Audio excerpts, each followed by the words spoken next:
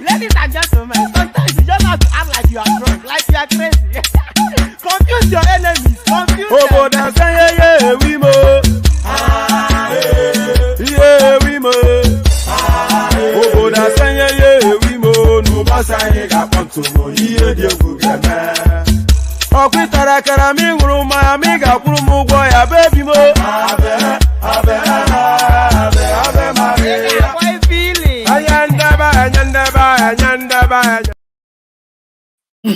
So there it is. So I couldn't really wait for that to play to the fullest because so excited I am our guest today. Adamu Garba, of course.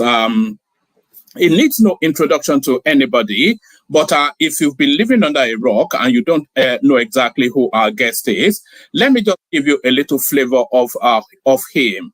As we prepare to bring him on. So this is Adamu Garba in a previous incarnation. So you also don't agree with the manner in which Tinubu government is handling the devaluation? I think the devaluation of the currency was not was rash.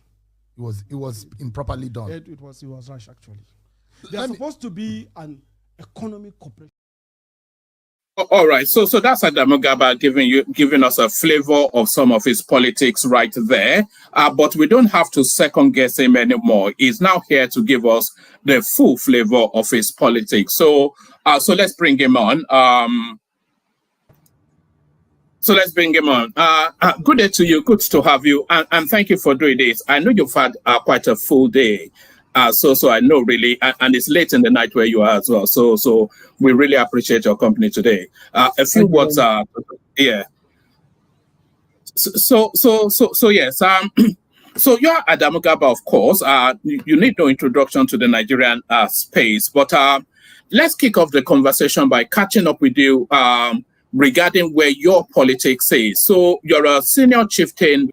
APC, and a lot of people wonder why you don't have a portfolio. So is that coming? Talk us through exactly what you are anticipating as your role within the APC.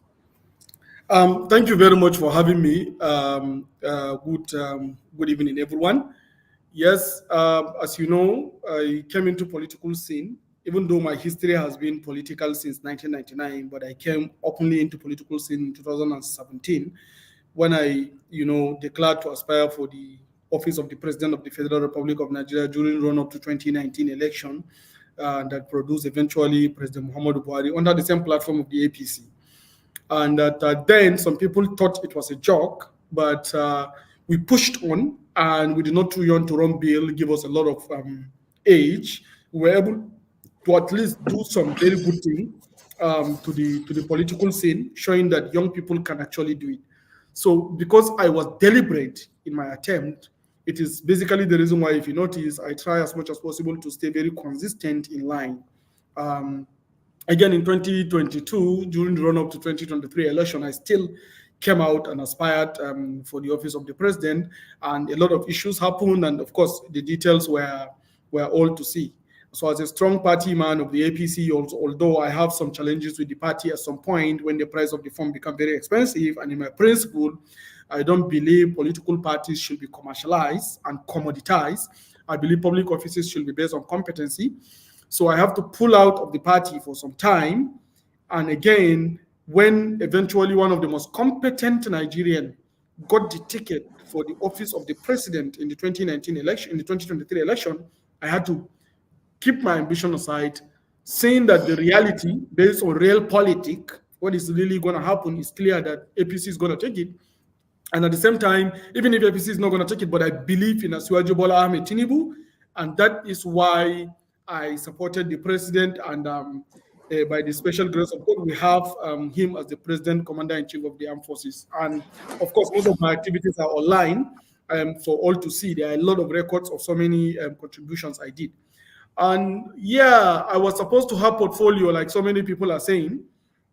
It is true, but people like us that have ambition, usually there is a price for your ambition.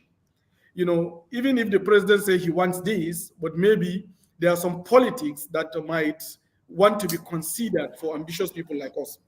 I said on many fora that I'm not going to kill my ambition for whatever reason, because I know that my ambition cannot stop other people's ambition. And at the same time, my ambition is not something that will die. So I believe in one Nigeria. I believe in new Nigeria. I believe in more democratic Nigeria. I believe in more prosperous and organized Nigeria. So that doesn't mean I should keep up my ambition. So perhaps, maybe, because of my ambition, it is the reason why there is a little bit of delays in so many of the activities. I am principally a businessman. As you can see, I'm still living in my office this night. After coming from different political meetings, I came back to the office. So that's what I do, and I love doing it.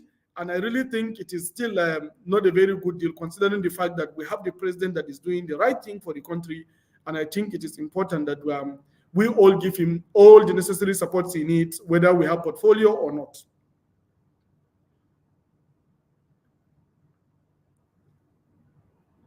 Sorry, I can't hear you. You are not audible.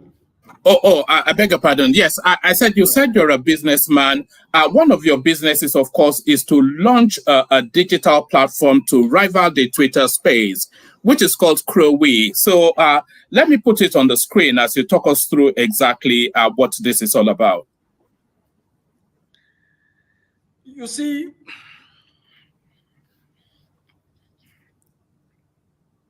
yeah, no, carry on. It's coming up. Okay, I can go ahead, right? Yeah, no, carry on, yes. Yes, as so many people will want to think about, Cri Tic is never a competition to Twitter. It is its own technology innovation. We have this vision of organizing African information for value, because we discovered that one of the major problems we have is that we are heavily colonized. All our primary commodities are being exported inside out, get processed, create value outside, and then bring it back. And now we are moving into 21st century, fourth industrial era, where we are supposed to use our information as a function of value creation. Yet we import this information similar to the way we import so many things. Similar to the way we import energy, we import food, we import education, we import culture, we import tradition. We are now even trying to inform information organization platform. And that is why we say, no, as a Pan-African, why don't we create our own? Something that is fit for purpose of African operations. In the West, their technology is basically driven when it comes to Africa, is basically used for surveillance capitalism. They want to survey people and know how to make money from them, or also how to protect themselves. While in Africa, the technology we need is something that will create job for our people. So it is important for us to have a social platform that gives people opportunity to have fun, make fame, and also build their fortune. And that is why we decided to build Cri Tic. It is just is just like a kind of coincidence that we launched Cri in store in July 2020 when NSAS came about in October 2020, the same year. So, and I, as Pan-African, as 100% Pan-Nigerian, actually I can sacrifice anything, including my life, for Nigeria. I decided to say, in this case, let me make sure that this NSAS does not continue because it has been hijacked by arsonists to destroy this country, overthrow our government, and cause chaos, as it happened in Libya, in Syria, in Egypt then, and even Tunisia. I said, no, we can't agree. So because I attacked NSAS, people went to my profile and they saw that I was advertising a social platform.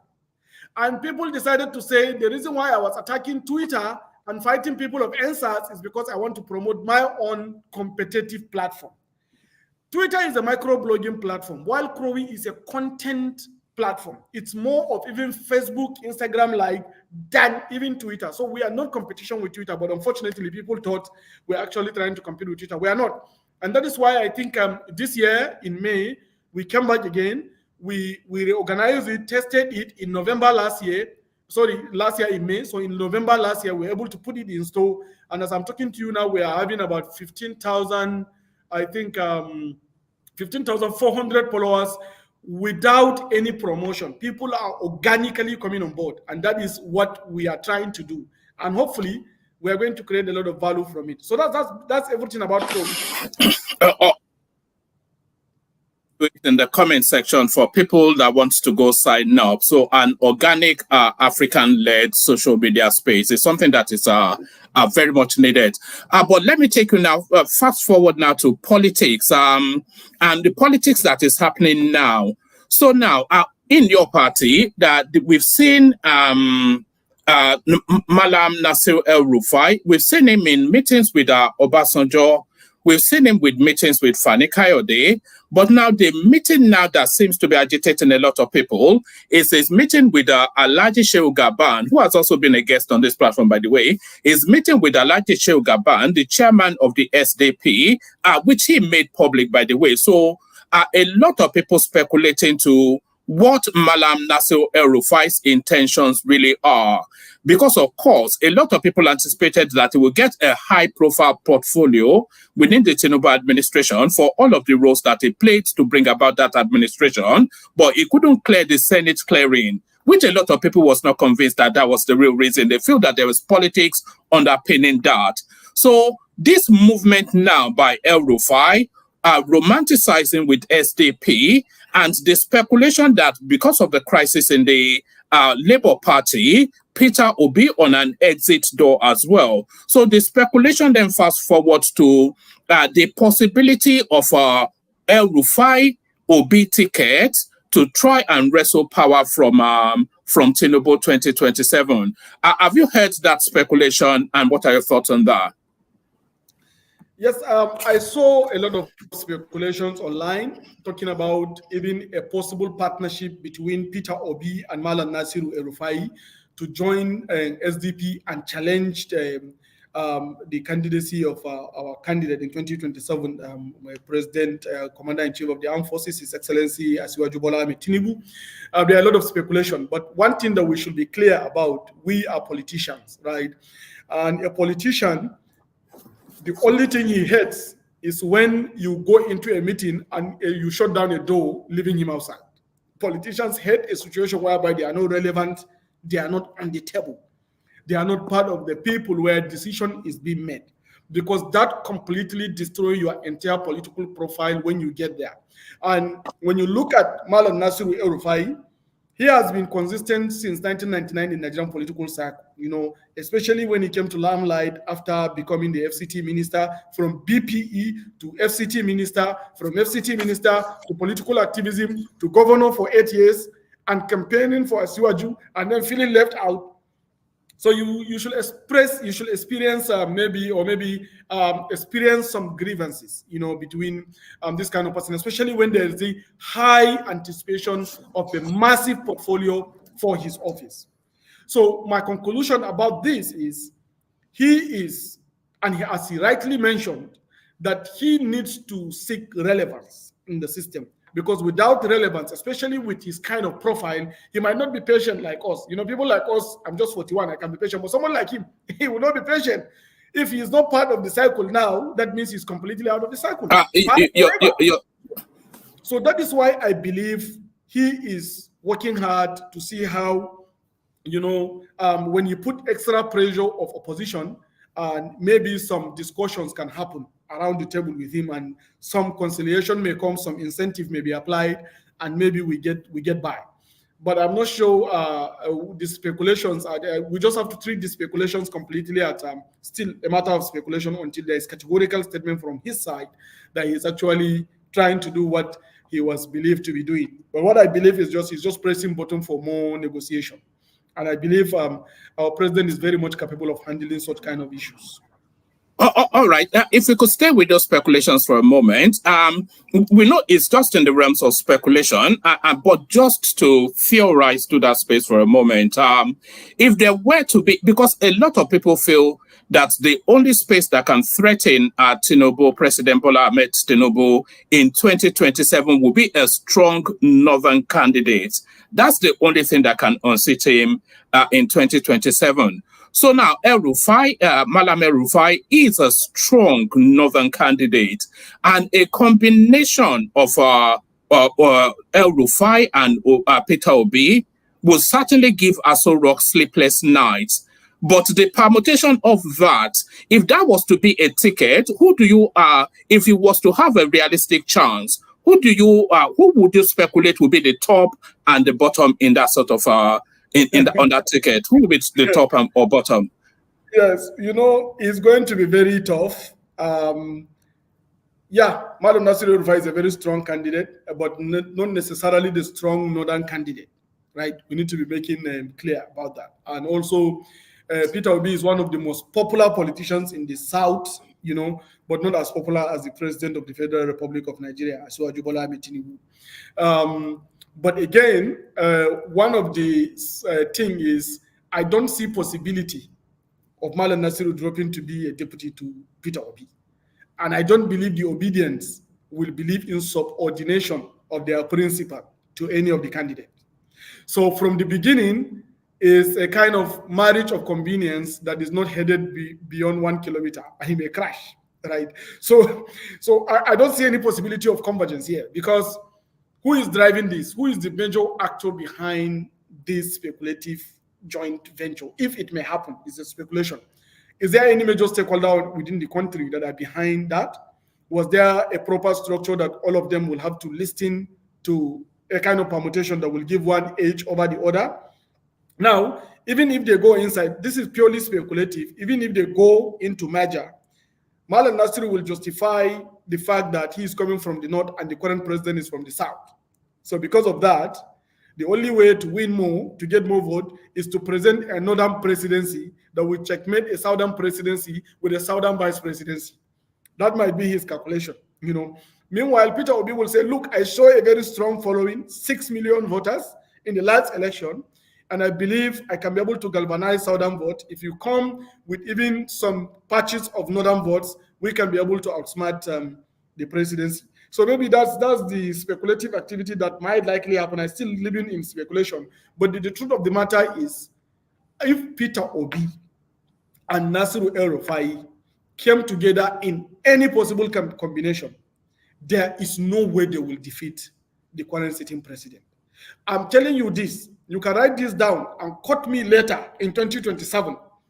Except there is grand coalition, like the whole country, where one way against the sitting president, I don't see the possibility of defeating this political genius that is sitting in Asoro. I don't see the possibility. So the best solution for us is to let him have his 8 years in peace. So we can also have a new generation of Nigerians that will build from where he stops. I think Nigeria is yearning for a Gandhi, a Dinesh Gandhi that we have in India, right? So in Asiwaju Bola Ahmed Tinubu, if we truly give him the support he needs, you know, because based on my assessment of demand, he's those kind of people that he needs absolute control to perform excellently. So all this unnecessary distraction is heavy upon a common man that is yearning for effective governance. So the best solution is give him the absolute control he needs so that he can dedicate himself to give the absolute outcome we need. And that will bring about the transformation that Nigeria requires, which in the future, we younger generation will not have to regret. But a situation whereby we are still creating distraction when the president is less than 1 year in office because of our personal interests, this is not good for our polity. All right. There are speculations of your name being in the ring for 2031 as well. But I will come to that in a moment. But let's stay with 2027. So ever since the elections happened, we've seen Peter Obi campaign even more aggressively than he campaigned for the election. So he has not stopped campaigning all the way through. He was even in Agege yesterday, in some mosque, doing whatever it is that he was doing. So he's campaigning quite aggressively. But a lot of people feel that the window of opportunity for Peter Obi has come and gone. Because the speculation is 2023 rather, was a one-shot deal for Peter Obi. So is either you win or you lose forever. Because come 2027, the North can either decide they want to get rid of Tinubu and take the power, but if they surrender to Tinubu, then they'll give him his additional 4 years to complete the 8, and then take the power in 2031. But they are not likely to vote for a Southerner in 2027 because that Southerner then has another complement of 8 years, which will leave the North out of power for 12 years. And I'm not sure that the North can abide that. But we continue to see Peter Obi campaign so aggressively. So what do you think is in play there? What do you think is has emboldened him to be acting in the manner that he is? He has a thinking that Nigerians are dissatisfied with the current president. That's his belief, number one. So he thinks he can cash out on this opportunity. It's just pure political opportunism, right? And the second thing again is that what he is doing and people like him, I think they are in direct violation of the constitutional provisions of the Federal Republic of Nigeria. The time for campaign is over. This is time for governance. You have campaigned for 1 to 2 years, you lost. Allow the president to service Nigerians. But the situation whereby you took it upon yourself to start joining from one mosque to one eatery, to one joint, to one place to the other, trying to position yourself when the president is less than 1 year in office is in direct violation of the constitution. And this is even, if in a very sane society, you're supposed to be sanctioned. Because this is what you have been sanctioned. Why would you be campaigning when you have campaigned and lost? Let the president deliver the public good and wait for 2027. That is what it is. And the second thing again is, based on your last question, is that he might likely be seeing his relevance going out of the window, as you rightly said. Noting that South has their own chance and they may do for 8 years, based on what you just said. So if this is the case, Peter Obi might not be supported by anybody from the North because we feel like this is our chance, since Nigeria is actually a kind of turn-by-turn presidency, which is what we have institutionalized. So because of that, Peter Obi is struggling to still remain relevant by finding a way to hang on to the vice presidential seat. He thinks he will outplay the South and make them lose their chance of being 8 years so that he can have relevance for being a vice president. Noting very well that I'm not sure that any of these northern candidates he's working with that will want to vice him. So in any case, you look at Peter Obi is trying to destroy the political fortune of the South. And that is very, very wrong. And my advice is anybody that is behind Peter Obi should know that he has completely miscalculated the political environment. He should allow himself and wait for 2027 before he now begin to look at the permutation he will do. But what he's doing right now is unethical, it's in violation of the Constitution, and there should be no campaign. There should be no any public show of this government is not doing the right thing and we are doing the right thing. He should allow this government to deliver first and foremost the public good and wait for when the government will say things are not good. But a situation whereby The government did not even implement its own 1 calendar year budget. You automatically concluded, with a very negative spirit that the government has failed. So that means the whole Nigerians that voted for the government has failed.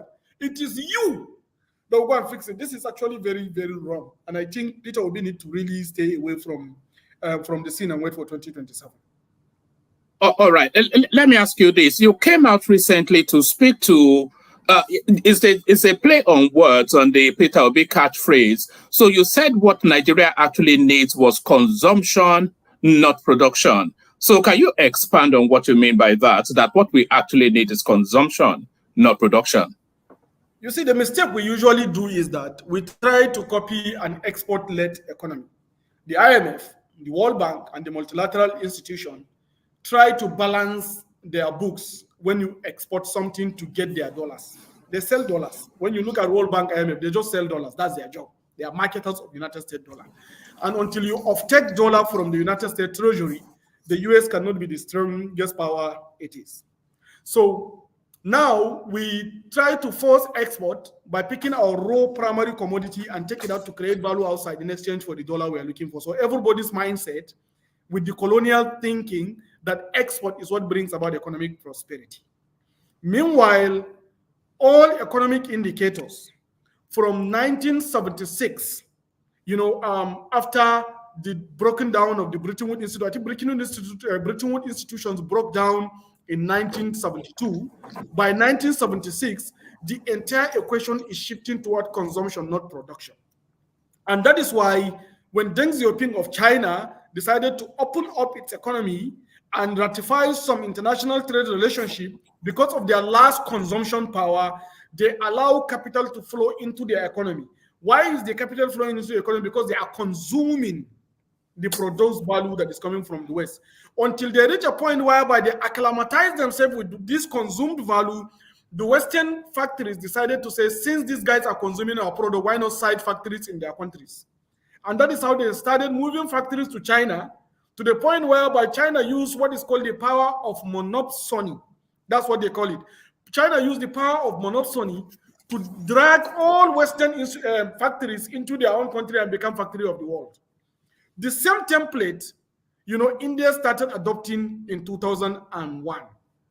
India decided to look at all their economic model has been failing, a lot of issues, all this non-aligned movement. They decided to look at their consuming power. Because of their share size, they said, in this case, let us start consuming this Western product. And before you realize it, the Westerners find out that since they can train talent in India and site these factories in India, why don't us take these factories in India and site them in India and create jobs in India, because my consumption market is in India? That saves me a lot of logistic costs, a lot of risks, and so many other things. So our mistake in Nigeria over time is that we constantly think, because export give you quick dollars, that is what we need. Meanwhile, because of our share size, the share size of our market, we can simply be able to negotiate with Brazil that sends sugar into Nigeria by telling them that the people of Brazil, or the president of Brazil, or the government of Brazil, that we will import our sugar only from your country in exchange for you to come and site your sugar factory in Nigeria and give us 30% or 50% or 70% local content. They will do that because we have the size that will consume tons and tons of sugar.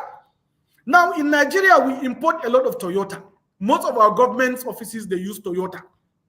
Now, and we are short of talent in assembling motor parts. Or why don't we say that the entire Nigerian government and the Nigerian people will pay attention to importing Toyota in exchange for Toyota siting their factory in Nigeria so that Nigerians can learn? This is trade in exchange for skills. And you do it by your power of monopsony. You can do that by your power of consumption. Now we look at so many things that we import. We import shoes, we import bags. Why don't we streamline the importation and say that we can only import our shoes from Indonesia? Now, but again, if we're importing our shoes from Indonesia, we will need these factories in Nigeria. That is how you grow, because your consumption is where the power is. And if you look at even most of the economic trend of Adam Smith, is dead. Because now value is created outside the factory. It is precisely the reason why most of the major companies in the world today makes their value outside the country, because the demand side is what is deriving the supply side. It's not the supply side that is driving the demand side. Nobody produce something and keep in store and wait for a buyer again. People produce on demand when there is demand. So since the demand side comes from the side of consumption, why don't we use this, our 220 million consumption power, in exchange for the value we need? Why are we struggling to export in exchange for import of dollars? So that is why I said our mistake was that we pay attention to the economic principles of the 20th century. Meanwhile, the 21st century now shifted from the from the supply side economic of scale to demand side economic of consumption. So it is important for us to shift our policy into the demand side economics of consumption, because that is what is driving the global order today. And that is why I said we need to move from so-called production to consumption, because it is the consumption that will attract production, not production attracting consumption. All right, brilliant. Let me hold you still within that international space. You've been making some commentaries recently about the goings on in Niger Republic. So there was a military coup, of course. We have a military junta president there. We tried to force them back. They resisted us somewhat, and it looks as though we've now just accepted that that's the situation. But they're not stopping there. They are expelling all Western influences from their country, and they are inviting the Russians in. And you have been speaking to that space, Mr. Garba. So you have been speaking to that space in recent times, and you were warning that with Niger Republic forcing the American base out of Niger Republic, you were sort of apprehensive that they would try to cite that American military base in Nigeria. So I'm not sure what your concerns are, and how do you think the goings on in Niger Republic especially impacts us, because of course they are our immediate neighbors. So you see, two things are involved in this question. Number one, the American military bases in Africa. You know America, right? Generally the West is all about interest. The primary interest is the raw material, is the kind of primary commodities that will be exchanged to enable their industries and also create their markets. That's what it is. So once there is a military base here, it's not to protect you, but it's actually to provide a corridor for exploitation. And most of these military bases came about without proper government negotiation. They were imposed using some decrees or UN somehow protocols to come into the country of residence and force themselves on the throat of the people. So Niger Republic asking them to go is actually something like a good thing, simply because if they are coming back, they should come back on Niger leadership terms, not on the terms that was imposed on Niger. No responsible African will say that we cannot trade our natural resources in exchange for our development. We must do that, because if we don't trade the natural resources, what are we going to do with it anyway? So, but it is important that we trade these natural resources on our terms, not on their terms. But a situation whereby you have American military base, you have French military base, you have Italian military base, and you have Islamic State in the West Africa province, you have Islamic State in the Greater Sahara, you have Islamic State in East Africa province, you have Boko Haram, you have bandits, you have terrorists, you have this, operating within the same area. Then what are they doing? It means they are not there to provide any help. They are not there to go against terrorism. They are just there to exploit. So they have to get out and come back in Nigerian terms. My fear is, if they move out of Niger and come into Nigeria, what happened in Niger, where they are there and the terror increase monumentally. If you look at from the time they set up the military bases in 2003, and you look at the global map in how terror keep increasing, you find out that there is more terror as they set up their bases there than when they were not there. So this is a problem for us, and it is very important for us to renegotiate the terms of their involvement in Africa. And that is why I believe it is good, and I'm afraid that they may come into Nigeria. Now, the issue of Niger, I don't think a politics of fighting with Niger as Nigeria is going to be a good thing for Nigeria, particularly northern side of Nigeria. Just to make it very clear, the northern side of Nigeria, especially the Sahel areas of northern part of Nigeria, is not an Atlantic civilization. It's a Mediterranean civilization. The civilization of these areas have been for a long time within the Mediterranean Sea to the Red Sea. That is why if you go to places like Sudan today, you will have over 20 million Hausa-speaking people. If you go to Niger, more than 70% are Hausa-speaking people. If you go to Burkina Faso and Mali, these are heavily Guinea-Conakry. There are a lot of Hausa-speaking people, up to Egypt, up to southern part of Libya, up to southern part of Algeria, Mauritania, is all part of the. In fact, at some point, Fezan, in the part to Libya within the Trans-Saharan were the headquarters of Kanem-Borno Empire. That's the capital of Kanem-Borno Empire. So the north is Mediterranean civilization, and that connection did not stop. We are still there. So a situation whereby we are following colonial borders by fighting our brothers simply because they are on the other side of a line that was drawn by colonial masters is not the right strategy. And that is why I believe the president in his wisdom, after reviewing everything, after giving all the ultimatum, because I believe that those ultimatums were given actually to frighten them to stabilize, and they did stabilize for some time. That is why there was no military action, and that is why there was even complete removal of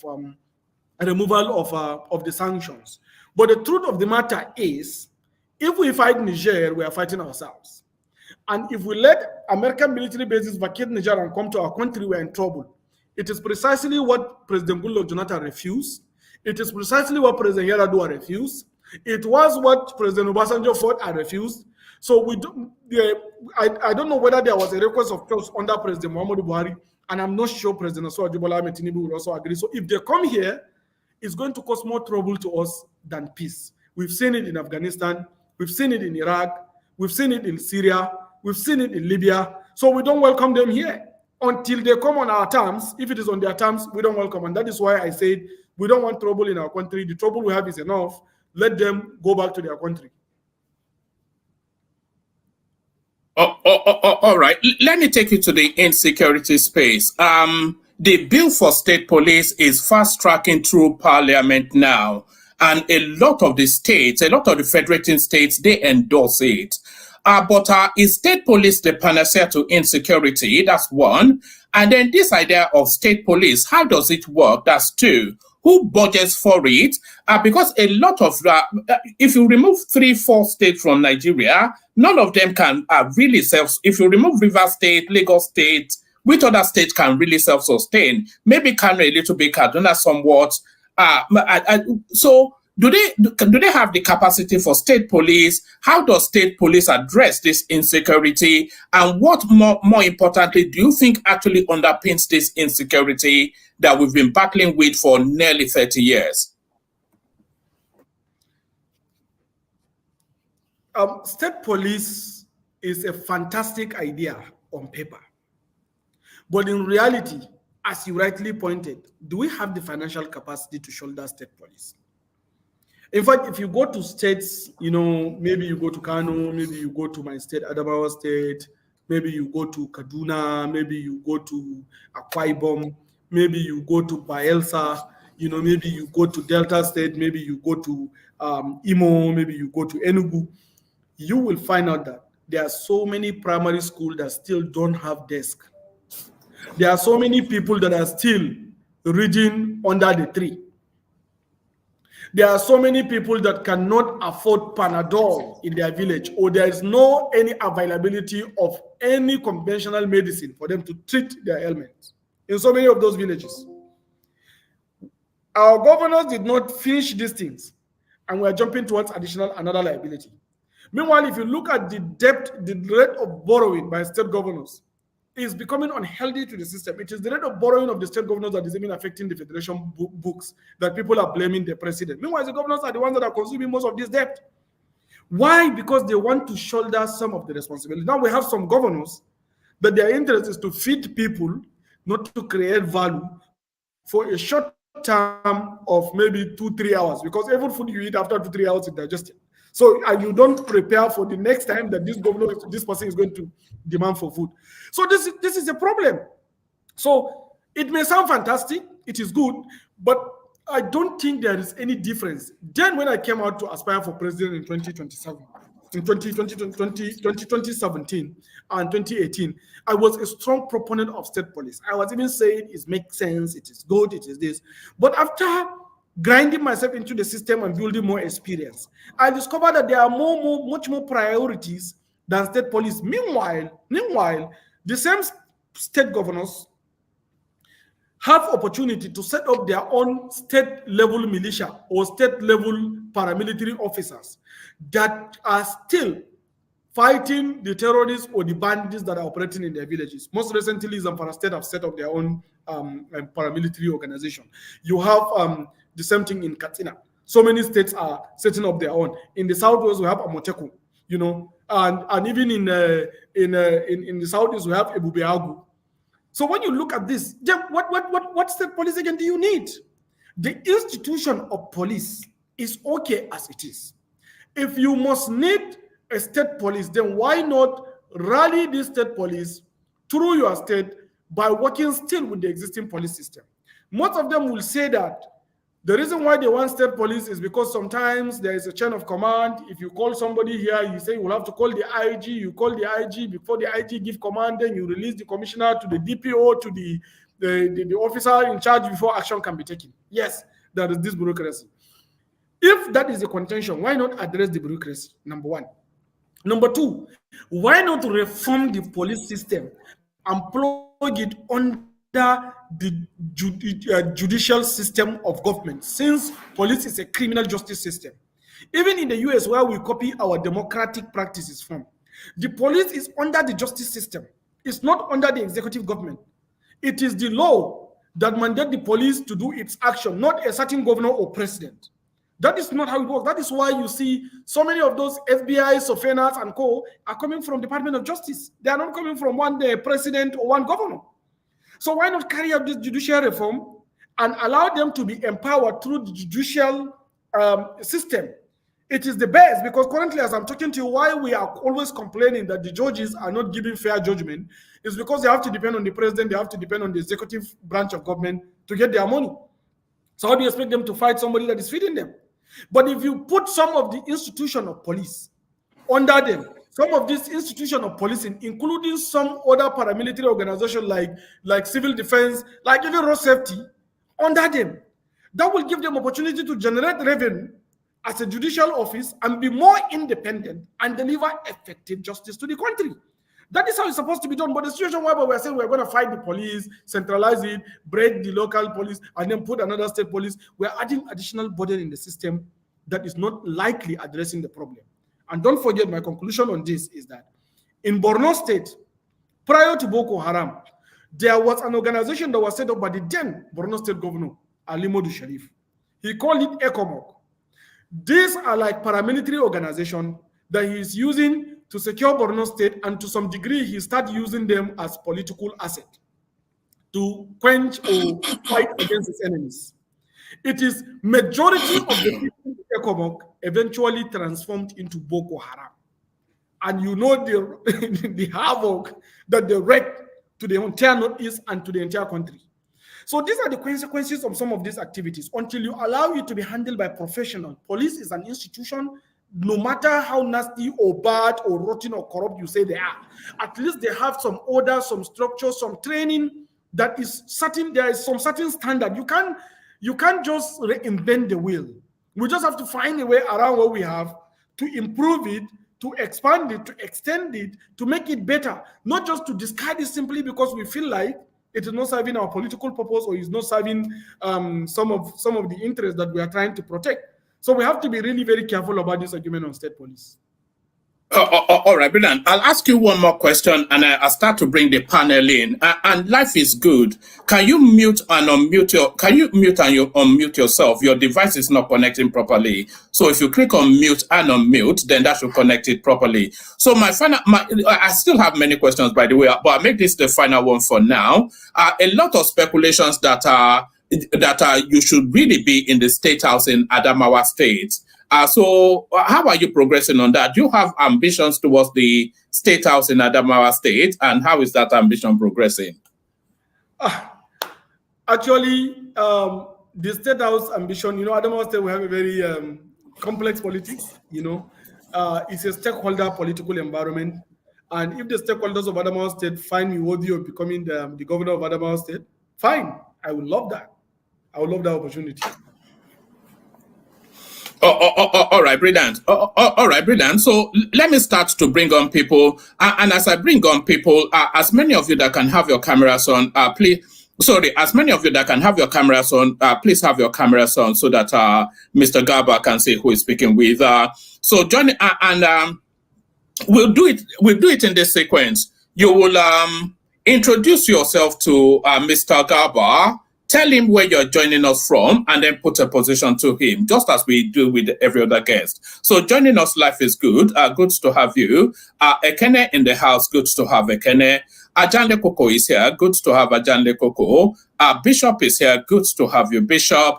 Joel of Nashville is here, so good to have you, Joel of Nashville. Kulata is here, good to have you, Kulata. Folibi makes up the list, good to have you, gentlemen. So we kick it off with Life is Good. Unmute, introduce yourself to Mr. Garba, tell him where you are joining us from, put a position to him. Life is good. Okay, thank you. Malam, assalamu alaikum. Wa alaikum assalam. Ramadan Kareem. Ramadan Kareem. Life is good.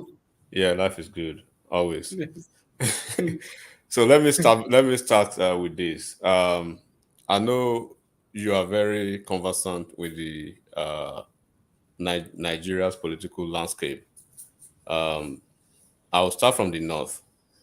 One, there's I know there's the northern landscape, political landscape, so to say, right? The way I see it, and people, especially from the behind the scene, will be saying it's going to be a looming 2031 presidential, presidential, let me say, campaign in the north, between the northwest and the northeast. So we are looking forward to a potential contest between the candidates of the northeast and the northwest region, which will poise to shape the electoral landscape significantly, especially in the north. So if I want to ask you now, if you are to choose or probably predict two very strong, solid candidates from each of those regions, northeast and northwest. I know currently we have the vice president from the northeast, and then there's a possibility of no Ribadu, but I believe strongly that they are preparing no Ribadu to take over from the incumbent governor of Adamawa State, your state, and I believe you know about that too. But from the northwest and the northeast, who would be those people we should be looking forward to in 2031, taking out Shetima out of the picture, because I think he will have a chance of first refusal. That will be my first question. And after you are done with that, I have one more question for you, and then that will be put them all together, because I want to get through everyone quickly, and then we'll go around again. So, and if you want to add to Life is Good's question, Mr. Garba, the Vice President Kashim Shettima is a Kanuri man, and we know that there's somewhat of a friction between the Kanuris and the Fulanis. So, how would the Fulanis respond to the possibility of a Kanuri president? So all of that. Okay. My second question will be it's about Nasir El-Rufai's politics and the situation that actually culminated into his ministerial fiasco, right? So when you look at the stuff from the grapevine, the major opposition came from the north. Because of certain things, I don't know what, we cannot really say it here, but the major opposition come from the north. And even the Senate, their hands were tied, they couldn't help. The presidency, they couldn't help because of the angle, the corner that the opposition came from. And now we see El-Rufai basically posturing now, nationally for maybe attention, as we can see. And then you just actually enumerated or probably talked about Peter Obi's and ambition and El-Rufai's ambition. If you want to, let's take it to the realm of a speculation again, right? in the between the southeast and the south, who do you think is playing the better politics, right? Post 2027, getting ready for 2031, if there's a political shift to the south, right? Hold on, if there's a political shift to the north, and then they are seeking for a vice presidential candidate, who do you think is playing the better vice presidential candidature slot in the southwest and south, between the south and the southeast? And who do you think will be the candidate? That will be the questions. Thank you. All right, Thank brilliant. you very much, Light's good. Yes, the first question is who is the best candidate for 2021, 2031 in between if between the northeast and the northwest, and if it is in the northeast. And the second part of addition to that question is about Kanuri and Fulani drama. So the whole thing is in the northeast. Actually, I will prefer the presidency to come from the northeast. Why? Because the last time we had president in this country was during not even a president, it was a prime minister, Sir Abubakar Tafawa Balewa. Even all the military coup and the counter coup that we had in this country, none of them came from the northeast. So I would prefer the presidency to come from the northeast, and principally I am biased on that because I'm also from the northeast. So I would prefer the northeast to be the president. The issue of who is actually a very tough question because in 2031, so many political permutations might change. We're talking about the next 8 years or 7.5 years. So many things will change. There will be emerging leaders. There could be better stakeholders.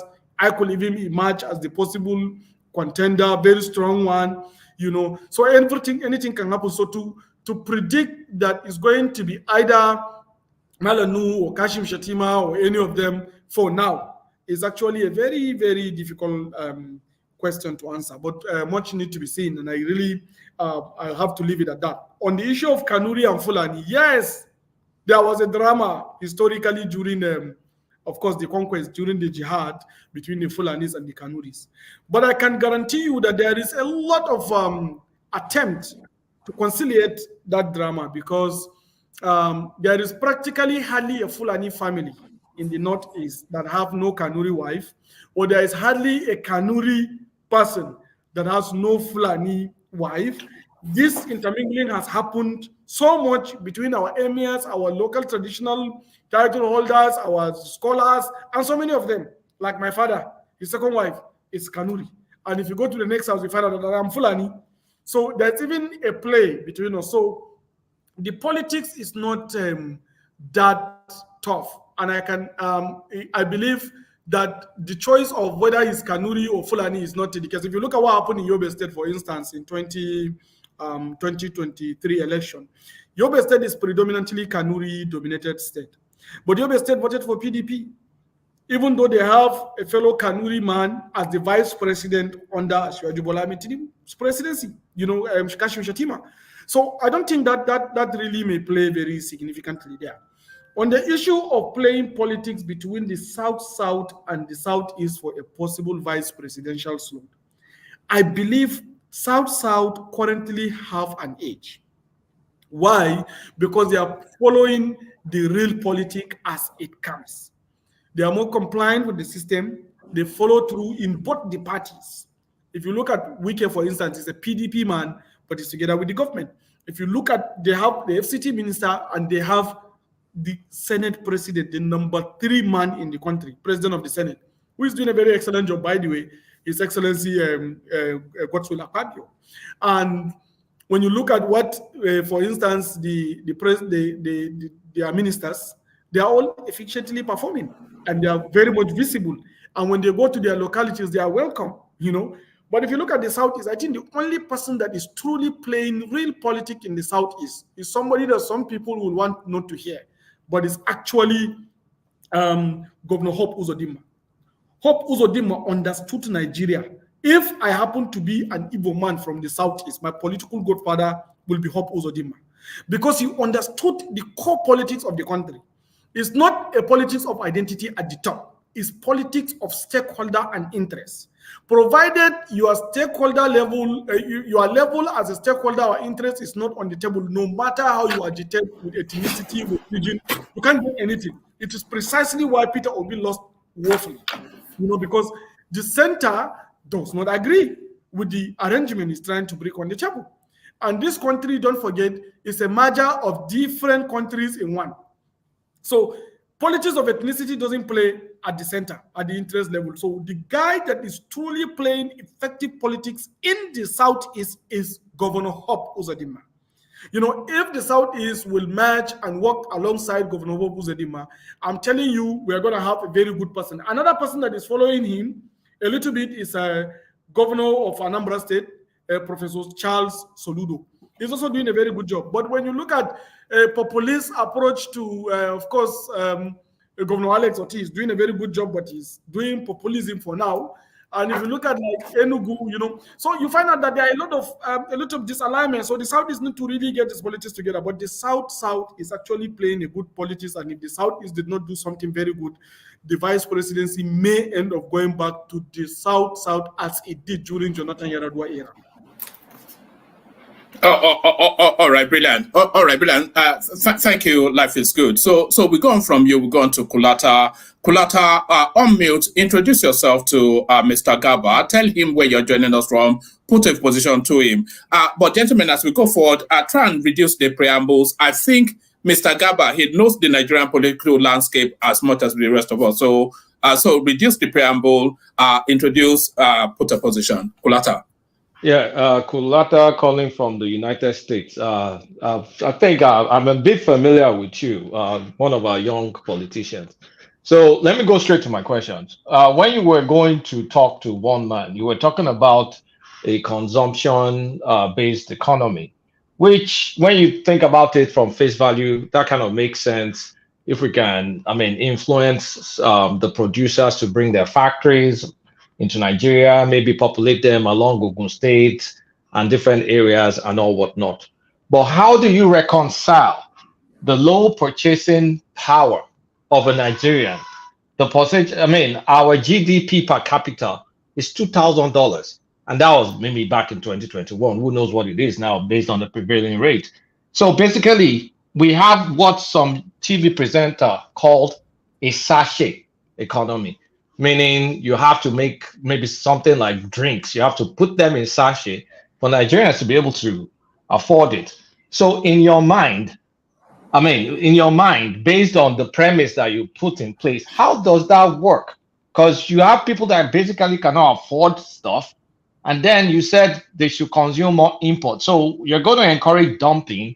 And then why will I, as an investor, want to invest in an economy where people cannot buy too much stuff, but I can afford to dump on you? So that's my first question, if you can address that. Okay, thank you very much. Yes, we have a very low purchasing power, as you say, but the economy looks at scale of consumption. GDP almost $400 billion. That's not small GDP. The whole of Africa, we are number one. Number two, again, is you need to look at the total import that we have in this country. If you look at trading economics, we're hitting nearly $120, $130 billion of what we import in this country. But how do we import? Motor park. Everybody go and import everything without order. Some people want to import toothpicks, some want to import shoes. Even the shoes, you have multiple varieties. Some people who want to import milk with multiple varieties. Some people bags, some people this, some people this. So what I'm saying is this. Since we have up to $120 to $130 billion value of import, let's streamline these items. It may sound a little bit protectionist, but it is the most appropriate thing to be done for a third world economy like Nigeria, because it is practical, it works for others, as we have seen. Even currently, Indonesia is doing the same, and the economy is growing 6-7%. So what we should do is we streamline. We look at what is it that we import more. Now, currently, of course, our import bill mostly is energy.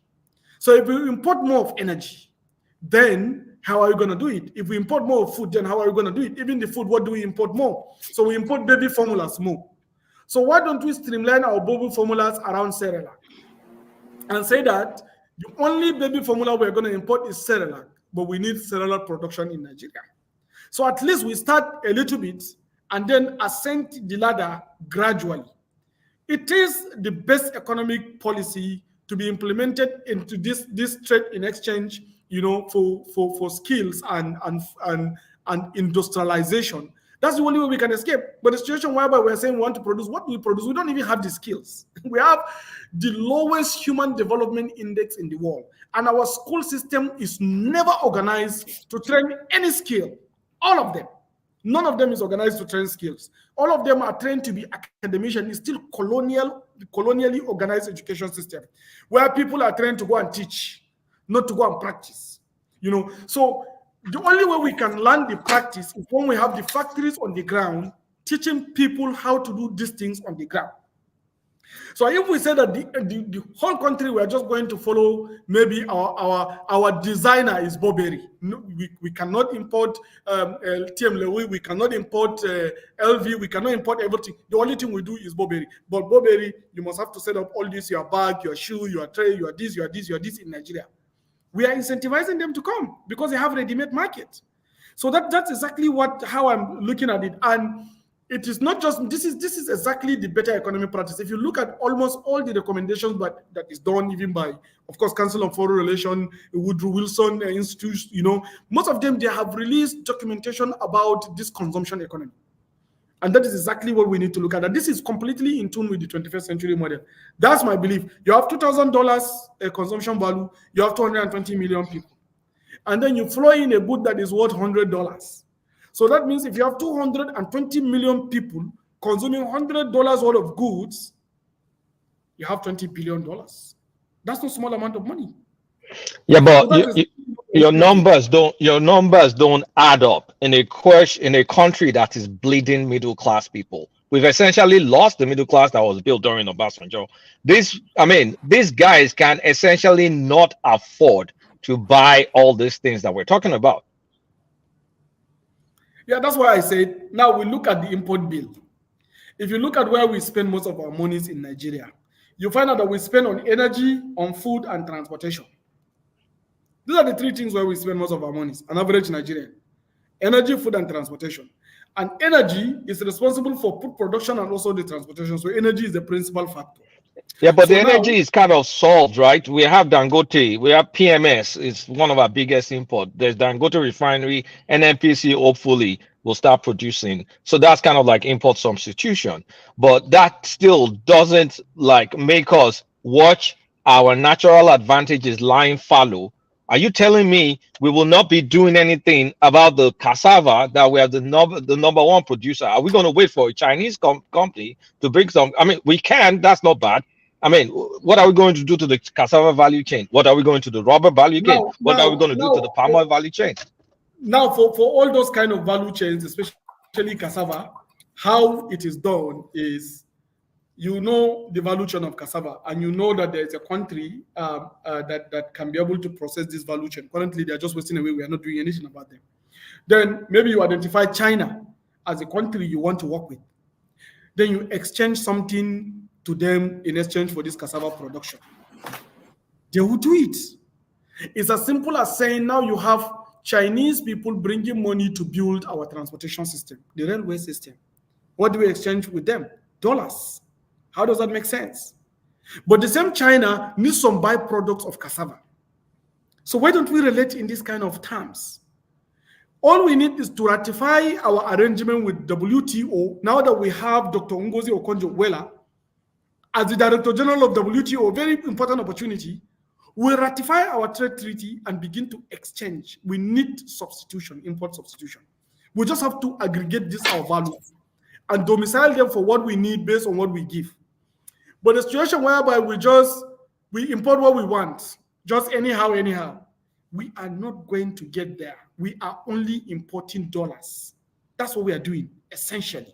We are only importing dollars, and dollars is actually a paper that is printed by the US Treasury, by the Federal Reserve.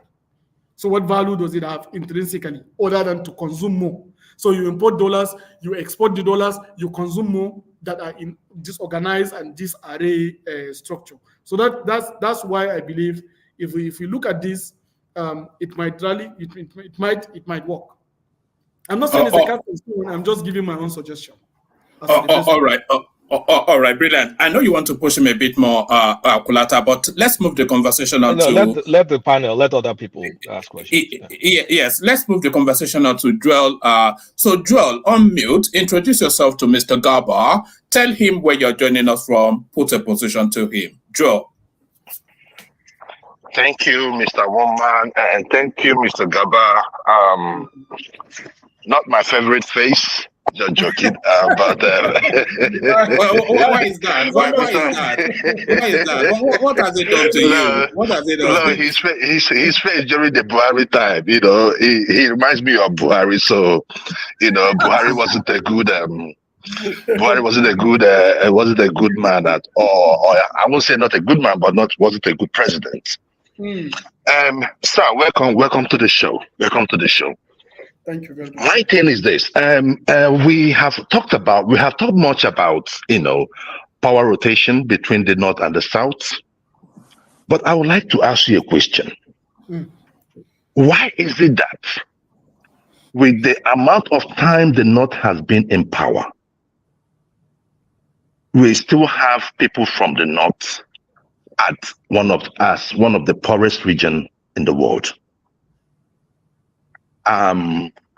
Do you think that there should be a rejig on the leaders?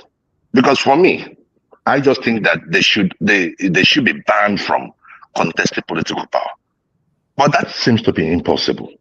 But do you think that the present crop of leaders that we have in the North can actually take the North to where they ought to be, or giving them the rightful place? I say this because the difference between me and Anamajiri were my parents. I was born in Kano State, right?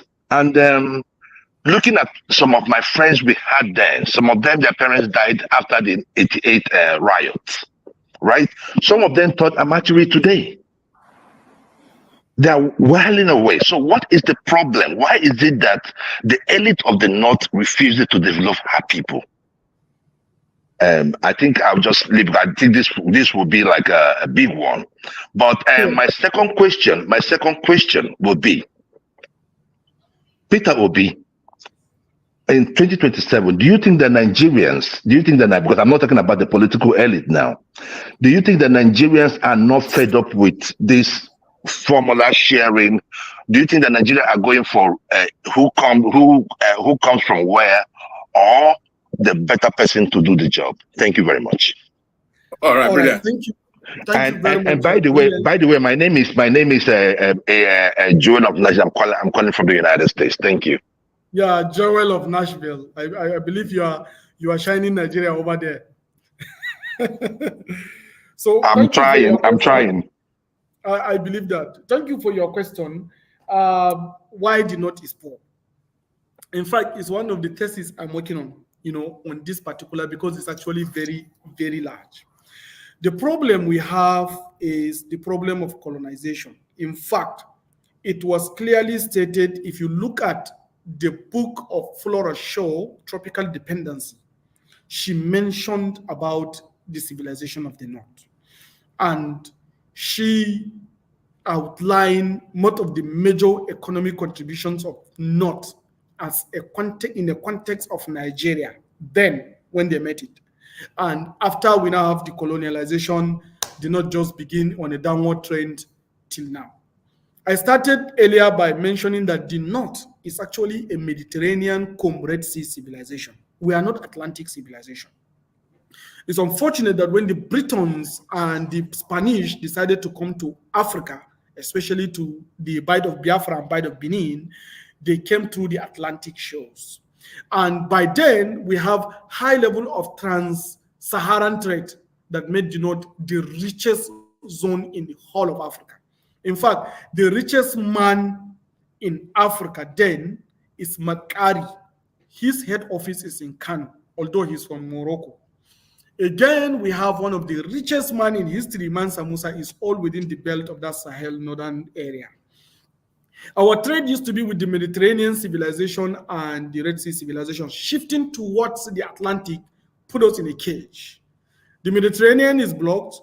We can't exchange civilization, share goods, share histories, and other things that we have built over a period of 7 centuries. And towards the Atlantic, we are not compatible. Our people know how to speak only Arabic and Hausa. They don't know how to speak English. They don't want to speak English. They don't want to learn English till today. This is just telling you something that is fact. And that is why you see the education level, when you measure it as a factor of English, we are losing. But when you measure it as a factor of Arabic language or Hausa language, we are great. It is simply because of this incompatibility. So there is a high level of incompatibility because the North is completely still not aligned with that Atlantic side of civilization. And when the white man comes, the first job of the white man is to destroy that Al-Majri you mentioned.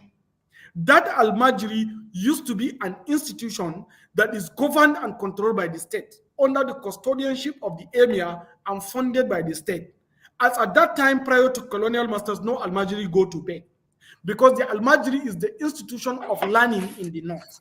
And inside the Al-Majri system, we learn geometry, we learn art, we learn sciences, we learn mathematics, we learn physics, we learn chemistry, we learn how to go to market, we learn trading, we learn everything.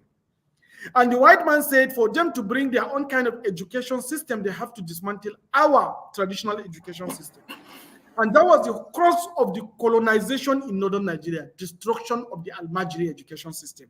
It is precisely the reason why they are pushed to begging, because they are no longer supported by the state. And it is precisely the reason why now, if you look at UBEC budget, that's Universal Basic Education Commission, their budget, there is no line for Al-Majri, even though they are still going to school. But because it's completely informalized, nobody wants to recognize them with any budget. That's why they run to the street and start begging. I'm not justifying that, but I'm just trying to give inference.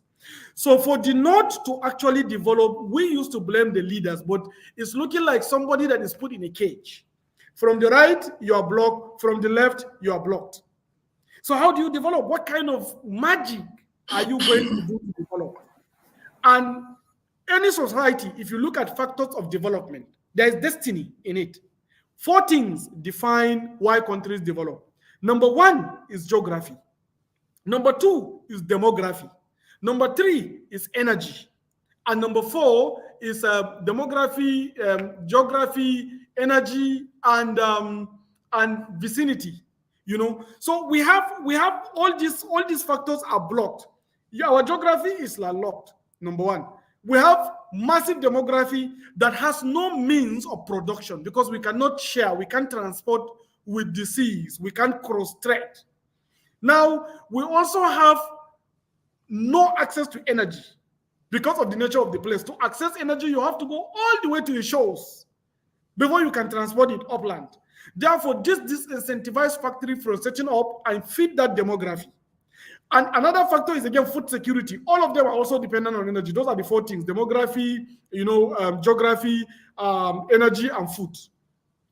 We have food, we have demography, but we don't have energy. We also don't have good geography. And worst case scenario, the energy and the geography determines the success of demography and enough food production. And that's why we're poor. This is the problem. No matter how you have a leader, no matter how determined the leader is, provided you have to pick money from somewhere that is coming, not your region, you are always going to be poor, no matter how innovative you are. And that is why some of these leaders, they are very good, but they end up going into building bridges, doing phantom projects, simply because these monies cannot go into production value. If you say you're going to set up factories and create jobs, how are you going to get energy? How are you going to get raw material? How are you going to transport it? You can't do that. But that's not compared to Ogun State that is facing the Atlantic shores, or Port Harcourt, or Ilaje in Ondo State. So this is basically the major problem. So the best solution here, which is the last thing I want to say, is that we have to have a somewhat kind of a decentralized arrangement where we are now having this regionalization argument that is coming in the system, where we go back to the regional system as opposed to the centrist approach to governance that we have, which we inherited from the military era style. We decentralize so that there can be cross-trade between our previous civilization partners in the Sahel via the Red Sea and the Mediterranean. That is the only way we can create a corridor of transaction. And linking these two lines together, it is precisely the reason why Buhari started to build rail lines to the Niger Republic, pipeline of energy transfer to Niger Republic, all to reach Mediterranean. It is only when we create this cross transaction between the Atlantic and the Mediterranean that the North can find itself in a better position. All right. There's actually a counter argument. There's the argument that the northern elites are actually deliberately keeping that armagerie system for reasons of the historical patriarchal system that has always been the case in that space, and then to keep them as foot soldiers too. Because there was a period that Emir Lamido Sanusi was pushing against that narrative, and that was one of the reasons a lot of people speculate that they got him out of his emirship. So, is there not that argument that system? Because we take everything that you said, but it doesn't really justify it. Nigeria is a wealthy country. The North is an integral part of that country. The structures are easily reached to move those children out of where they are into a better space, but that system still obtains. So there's almost a feel that is deliberately kept that way. What would you say to that? Just a brief comment on that, and then we go on to the next contributor. Yes, thank you. That is still the colonial argument, right? The colonial argument is that there is this deliberate conspiracy to keep these people poor. I interacted with most of these northern leaders on a very deeply, highly personal level. And I can tell you that majority of them that we condemn are actually very patriotic and they want to do something. But no matter who you are shaped by the system that designed you. You can never go beyond the system that shaped you. All of us are product of design by nature. And the design of where the North is strategically positioned now is at a massive disadvantage. You can't incentivize industrialization in the North. You cannot. And this is the region that you have birth rate of almost close to 6.4% per woman of marriage age. So the demography is expanding massively, while the production value is completely at a disadvantage. No matter how you want to create it, you have a lot of limitations. You jump to Niger, they tell you that they are not there, you are in another country. You go to Burkina Faso or Cotonou or this place in Cameroon, all the neighbors, you are locked. When you turn towards the Atlantic, you don't have road. How do you deliver food? In fact, to deliver, you find out that you produce massive amount of onion in Katsina. But by the time you transport this onion to Lagos market, you find out that the average transportation cost per onion, per piece of onion, the transportation cost almost triple the cost of the onion itself as you put it from the origin, from the source. Why? Because the transportation and energy consumes everything because you are at a disadvantage. So, and the roads are bad. A lot of criminality, there are a lot of issues. So when you don't connect the supply line between the buyers and the sellers, or between the source of goods to the destination of the demand, you are always going to be a problem. And that is why principally the North is caged. The former Emir Sanusi Lamido Sanusi, yes, he protested this colonial argument, but he was the Emir of Kano. He was the CBN governor. What has he done about it? You are sitting in Kano, in Badala. That's the center of, I think, the Joel of Nashville is born in Kano. He knows Badala. He knows areas of the Emir's palace. That's the cause of poverty in that area. So what has he done about it? So it's not about talking fancy, languages and trying to convince other people that your people are bad. It is just looking at it from the root cause, and the root cause is our design. So that design we have to find a way around this design before we can enable production. We have to go back to the way we used to be when the production was solid. All right, brilliant. Ekene, you're up next. Unmute, introduce yourself to Mr. Garba. Tell him where you're joining us from. Put a position to him. Ekene? Yeah, one man. Thank you. Ekene from Lagos. Thank you, Mr. Garba. Welcome to the show. Thank you. I don't have much to say, but from what you just said in the major component of development, I disagree completely with that, and I still want to push you back on that. when you mention some major component of development, which I disagree, because I believe that what develops a nation is when leaders educate his people, because education give people room to think on how to develop themselves, develop the society. So the major component of development that I know is education, which is lacking mostly in the north. Because if you check statistic and what we have in the nation today, we have the major out of school children from the north, and the statistics are there.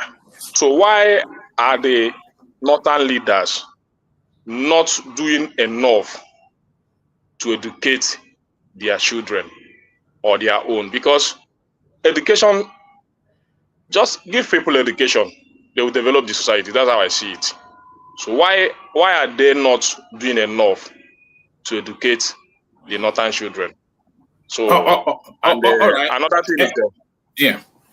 another thing is why do politicians move focus from who can develop or who can make the nation work, but always concentrate on politics, south, north, east, this and that, not looking into who will bring that in, that major development we need, or that education that we need in the nation to spur up development in our society? Why is it always politics and not performance? Thank you. Thank you very much. The argument about education has been aired many times. I still want to conclude it as, once again, a colonial argument, because the concept of education in Nigeria is English. Somebody who knows how to speak English, knows how to send a mail, knows how to write a report, and knows how to, all those kind of things. Meanwhile, education or literacy is your ability to read and write. And you hardly find all those street children you see moving on the street. They can write in Arabic, they can write in Ajabi, some of them can write in Hausa, and they can also read. Why is that not an education? Why won't that be formalized? Why do we throw our children on the street simply because they don't speak colonial language? Why? So this is the question. Does Chinese develop using English? What about India? Why is India doing their language? What about even Indonesia most recently? Why are they also following their language? What about even the Arab countries, the Gulf and Co that are growing big? Even Israel now is doing Hebrew. So we need to just forget about that so-called until we speak English, that's when we are educated, and come back to the people that can read and write and formalize that structure. And that is why I believe the current government of Asiwaju Bola Ahmed Tinubu will make effort towards that by creating or organizing the entire Almajiri Commission, an out-of-school children commission, so that the system of that education can come into the formal window, get its own budget, get its own boarding classes, get its own teachers, train them, put them. We have Nigerian National Board for Technical Education, where you can give them training in welding, in carpentry, in POP and co. This is hands-on, and they can be productive to the society. Why do we have to think that until they speak English and go to one class and fight rote cramming and pass exams, that's the only way they are educated? So it's a structural mistake, and it's been corrected. So the education, the North is educated. The only problem is that the education is not English education. That's where the problem is. And on the issue of politics, whether it should be just about performance, yes, that is the ideal scenario. But our reality negates that. In our reality, we are completely at the center of politics of interest. So nobody cares about who can perform. What they care about is who fits into the balance of power so that the country cannot get inflamed. That is the main thinking of the country's stakeholders. And all the time, the decision is taken based on this, first and foremost. Performance can happen at the state level. Performance can happen at the local government level. Performance can happen in the National Assembly. But the center have to be somebody that will balance all the interests. So that's why politics always reigns supreme over performance. But we will get there. We will get to the point whereby performance will always go above politics. But our level of education or maybe enlightenment at this stage, if we want to be real to ourselves, we are not up to that point. Is there just yeah. All right. Sorry, Brilliant. one man. Yeah. Sorry, if you permit me 5 seconds interjection. Permit me to say that your explanation that education is about English language is being reductive. Because when we talk about like countries like Iran, they speak Farsi, they get educated in Farsi, but you see them creating technology with Farsi, similar to Turkey and all. The Almajiri is strictly on religious basis. Nobody's going to have a problem, or the North will not have, they will not be poor. I mean, the entire country is poor, so I don't want to just like I'm picking on the North. But the problem will not be that massive if you're seeing people going to the Almajiri schools and then you see them win awards, create stuff, be productive. Is the lack of productivity coming out from those institutions that people have a problem with, not necessarily the language? Thank you. Yes, you are completely right. Malam, and sorry, Malam, before you continue, you are a product of Almajiri and you are speaking very fluent English to the national audience. How do you want to reconcile that with your Arabic narrative at the time? Okay, thank you very much. Number one, that's why I brought a historical context earlier about colonialism, where the colonial arrangement in the first place was to dismantle the original structure of the Almajiri system. The original structure of Almajiri system does not teach. In fact, the religious education is not more than 15-20%. We have geometry, we have physics, we have chemistry, we have trading, we have different things. And that is why major families that you celebrate today in the North, take for instance, Aliko Dangote, or take for instance, Samadi Sheikh Arabi, their parents are co-Almajiris. In fact, Aliko Dangote's family today maintains the largest sangaya for Almajiris in Africa. More than 10,000 Almajiris are there. And the family did not start now, they inherited it from their roots. If you go to Kano market, all the so-called land of the center of commerce of Nigeria, go to all the markets in Kano, majority of the rich men in this market are from Almajiri. Somebody from Sahar stores has never known how to speak English. He's an Almajiri. Somebody for Rano, he never know how to speak English. He's an Almajiri. These are all Almajiris, co-Almajiris, but they learn this trade from Almajiranchi. The problem is that the colonials destroyed it, the colonials demarcated that system, and the colonials funded anybody to send them away as if they are part of rack into the society, which is what is supposed to be corrected. As you asked, I'm a product of Almajiri system. It is precisely the reason why I'm defending it. If I had not passed through the background of Almajiri system, I don't think I would be this resilient and strong. I started my Almajiri when I was 4 years, and by 8 years, I'm able to finish. But the way we do it in Adamawa State is completely different from the way it is done in the Northwest. You hardly go to Adamawa State and see any Almajiri beggar, because the state and the traditional emirs were able to create a situation whereby before you can even send your child to Almajiri in Adamawa, you must provide the necessary undertakings to take care of that child. If you don't provide this wherewithal, you don't even take him there. And that's how we went through. We didn't beg, we only learn, we get trained, and then we were put into formal school and we became one of the best students. So that is exactly the situation. It's not a bad deal. It is just this fact that it's been demarketed and people took that demarketing due to some information stuff, and then they throw it away as part of problem. It's not in itself a problem. It's just that it's a structural issue, which I believe is being addressed. All right, brilliant, excellent. So brilliant, excellent. They want to push you a bit more on that space, but we'll leave that space for a micro moment. I want us to get back to politics. If Bishop has a question on politics, Bishop, you're up next. Unmute. Introduce yourself to Mr. Garba. Put a position to him. Tell him where you're joining us from, Bishop. No, go to the next person. I can continue later. Thank you. All right, brilliant. Folly B, you're up next. Folly.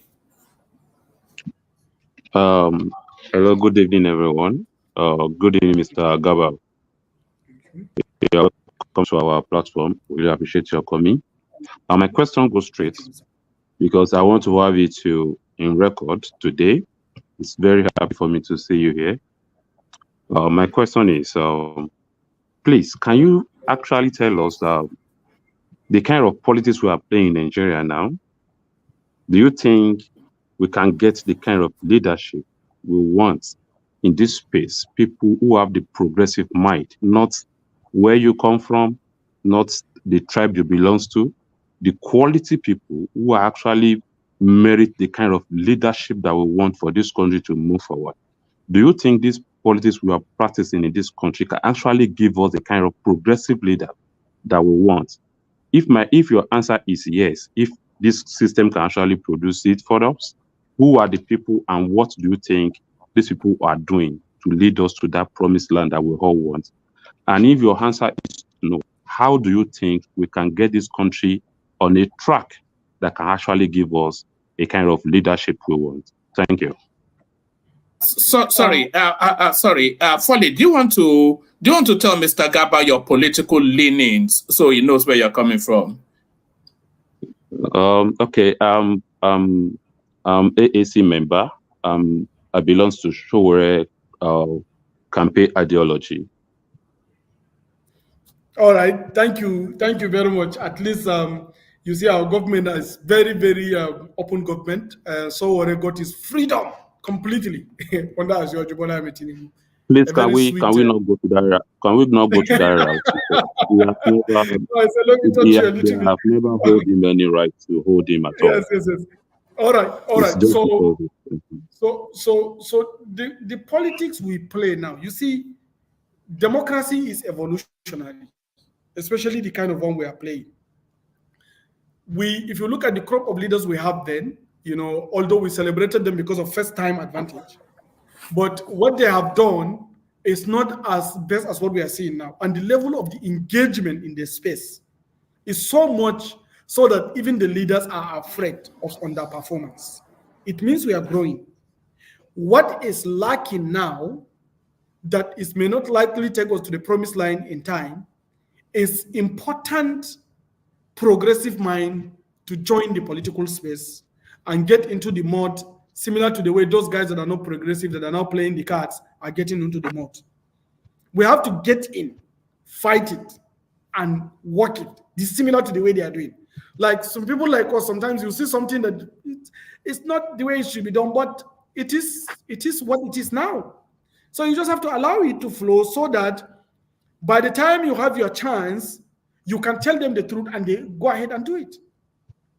When somebody is having political power, it's usually a challenge. So we, people like us, progressive, have to mainstream ourselves into the political space, number one. Number two, we don't mainstream from the sidelines. We must mainstream from the centers. We don't mainstream by going through like a political parties that we think we have convenience there. We mainstream ourselves within the major political parties. Try to get in and do what we can to play the politics as they play. That's the only way progressive mind can get to drive the development agenda that we need in this country, especially our generation. But the situation whereby we critique and stay on the sidelines where we are convenient, we don't want to go and do the fight the way we are supposed to do. Usually that's the reason why we are still getting the recyclical system, because we don't want to play. People like us that are playing at the center, we are just being thought of as maybe we are just doing the impossible. So this is what I believe we should do. We should play at the center. That's the only way we can get the kind of progressive mind we are doing. Yes. All right, brilliant. Sorry, did you want to go on? Yeah. Okay, sir. With the way the politics is playing, do you think the progressive can actually have their way in this present political space? With the way they have already monetized everything. It's actually, to be very candid with you, is tough because that monetization affected my ambition too, right? It's very, very tough. But again, it is kind of surrendering to stay away. Come in and tell them it's wrong. Then work with them to convince that it is wrong and get the right things be done. That's how politics is. Politics is about wrestling your own ideas and getting it implemented. That's what politics is all about. So, but the situation whereby you condemn them all and jump to another place, You know, it's like you are not ready to play politics. You just want to be convenient, you know, and that is not a convenient space. Asiwaju Bola Ahmed Tinubu, the current president of the Federal Republic of Nigeria, only God knows the kind of challenges he passed through in his life. Most of us have this historical documentation from 1988 to now. How he wrestled, fight, disagree, agree, go on exile, this before he became president. It's not something that you can just pick on the ground simply because, you know, you have to play the politics as it should be played if you want things to be done. And you and I know that even during the Buhari administration, several policy recommendations he put forward in his position as a party leader, it was discarded. But that doesn't mean he ran away from the party. He stayed put forward and then became the president. Now he has right to implement his policies. So that's basically how these things are usually done. So we have to fight it to get the right thing. We don't have to get out of the center. All right, brilliant. Ajanle Koko is up next, but on our way to Ajanle Koko, let me ask you this question. Now, let me take you to the Nnamdi Kanu space. So he recently had a court appearance where his bail was rejected. And a lot of people feel that it's been held somewhat politically.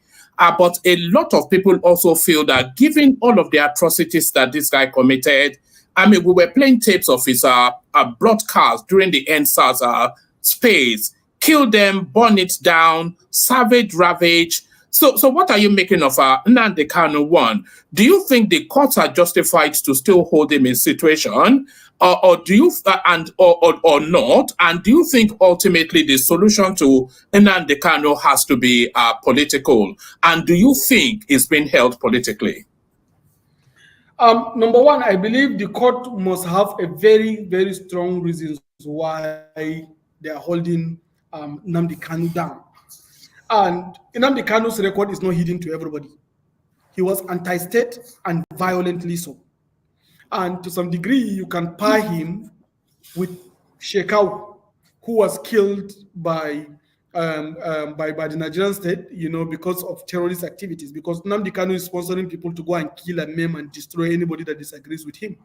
And he clearly is fighting against the Nigerian state. This is a treasonable felony. And you don't release a felon simply because there are some political backing behind his call for release without giving something in return, right? And so in this case, he's been incarcerated. I think it's more secure for Nigeria now because we do not know what will happen if he eventually got released. Don't forget, he was released some times back.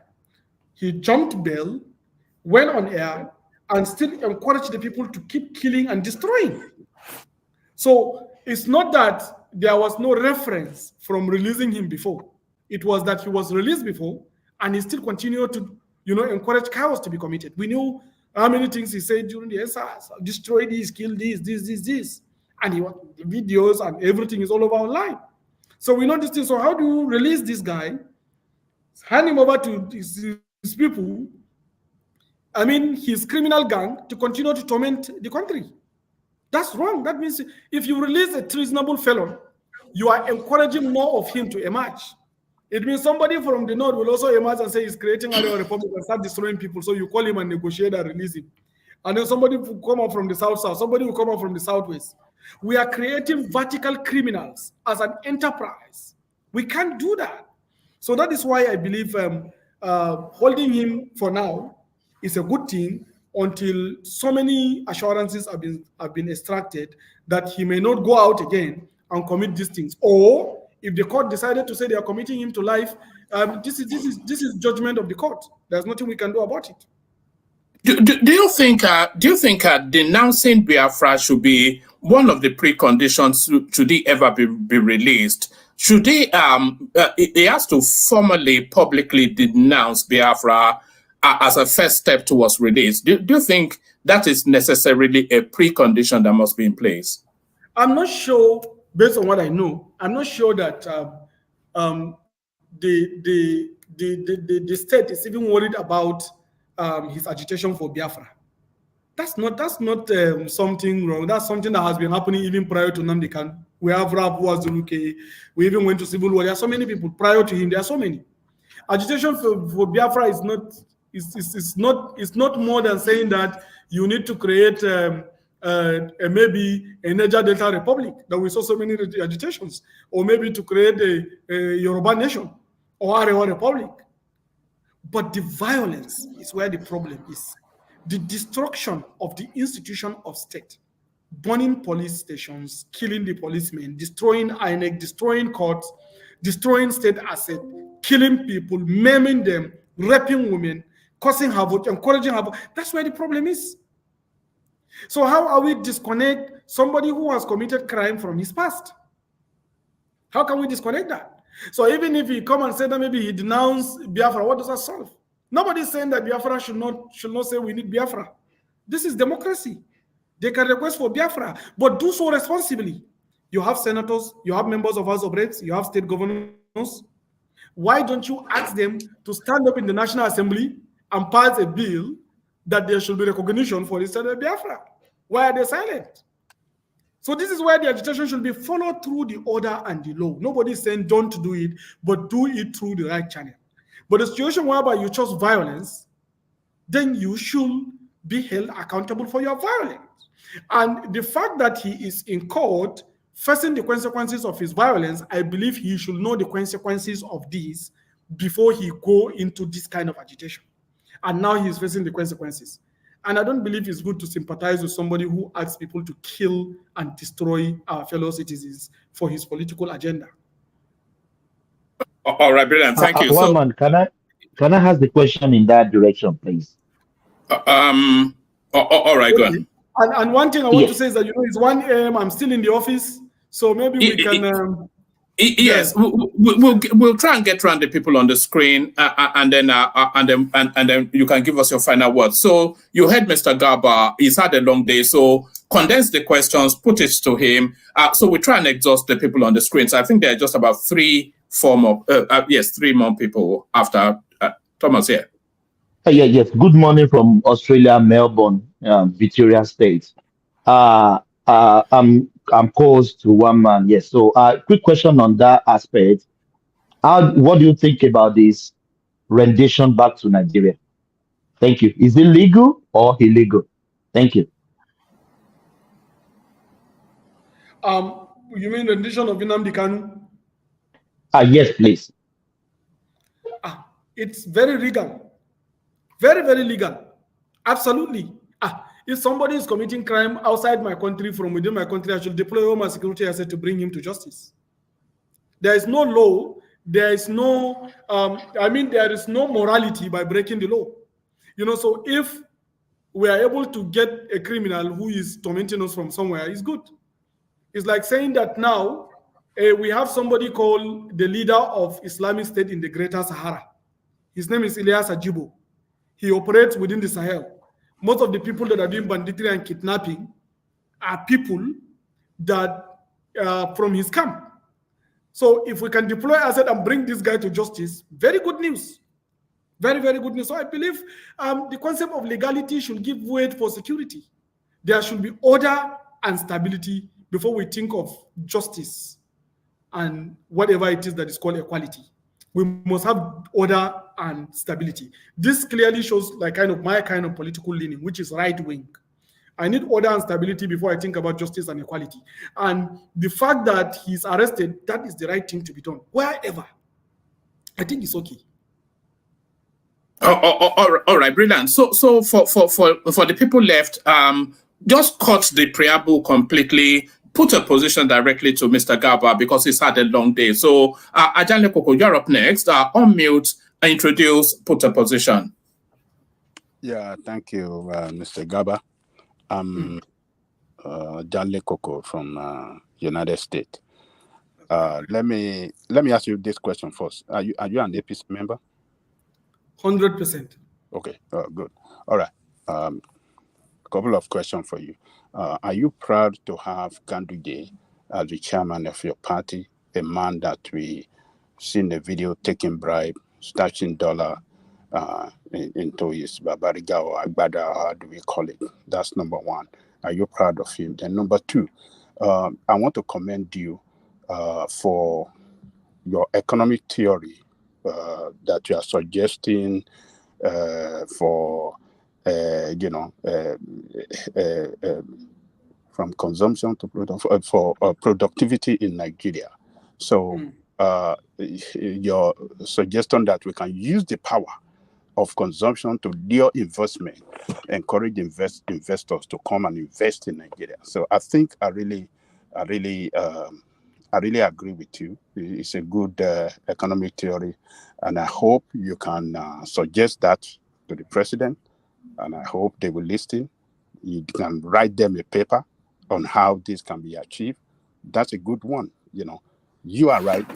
Obi as well is right for consumption to production. So, but you see, the insecurity in the north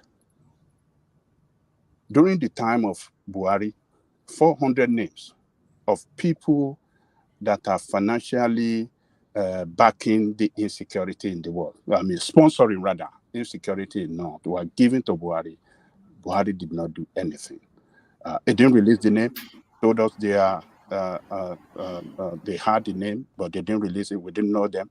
But recently, President Bola Ahmed Tinubu released some names, 10 names, I guess. All of them are northerners. What does that tell us? When we have people sponsoring terrorism that ravages that part of the north, responsible for killing of millions of all right. Let's Mr. Garba address that. So I think you get the broad thrust of it, Mr. Garba. Thank you very much. On the issue of Ganduje, Ganduje is a very nice man. In fact, one of the best politicians we have in Nigeria. There was a video that was leaked out, and it was alleged that he was packing dollars in his pocket. But again, there is a court judgment that came out and said that that video was fake. I think Supreme Court also, that rest the case. So as a Nigerian citizen, I think I would want to go with that Supreme Court judgment, because this is something behind the screen, and that if the court said it based on the analysis is wrong, then I don't know what to say further. But when that thing came out, I was out condemning and feeling betrayed, because I admire Ganduje a lot. And I see him as a model of Nigerian democratic success, because he did very excellently in every position, and he is able to break a lot of barriers beyond what people can imagine, in his political career. Anytime that people feel he's down, then you find him up. He's a very strategic political player. So, but with the release of the court from the court judgment against that a video that shows his packing dollars in his pocket, I think we should somehow respect the rulings of the court and accept what our law says. The second thing again is thank you very much for the comment regarding from consumption to production. That's other side of Peter Obi. And the third thing is about northern insecurity. Yes, the thing is just unfortunate. You find out that many areas where there are insecurities, you see that the people in those areas are somewhat responsible, because it's a kind of violent or conflict entrepreneurship. And these people make money by sponsoring criminal franchises and high-level criminal operations for them to profiteer. It's disappointing to me too, as it is disappointing to you. And I believe this government is bold enough to release these criminals, their details. Very bold enough. And I think if there's something we should commend Asiwaju Bola Ahmed Tinubu for, it is showing that he is not a leader that will want to stay and listen to some interest group that will deny him from doing what is right. The fact that he went bold enough to release this detail means that he meant business, and we should commend the president for a job well done. And we should see more of this. All right, brilliant. Baba, you're up next. On mute, put a position to Mr. Garba. Tell him where your journal from. Baba.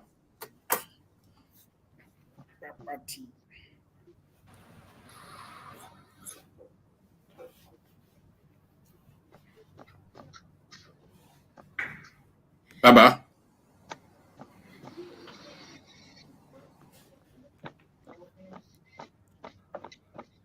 think Baba is online. It's just Yeah, it is online. He's unmuted. So speak now. You're muted now. So Baba, so speak. Okay, can you hear me? You can carry on. Yes, yes, great, because it's not showing here. Assalamu alaikum, Malam Garba. Wa alaikum assalam wa rahmatullahi ta'ala wa barakatuh. Yeah. Straight question. My name is Baba, and I'm calling from USA. The spate of kidnapping in the north, I refer particularly to the one in Kaduna, 287 school children. Happily, now they are released. And the women, 127 IDP camp in Plateau State, has finally convinced me there is an economy behind the rise rate of kidnappings in the north. There is an economy there. And why are you guys allowing this? Thank you very much. You see, the problem is very complex, very, very complex. Some people take to this violence or criminal enterprise, sometimes to even blackmail the government into doing something that they don't like.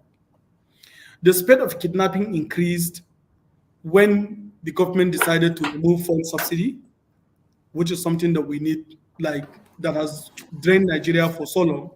And the government also decided to kind of remove any incentive on Naira dollar transaction by floating the Naira. So it affected everybody. Some of the people, if you look at the names of those people that are published as terrorists, you find out that most of them are Brudi Sheikh.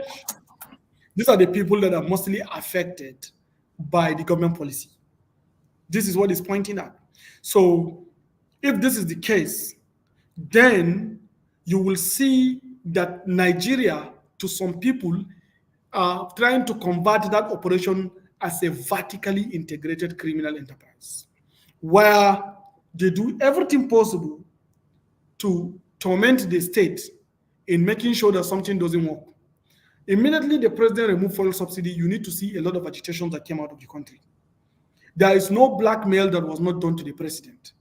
You know what happened when the food prices are going up. You know what happened when the Naira just decided to start going down as something that is falling from the sky. But the president said, you can't intimidate me. I will want to do what is right for the country. And that is why they went a hayway to expand their scope of kidnap at the scale of Chibok girls, because they knew that when Chibok girls case happened, there was international attention, and they were trying to attract this international attention. But the president said, no, I have a team that will deal with this situation. And that is why you see that they have lost. The Naira is regaining its value. The food stock prices is coming down. They are losing it. The only option they have is to run away. And that is why they are releasing these victims. So I believe that Asiwaju Bola Ahmed Tinubu's government is a government that will reveal a whole lot for this country, because this country has been held to jugular for so long time, and this man is trying to do everything possible to put things in the right perspective.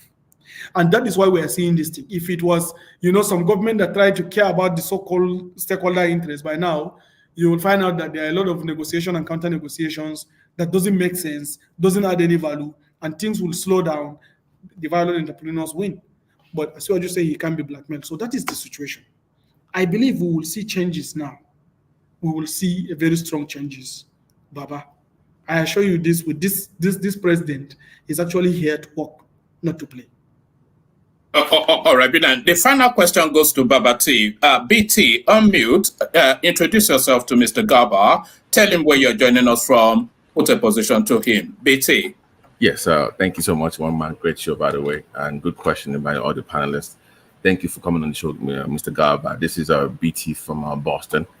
I took some notes down, actually, in regards to your take on production in the North, and also the use of the language, the Arabic language in the North. And you did give historical context to why they've refused to to adopt the English language up North. But everything seems to like geared towards the need to change the system. I mean, using the word to restructure Nigeria. Now, when you ask the average Nigerian about the word restructuring, it means different things to different people. So the first question is, do you agree that Nigeria needs to be restructured? And number two, what does it mean to you? What does that word mean, restructuring? Thank you. Thank you very much, Baba T. Restructuring is over politicized because there are a lot of political interest. There is an industry that is created around discussion about restructuring, several forums, several conversations.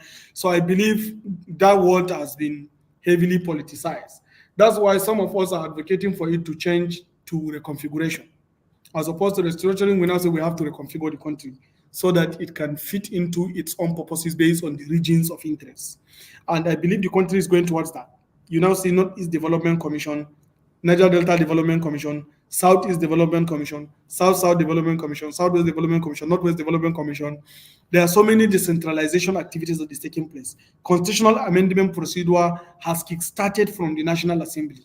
So a lot of actions are going to be taken based on the right things to be done as opposed to based on over-politicization. I would want to support, if it is called restructuring, I believe that is what Nigeria requires. Nigeria have to operate from the region of its strength to contribute to the center of unity, not operating from the center to, the regions. And I believe this is one of the major agenda of the current government, because this is what the president himself, before he became the president since 1990s, has been advocating for. He has been advocating for this. And if you remember, there was even a restructuring report that was submitted to the previous president, Muhammadu Buhari, through the party under the leadership of Nasir El-Rufai, the former governor, His Excellency. But again, you know how the previous government went and nothing happened. So I believe this government is going to look into this restructuring.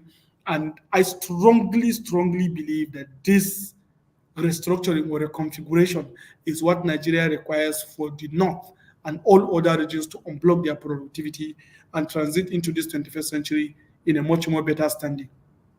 Yes. So Roman, just so you'll be open to because like countries like Canada, Finland, Switzerland, they have multiple official languages. And based on what you've told us about the North not refusing the, so will you be open to Nigeria having multiple official languages if that will help the North? Absolutely. In fact, even the last National Assembly, the 9th National Assembly, passed a bill, and I believe Buhari even signed it into law, the former president, that we can begin to teach in local languages in our schools. So the process has started. We have the law now for you to teach in Hausa, in Yoruba, in Igbo languages in classes, to translate books in physics, in chemistry, and mathematics in local languages. So the process has started, so I believe this is what should help Nigeria. We have technology that will transliterate and translate. So why do we have to hustle to learn some person's language from another country simply because we are not in that era now. We are now in a new era. So we should be able to communicate in a language that is most effective to us so that we can explore our potential much more.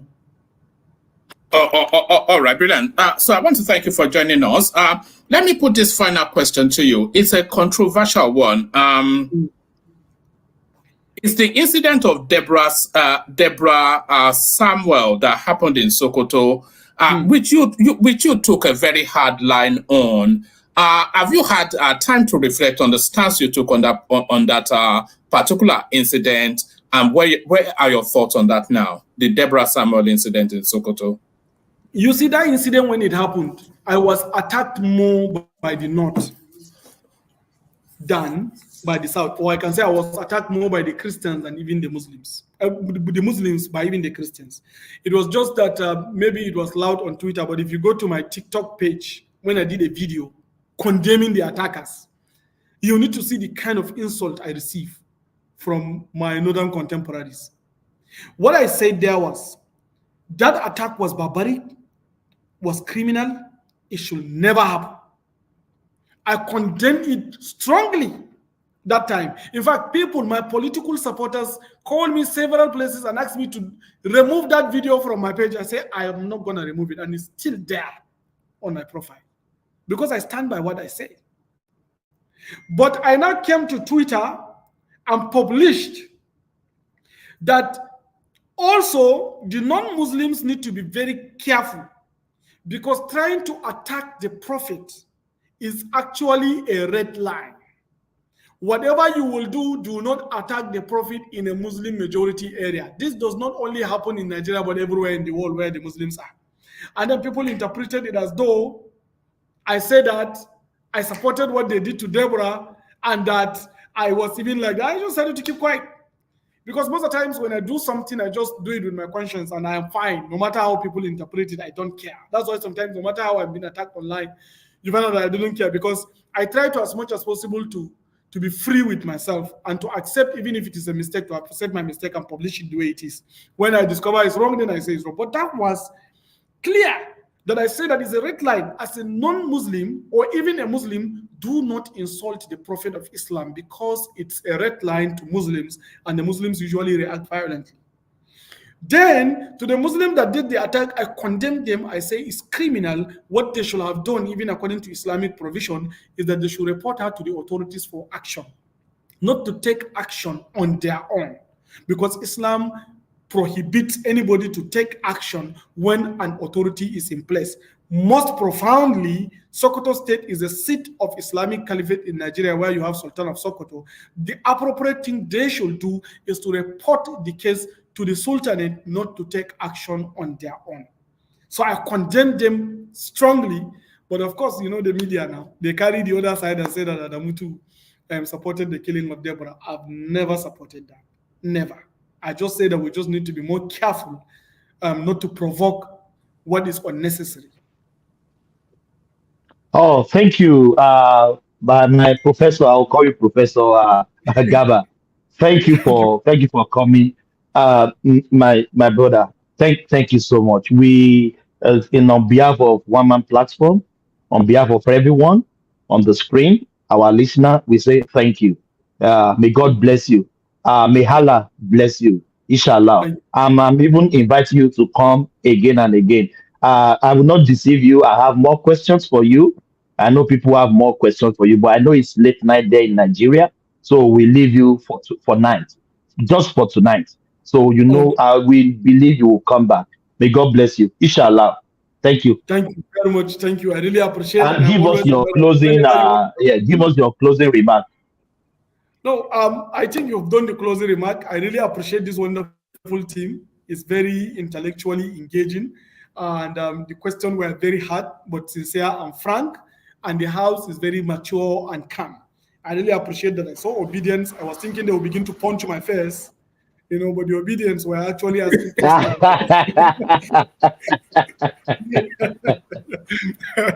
You understand? So I think it's a very good house. I am happy to be here all the time. Anytime you need me, let me know. And I thank you very much for having me tonight. Thank you so much. God bless you. Yeah. All right. Thank you. Enjoy the rest of the evening. So thank you. So that was Adamu Garba, from its intellectual,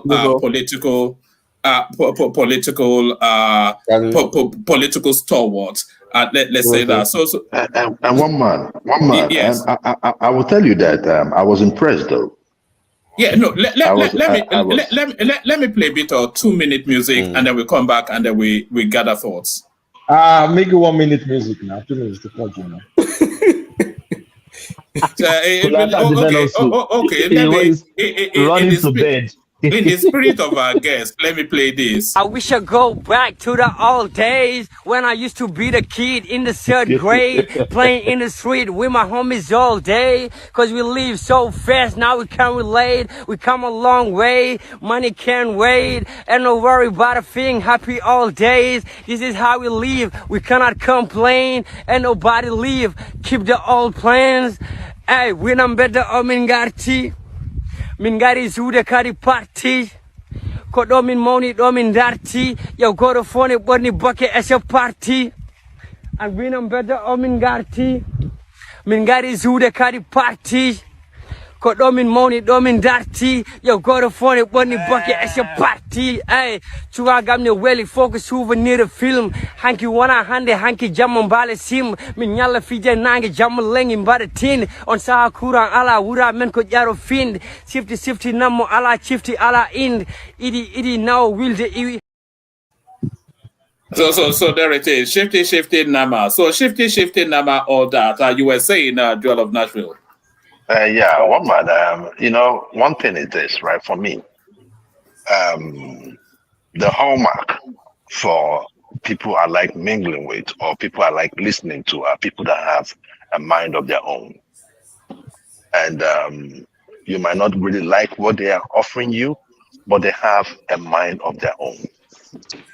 I also see that in people like, even the last two presidential aspirants. I'm talking about Obi and even Tinubu. You see, they have a mind of their own. They always do things differently, not the way you might necessarily like them to do it. But at the end of the day, you see them, coming out good because it's original. So I saw that in him.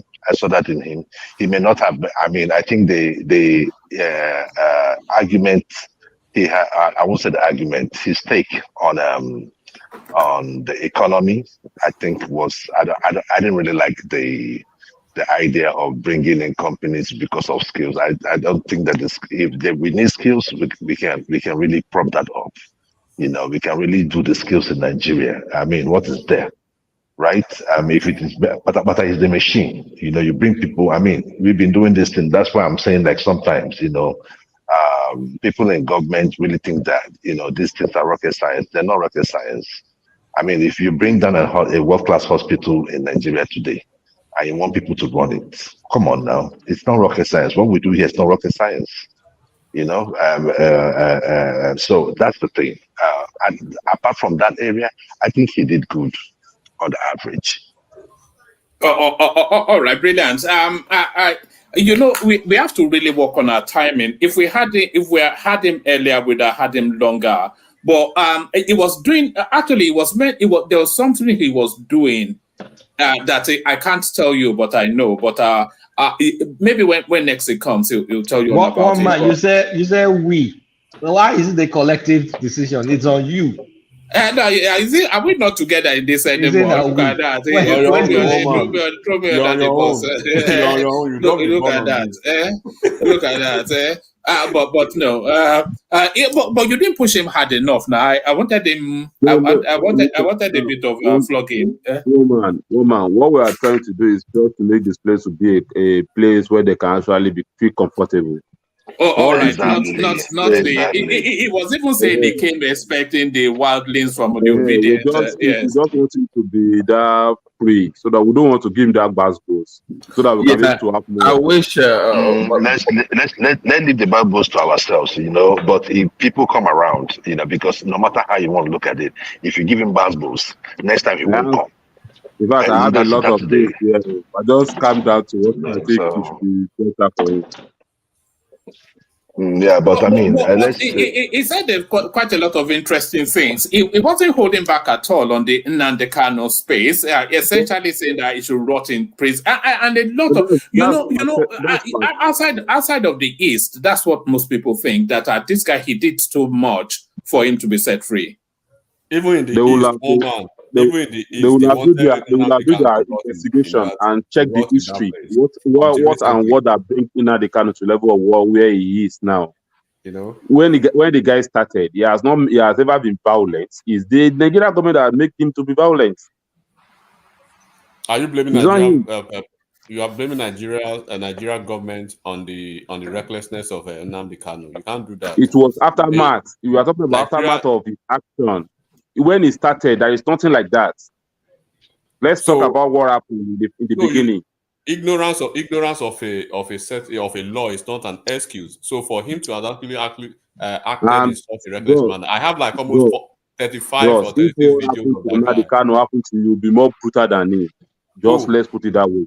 If what happened to him is happened to you, be more brutal than him. Well, alhamdulillah, it's not happening to me, and I'm not agitating for anything. I thought it was quite telling that he wasn't especially keen for Nnamdi Kanu to denounce Biafra. They don't really care because it's the voice of the North, by the way, that guy, because he's young enough to be in touch with the next generation and he's elite enough to know what the seniors are thinking. So is a in the North, they don't even care about Biafra. They just don't want you to be blowing up stuff.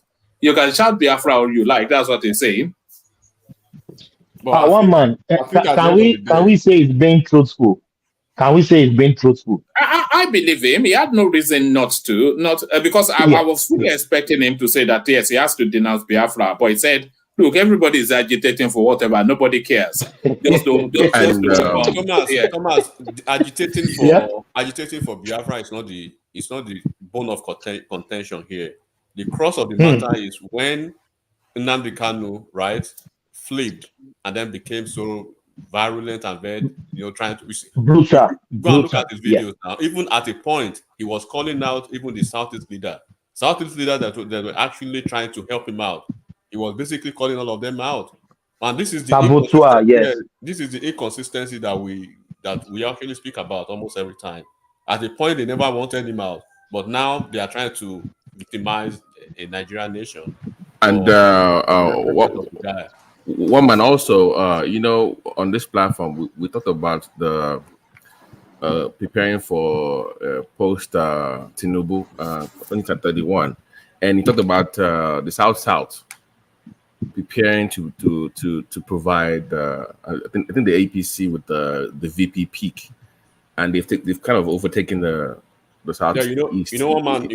I think that was okay. Go ahead. I've been saying that.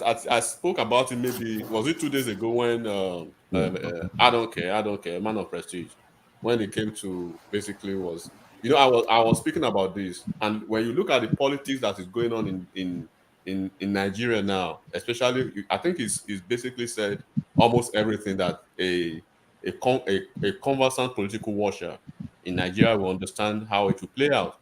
The South, they are getting coordinated, they are consolidating, they are getting prepared. They're getting stronger by the day, by the way. They're getting stronger by the day. In the next, they are aligned with the system. They are aligning with it because they know what Peter Obi is doing now, right? He's like he's doing it afterwards. What he should have done earlier is going to Morikas in Agege, going to Muslim communities, to Iftar, to Tafsir, to everything. Now, would you tell the Muslim now to take back their country? Because there's a way the Islam works. They will be courteous with you, right? They will associate with you, but they will never forgive and forget what you did. Because basically you challenge them, you call a jihad on them. So this thing now is that, look at Oshomole. Oshomole, in the next 4 years, there's a possibility that they will re-elect him to the Senate. Imagine when Oshomole is re-elected to the Senate, right? And then you have Akpabio, you have Wike getting stronger in the South, and then you see what I've been saying all this while. He actually mentioned Soludo as one of the leaders that they should be looking forward to in the Did it surprise you that he mentioned Hope Uzodinma as a powerhouse in the Southeast? I'm not, and I so said it earlier that who do you want him to mention? Yeah, I'm not. I was expecting him to mention Soludo. I didn't expect Hope Uzo or Alex Oti, but not one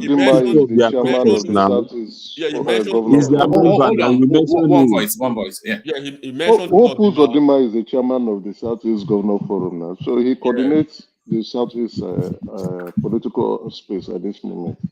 And if you could recollect with the one man in my last submission right here, was it 2 days ago too? I said if there's an opportunity for the two national parties now, the two legacy parties, PDP or APC, right, to work with a candidate, a nationally accepted candidate from the Southeast, the person they will be trying to work with wouldn't be the person that the Southeast people want. I said it, right?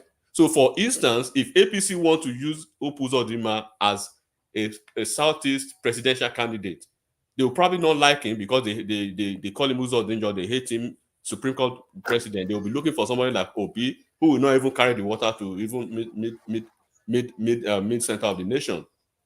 So this is where they need to understand the politics. Because enigmatic, but he is not performing. He is not performing. We are not guys. Performance. Leave performance on now. We can talk about performance data. That's a precept. Okay. Guys, let's not focus on. I think the most important thing the guy talked about that nobody has brought up is there seem to be an expectation for Tinubu to restructure the country. And there seems to be some openness to some form of restructuring of the country. And you can hear that is betrayed in the way it's talking about decentralization of things, and also the fact that one of the things they expect Tinubu to do, is alluding that's to restructure. So that's good news in my opinion. Kulata. I didn't know. So sorry. By the way, hold on, enigmatic. Yeah, BT. I did ask the question about restructuring, and I pushed him a little bit about having multiple official language. I wish we could have asked him more questions about what that means to him, because he's from the north, so they will have a different interpretation or meaning to that word. But we didn't have enough time. Hopefully, if he comes back next time, we can actually ask him what the North wants in restructuring in details, so he can tell us. But I'm glad he said some few words, and but hopefully he comes back. Yeah. Yes, on that language space, I think we've had conversations around this before. What we have essentially in Nigeria is two countries in one. We don't speak the same language, and he's telling us that their culture looks to the Sahels. And he also told us that they don't feel a sense of affinity towards the people that are leaning towards the Atlantic, which is essentially us in the South. So it describes that narrative that their kinship, their lineage, it goes through Mali, Burkina Faso, all of this, all the way to the shores of Egypt, etc., etc. And he said they look more to the Red Sea than to the Atlantic, and they speak more the language of that space as opposed to the European language that you're speaking. So essentially, I'm not quite sure. That's the narrative of two countries in one, isn't it? One man, that aspect really shocked me though, because I wanted to throw a second, but I didn't want to interject him a lot, right? That aspect shocked me a lot. I wanted to ask him, so if you see Nigeria as a country, why don't you learn from the South what the South is doing? I know we are not at our best in the South, right? But why don't you just learn from the South? One man, it is purely the elite. It's just an elitist thing. I do not want to believe it because of affiliation. Somebody actually asked the question the last time, but he failed to answer it. Is it not the same North that he actually got his own education? How did he arrive, be an exceptional person from the North? And those guys mentioned in Colin and Marjorie remain in their position, remain poor, remain as beggar on the streets.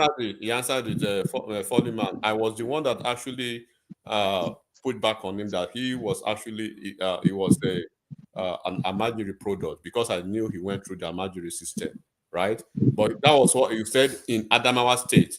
There's a way they run the Amajiri system as against how they run it in the Northwest, especially in Kano State, right? That for you to have your kid in being enrolled in an Amajiri system in Adamawa State, for instance, where he grew up, he said you must make provision for the upkeep, right, of that kid. You're not just going to drop the kid and just move on, as against the way it's done probably in other parts of the North. He expanded on that a little bit, but I think you should probably give everybody maybe 5 minutes, 1 man, to have a recap, what they think and everything, so that we can expand the conversation. But you see, enigmatic on that. I was gonna ask a question from him, but 1 man shut me down. He didn't want me to move further on the question, and I totally I know why he did that. He wanted. I didn't shut you down. No, Ajale Koko. You heard him tell us that he wanted to leave, that he's still in the office at nearly 2 a.m. But and there were still about 3 people. So I wanted to make sure we get everybody in. That's why I pushed along a bit. Yeah. I know why you did that, but it's okay, no problem. But are we going down the points or what? Are we doing like a recap or how? Yeah, we're doing a recap. So we kick it off with Ajale Koko, and then we do one man before we do recap. Can you? I understand your own time over there. Can we work something much better for if you're having a guest from Nigeria? Maybe we work the time so that it won't be like midnight, so that we can have much time with them. You understand what I mean? Yeah, I understand you too. we can work that only if somebody else will host it, because the logistics of how I live, it doesn't. I That's know. why I I start understand. so That's what I late. Yeah, said. I yeah. understand your Yeah. own how you live your time. But when we work on that in the future. Thank you, Ajali Kokoro. Good. Yeah, so we do feedback. Start from Ajanle Koko, BT, Kulata, and then we go in that direction. So Ajanle Koko, what did you make of it? It was quite. I think it came in anticipation of a flogging, but he had a conversation instead. But how did you think it went? Yeah, I think it did very good. Many things he said I agree with, and some I did not agree with. You see, on his defense for Alimajiri, I don't totally agree with him on all he was saying, trying to say, yeah, British came and, dismantle the Almajiri system and make it not to work the way it used to work and stuff like that. I think that's not a good defense. It's not British that have been running that country for the past 70 years since we got independent. Why haven't they develop the Almajiri system? If according to what he was telling us that it used to work back in the days, why haven't they developed it to make it work well and not have out of school children as we have it all over the north? I mean, we went through this what do you call it, the state by state out of school children, all from the first to number 20 state, all in the north, 67%, 70%, 60 something out of school children. That is not good. There's no defense for Almajiri system at all. So, but according to him, he said he work in Adamawa State, the way the model they use, and said, it work well. But why can't they go after other states that are not making it to work good? That um, uh, um, um, uh, run it in such a state, in such a way that instead of absorbing those children into the school system, but rather let those children out on the street, and all over the north we have out of school children. So why can't they, him particularly and some others that are well educated, why can't they stand up to make sure that the Almajiri school system? So I just think that it is not. I don't know. I think the best advice to him is, not to even defend it at all in any other place that he found himself being asked that kind of question. There's no defense for this Almajiri system that have produced out of school children in millions across the northern state.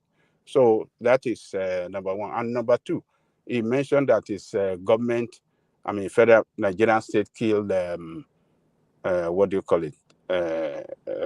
Abubakar Shekau. That's not true. It's not Nigerian state that killed Abubakar Shekau. It's the ISWAP group, another terrorist group that killed Abubakar Shekau for reason of control and rivalry between them. No, it was talking about Abubakar Shekau's father. It's Sharim, the fourth guy, not Shekau, I was talking about. Yeah, his father. The founder. Leader. Yeah. Their leader. Okay. Oh, sorry. The one that was the one arrested that and was government killed him. Oh, yeah. The original one. Tension. Oh, okay. All right. I didn't hear him well, so I'm sorry. But you see, and the way he defended, what do you call it? The question I asked him about Ganduje. I think that is. Baba, that guy is part of the elite. He can defend anything. He told us that he was a right. He told us that he was a right of center politician now. So what he said is consistent. He's only defending his pulse, defending where he belongs. So we should not see him as if he's a saint here. He's not a saint. So the way he defended the Ganduje taking bribe and saying that the court said it's not him, I think no, that is not good. I think should have just said, look, I don't want to talk on it. I leave it to Nigerian to judge. I don't want to say anything. So, but saying, oh yeah, he's a good man, he's this one of the best strategies. Those guys don't get shame. They know the shame. That is not good. So, but yeah, on the economic Ajale Koko, before you move on, before we castigate him on, if you don't mind, please, on Ganduje. But we can rightly say the court has pronounced. So what can we say? I think the court has pronounced. Can we say it's right? I don't think the court has. Can we say it's talking from the land, the court of the land that pronounced that court didn't pronounce they don't see any variety? The court didn't pronounce anything. The court gave an injunction not to prosecute him. They just tell them not to prosecute him, not to investigate him. That's all. I don't know. That's all. This country. All right, hold on, Folly. We go to when Ajale Koko lands, we go to BT and then we'll move it around. Yeah, Ajale Koko. So, I don't know which court. I mean, we treated this thing every political issue in Nigeria every day. So I've not had it. He's the one saying so. So, but I think it shouldn't even defend as a man being what it is, that stand up for the truth, or a kind of political commentator. I think you should not defend Ganduje or speak in any way to say, oh yes, because the reference to court judgment, I think is a kind of giving it a soft landing that it's not Ganduje, no, it's a lie against him, it's a propaganda against him. Sorry, Ajang Lokoko, what did you expect? Garba never told you that it's coming from a moral standpoint. This kind of questions you should be asking delivery to me that is fighting from a moral standpoint, not this kind of guy. He's always going to defend his own political people. No, what do you expect from that guy, Faro to me to say, if I should have that kind of question? Faro to me is the one that's going all over TV, postulating and prophesying. I mean, I said prophesying, what am I talking about? It's the one that's been kind of like been going on the moral high ground. This guy is not coming from a moral high ground, so you shouldn't judge him on that standard. Okay, no, because it's a party, it's a an APC member, and that is the reason why I was asking. I wanted to know how he's going to defend him, and how he's going to make a mockery of himself. But he did a little bit. He used the court. He was citing the court judgment, for that defense. So that is where he was able to maneuver his way. I was trying to make him say something that will make mockery of him, but he did well by citing court judgment that it wasn't Ganduje, that was a fake this thing. But I don't know whether that court judgment ever exists, but he has said it and he got away with it. That's fine. Let me leave it there for others to speak. All right, brilliant. Up next, BT. So, BT, you came in latterly, but how did you say? Hopefully, you were listening in the background. How did you think the session went, and how did our guests perform? Yes, I'd like to congratulate the platform. I think we need to have more of this engagement. Maybe on a weekly basis, Sundays, preferable. And great questions by everybody, by Joella and Kulata. I really love the line of questioning. So maybe when Kate goes, when it's your turn, you can talk more about this production to consumption or something, because I didn't really understand that if you have weak purchasing power, if you turn your country into a dumping ground, I don't think that encourages any form of production, but I didn't really understand that part. But maybe the I think it has a point, but carry on. When Kulata has his stake, maybe but carry on. It makes sense if the purchasing power of your country is strong enough to even attract people to want to invest in the first place. But because they would dump in your country for cheap. No. What is actually saying is that we should use our numerical mass and our economic strength to bargain exclusivity and then leverage that. So we have a numerical mass, we have a large economy. You are missing the point. You I miss the think that's point. We are big for nothing is with the point I'm making. You have numbers with weak purchasing power, so you can be big, you can have 1 billion people. Can you want what can they actually afford to buy? Disposable income is low, so that's the point. But let me move away from that. Can I have the expert talk about that? So one of the things that caught my attention was when Joel of Nashville asked him about that they've had people from the north be in charge of Nigeria for the longest, right, compared to the south, and yet there's nothing concrete enough to hold up. Because I was listening to Joel ask the question, and when he responded, he was talking about, well, it was kind of absolving the leadership of the north, and he said one thing that maybe people miss. He said, "Oh, you cannot incentivize production." And I'm thinking, guy, have you heard about the railway system? I mean, there are many things you can do to increase production in landlocked areas. You can do what is called Corridor 616. You can do export expansion. So yeah, but you have to be deliberate. So I didn't understand why he kept saying, like it was time to play this hopeless scenario where we can't do anything. We are landlocked. We are far from the Atlantic Ocean. I wasn't buying that narrative. If you really want to increase production in the north, you can do that through rail network services, through tax, but you can do many things for that. So I didn't understand that. Well, he also mentioned Peter Obi's politics, which I think at this point is just laughable. Last time it was the church, this time is the mosque. Maybe next week it will be the shrine. So that one was funny to me. I think its assessment of that space is consistent with what we have always been saying on this. There's no window left for him now. So why is it just? Did he not even say it's constituting a nuisance? Yeah, it's time to get annoying at this point. Window one man. But Peter Obi is going for Hajj.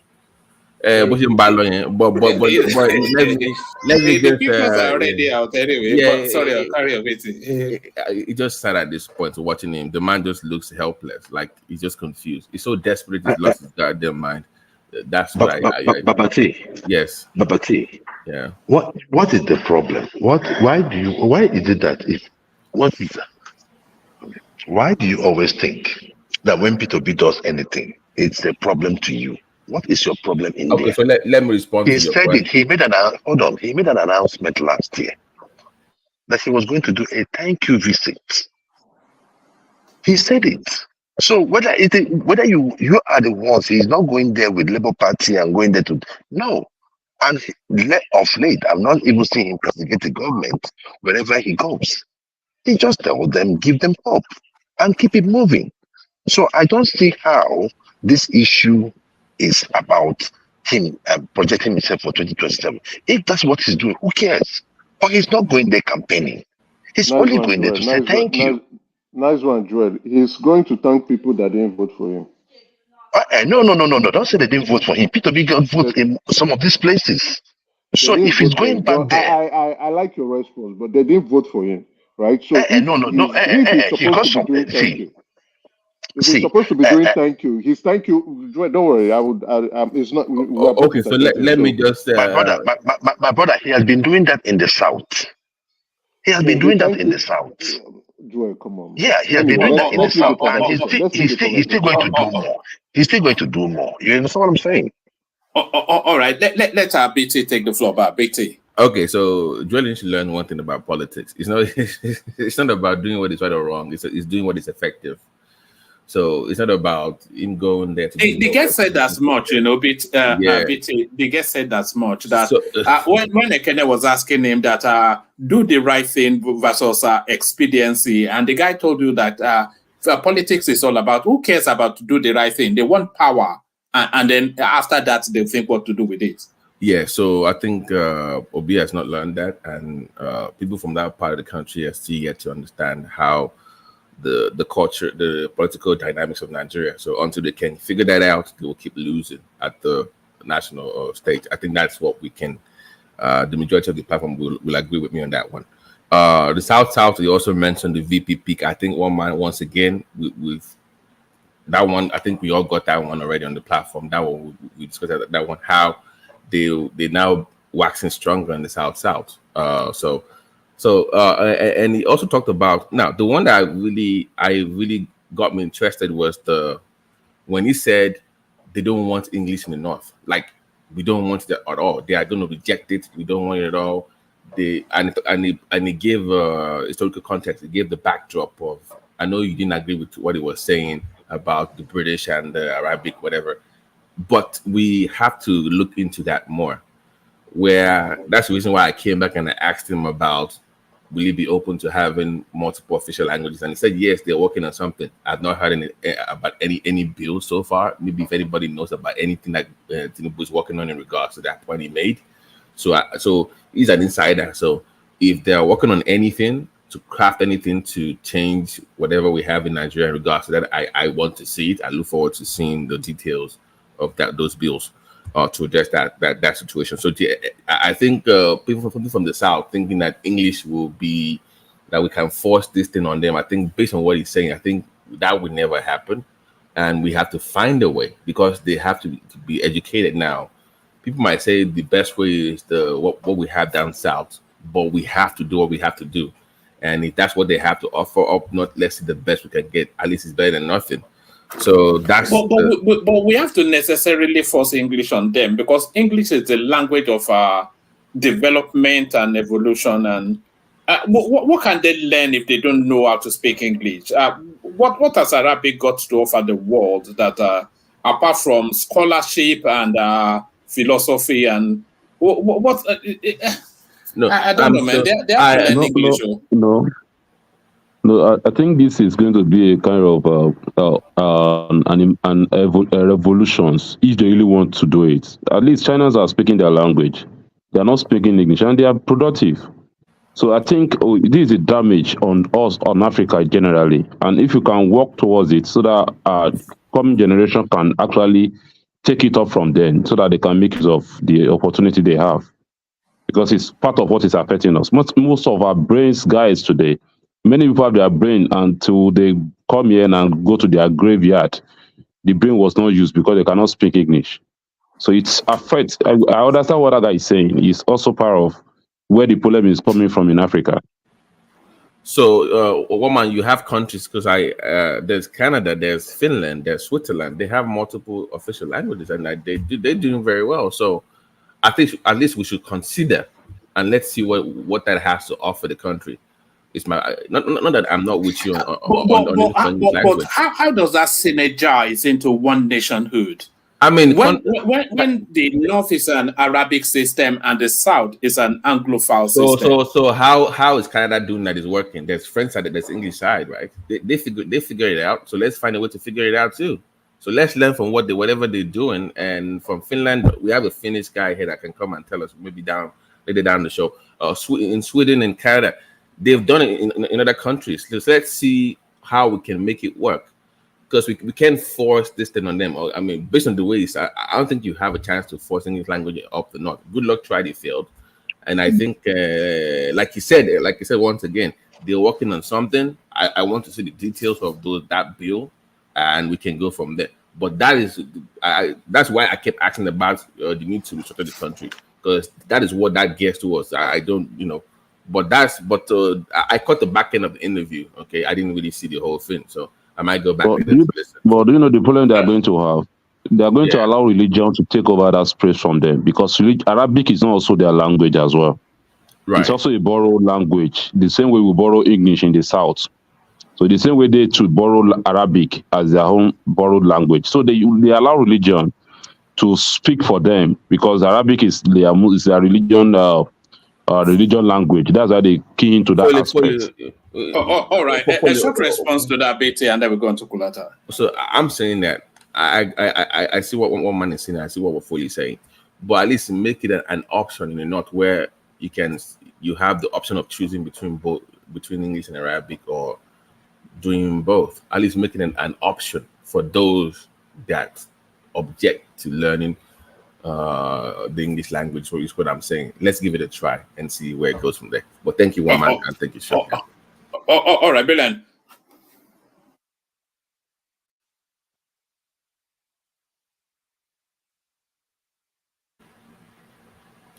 What happened to One Man? Did you meet himself again? No. Carry on. Can you still hear me? Yes, we can hear you now. All right, brilliant. So yes, Kulata, you're up next. How do you think the session went? How do you think our guest performed? And are we any the richer for it in terms of knowledge? Kulata, feedback. Well, my feedback is I don't think we had opportunity to push him hard, because the guest is an intelligent guy. He kind of like gave a lot of surface answers, didn't go too deep. And because he's eloquent and he's intelligent, everybody just kind of like fell back, because there are many things, starting from his economic theory, where a nation with poor purchasing power will now start dictating the terms of trade. Blame one man for that, though. Blame one man for that. It's one man's fault for not letting. Yeah, when you think about the average, our average as of the time before they even devalued the dollar was $2,065 per annum, and that's including Dangote included in that average. So when you look at the median, it's going to be way lower than that $2,000. And you're now saying you guys are now going to control manufacturing. Okay, manufacturing or what? Okay, are you going to tell them now to start manufacturing laptop in Nigeria? Like how many? I'm sure a country as Singapore has more purchasing power. Singapore of 6 million people has more purchasing power than Nigeria. So he definitely read up on something about some economies that are able to do that and just projected it on Nigeria. But we need to think about why we are so effed in our situation, not exactly when we have this macro economy that's kind of like warped, massive inflation and all whatnot. So that didn't make any sense to me, because it was just kind of like a copy and paste, because there was no to make it work. We will need to have some sort of stability, some sort of purchasing power. Like if our GDP, average GDP, if our GDP per capita was like $4,000, I would have said, yeah, maybe that makes sense. And then I wanted to use that to relate to the birthing of kids, especially in rural areas across the country, heavily skewed to the north, that people cannot sustain. And one part that you guys should have noticed, this guy already has a ready-made excuse for why his part of his country is the way they are. So what that means is the future generation, they're not going to change anything. Nothing is going to change in the north. Nothing. Because they already have an excuse. They already have a baked-in excuse for underperformance. And that excuse, the excuses he gave, none of them is going to change. The landlord argument that be like we landlord. The landlord did this, did that, did this. It's just BS. Yes, I didn't quite follow what he was saying there. That it didn't really right. There was no rhyme to the. There was no rhythm to the rhyme. You know. I was just reading it as these guys needs to keep the status quo, and they're going to keep the status quo. And I think one thing I got out of this this session today was, even though I used to laugh at people that kept shouting restructuring, but that is the only thing that's going to rescue us in that country, because you have a clear divergence in ideology, a clear divergence in life expectation, a clear divergence is mundane things as even language. Clear cut. We exist as two separate nations, and to make it worse, this guy comes from Adamawa State. This is not a core North state. This is actually a Christian state. Adamawa, Atiku, that's Atiku State. They're more, I think it's either 50-50 or they maybe the balance in Christian and Muslim is so tiny, but they have a lot of Christians. So that is someone speaking from a state that has a lot of Christians that should be a bit more moderate, and is already coming up with baked-in excuses for crap, including defending the Al-Majiri system that is not even practiced in Saudi Arabia. And you're telling me, do you think that in his heart of heart, it doesn't care? It doesn't really care about changing anything at all. It just It doesn't give two Fs. It doesn't give two Fs because that's the perpetual. That's going to be the perpetual system in that place. There's no. I mean, that's why I asked him, like, if you told me these kids going to all this Almajiri, they were creating stuff, why will anybody be against Almajiri? Like, do they speak English in Iran? They don't speak it. They speak Farsi, and you see their technological advancement. You go to Turkey, you see their technological advancement. You go to Malaysia, you see them developing. They have madrasa schools. So the argument is not about Almajiri or no Almajiri, is the implementation of that Almajiri and the backwardness it is contributing. And then you already have baked in excuse for it. Kolata, if I can say quickly, they're not the native speaker of the Arabic language that they speak, right? So therefore they are unlike the Persians or the Iranians that speak that language, and the Chinese that can easily adapt the language to the current state of things in technology and whatnot. The people there, they don't have a mastery of that language to be able to expand the language beyond the Quran or the religion. Exactly. The utility of the language is just on religious basis. Yeah. So they can't do it. It's not an issue of language. Okay. It's the argument about you speak Arabic or English is totally irrelevant. It's about, it's about the leadership and what you intend to do. We pretend like, the Chinese, for example, they always, the Chinese language, if you understand the pinyin Chinese language, is quite a practical language. They adapt all the time, and that's the reason why they've been able to develop so quickly in a lot of ways. But I'll let you continue, though, because I'd like to spend more time talking about its economic ideology, which I think is just way out there. It's just way out there. No, don't dismiss it too out of hand. I want us to explore it. We're not. There's some merit in it, but we're not there. That's the thing. We can't apply it. It's like Peter Obi going to look at statistics in China and say China is doing this, we should be doing that. Exactly. It's out of context. Let's actually quickly. So, to that point, say it gave the example of China, but many times big plans or ideas do not survive or materialize without the core nuance. It forgot that the Chinese economy was actually deliberately opened by Nixon. It was a choice that was made by America and the West to open up China. See, when you see thriving economies, don't think that their economic theories or system is so great without the narrative or without the supporting nuance that makes it work. I don't think he's capable of giving an example of the economic theory he's talking about that just consumed to you attract investors or people to come to your country to. I didn't even see that. Now it works. It works. One may in a developed country like America or the Western European nations that have strong currency, they have developed economy. Yes, because they have a high purchasing power. They can attract investors because of their consumption. But Nigeria cannot do that. We've been consuming for all these years. How many investors have we attracted to the country? So it doesn't gel. It needs to rebalance or rethink it. Prince Daddy, he's talking about exclusivity. So what? Because I think he even cited an example. So we have a mass, which is about 200 million according to their data. We have an economy which is the largest in Africa. So we have We have a sachet. We have a sachet economy. No. Don't get fixated on that term. Pure water economy. 20 naira, 30 naira sachet. That's what we have. That's what we have. can afford. A $500 billion economy. That's what we have. Please, let's stop that. Let's stop that nonsense. And now, what he was talking about is essentially. Daddy, let me just quickly go through this because I need to prepare for bed. If one thing, I'm very, very convicted after talking to a guy like this, that if we do not restructure that country, if we don't, we're going to end up like Lebanon.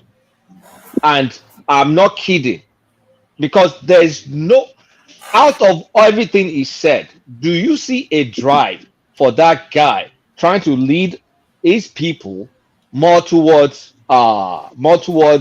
enlightenment, education, irrespective of the language. No, you didn't see that. You saw ready-made excuse pointing to Mediterranean civilization. What the hell is Mediterranean civilization? Are we supposed to talk about Carthage and all? They were advanced people, like all the way to that area. They were advanced people, and they did not use language or being, accessibility as an excuse. Rwanda has no access to the sea. So that guy, it's not like it scared me. The future scares me because if those are going to be the next generation of leaders, as educated as he is, we're going nowhere in that country until we can restructure. And I'm not kidding, because you can't tell me the guy gave any inkling of a drive to want to make those guys better. It's already just prepackaged. How much is this one is that one is that one is that. Do you think that narrative is going to change? Do you see him say, oh, we're going to do this, we're going to do that, and then they're going to, not too much of that.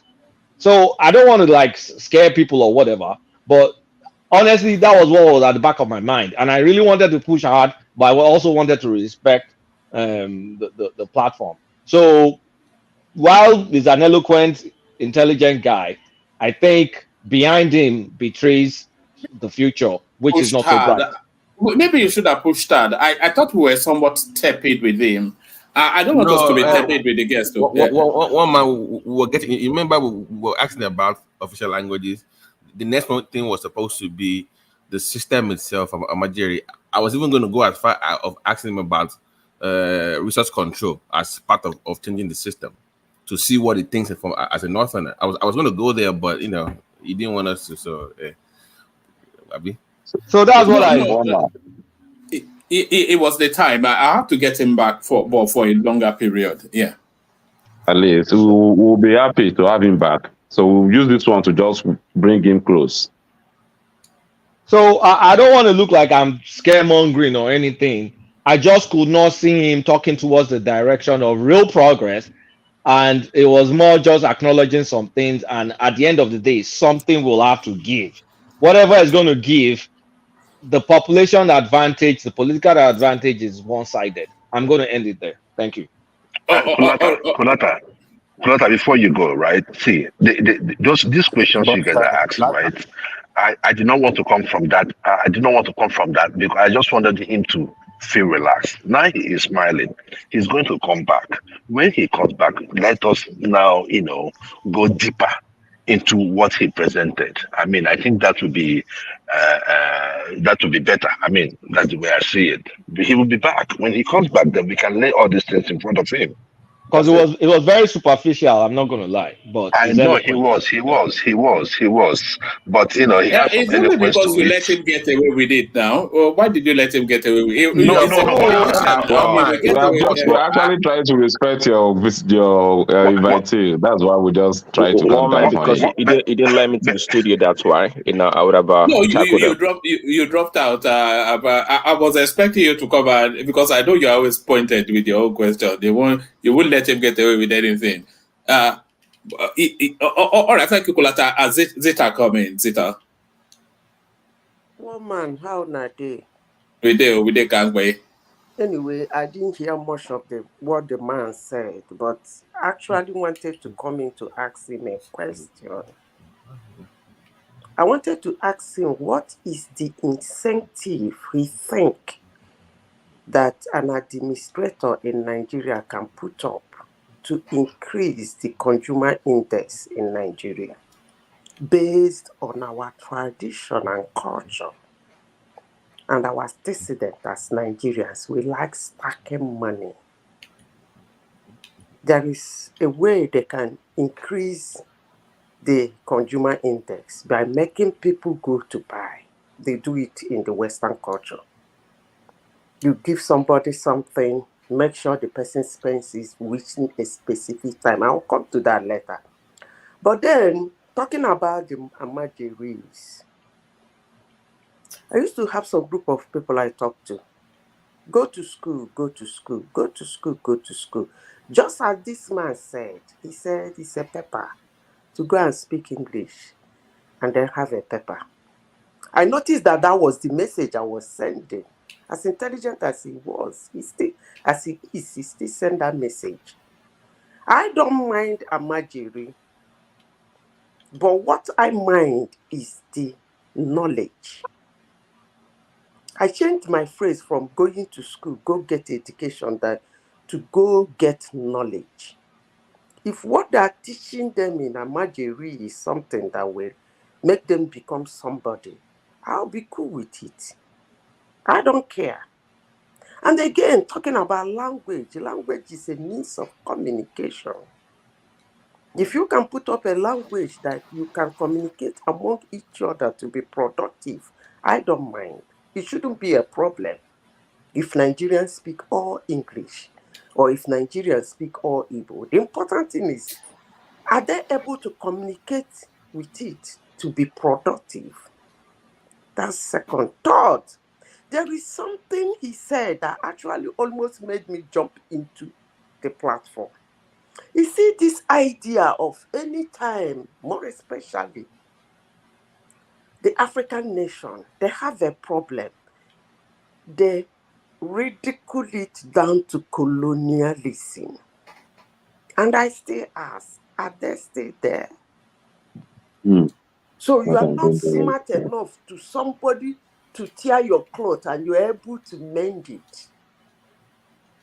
And this is actually, one man, last time I said this, when you touch anybody, the kind of abhor that comes from us concerning these people is beginning to make me think, are we really proud of being stupid? Look at what he said about colonialism. When did colonialism take place that somebody cannot sit down and change it? And think of a way of getting things right if you think that what is happening is wrong, or what they taught you, or what they did to you, or what they showed you is wrong. So why are you making reference to it? He wasn't born. I'm sure he wasn't born during the time of colonialism. And those Amajiri children were not born during the time of colonialism. So why are you using what those people did some years ago to put on those children and say that's what is affecting them? I mean, one man, it's okay. But sometimes when we say all this, Nigeria this, Nigerian that, we should be able to come up with a solution. That's why I wanted to ask him, what is the incentive to increase the Nigerian consumer index? Because the consumer index is what we voluntarily bring in investors. Voluntarily. You don't really need to beg them. They will be just willing to do business with you because business is all about making money. So when you give a Nigerian 100,000 naira, he puts it somewhere and hope to use it in the next 3 years and hope to save it for his third generation. When they do currency exchange, you see people bringing out hundreds of thousands and millions of naira from their houses. Those monies are supposed to be in circulation. So you have to put incentive whereby people go every day to shop. That's what makes America tick. You can't beat their consumer index. If you jump up, say you are going to fight them, you are going to do this, you are going to do that, what is your consumer index? At the end of the day, you need them. And when you come to them to buy from you, they decide what happens. So they should put some kind of incentive. Thank you, one man. Don't have more to say. All right, brilliant, excellent. Excellent. Up next, Prince Daddy. So, Prince, you were coming in and out, but you didn't have the opportunity to present to the guest. But what did they make of the session, Prince Daddy? Yeah, thanks, one man. It was a nice, enjoyable session. No, the only thing, just like Kolata said, was that there wasn't enough pushback to his ideas or a submission to a lot of the points he made. In the area of the economy was talking about, yeah, I'm still trying to think about it. I mean, it used the word, monotony, to describe why, we should maybe consolidate our purchasing, for example, and seek one single supplier to supply it. And in so doing, perhaps we build a critical mass and have a stronger purchasing power. All sounds good. But why do we want to be captive? Well said. That's a better articulation of what he said than how Kulato tried to poo it. Yes. So that's the broad strokes of what he meant. Yes. Yeah. So then why do we want to be captive, for example, to one single supplier? And also, it doesn't guarantee that we're going to have our maybe international trade reciprocity. That's not the way it goes. That we have to have something to offer. Okay, in order to have that benefit. At the end of the day, that manufacturer or that country will continue to take advantage of us, especially if we're a weaker partner. It doesn't work. I'm not even sure. I wish he had given an example of such a country, and I think he mentioned China, but that was not the case for China. China was allowed by the United States under Nixon to be part of the World Trade Organization. They made a conscious effort in doing that. It wasn't because China was such a strong manufacturer of anything, not at all. Well, they could manufacture and feed their own and provide for their own economy, but that did not guarantee Chinese growth as a country, not at all. So to me, it was a weak proposition, quite frankly. Yeah, it was a weak, but anyway, that's the way he sees it. But it sounds good maybe on paper, but I don't see the value. I don't. But many times he mentioned about the British or the colonial system. Again, but can it work though? Can we have multiple officials? And can it work in Nigeria? So, like the way, because I asked him, do you think it's possible for Nigeria to have maybe 2 or 3 official languages, where in the north, for instance, you have the Arabic language and in the south we have English? Would that work? Yeah, I mean, it can work. I mean, we already have multiple languages in Nigeria anyway. It could work. I mean, and it could work much better in a more regional system of governments, if you ask me. But what man is opposed to? He doesn't believe that the Arabic languages. He wants everything English across board. That's his objective. He didn't like that at all. So it's just for the uniformity of it. Are we going to have 2 curriculums for education? Are we going to have 2 different systems of governance? What will be the primary governance thrust? Because those are 2 ideological. But what man, if you govern your own region, like we're talking about, going back to 66 or 63, where you have regional government, it is your region. Then you can do whatever. If that's what works for you, then do it over there. That's the point we're making. Yeah, I agree. So remember, I asked him about what is it about the word to structure the country, right? That was what I asked him. So if you do that, it is your region. Then you can do it. If that's what will work for your region, then do it in your region. So get the point? That's what we were trying to say, one man. Yeah, but is that not the language of then why even bother carrying on as one country if we are because one man, everybody knows. I know we don't like saying on this platform. Everybody knows that once you do that, it is a pathway to the breakup of the country. That is what people don't want to talk about. If you attempt to, because people like that, we are in the Yoruba nation, whatever, back in the days. When somebody tells you, "Oh, I don't want Yoruba nation, I just want just to shut down Nigeria," it is a pathway to breaking up the country. But that is the only peaceful way to break up Nigeria. You first do that. You have your security. So you see, you fight for security, banking system, everything. Then you now campaign to leave the country. Now you have more leverage to leave, and he knows that. So when he says, once you say, okay, let's have our own system, let's have our it is a pathway to breaking up the country, but at least on a peaceful note, as opposed to just going nuclear like in Nnamdi Kanu and the rest. So it's a pathway to breaking up Nigeria. So we can do that as well, one man. You know, So good Babati, point. you don't think that we should be together, right? No. We should be together, but everybody has to sit down. Everybody has to have a say in whatever you come up with. All tribes have to have a say and say, okay, if you want me to stay in this country, this is my own time and condition. Let us negotiate. Condition. If we cannot meet that time and condition, let us go. But everybody has to have a say. Because I'm saying there's something I noticed tonight, right? You know, the fear Kulata, try to spring up, right? But these are the fears that has been, in the minds of most Nigerians, and that is that, it's like we are operating a different constitution, right? You have Sharia law operating there, like they almost get away with everything. It's like they are just like at the top level of the food chain, right? They dictate what happens. They dictate what happens in politics, and in order to be that influential, they have to keep their people down, and we all have to bear the brunt. Like the amount of money we are spending on insecurity, this debt that we find ourselves today, some of it too was part of the money we used to fight insecurity. And like someone alluded here, it is becoming a fact every day. It is becoming glaring that it is the insecurity in the north is an economy of its own.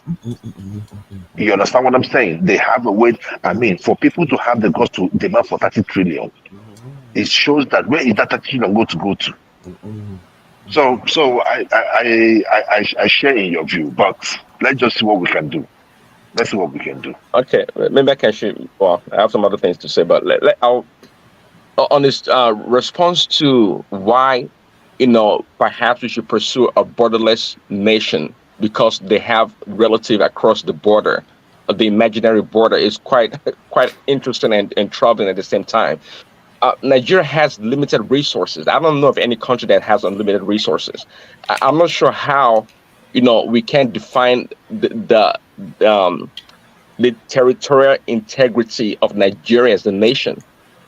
We have to. We can't say because the people in the J are related to people in the Katsina and these other northern states, then it's okay to have a fluid movement of people and goods across the border lines. It can't work. It cannot work. They have to decide which side they belong to. They have to. I mean, that's the only way to have a real target, and how to plan an economy or plan a nation. You can't say, the Nigerians is 200 million people, so we add another 15, 20, 30 million across the borders in the north. It's not going to work. It sounds like in the north they have free reign to do a lot of things, and they feel it's their right to do so, and nobody can challenge that view or that position. Did you not notice when he said they feel more a sense of kinship with people in Mali, etc., than people that lean towards the Atlantic? But those people that lean towards the Atlantic, they are their fellow compatriots in what purports to be a nation.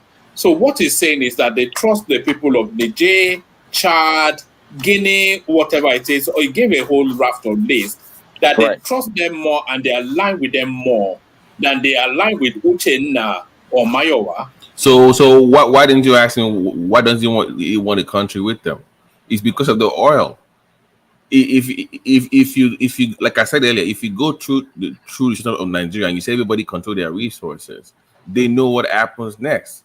So even though he wants to live with his fellow Canoes or whatever in other countries, he still wants to hold on to you because of what you have down south. So he wants to eat his cake and still have it. That's what he's doing. Did you guys hear when he said something alluding the fact that, I mean, that's one of the reasons why they need to build train from Nigeria to Maradi and also the gas pipeline. Basically, it's a resource. I mean, it's oil is a resource thing, And it's very, very obvious that we have two ideologies. And they don't want you to change that law at all. I think that's what we got tonight. It does not yeah, want any change. pretty transparent. If people listen with him, I mean, remove the scale in your, I mean, if you remove the scale in your eye, well, we're listening to him.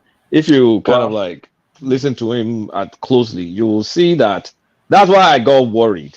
Anyway, you guys continue. Yeah, what is that submission in that regards? I don't disagree with it, and it's actually saying the truth, actually, and I think a lot of people know that. There's nothing wrong with having that identity or kinship to the people in Niger and Mali and the other places. There's nothing wrong with that. But again, do we have a country? Is the question. Do we have a country? That's where the ancestors came from. So Yeah.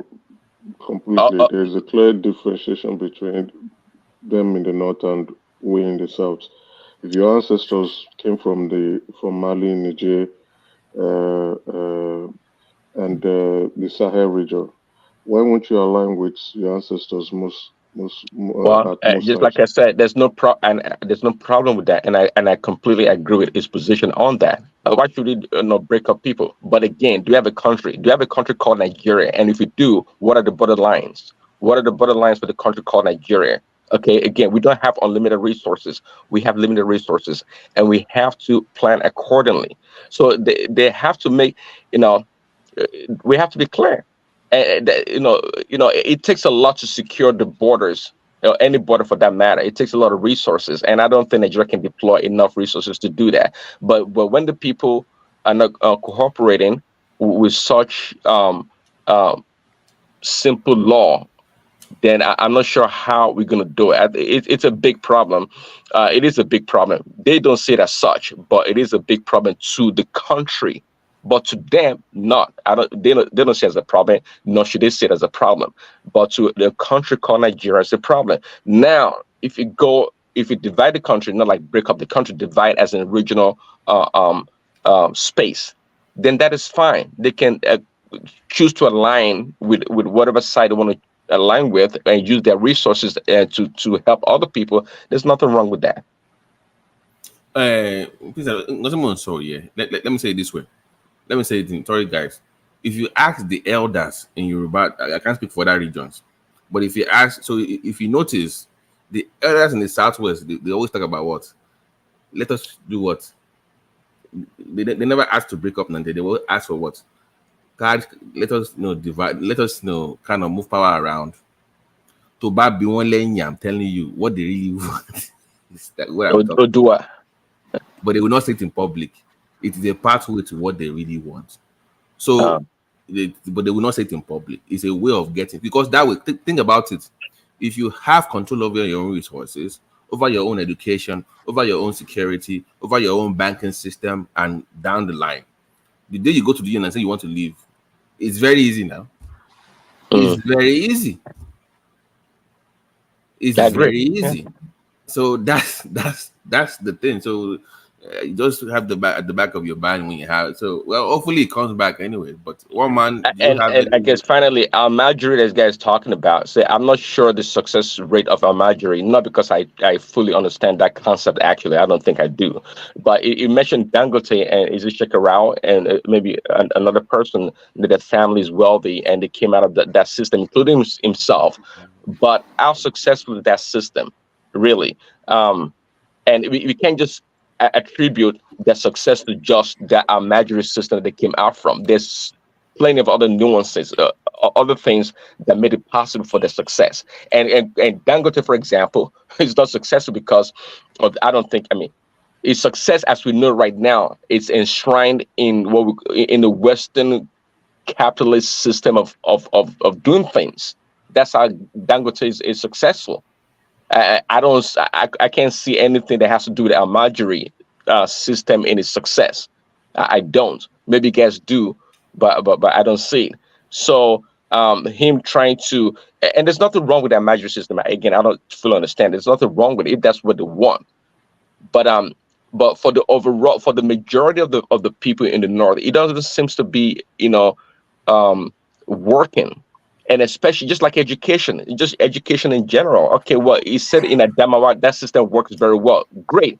But but that system is not the same in Katsina State or Kaduna State. Why is that? Okay. But anyways, thanks, woman. All right, brilliant, excellent. So let's go on to Mekos. Mekos, I thought this was your territory. In fact, I thought you'd be the first one here. What happened, Emeka? No, How was the session for you? Yeah. I came pretty late, right? I will go back to watch the session. I was engaged in other activities. So I really, that's why I really can contribute what he said. I only heard the last part of the conversation. I'll watch it, rewatch it back, and maybe reserve my opinion. But it appears that the guest was really happy with the question that was posed to him. He was, he felt welcomed, he felt relaxed, and he sounded eloquent with his response. And I think the panel and the panelists were gracious with him and very civilized. We typically have civilized discussions here, anyway, if you ask me. But what a few things I was hearing some people say as part of the key points throughout the interview.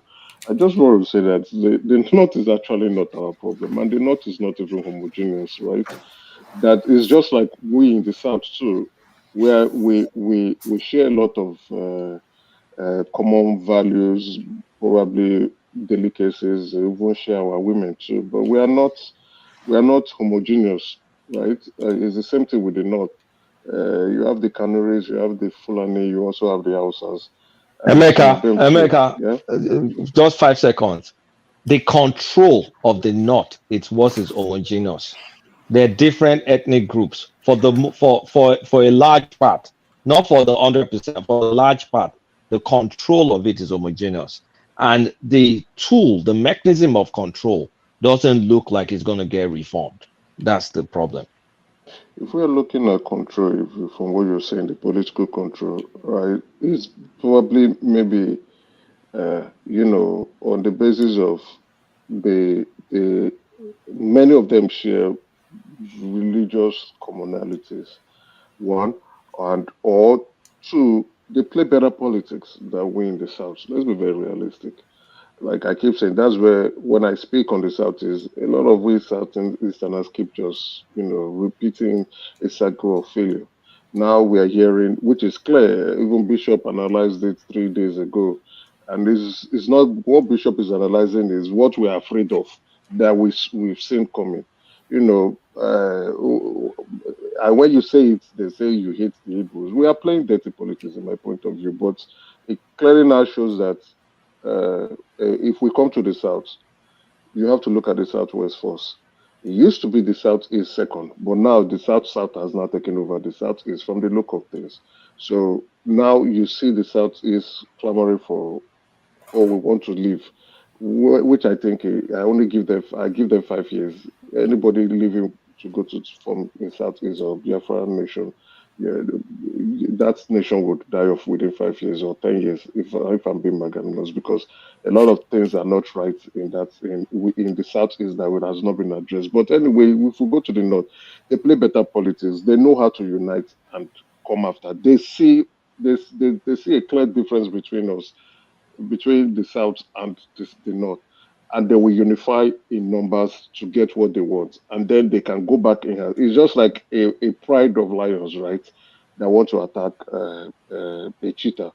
So this pride of lions will go in straight, kill the cheetah, and then take the meat and go and share it in house. That's how they unite. But within the pride of the lions, you have the male, you have the males also fighting themselves, and there can be only one male within the pride of lions. You understand? So that's what we need to give it to them. They know how to unite Yeah, but politically, and they know how Emeka, to sorry for push their interjecting agenda. again. Politics is one thing. The existence of those people and the advancement of people is another. If maintaining status quo is going to ensure the political dominance, think about the overall impact to the country when the demographic changes continue to happen. Because politics is temporary. But if you're seeing someone not committed to transforming their own people, whether it's Ajami or it's Arabic or whatever, to get them into doing things that even Saudi Arabia are doing, there's a problem. And we need to acknowledge it. Because that's a long-term thing I'm thinking about, not the current But politics that problem is who's that gaming problem who. is a Nigerian problem. It's not a northern problem. Our leaders are not doing It's what is expected magnified of them. somewhere. I can tell you for a fact, if Southeast are not going to get their politics right, at least you're going to see continued human advancement happening there. I can guarantee that. Look, that human advancement is also in the north too. Let's be very realistic. I think It is not promoted. It is. You heard Yes, the I was guy. just about to say that there's the human advancement is in the north as well. Is And it they not? are rapidly it's advancing. you guys are not getting what you guys are not understanding what I'm saying. You guys are you see a guy justifying a system that is breeding the current insecurity we have, and is not talking about how to transform that system to stop bringing the kind of things that is happening there. Are you talking about the Alimajuris? That's one part of it. Okay, And the which other part is feudalism, the general overall feudalism. Okay, that is ingrained into their cultural norms and values, right? And if we are very, very honest with ourselves, the terrorist activity going on in the country is actually sponsored by powerful elites. And he said it. He said it here. I think I catch that at the end of the. And he said they were trying to because of the policies the government implemented, they're trying to get the government's attention. Yeah, but you have a ready-made set of people that is easy willing to undergo that, and the mass is growing, and nobody is concerned. But terrorism can be done anywhere in the south too. You can do it in the south. Not to that scale. What is happening in the southeast? Is that not another form of terrorism? It's not to that scale. The southeast, you have an ostrich problem in the southeast. That's what you have. What scale are we talking about? The Boko Haram situation, right? Which I think the security. You have Boko Haram. You have Anwaru something. You have ISIS. You have ISIS in Kogi. It's all over. No. See, the spate of insecurity in the country is widespread across the globe. And then you see out of school children 60%, 70%. How can we sustain that? If you ask me, right, what I can say in that, yes, it's part of their culture. You leave it to their leaders, let their leaders resolve it. That problem, the only time we begin to speak is when the problem is not crossing over. They are managing their problem. They are fine with it. And the Majuris has been going on way long before we had Nigeria. And I think it's something that might continue. It's part of their cultural norms. You can't tell people to change their culture because. But if you add, I think the North is advancing. I don't know, except I don't understand what you're trying to say. But it's advancement having kids that are aimless, not going to school. No hope, no nothing. You can't even eat in a restaurant. You can't even eat in a restaurant there without them picking your food. No. You've not been in the north then. Says who? My dad did small things there. You've not. And I have cousins that live there. I'm not going to tell you I've been there, but a lot of people. That's why I'm saying. That's why I said that are gone there. So I'm not saying what you are saying. The indices is worse in one place than the other. And the reason I'm concerned about this is because of Lebanon. Everybody should go and study what happened in Lebanon. Anyway, I'll shut up from here. Well, if you ask me, right, the Alimajiri system, right, they are being catered for. Yes, you see a group of young boys going around, playing around. I served in the north. I see them, and I know that they are being catered for. In the morning, you won't see them when they are going to go for their Islamic education, right? In the evening, you see them just within the park playing. They cater for them, right? And then we can say, yes, reforms can come in. Probably that is where their elite or political leaders can step in. We can reform this to make it more progressive and make it more better. That's fine. But if we say that it is directly linked to no. We have a saboteurs, stronghold state actors that are pursuing and promoting and implementing terrorism in that country. And that is what we need to address. But the So biggest problem is the guy did not talk towards reform. He talked towards status quo and he baked in excuse for the status quo. That's where I got concerned. because probably he's not in power. Oh So God. he's not one. I'm not trying to hold views for him. I don't think he's the kind of He person is that a would speak. chieftain of the ruling party. Is a chieftain of the ruling party. He's not even close to a chieftain in APC. He's an APC member. He's not a chieftain. He's just pushing his way through. He's not a chieftain at all. So he can't. I don't think he has that right to speak on the Alimajiri system that which he was part of. He was brought up in. Right. It's a cultural thing for them, so they can manage it themselves. They know the benefit for that they obtain from it. If you ask me, but is it directly contributing to terrorism and other crimes in the north? I don't really think so. I think yes, you can prescribe or you can draft some of them ideologically, right? To perpetrate your bad ideas. But Alimajiri is if we get those state actors, I think you can leave them to do whatever they want to do. It's their culture. Let them do it. Well, yeah, one more. Go on, land. So what we can be discussing about is maybe the population explosion that we have, because we have a population problem that will be coming up soon. Not that coming up soon, we have a population problem in our country. We need to address that population problem. So because the resources are not enough to go around to with the number of populations we have, right? And our population is a blessing and is also a curse. If you have scarce resources or scarce number of recruitment, you can't recruit everybody. You can't provide everything for everybody. You can't provide jobs for everybody. And then most people are not even producing enough. So we should look at a way to see, okay, let's manage our population. Let's educate the North on family planning. Yes, that I can understand, right? Because once you keep churning out too much babies, how do you cater for them? How do you plan for them? And what do you do with them when they are available? So, and we also have not just that alone, we now have people from neighboring countries in the north that are coming to Nigeria and claiming Nigerian citizens. We don't have control over that. We can't even identify these individuals coming from Niger, Mali, Burkina Faso, which country again? Chad. We don't have control over how the inflow of people come in. It's not like, yes, I know due to ECOWAS we have free movement of people and goods and services, right? But these people don't leave; they come in and they stay, and you find them now. Many of them leaving their countries and coming to the south to look for employment. So, but that's another concern that I think we should be looking at to see how to address. But anyway, I don't,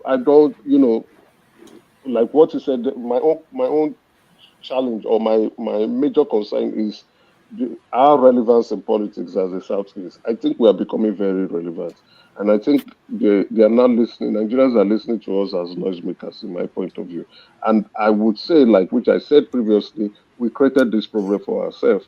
And now, when we are looking at power rotation, it appears that we must either we go carry guns so that people would say, "Oh, okay, we've heard you," or nobody's going to listen to us.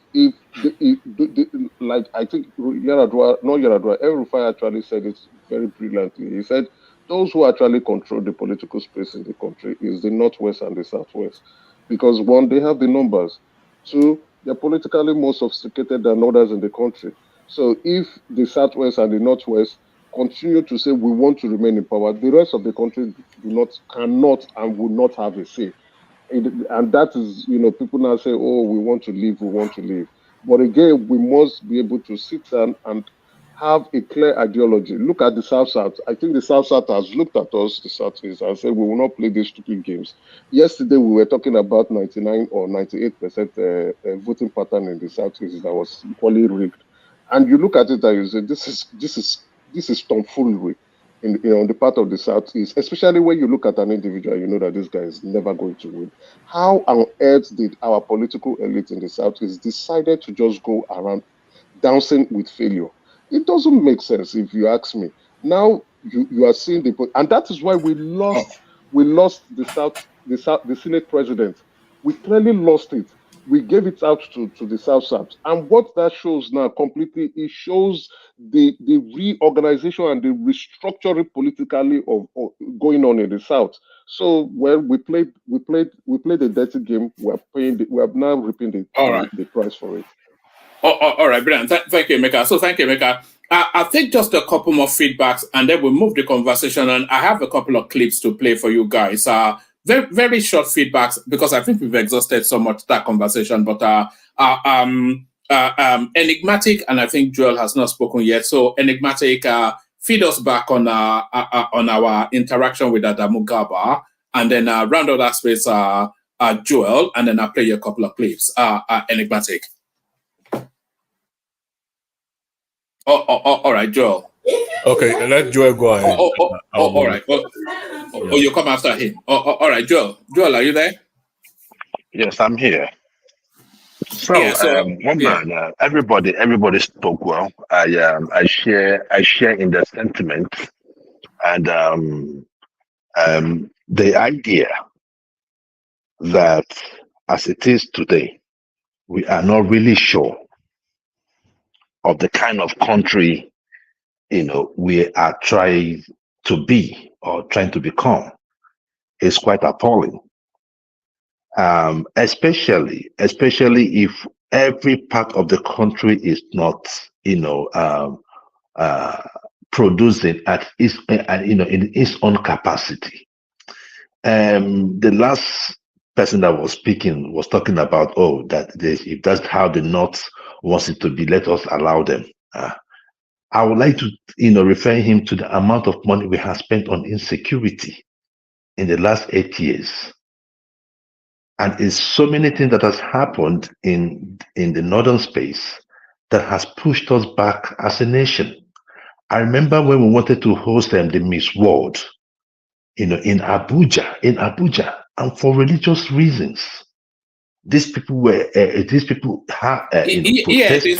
threatened. They stopped it. I remember that as well. Do you understand me? I was quite taken aback by that. Yeah. You wonder, are we in the same country? Even if you do not accept it, won't you accept it for the reason that you have Christians in the nation that participate in this, right? So, I was listening to him, and, when he talked about the Mediterranean, I was starting to see what we are seeing amongst the African Americans here. The act of blaming the white man for their problems, or, in their own case, they are just following sheepishly.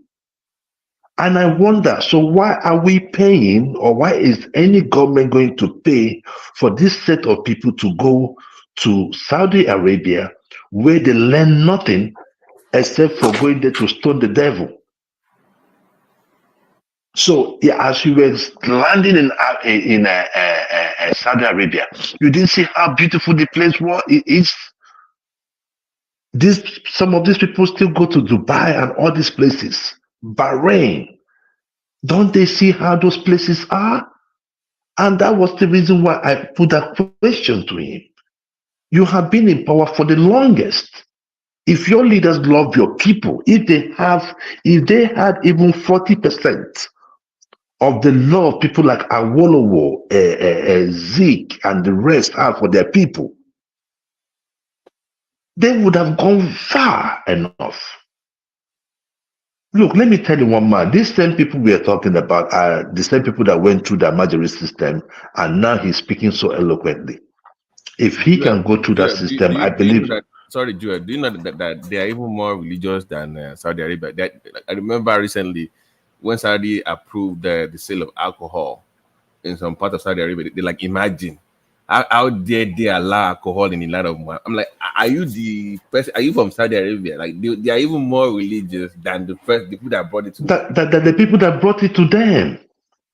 Do you understand me? So when you look at you ask. So that's why I was saying that the same mindset that we have here, but that of the United States is that the Black Americans is just like the reverse.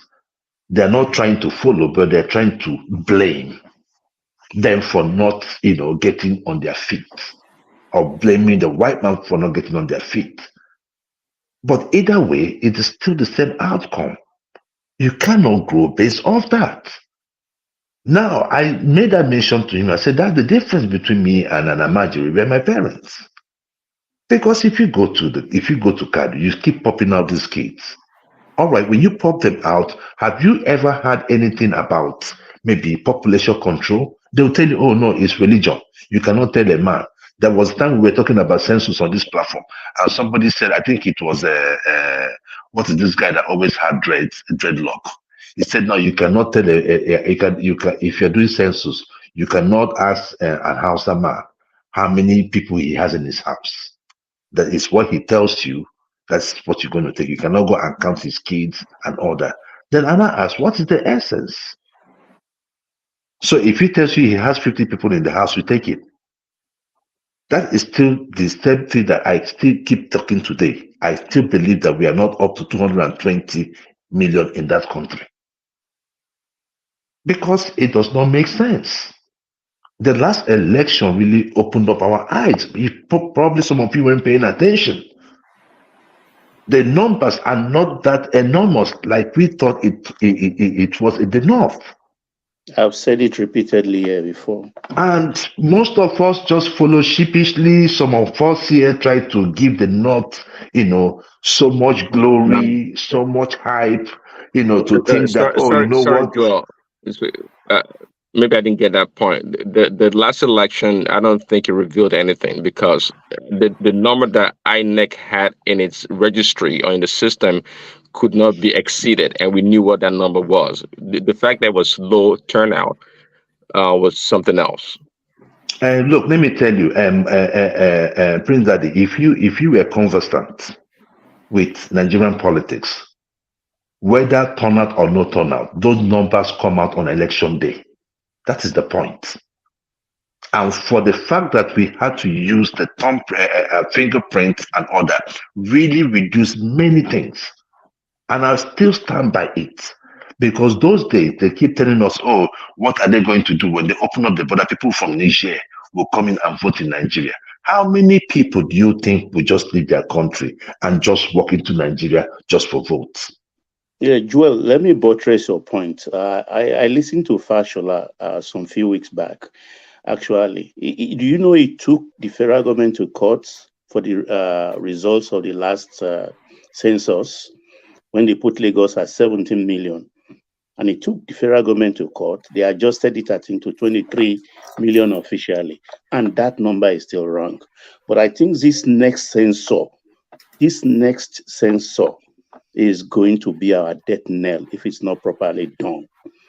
I've said it before, and time again, we are not 200 million. We are below. Exactly. Sorry, Baba. Sorry, Joe. What I mean, why? How did they just change the numbers? Did Fashola had a different number that he counted? Yes, of course. He said, how can Kano be more than this? He proved it statistically and through records of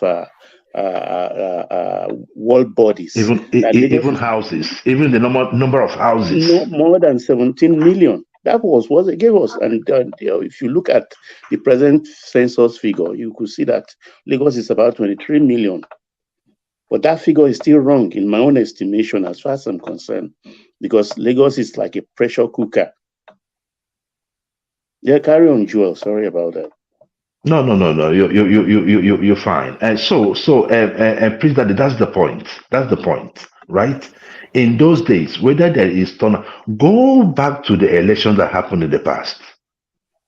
When they bring out, sometimes you'll be talking about you see numbers like 3 million, 2 million from Kano, Kaduna. So that's the KKK.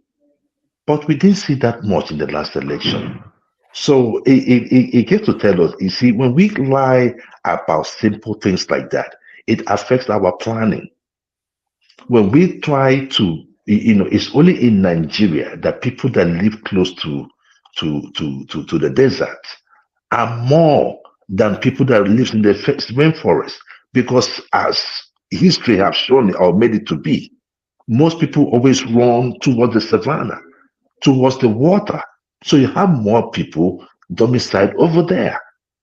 But in Nigeria, it's different because of what? You have a vast land. Nobody's staying there, but it's under a local government. That is the reason why when you go to the north, some local government just come in, get the allocation, and they share it amongst each other, and they close the office and wait to the next allocation time. So we have to dig deep as a nation. I hope, because most of our past census has been done under a northern presidency. I hope that this time Tinubu gets in, that we are going to use proper fingerprinting, not all this stuff they write on paper during census. Fingerprint last during census census. was done by Obasanjo. We've never had any other census again. Okay, or it's either we have a president from a southern extraction, but the person always leading or always in charge of that population census. Sometimes, it's good we try to put the fact out. Just leave those nuances. I'm just trying to say, you get the point. It's either they are in. It's okay, and I apologize for that. What I'm just telling you is that under Tinubu, I would like to see something done differently. No lying about those numbers, and for crying out loud, let's also use that moment to know how many we are, have a data of Nigerians, so that we can start. Because all this, it affects a whole lot of things we do in that nation. Even in terms of giving out money with all this their anchor program, we don't need to keep chasing about people. Let them have their biometrics. Then we can, if we want to wire money, your account is attached to it or is linked to it. So when we want to wire money, we don't have to come give you money cash. So one man, thank you very much, and I yield the floor. All right, brilliant. All right, brilliant. I think Enigmatic has dropped. So I think that sort of rounds up that space. So thank you to our guests for turning up. Hopefully we try and get him back for even longer. I want to play this clip. Let me play this clip. So some of you may not know the character in this clip, but a lot of you would know the character in this clip. Are long missing, and there's been a dragnet all over social media to try and find this particular lady. But then, of course, the investigators on One Man Went to Mo, they have special skills, and they've been able to track her down. So here she is, hiding away somewhere on Twitter. Rain your judgment, O God, upon Tinubu, his wife, and his children, and his entire lineage, in the name of Jesus. Amen. Render your judgment upon the camp of Femi, that stupid, idiotic lawyer. Rain it upon his household, in the name of Jesus. Amen. Rain your judgment of fire upon Kiyamo and his entire family, in the name of Jesus. Amen. Rain your judgment upon everyone that is INEC official, that we are used to perpetuate this rigging. Rain it upon them and their children, and everything that gives them comfort, in the name of Jesus. Amen. Father, I am asking, visit INEC, starting from the head of INEC. Rain your judgment for him and all the staff of INEC that are involved in this evil. In the name of Jesus, Amen. I invoke. Woman, what is the meaning of this? No. So that's for a maker. So that's beyond mental health problem, isn't it? That's just so there it is. Ridiculous, right? It's quite ridiculous. So why did you play it? No, she's a known quantity. That woman. That's why she's a known quantity. One man. She used to come on this show now. AI. She used to come on this show, and we could not abide it anymore, so we let her go. You know. Oh, invite her. I once saw we need to cure her madness. She's sick. She's sick in the That's incurable one. Oh, she's sick in the head and sick in the head. You see, you cure madness with facts, right?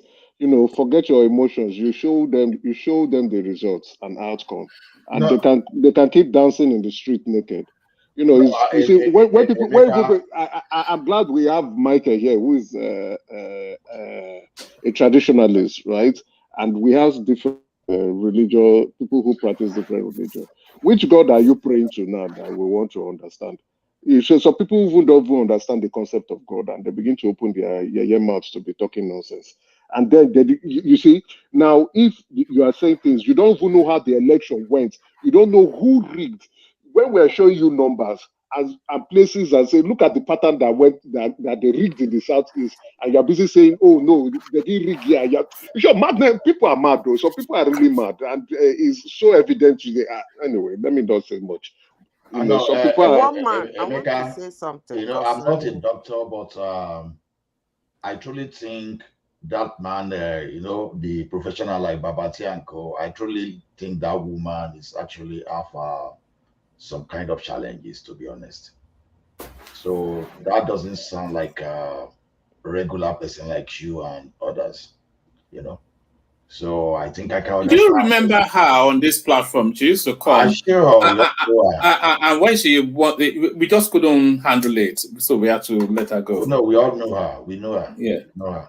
But I truly think she needs help, to be honest. So the doctors in the house, I don't know whether I'm wrong. I don't think she needs help. She's really the Okay. She doesn't need help. She's doing that with her clear mind, dragging attention, and then she's listening on the background. Hold on, Emeka. Yeah, I think you're right. That it's an attention thing. It's an attention thing. I see a lot of it in Pansat as well. It's a form of narcissism where you do. It doesn't really matter what sort of attention you get, so long as you get that attention. It's a form of narcissism, isn't it? But one man. Why did you have to bring Pansat into this? Do you not see the parallel? Is it not the same characteristics? Do you not see it? Woman, when you see videos like this, you don't circulate it. Because playing it in your platform is technically promoting it. You have audience that have not watched it. So when you play it in your platform, you are popularizing it. Such things are not supposed to be popularized. It's supposed to remain in that place she said it and let it be there. Because this is actually what she's looking for. And you're just giving it to her. She doesn't have any mental problem. She's extremely sound. I know people like her, how they behave. So please, next time I beg you, don't play her jargon in this platform. Please. Let it remain with her where she's saying it. One man was being nostalgic, I guess. No, somebody discovered her and they sent it to me. But let me play you this. This is what Nigeria is now becoming. Let me play you this. This is not my car hit you. No. Don't try. Where you come from? Where you come from? Don't hit me. You want to try show your power? What do you want? Tell me. You are a full of time.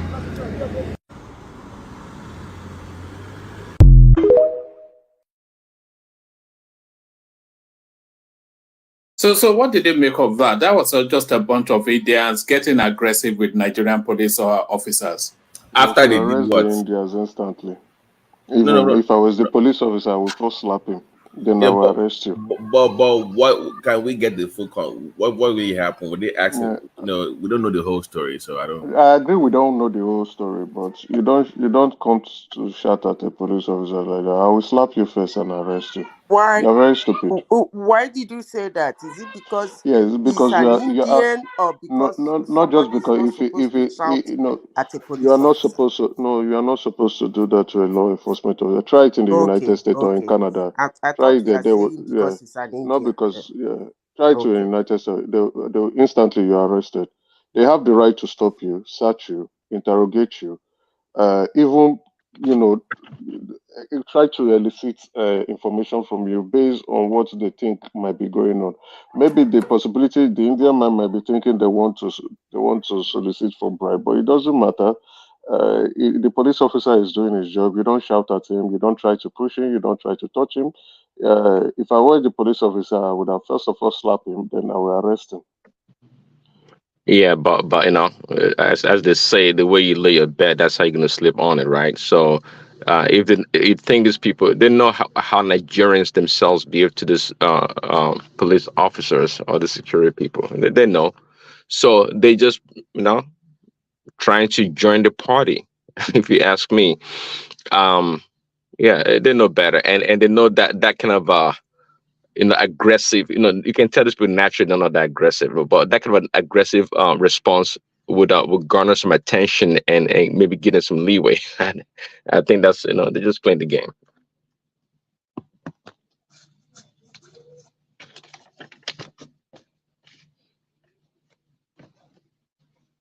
No, well, sorry, I think we had some intermittent silence. I just think Baba, I our wanted to ask you a question. Are you saying Nigerians are less than 200 million or more than 200 million? That's actually what I want to get about this argument of we are not. Sorry, carry on amongst less yourself for a moment. Carry on. We are far less. I don't Exactly. think so. We are even more. No, okay. How did you arrive at that, Madam? Let me tell you how I arrived at that. How did you arrive at that? National Population Council. At a point when they stopped their statistics, we are over 200 million. Because there was a time that we are going around taking data. I think that we are compelled to do that. That was, is it 2002 or 2003? Because they needed, I think, one international body wanted to sponsor them. Census 2006 was yeah, the last so census. it wasn't a census. At that time, we were over 200 million. Because they were taking the data of birth rate, death rate, and whatever, school children and whatever. It was just a data, not that they were counting people. So, and that has actually been that, I've forgotten the name of that thing that was pushing that population council then. They were, I've forgotten what it is then, because that has been always a problem outside of Nigeria have with Nigerians. They always don't know how many we are. Indeed, yeah, Yo, but Prince Daddy, mute your mic. You get a hot mic, man. Oh, okay, thanks. So we are a little above 200 million. That's the fact. Well, if you look at state by state enumeration of census, the last one, you can see the record from North, for instance, and a host of others, and you find out that they have more of the numbers than the southern states. But I've not been to the North. I don't know the North that much, but I've traversed once from I think Kano or Kaduna Airport. I can't remember now. Going through Katsina, I think Sokoto and Kebbi, straight to Niamey in Niger. And I still live with that, the memory of that journey. I don't see anybody. That you don't see anybody doesn't mean there is nobody. I ask, yes, they always tell me. Baba, religion and culture makes people, it affects movement.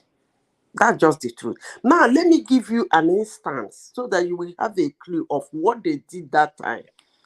If you come to my region, which is Southeast, take the age of 54 to 19.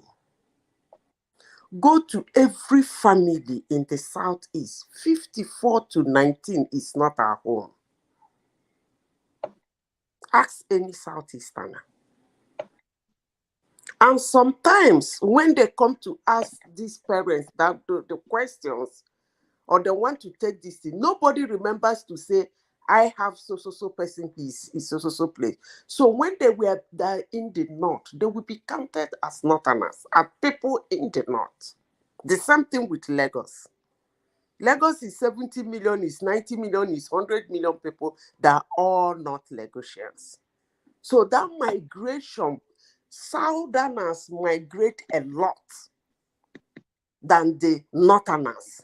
So the movement is one way. So you cannot say, because why are they in number? They are not in number because they are more than us, or they're born more than us. It's the movement.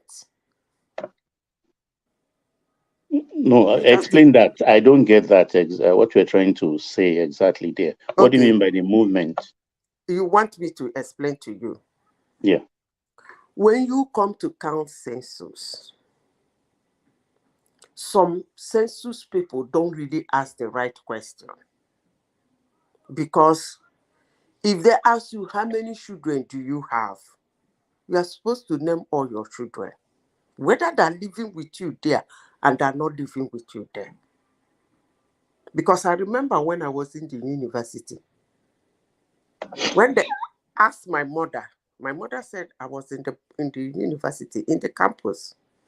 They did not put my name, but they came to the campus and counted me as somebody who is in River State.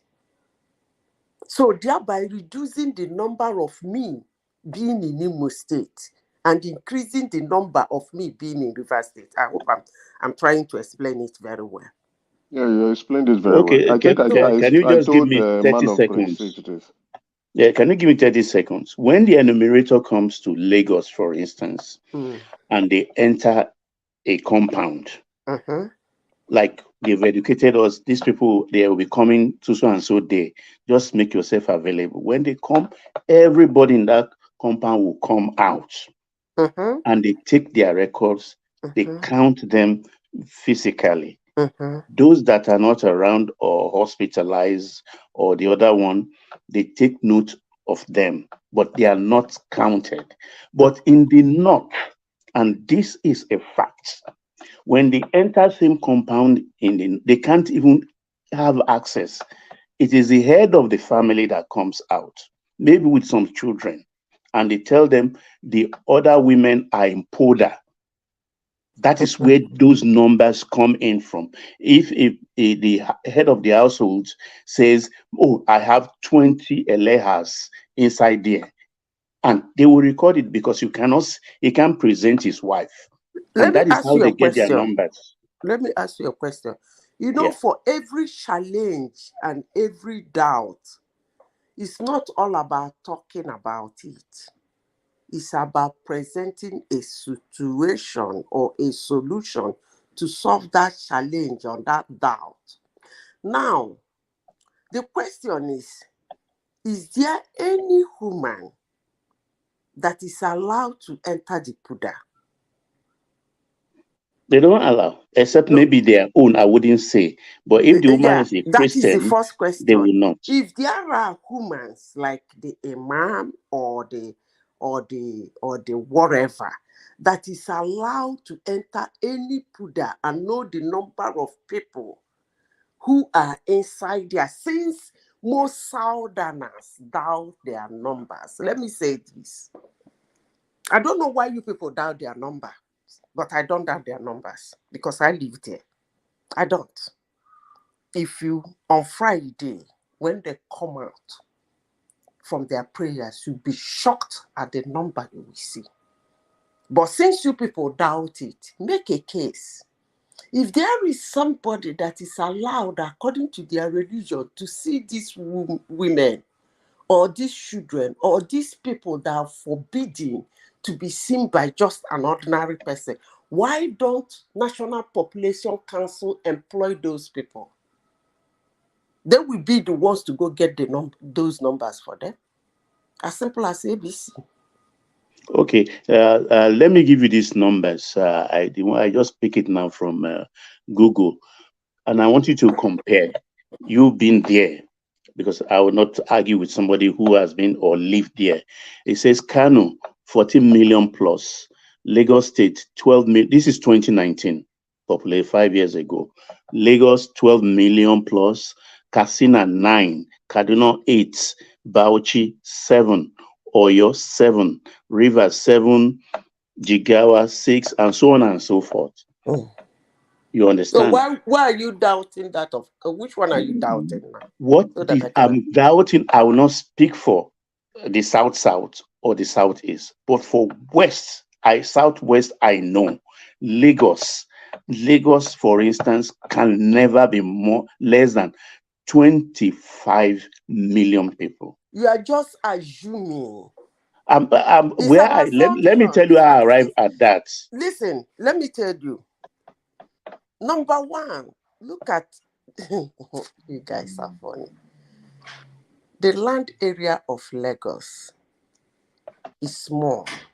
It makes it look congested. I can assure you that if you lift the number of people in Lagos and throw them into Kano State, it won't be that congested. And I think that's an kind of experiment. Madam, it's not even about the congestion.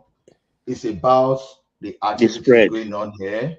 How many real estate, how many houses joined Lagos since 2006? How many was created in Lagos in 2006? What I'm saying people is, migration. lift that thing that is in Lagos. Okay, let me rephrase my sentence. Maybe I made a sentence that is confusing. Let me rephrase it. You see the way Lagos is. Exactly everything that is in Lagos. Just lift it as it is like that.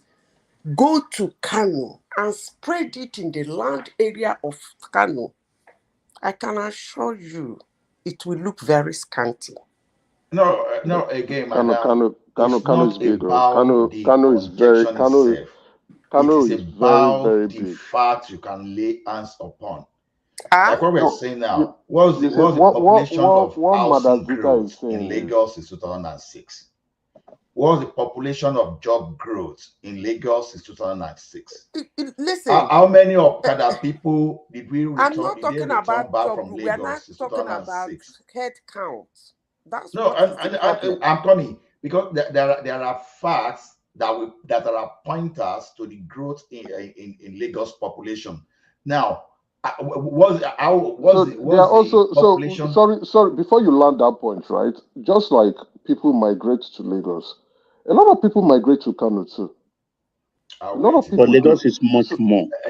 No. We don't have the proof. Let's be very realistic. Even the north, they come to Lagos. They put them in trailers, load. They come in trailer loads every day to drive or to ride Okada. I've been privileged. I've been privileged. Let me judge. I've been privileged to go. At least I grew up in Lagos, and I've been privileged to go to Kano. You can't stand them. The first time I went to Kano, I was like, Jesus Christ, is this how big this place is? You can't stand it. You can't.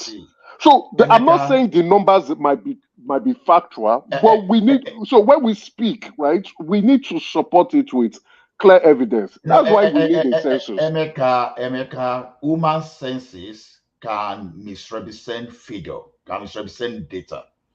It's just the same way we're putting assumption now, right? No, we don't have the numbers. If you see crowd in Kano, you cannot really comprehend how many they are. It will still be an assumption.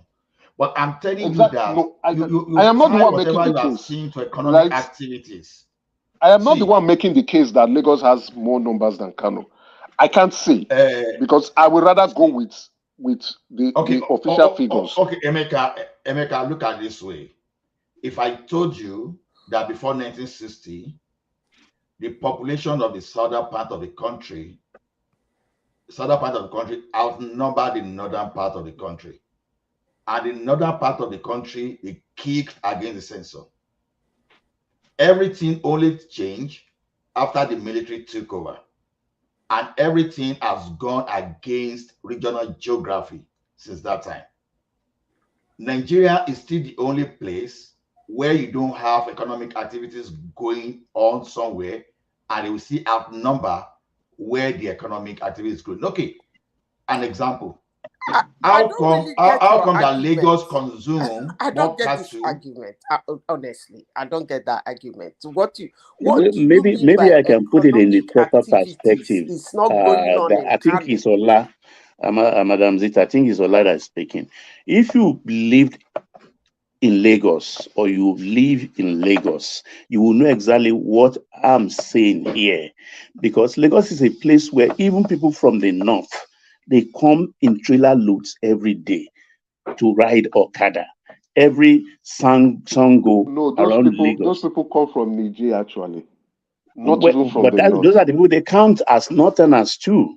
As far as I'm concerned, whether you're a Nigerian, Baba, whether you're a Baba, with this Chadian. argument, right? I think we're not doing a great No, I just service to want to this argument. mention some local government areas to you. And if you've lived Ola. in Lagos, it's like you are peeping into it. Look at it. You know where we will get the figure of Lagos State? When the rail blue line in Lagos is fully functional and the red line is fully functional, by the capacity of the passengers they carry every day, we'll be able to put it in its proper perspective. Because if you look at Urunshoki, you go to Ojo, you go to Mushin, Itire, Agege, Oshodi, Bagada. I mean, just be looking, not to even talk about going back to That's fair. and See, the rest. Baba, we are not disputing that Lagos is not the population in Lagos is not huge. We are not disputing that. Neither are we going to dispute that the population in Kano is not huge, right?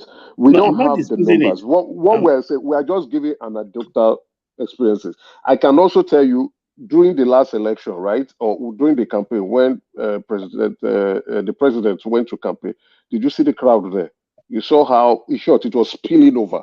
So we could use that as an anecdote, but the population, at least, it mirrors some form of the validity in there may be close, but we need a census that is objective to get the number. I listened to Fashola, and Fashola was also saying that even with the housing deficit, they were just making up numbers. Nigeria is a country where we do not invest properly in data, and we don't keep actual See, records, which is not Emeka, okay. what Baba said Emeka. earlier, in 2006 population census, they allocated 9 million to Lagos State. I was there in Lagos State then when the Lagos State conducted theirs. They came home, they did proper interview, they did proper documentation, and they came up with 17 million. So look at the gap. 9 million allocated to Lagos by the National Population Census, and 17 million got by Lagos State government for the purpose of planning.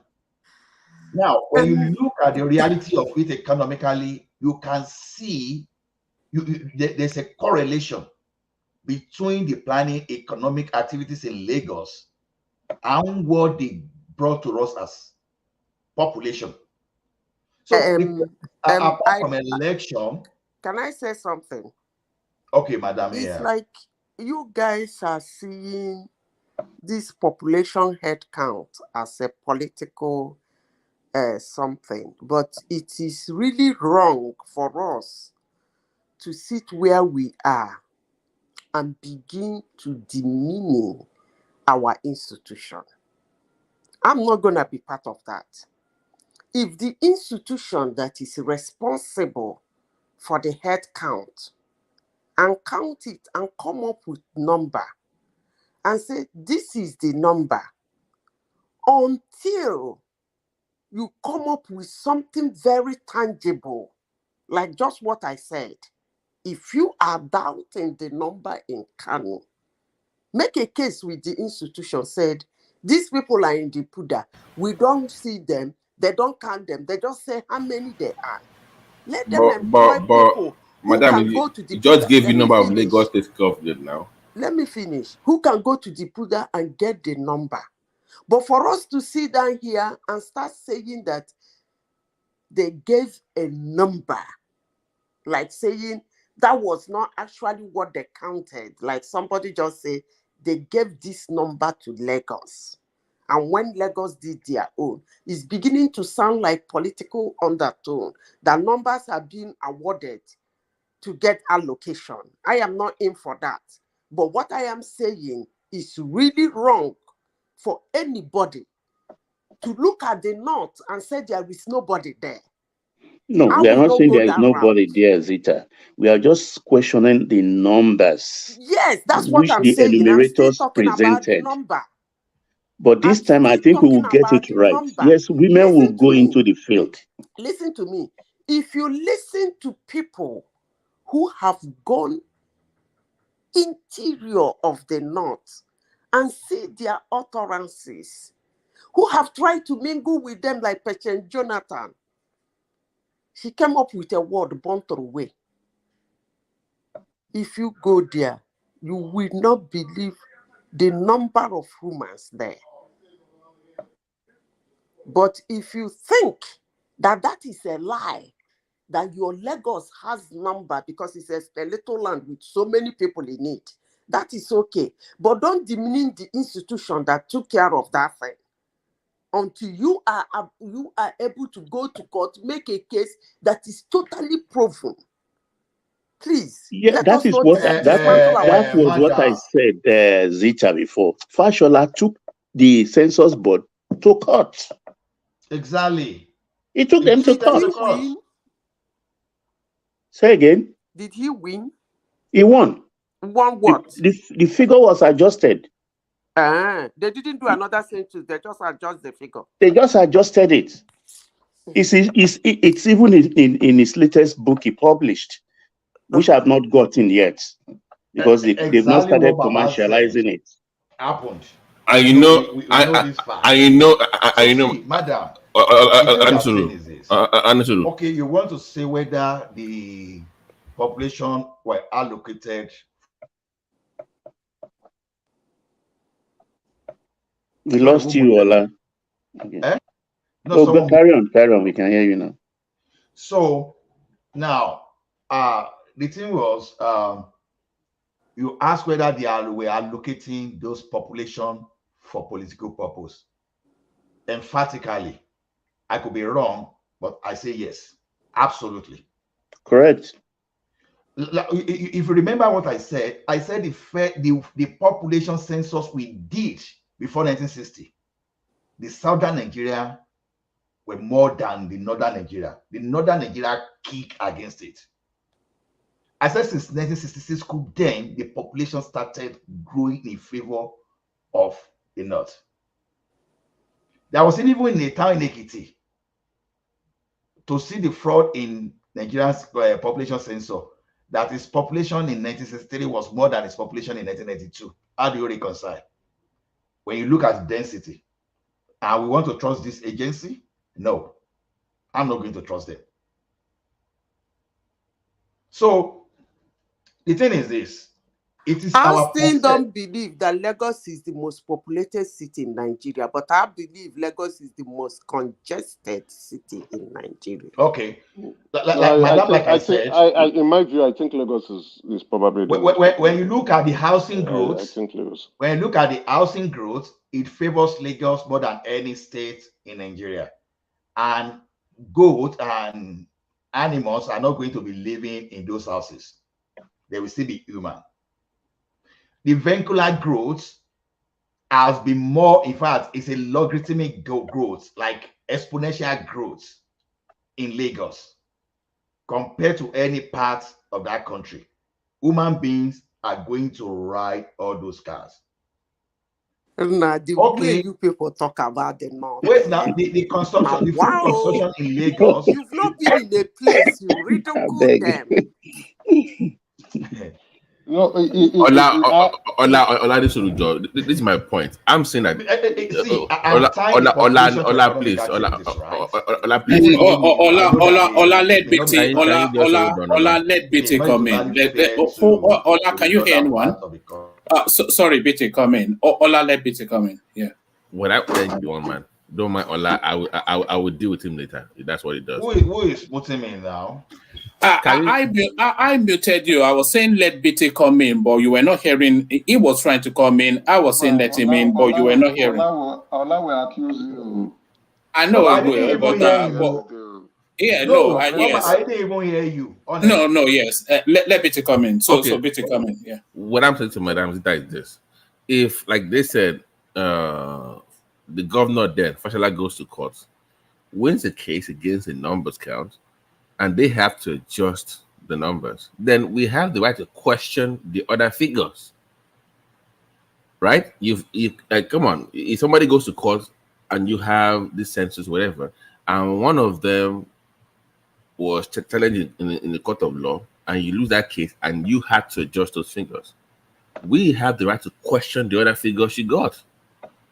So I'm not saying that Kano might be more or less, but I'm saying that at least we should have the right to at least question those figures.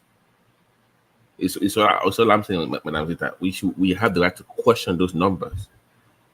So that's just what I wanted to add to it. And you know the funny thing, actually, Babati, Zita, is if you line up 10 Nigerians and you ask them individually what's the population of Nigeria, you will hear between 200 million up to 240, 250 million. Everyone will give you different numbers. It's around 220. It's about what? Around in your own estimation? 220. Right. I think meetings 180. No. 180. 170. You are claiming that Lagos is almost 90 million people. No, I'm not. You are claiming Lagos is 90 million people. Who said 90 million? Who said 90 million? No, I know what she's doing. I know what she's doing. But no, it's not. Because when a Northerner will stand up and say to talk, he will tell you to your face, we are more than you people in population, and we have more states. I think they have 17 or so than you people, and things like that. They use it for political purposes. Yes, right from the time of Tinubu. By the way, sorry. By the way, Kano has about 42 local government councils, right? Exactly. That was what Tinubu called again. But Lagos only has 20 officially. So how do you have 20 to 42 with almost the same population size? So Tinubu kicked. You know BJ now, and is a strong head now. I have a question for everyone, though. It be like say that una Lagos, una go give a plot of land to local government. The question I have for you guys, 1 billion naira. Bye-bye. I have a question I want to ask.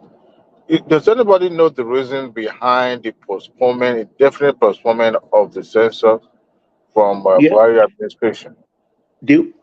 In Tinubu's era, they've also postponed because they want to get it right. Sorry, Baba. It wasn't actually indefinitely postponed.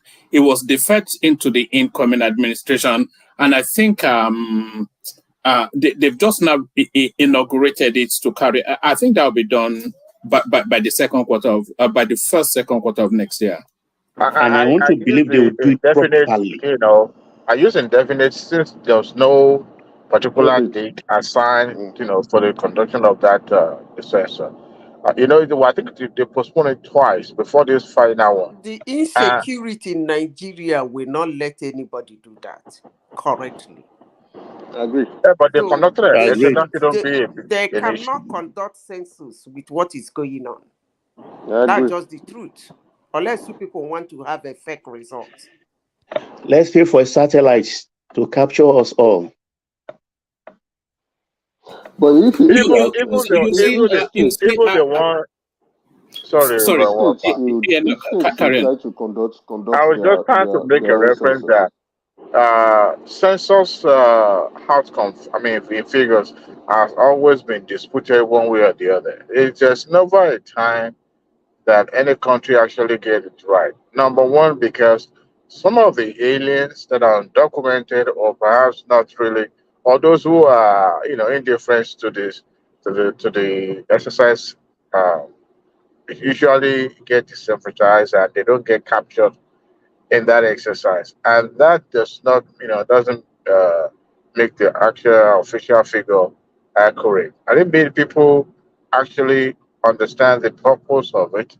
Maybe orientation and all that would have done, but would have gone a long way. But everything's always backward in the north. No, So while I understand it's not an exactitude, though, but you have to be nearest to the real number, not the way it shouldn't be exaggerated. Yeah, there is a gain for it, and also there is a loss. Plus minus 5 million is to be about it. Exactly, I agree with you. I wish you would rely. you see, what we are saying here now, there's something Madam Zita actually said, right? We're talking about Lagos, and I think that counts. The population in Lagos is driven majorly by immigration. I mean, by migration of people from different parts of the country to Lagos State, right? I was having this conversation with Man of Prestige, where we were talking about the Southeast not having the numbers, because many of them have gone to go and live in Lagos, and they are now counted as Lagos State residents, and they've left their villages. So if we are not looking, but if you conduct a census now, the North will go back to the North. The Malams in Lagos State will go back to the North to go and be counted where they are from. But those in the Igbos will still stay in Lagos State, and they will be missing in their village, and they will be counted in Lagos State, and give Lagos State the upper hand in terms of decision-making process and control. But that means they are not being deceitful. The people that went to the North to be counted, they will have their gains. They will come back to Lagos, and Lagos will be compensated based on the numbers of their absence, not including their own numbers. Shows the sophistication so of how the can we northern plan? people. Why can't they count you wherever you are and give it to your state? Like now, if you're in Lagos, they count you. Exactly. They ask you, what's your state? You say exactly. Abia State. That number should go to Abia State. No, even 2006 census, right? I knew they asked for state of origin, and you will put it there. But when it comes to politics or other issues, they will refer you to state of origin, or when you are signing for state of origin. But when you want to do census, is not where you reside. If you ask me, let's just scrap up the state of origin, because the numbers that the Igbo people are saying we don't have is because we have migrated, and that's why I was just telling Man of Prestige, Igbo people should be wise enough, go back to your village and be counted there, so that we will know whether we truly have the numbers or we don't have the numbers, or we are missing in action. So we're doing ourselves a disservice. Okay. Or can we do this? Can the federal government, I don't know if it is legal or not legal, but can the federal government criminalize not registering for a NIN number, so that will push people towards registering, and then we can capture some of those data from that. You can incentivize it, not criminalize it. With your, you know how they are sharing money. That's how you do that now. You say, okay, the poor people that want to give money. When you come in to collect that money, that cash, you get their data, their biometrics, whatever. Guys, can I ask a quick question before I sleep? Go ahead. The demographic composition of Niger Republic is almost like the demography of northern Nigeria, right? Do we all agree? Correct. It's almost. What's the population of Niger Republic?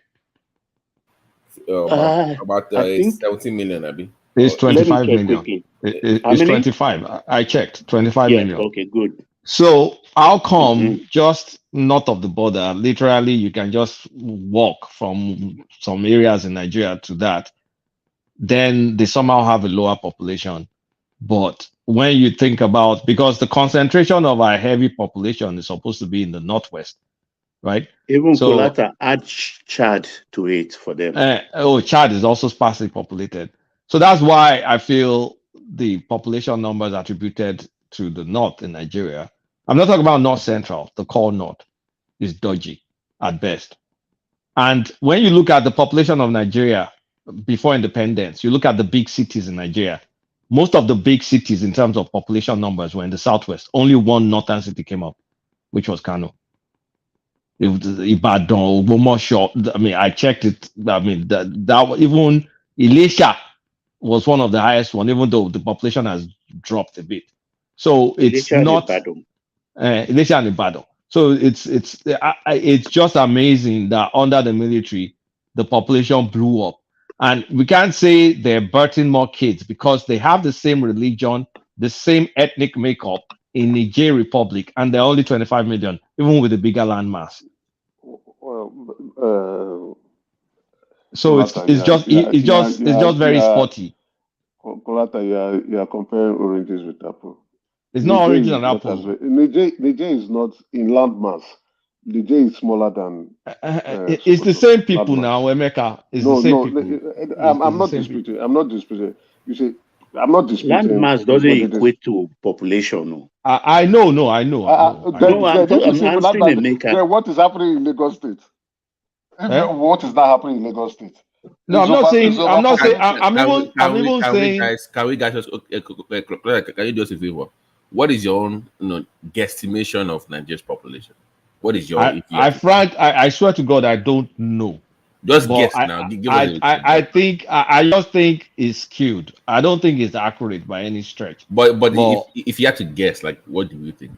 I can't guess now. I have no clue because I don't think there's a basis to that population. Okay, all right. I have no clue. I have no idea. That bad, huh? Yeah. Okay. That's why census is needed, right? At least we can have a good idea of. So we have no idea what it is. We have no idea. Because we go from I have no clue to 200 million. That's our range now. Babati, I have no clue to 200 million. I say plus minus 20 million. I'm telling you. Babati, plus minus 20 million. I know it's funny. No. I know it's funny, but I have no clue to 200 million. That's a stretch, man. That's a long. I'm telling you. It's crazy. If you ask me, I think probably what I will give or take, I will say probably 183 million. That's what I think we probably might be looking at. Man, we are in trouble, man. How can we plan effectively then? You don't know who you are. Exactly. We need the numbers, right? I don't know why, it's poor planning from our part. We need the numbers for effective planning. We need the number to actually estimate how truly governance is improving. We need that numbers. We are doing ourselves. But by the way, it's because of lack of numbers that people like Bekaidu ripped us off of millions, hundreds of millions. Can I ask a question? When was this population? Because in the 60s, we were like close to like Britain, like with that 40-50 million people. What decade was that population explosion? When did that happen? It happened in the 90s. Was it in the 90s that we had the? Well, so what changed? The population explosion, I think, is in the 70s actually. Really? I think it's in the 70s when. Yashukura, keep having kids, and their father will not stop. When we had that doji boom. I want to say the last time we had the economic boom was Babangida era. So that was when we had the explosion. That was So since that time, Obasanjo, I don't think anything substantial happened during Obasanjo time. That would be the 80s into the 90s, right? Yeah. The 90s. No, the Udoji era when they doubled the salaries and China came in with fan, they sell for 3 naira. Record cassette recorder you can get for 14. That's where everybody now felt they are big men. Because how do you have 70, 60 million? No, I think we have 45 million in the 60s. How do you go from that within 40, 50 years to Go 200? That's go crazy. to Lagos Island maternity in Campbell or the one here. You will see how these people keep having kids every day. Every day. So it's not just only that keep having kids. Okay? Yes. And the government will keep providing free education, free this, free that. There should be some policy. We have a population problem, honestly speaking. That's the We reason why do have a sometimes. population And now, problem. do you know when they introduced what do you call it, family planning stuff? It was during I think towards end of 80s to / early 90s. So on and on during that Babangida era, that It was was when they introduced Babangida. it. You're right. Yeah, that was when they Babangida era, flooded the yeah. 4 children to a family. entire country with Yeah, condoms and I all remember. that. Yeah, Baba, you're old. Though. I So, remember that advert on and by the way, we'll start saying yeah. that in the days of our Lord, they did ABC and D because they had less population now. I mean, that's what I'm telling you. That's one of that has to be Let me tell Babangida could that one because he kept referring to Awolowo's era with nostalgia, like, oh, that was El Dorado, as if the population of Lagos State was for 50 million then. I've made those arguments to Ajanle Koko before, but he wouldn't. Those were simpler times. I say during the time of our world, they were able to. But The population of Nigeria was about 70 million then. Yeah. When do you think that population explosion was in your own experience? When do you think that happened? Was it the 80s or 70s? I think it would have been in the 80s, wouldn't it? But I'm also with the view that population explosion is more is rigged. Is not. I don't think we're anywhere near the population explosion So, there. what is your own figure? Don't tell me you don't have any. I think we're around about 150 million. 140. 150 million. A lot of people will tell you that they will drive through the north and they will drive for. There was a girl that was riding a bike through the north, some Scandinavian girl, and she would ride for ages and ages before coming across people. So the concentration of the population in the north is in the urban areas, and then there's smatterings of little hamlets here and there. I'm not quite sure. You know what they used to, because they are not allowed to count their wives for reason. I don't believe the population size. I think about 160 to 170. That would be my own range. One man, do you believe in the number of girls that were kidnapped in Chibok? Well, I don't believe in the number that were kidnapped in Kaduna, and they told us it was. No, I'm talking about Chibok girls. Well, I don't know about that sufficient enough to form a position, but the Kaduna one, they've slashed it by like about 100. So they just play fast and loose with numbers over there. Okay. Because if you have watched the video of that Chibok girls, and to think that 200 and something students are there, that's quite a number. Do you believe the number? Sorry, I think Ola wanted to come in. But did you believe the number? Me? Yes. I've lived those areas, Pontu School, Kanu. So I know there are a lot of people there. So I don't know what you people are talking about. But it's good. I'm praying that Nigeria will be very calm and safe, so that sometimes people in the south take a holidays in the north.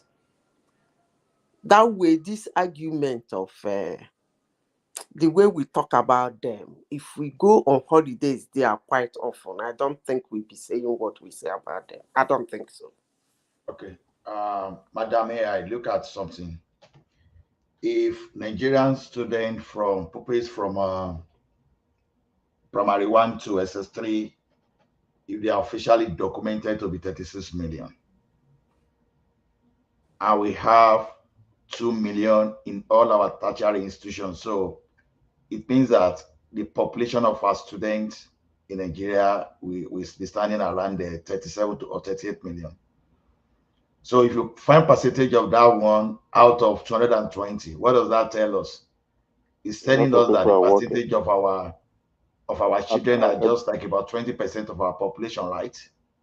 Yeah, That's not accurate. That's not true. No, I'm That's just not accurate. talking of Nigeria what. today is the country that have the youngest. How did they say it? Hi. I've forgotten the word they use in below the 35 years old. United Nations. There is one word they call it. That is age bracket 18 to that you'll be 35. looking at being a productive age. That is working class in the Yeah. next 30 years. So there are a lot of numbers. If anybody is telling you that 35, 34 million is three times more than that number. Okay. Well, when I go look for figure, I don't do random check on internet. So we have our Nigeria Bureau of Statistics and Code. So we normally have this population too when we are registering for SSC or whatever. So the point is this: when you look at the configuration of Nigeria student alone, so it's telling you that the population is already skewed somewhere. Now, the unofficial figure of Nigeria in the diaspora estimated at 17 million. I don't know how true that one can be too. So when you see how population are configured in Nigeria, we have 70 million people stashed away, and we have 35 million. So when you add all those together, that's still about a quarter of the entire population in Nigeria, right? So are we now saying the older people, you understand? See, the older people should be like about 75% of the total population of Nigeria. Something is wrong with Who counts the nuns? Who counts which one? The nuns. What do you mean by that? The women During that don't get population, married. who counts the nuns? The women who don't get married. Nuns? Like These are things that is supposed to be addressed so that we wouldn't be having this argument. We talk about people coming out with their 2 legs, no face, people bringing out their hands, no leg, and they count them and they can count 3-4 times, all manner of propaganda. Then we are saying And the same thing I've now. given a solution. Let Nigerians who don't believe in the numbers coming from the north make a case. Let them use people who can actually go in there to count them, to go count them. Give them that job. The same as the nuns. People who can see the nuns, let them go there and count them.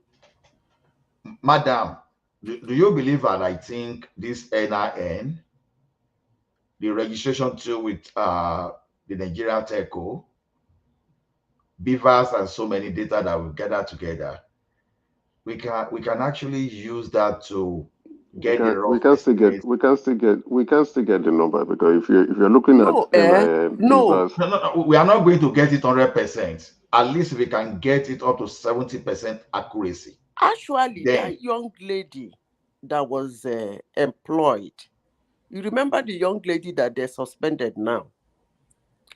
That's Omapupa. That Omapupa. No, that's not her name. I bet I do. Yes. I was actually, because when they announced that ministry, it was a new ministry. Minister for Humanitarian, something like that. I was thinking she would have gotten a number for us. Because I was thinking she will help us register Nigerians that The need poorest of the welfare. poor. Yeah, the poorest of the poor, like they call them. Like those in the IDP, Nigerians with low income, promise them something. That's how to get such numbers. Even if it's 5,000 every month, let them come, get their fingerprints. So that's the way you get all these numbers. Before you know it, they will be 80% accurate. But all this count here, it's not working. Because everybody will sit down in his state and be thinking he has a better number than another person. There are several ways of getting that number. I thought that lady, being a young woman, because you people say young people are better, I thought she would have Are you laughing? Is that not what people say? When the election come, you call an old man with We have to one laugh leg now. checking, blue leg checking. Young people are better. See it now. Chaos everywhere. So Madam. actually thought she would have helped. Because if I am given that job, the first thing I do is hit the ground. All those people in the IDP camp, every look and training of Nigeria, we get those women, those widows, those orphans, I'll get their fingerprint. Even if it's going to cost my ministry 5,000 a month, I don't mind. But I will get that data. But what did she do as young people that must rule Nigeria? Wahala. I don't know. See, one of those things is if we change our system of government, we will get our our population accurately. You understand? Because our population is nothing more than for political reason for now. So if like this proposal there, what they are proposing now, I don't know what they are proposing when they are trying to create 42 states, 7 from each geopolitical zone. If they can if they can find a way around that place, maybe we start using a system that okay, where they will elect the highest number of a rep. Those people, if they will form the government of the day, so where the number will not necessarily be an advantage. Honestly, I think we are going overnight. We are going to get our population to near to accurate. Are you saying 7 per state? The Southeast is not. We've not gotten the 6th state yet. No, We they are are struggling for the proposing 6th 7. Yeah, 7. Oshogbo Self is going to get Go now, Zeta. So, Scary. So well, let's get our 6th state first now before we move to 7. No, they are giving you 7. We've not gotten that line. They are giving you 7. Yeah, they are creating 7 states in Southeast, according to the rumor circulating. Right. So I'm even still wondering how Kulata's place can even get Oshogbo State. Very funny. They are going to get their 7 too. So what are you talking about? Who is giving state? That's the rumor circulating now that they want to create Oshogbo State. Why? We already have Oshogbo as capital. Is it big enough? Is it big enough for us, even as a landmass? One man, stop. They can do Ibadan. I see Ibadan as a state, but Ibadan is big enough now. Ibadan is bigger than Imo State now, is it not? Okay, we should be collapsing the states, not creating more states now. You can do Ekiti and you mean in the south? Because we should be creating more states in the north. No. They want to make all more allocations equal. The states that can't sustain themselves, you want to be creating mushroom states. Like Oshun, Ekiti, just might jump to something. See, what they are trying to do is this. They want to create it in such a way that when you are sending people to the house, you are no region, no particular, no coordinate will have numerical advantage.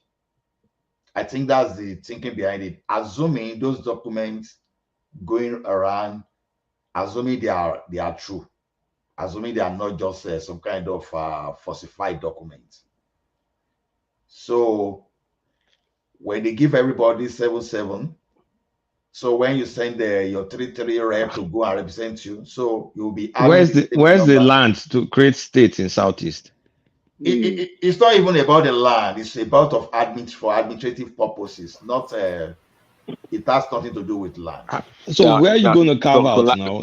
Colata, it's a virtue state. They don't need a land now. I think we already have that one. We already have that one with Simon Ekpa now. Do we not have that one with Simon Ekpa already? In exile, Prime Minister in exile.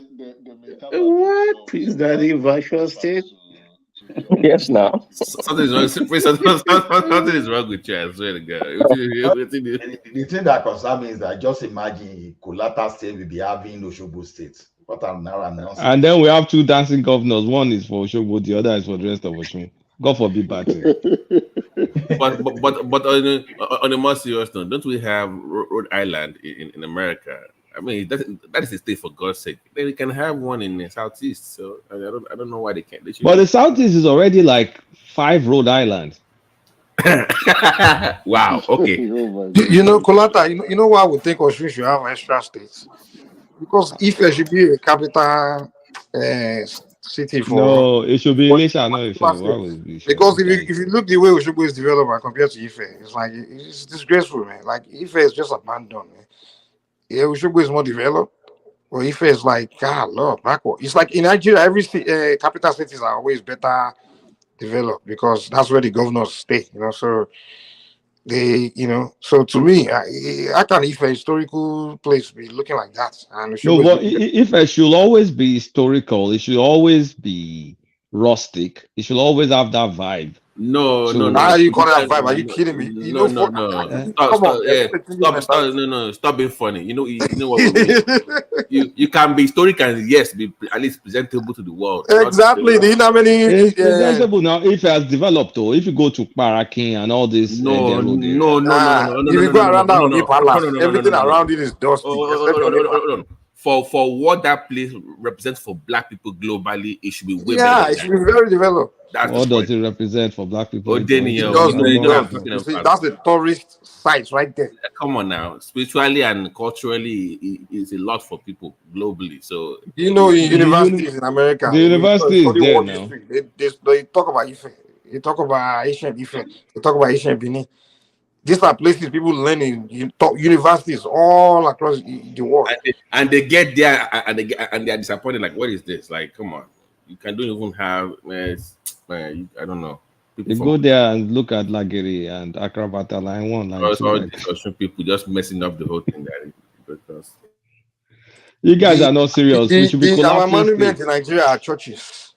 We should be collapsing states, not building more states. Kulata, don't you think we are supposed to carve Ogun State out of Southwest country and just mark them to Republic of Benin? Because we are one anyway, so I'm going to miss it. That state they've been giving us problem from the time immemorial. We'll give you problem. Ogun State is a very funny state. They have one of the worst statistics in the Southwest. Don't mind. Okay. I said that. I'm serious. Ogun. That's why all the great Yorubas coming from Ogun. They still have the I swear, it's very incongruent. They have great Yorubas. When you look at their statistics. No, okay, don't do that. Let's focus on the kitchen. Why are you discussing Ogun? No, Ogun's actually worse. You guys, the only thing you know how to do is just tax people. It's IGR. Almost every prominent Yoruba business from Ogun. All of them, actually, if we look at the map, Ekiti should not actually be a state.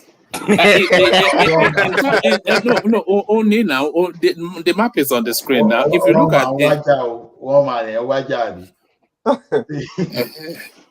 you know, historically, it is very important to Yorubaris. No, it's not. No. Yes, of course it is. But as a landmass, let's not lie. No, it's not. Let's not lie. No, it's not. Monsoto, I'm just saying the truth. Ekiti is between Yoruba and then world peace people. So, in terms of importance to Yoruba race, it is my state, Osun State. We're the most important to Yoruba race. How is Osun more important than Ekiti? Way more important. I can't. Way more important now. Alaafin, Oni, Olubadan of Ibadan, all in Osun State. So have you heard of Falara of Arabo Sheri Falara? All that one is like secondary. Who cares? What is secondary? When you really want to talk of Asha and Yoruba and all. Ola, you are stretching. Is Ife, Ile-Ife, Oshogbo. Okay. Those are the places people know. Where is Ile-Ogun? Where is Ile-Ogun? Nobody knows that one now, Ola. Ola, let me tell you the truth. Ogun is not from Ekiti. Ogun became Oba in Ekiti. That's all. Mike, he went there and became a king. And then that's it. Just like they all travel around, become kings and everywhere. It does not matter. At least it really It does, but it doesn't mean it's some kind of significant. I mean, like some. Half of Ekiti was founded by Oba of Benin. How about that? We won't see Adewale here now. Now where would they talk of Emuna will become a Adewale? You are not here now to rescue him. Adewale is coming. Just fear obìnrin ayọ̀jú obìnrin kan aṣẹ́wó kan kìíní kan you will hear Adewale speak. We like Ijiburuku. All right, gentlemen, let me use this window to bail out. Hand over to Mike. Thomas joining us soon. Super chatters are Ayo, Ola on the screen. But before he came on, Choma, that's Choma right there. Prince Daddy, that's Prince Daddy right there. AB joins, and then Abdul. So those are the super chatters. Thank you to all those. Thank you everyone. A great session with the guests today. Thank you everyone. See you tomorrow. Thank you, one man. It's a great session today, to be honest. But Ola, your state is very important to you, Barry. Don't mind all this. Babati, stop lying. There's no importance that Ekiti has. There's no Akmonle. It's not true. Stop lying. That's a lie. What's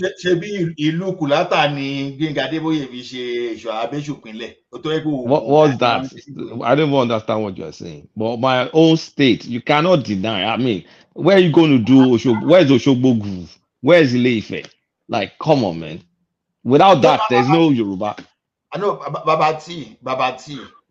You see, one thing is I'm telling Kulata that it is from Kulata State. That's a lie.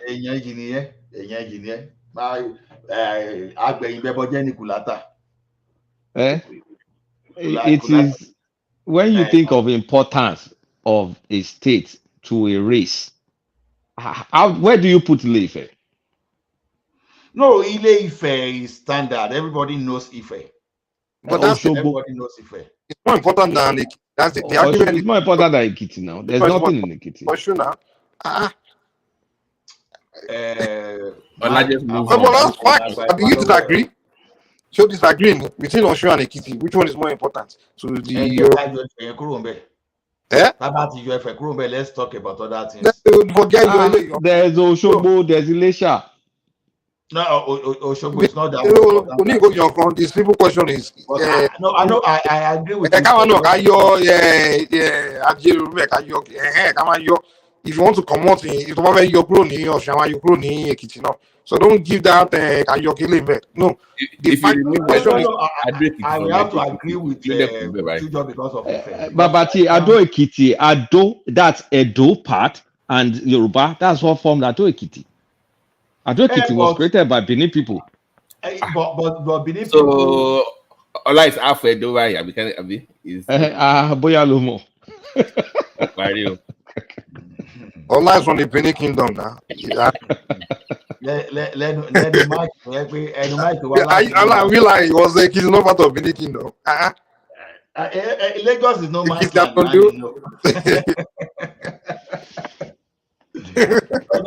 No, it's interesting to be honest. I think everybody seems to agree with restructuring now, and I think the only thing that Tinubu can do that I will never forgive him is for him to mess up like Jonathan.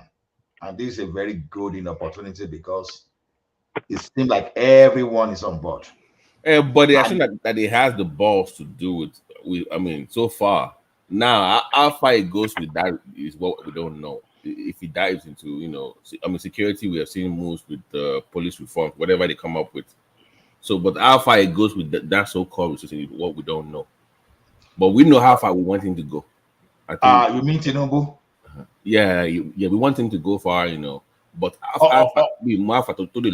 but I know he has the balls. I mean, if he really wants to, he should be able to. But I don't know to what extent to totally change the whole thing. So. See, on that state police, Oda is like the thing is already setting the stage already. So I want to agree with Adamu that we don't need all this ceremony because the structure is already beginning to emerge. So how many states? Makinde, How many states notice to show interest by version? How many? no, assistant governors have already shown their interest. How many? Makinde also, How many can afford it? you see, all this affordability is relative. Ah, It's no, not. You must be able to fund it though. Is it pay on Joe one month? Baba T, I agree with you now. I said it's relative. You see, one thing is this: as we speak today, all those states they are getting security votes every month. What are they doing with the security votes? Yeah, but that's what the governors are using to lavish money now. Uh-huh. So they should be able to use it on another thing. So the governors are going to be poorer. Are they supposed to be richer than us? Yeah, I mean that's the disincentive for them to do it. That's what I'm saying. But they're on board now because They, Sheyi they give Makinde. they give them more resource control then. No, If you no, no, give them no. more, Joel. So far, so good. Lagos State is using its own security vote very well because we know that no state has sponsored the Nigerian police more than the Lagos State. my Osun brother, State, I have told you this, and I will tell you again.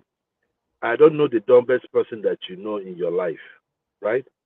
If you put that person at the helms of Lagos State will still do well. Lagos State have passed the level of federal government without giving them money, they won't survive. I'm just trying to make you understand. It's not always See, true. let us look at this other state. No, I'm being honest with you. Lagos don't pass. Lagos no be our mate. You know, Lagos no get mate for West Africa. So let's No. just leave Lagos State. What I'm trying to say is this: thinking out of the box. Delta can afford it. I just want you guys to just like chime in if you can. Look, is it possible that we have from my state within the 6 geopolitical regions? Lagos State, River State, Kano State. I don't know which one we should give to Northeast, but at least North Central has Abuja. The Southeast we can give it to Anambra. Those ones we have more federal presence, right? Then the other states, divide them into 2. Right? So each region will give us 3 states, 1 frontline state, and these 2 other states, merge them up. You get where I'm coming from? Like the Ogun State, Ekiti, divide them into 2. 1 state, take one state, we have 2 states from there. In the Southeast, Imo State and Abia State could merge. Then Enugu and You are saying we should collapse our state structure, right? Yes. It makes no sense. Look, I was trying to do the math the other day because there was a time one man wanted to feature me. That was part of the things I was working on. The mere fact that you reduce our states by at least 60%, we have solved about 50% of our problems. The states are just there, fleecing money from the people. The governors are not that effective. I believe that if we have bigger states, we have better resources, right? Then they have more resources to control. Then you see them blossom. I mean, I don't know how you guys see it, and that will reduce the amount of people you have to chase for corruption. You understand what I'm saying? Open up the local government. Joel. Open up the local government. Let me just plan this. Then you can come in. Open up the local government. Maybe more local government if we want to. Then they receive their direct funding from the federal. That's it really. Not come to the governor and no. The governor has no right over the election cycle for the local government. Everything is quite independent. I think we can move forward with that. For this structure of 37, states and we have about 2 of them or 3 that are viable, I think we're shooting ourselves in the leg. The mistakes of the military, we are still carrying it on, and we just want to have state for the sake of having states. Thank you. Okay. Anybody want to speak before I speak? So, Okay. Let me say something. Good evening. We it's obvious that restructuring has become a buzzword, and everybody seems to feel like it's going to be like a silver bullet, like a magic wand that is going to solve every of our problem. Unfortunately, it is not. It has never been. Because one thing we have to understand is this: that's restructuring everybody is clamoring for. Number one, good number of the people that talk about restructuring most times don't even know what it is, what it entails. And because they don't envisage the kind of problems or challenges it's going to throw up, because it's a solution that will throw up more challenges that it intends to cure. And people just think, oh, resource control. Yeah, resource control will benefit some, but it will create more problems because some states will become completely insolvent, and you will not stop the migration from those states that are insolvent. There will be massive migration to where there are economic activities. And when that massive influx or migration happens, it's going to create a new kind of challenge for the state. That means so immediately we have control over our resources. So by and large, at some point, it's going to be a panacea or a roadway to disintegration of Nigeria, which many don't want to happen. So when we look at this issue of restructuring, the way people are looking at it from a very narrow point of view, it diminishes, kind of erodes away the kind of thing we are likely to benefit. So let me go into the crux. Number one, look, today, if we put resource control, pro-resource control, I say, okay, let's deal with resource control. Okay, so because when people talk of resource control, the first thing that comes to mind is the oil resources. There are communities in the Niger Delta, at least that I know, in some of the states of the Niger Delta, that are not oil producing at all. And you have a state you have communities and ethnic groups in the state. A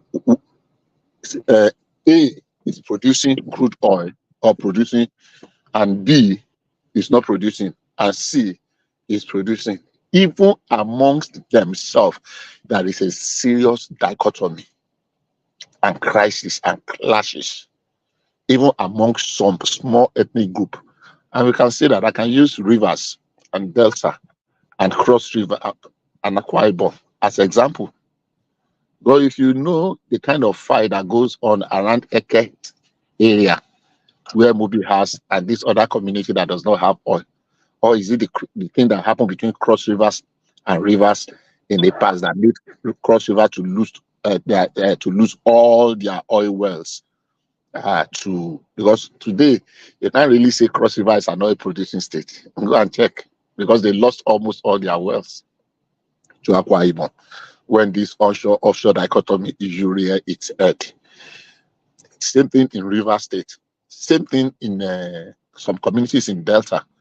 So it is likely going to throw up an avalanche of communal crisis, clashes, because some communities will say, look, it is our own. It belongs to us that owns that particular piece of land, and we cannot share with you. It happened in one of the crises that happened in around early 90s, when we have anybody that remember the Umwe chain. There's a place we call Umuakuru, Edegelem in Eche local government. Umuakuru, Edegelem, Olakbo. There are some villages there, even though they belong to the same lineage. So when we talk, it might solve some, but we need to weigh them. When we are trying to solve one problem, what are the chances that we are creating other problems even though the So original about you intention saying is that to solve. they should create more states then? Is that what you suggest? No, no, I'm not saying we should create more states. I will deal with that also. When the issue of the state, unfortunately, we have created more states that we can handle. We have created more states than we can handle. And that's why one of the bad things about the Jonathan 2014 conference, everybody say, oh, go and revisit it. Jonathan conference actually recommended the creation of additional 8 states. Anybody go and look at it. They say, oh, let them implement. If they implement Jonathan, it's going to solve all the problems. No, go and read it. It recommended the creation of additional states.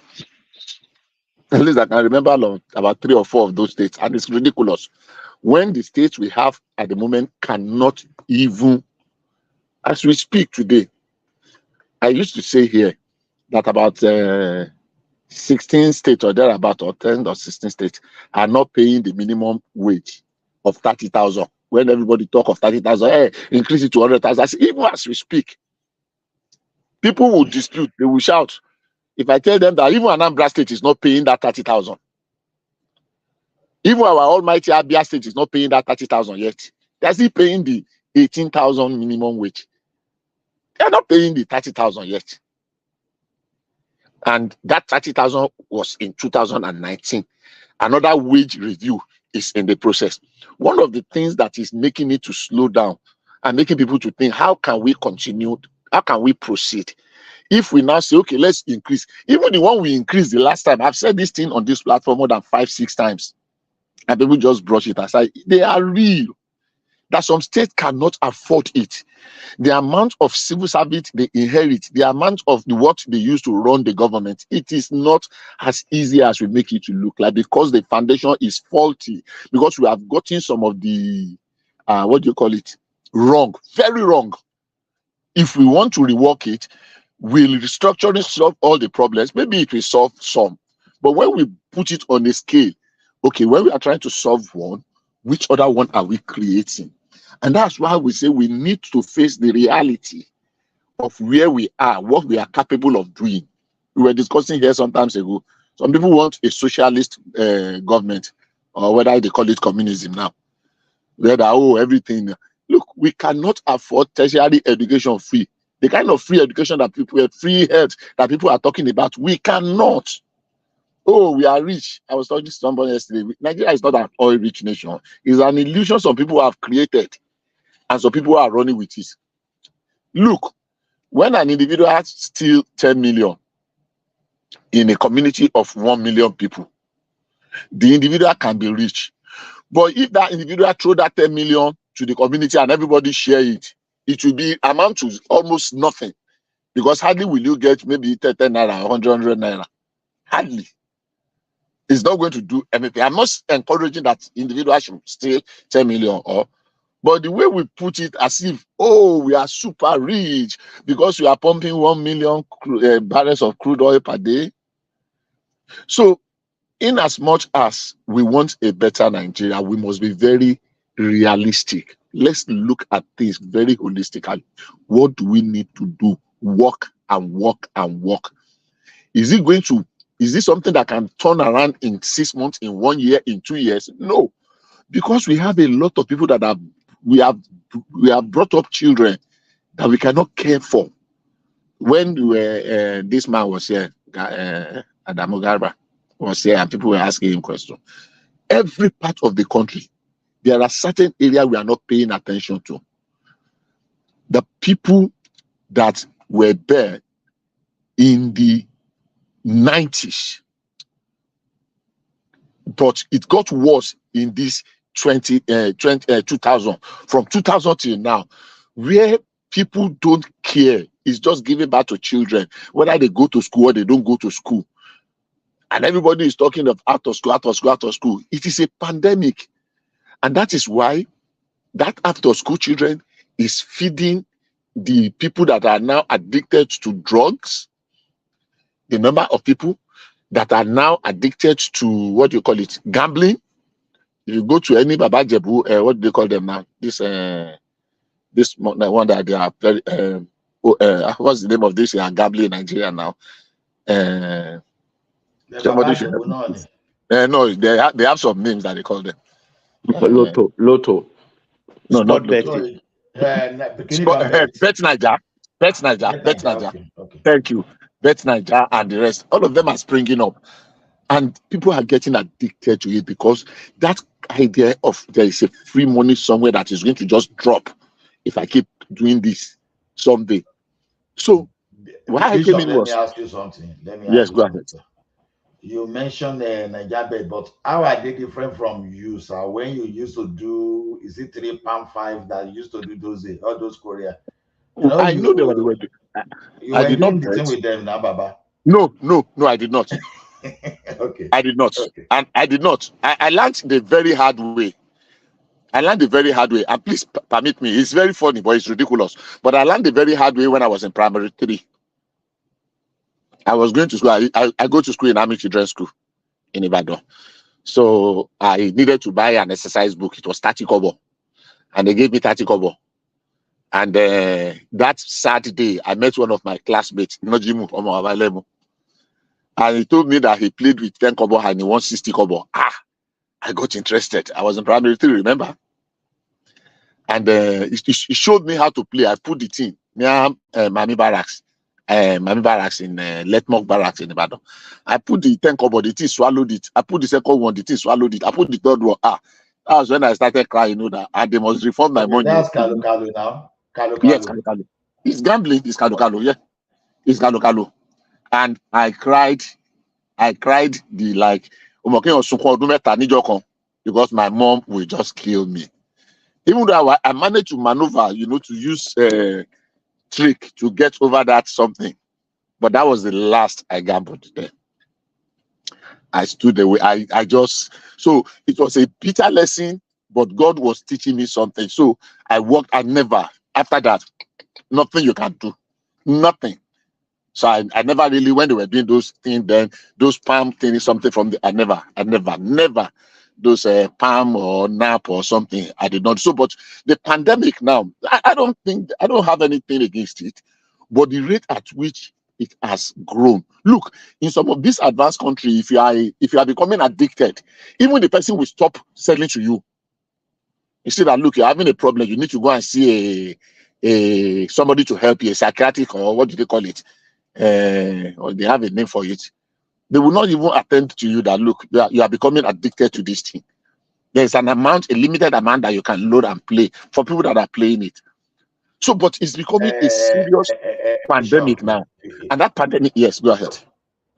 If you don't mind, let me ask your opinion about something, because it seems that people, I think, I could be wrong too. I think the people were not getting Adamu Garba the other time when he was saying consumption-based economy, but from what I could get from his assumption, he was actually talking about a net production in the sense that now you are consuming this thing, you are bringing it from Malaysia, you are bringing it from somewhere. But now, instead of you bringing it from those places, why don't you come and put your facility here in Nigeria? Right. If you put your facility here in Nigeria, what do you think is going to happen? Because my opinion basically is the job being created for them in Malaysia, the job will shift to Nigeria immediately. Right? And why would they do that? Yeah, but because I was trying to remember they are dumping products here, which is cheaper for them. But it's they get to manufacture in their own country. So I didn't understand that's a foreign direct investment. It's just like BAT. See, it's just like BAT, Put and Gamble. The truth of the matter. The truth of the matter is this: that is the way to go. How we want to go about it, how we want to go, or how we choose to go about it is a different thing. Look, when Obasanjo in these days had meeting with these people that were manufacturing lace, they are Swiss people, and he told them we are going to stop it or put 100% tariff on it, except they want to come and put the plant in Nigeria. We have cotton. all our cotton plantation died down. People were importing things that naturally were our own. Look at now, Sonyo, Alari, what do you call it again? They are producing them in China now. Look Adire. at Can you imagine? Adire. yes, Adire now in China. Right. Look at the cloth Kete, Akwete people in Abia State. You just go, they are producing it from the one in Benue. So every of our thing, people are taking it. So back to your question. Yes, we can. When Trump, it's only in Nigeria, and it stems from some lack of patriotism. Yeah. When Trump said, look, I am going to tell China, if you move these factories to Mexico and you are producing automobile there, we are going to put a 100% tariff on them. It's not because we hate you. We want to do deal with you, but you cannot destroy our economy to build your own. If a president in Nigeria say we are going to put 100% tariff on some things in Nigeria today, they will say he hates Nigeria. But that is the way to go. Things that are not essential to our life, things that we can have substitute and encourage people to come and build on our own land, that we engage our youth and our teeming populace. If we put Bishop, yes, don't mind. I know that Babati and Prince Daddy Akulata, they are sort of scared of the situation.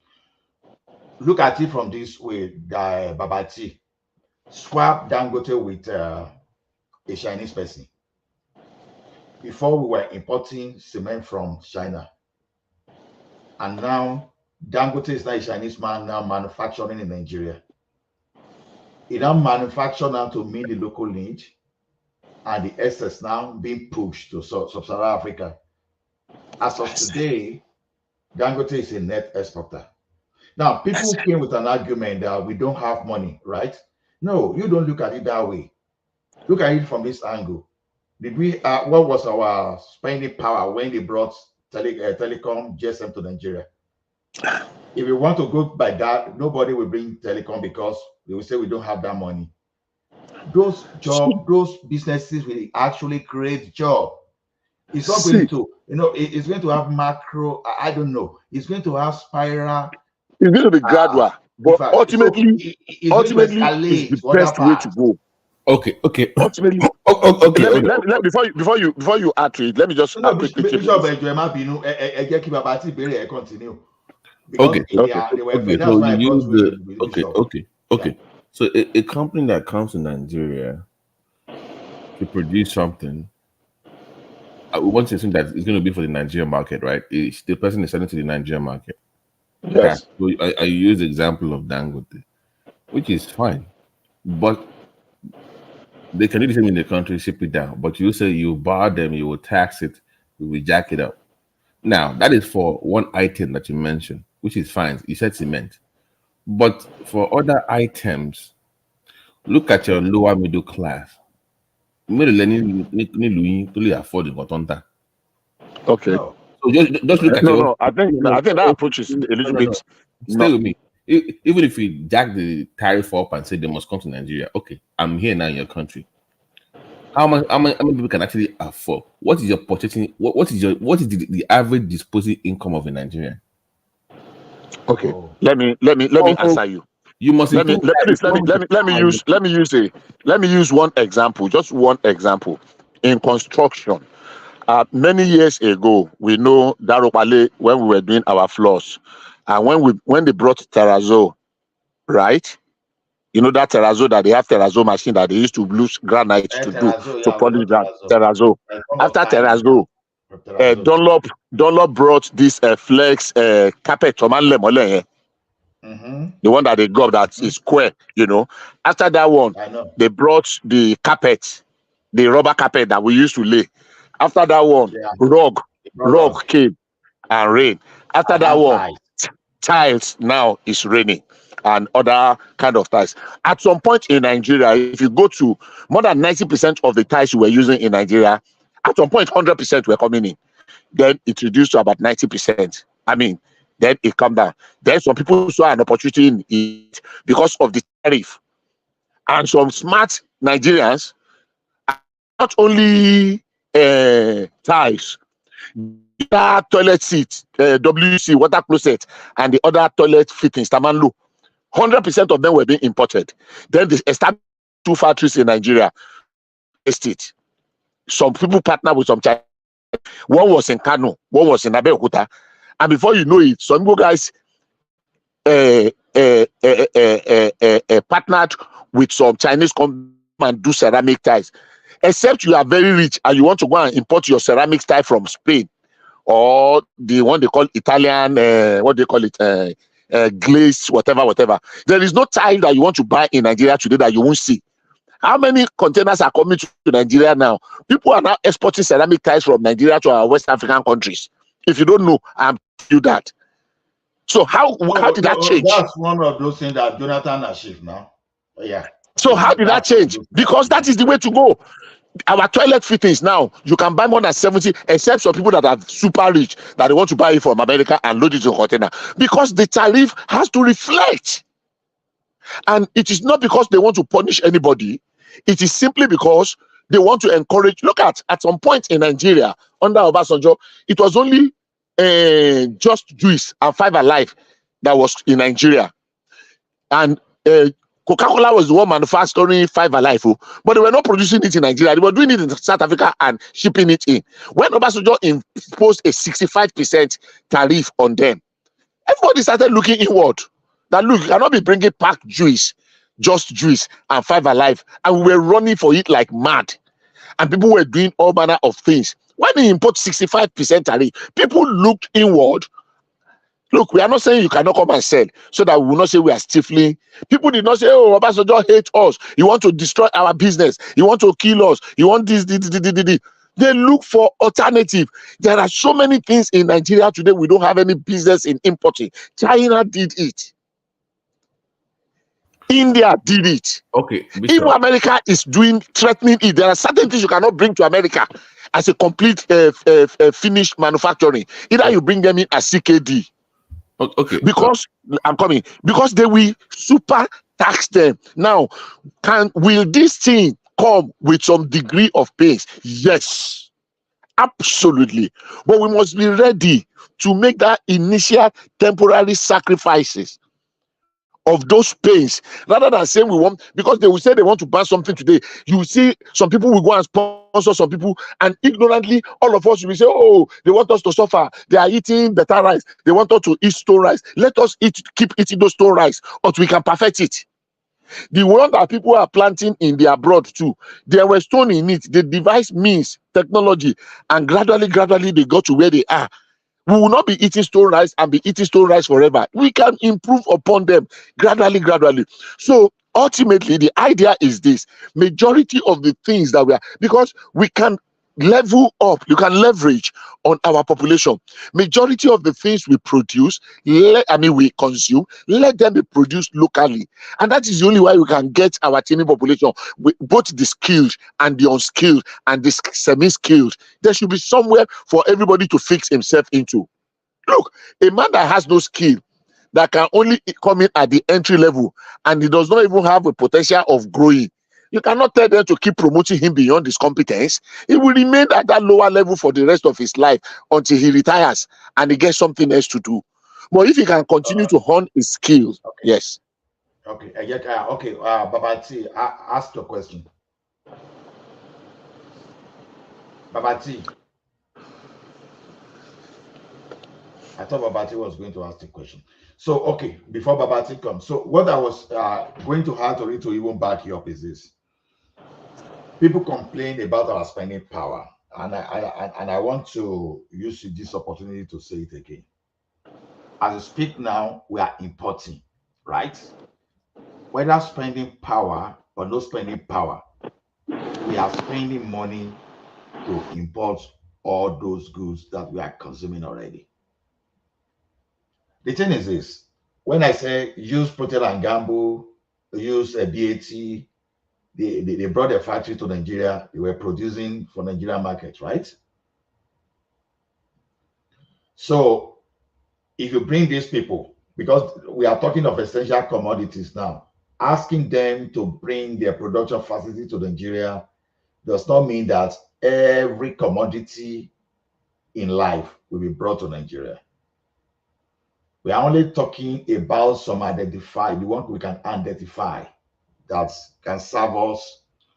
You ask them to bring. So the money we are spending to bring them in, we spend it here in Nigeria. What it's going to be doing for us is this. We will be using that money to pay workers that are Nigerians that are working in those factories. And those Nigerians will still go ahead and use money to buy beer, to buy pepper soup, and to spend within the economy. When you spend the money you get from this company, from other aspects of the economy, it's going to come back to you again in one way or the other. So so the spending power we are looking at today, we are looking at it as something that is static, stagnant, in that we never, that is not going to it's not going to last. That is the way we are looking at it. Now, when we create that job first, you are putting money in the hands of people. So you are taking jobs away from China or where you are importing now, you are giving it to your people. That's that's the aspect there that we have to see it. So when you are producing locally, over time, that spending power will start improving. You understand? So that's what we're saying. It's a form of foreign direct. Can I come in, please? I like to mind. So okay, yeah, Prince Daddy, please do. Yeah, I've been listening to you guys. So I'm thinking here. So is it that the Nigerian state doesn't know that they need to create jobs, and by manufacturing, jobs will be created? So I'm trying to get to the point of why. I think they do know, of course, but why they're not doing it?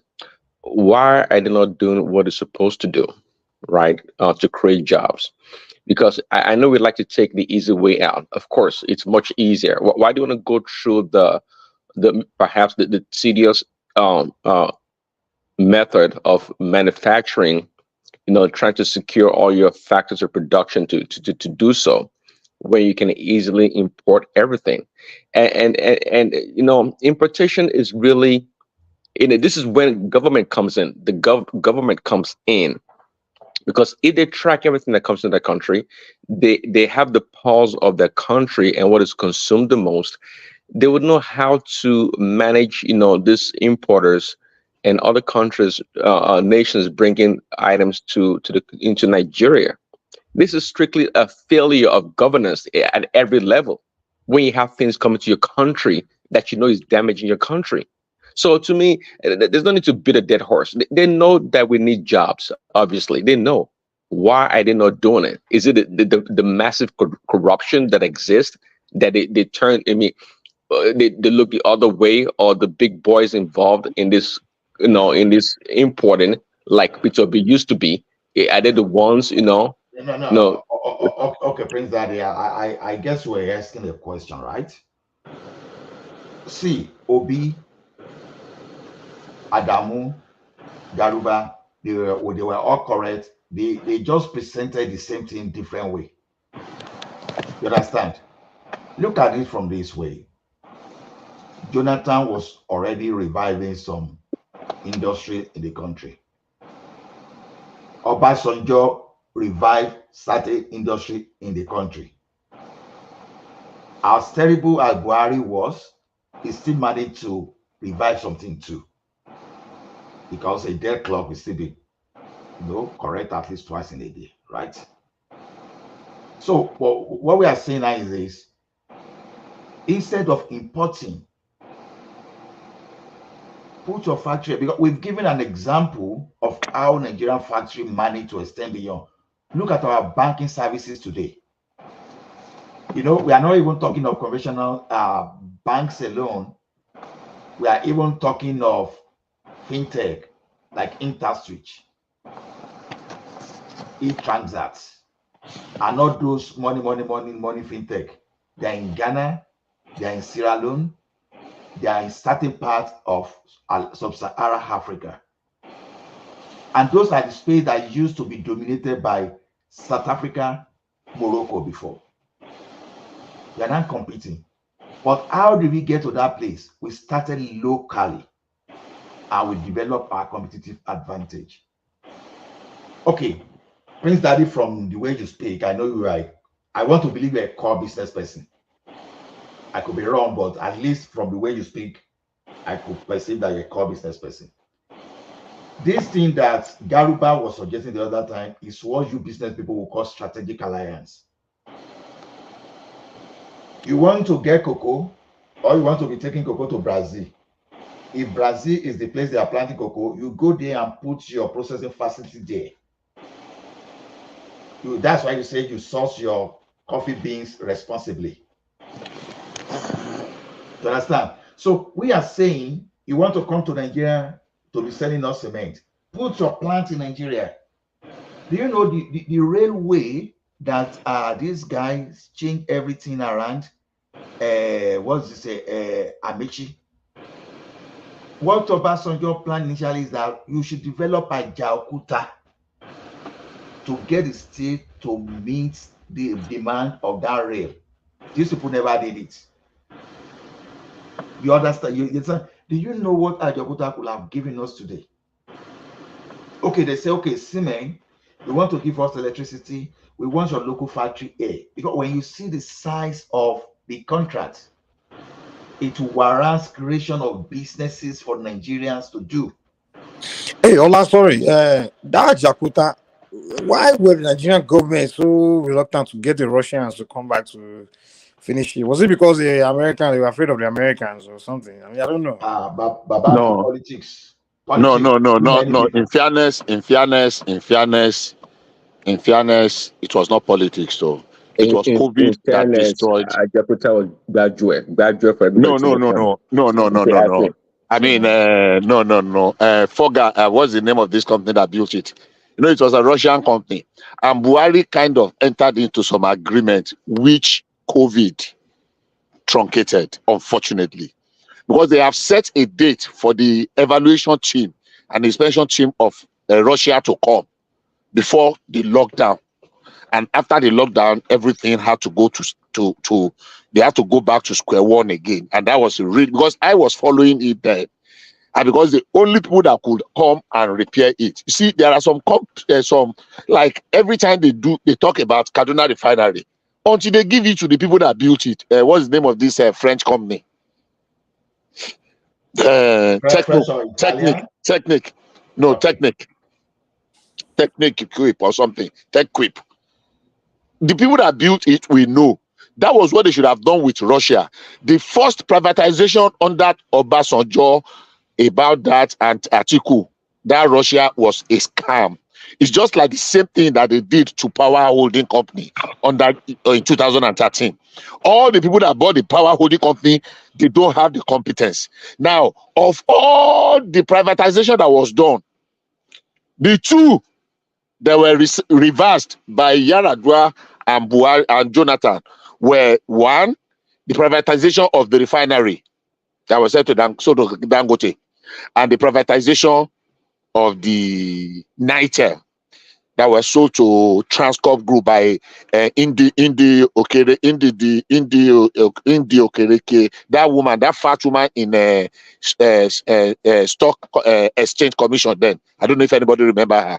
Indi Okereke, I can't remember her name very well. And those were very fatal. Number one, even the Nitel that was reversed at 750 million, how much did they sell it eventually? You don't need to bother yourself. I know the price because I followed it very well. 242 million. How did somebody sell something for 750? And you say, oh, he sold it to his cronies and you canceled it. And you now did 3 rounds of bidding again. And all you could get was 242. Go and check the records. They are there. So when people start praising Yaradua as the best thing, I say it's the worst. In fact, don't let's go there. Back to what you were saying. See, we cannot put all of them at the same time. We cannot start all this journey. We can begin to pick some. Unfortunately, we don't have the luxury of time because a lot of damage has happened to our economy. A lot. Huge damage that we are in a hurry to get things right. We are so much in a hurry. We have a teeming population now that are not productive at all. And the first area that can help us is not industrialization. Industrialization can come gradually later, but it is agric mechanization. Because as mechanized as agric is, it still needs people. And that is today is the highest employer of labor in Nigeria, agric. But if we do it, we can triple that one. The only problem is this: many people don't want to. They believe if you don't have the competence and you are not selective about job. There is an adage in Yoruba: "Oh, keu, oh, koshe, oh, kawe, wopalaru, okaogbera." That means you did not acquire the set skills that will enable you. You now say you want to be, they are looking for gate man. You say GM. They thought that the GM that is general manager you want is not gate man. Do you have the requisite, or what do they call it, to put you in that position? So until we get there and until we discourage our young ones, it's a lot of work, but it can be achieved. But can it be achieved in a at the snap of a finger? No. Unfortunately, that is the kind of impression some people are putting out there, that, oh, the problem of Nigeria can just be solved by flicking up the light and just say, oh, yes, everything will just turn to El Dorado. It is not. And some people, some of the younger ones, listen to some of these arguments and they believe it. That, oh, it's just that they don't want to do it. If they want to do it, they can just turn Nigeria around like that without any pain. And that's how. Bishop, do you know why I said politics the other time? Do you know they stole so much of our iron ore and it ended up outside the country? Like I said, whereas they were supposed to develop Ajaokuta to use it to develop our rail locally. But what we got, the rumor, information, okay, rumor is what I will call it because this is just an allegation, that most of our iron ore escaped from our port to China. And so all those local content they were supposed to, they just eliminated that aspect, and we could not benefit enough from the loan we took from the Chinese people. So at that Ajaokuta, I think it is more of politics. What key, like Riley mentioned, the other time, I shared the same opinion with you, sir, because because that man died, didn't let people analyze his own scandals, his own unnecessary what do we call policy somersaults. Just imagine if we had not reversed that refinery issue, that maybe our petroleum problem would have been solved as early as 2011. Yeah. You know, so to me, look at the VAT, look at the VAT, look at the cash call agreement with JV and PSC. So maybe we give Prince Daddy a chance to ask his question so that we know, because I want to believe that Ajaokuta is graduate too, to be honest. So, I didn't catch Bishop's explanation because he says it's not graduate. So what is it? What exactly is Ajaokuta? No. What I said is this. Number one, the story about the iron ore, don't let that into that, is not completely very accurate. You see, I'll use this analogy, then I will answer the question of the iron ore. You see, when people come on TV today, our emergency analysts, and they tell us, oh, we are losing 1 million barrels per day, we are losing 500,000 barrels, that is being stolen. They are being economical with the truth. Nobody is stealing 500,000 barrels or 400,000 barrels per day of crude oil in Nigeria. But in oil exploration, what you cannot get out, let's assume that you get a well that is supposed to produce 100,000 barrels per day.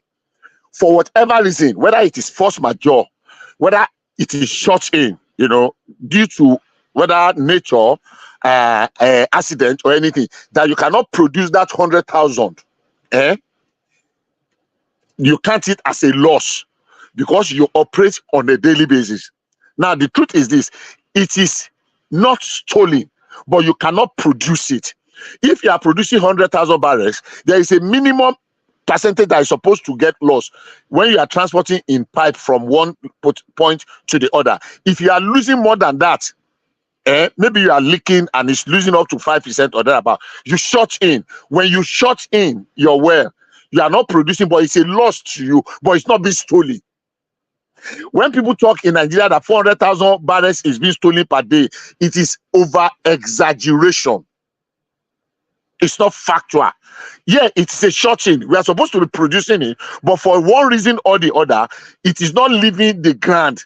It is not coming out. So it is different from it is coming out from the ground and people are stealing it. Nobody is stealing 400,000 barrels per day in Nigeria. That's one. Unfortunately, everybody believe, and it is the popular thing now. Oh, they steal 400,000 barrels of crude oil per day, and you cannot dispute it because it's so popular, despite the fact that it is not factually correct. Because it is the thing that people want to hear, you know, to rile people up. People are stealing 400,000 barrels. Oh, everybody is this. People are stealing, agreed. But maybe like 10% of that, or at very best, maybe 20%. Nobody those boys where they cook for Creek, where we know them. In all the places where they cook those things now, all the Creek in Niger Delta, no one where my leg never touch. Never touch. So now back to the issue of the Ajaokuta. I said Ajaokuta was constructed with the best of intention. But when they did that, and it was abandoned for a long time, just like this power plant that Buhari revived, this hydropower, what's the name now? When they privatized that thing, those people that bought it, I want to remember the name of that company now. What they did, that India company, was asset stripping. They stole all the machinery they could steal. So when the thing went front and back, and Buhari did a buyback and paid some 496 million or something, 486 million, I can't remember the exact figure. What the Russian company was supposed to do was what they did in Port Harcourt refinery. Come and assess what exactly is available that can still be salvaged in what is on ground and update it, because that technology is more than 40 years old that we started it. Now update it to a current technology and give us what can be used to build it and give us a timeline. That was the agreement with the new we had with Russia, because it was actually supposed to be a G2G, that is government to government. So it was the Russian government that was directly involved, just like the Siemens issue. It was Angela Merkel and the president of the government of Nigeria. So it was it revivable? Yes. But it is not as if it's not going to be like it would have been if they have attempted to revive it before the stripping, because those ones stole everything that could be stolen. Those ones that bought it, I'm trying to remember their name. I see, is it GID? That India company that bought it when they did the privatization under Obasanjo Atiku. Unfortunately, COVID, I can look for the record. COVID stopped those teams, the quantity, whatever, that was supposed to come. That was in 2020. So the Ajaokuta, when they were building, they built it to about 90-something%, I mean, something like that, right? In the beginning, when they were building it, when the Russians were building it, I don't know what percentage, but I know they were building almost complete. Why did they abandon it in the first place? Can you guys hear me? No, we can hear you. No, I think the military. Can you hear me? Stability. Yeah, we can hear you. Now. Do you hear the question I asked? Say it again, please. Okay, I say the steel plant, right? When the Russians were building, they built it to about maybe 90% or say, I don't know. It was close to. So why did they abandon it? Because why did they abandon it in the first place? That's it. Unfortunately, military interregnum, military incursion and all those things that happened then, instability in the polity. They were supposed to build it, operating for some time, and Nigeria will grow into it. Unfortunately, it got stalled because of political instability, or mainly because it was not the only one. There were several projects by the West now, like Germany, US. Those ones also have projects in Nigeria. They abandoned their own now. Why like what project? Like what project? I know, like US companies, Germany, Julius Berger. They have mention them now. Julius Berger is just a private company that was doing construction, so I want you to mention just the the project, the magnitude of Ajaokuta that But they wouldn't do it. Okay, let's say German or American company were building something, investing in something. Nigerian government will not just cut them off and say, See, okay, that's no, it. we did not cut After them off. all that It was work. not. It was not. They actually built some other company. At least we built NAFCON, National Fertilizer Company. We built this aluminium smelter company. NAFCON is in on there. Aluminium smelter village is in Ikotepene. We built the second, the one that Babangida built in 1988. Petrochemicals in LMA. You know the other Was one. it the Not Russians the, that built those things? no, not Russians now. No, the point I'm trying to make is why I'm thinking like the reason why they made the Russians stop that work was because maybe the relationship between Russia and the Western countries now. It was like the Soviet. In fact, it wasn't even Russia; it was the Soviet at that time. By the time the Soviet Union USSR. collapsed in the they collapsed in 1990. 1989. Under Michel Gorbachev. So, and there was like a cold war between the Soviets and the Western. No, I don't. It has nothing. It has nothing to do with it. Number one, that Ajaokuta was the biggest singular project running in Africa as at that time. Go and check. It was massive. You cannot compare it to one refinery or one. Can I add? Yes. Okay, so to be honest with you, Bishop, like the way I don't subscribe to your thinking at all, and I don't like. That's fine. That's fair. No, don't tell me you don't like my thinking. I don't understand. Who is this talking? No. Why are you going this line? I'm not. No, I'm. Listen, What do you mean? You don't subscribe? You don't like my thinking? Wait. That's Yeah, I can say I can tell you what I like, but I'm not discrediting what you're saying.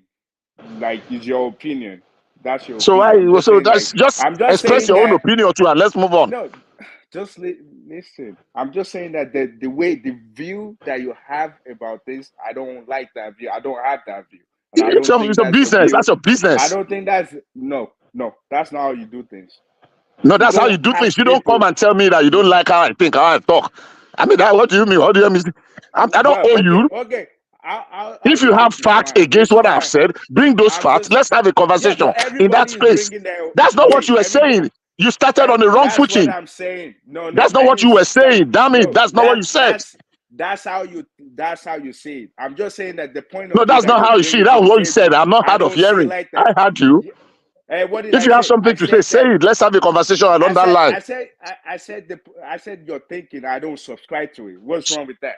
Saying that I don't subscribe to the way if you say my thinking is wrong and you are telling me that you don't, I mean, nothing is wrong with that, then I mean, I can actually say that something must definitely be wrong with you too.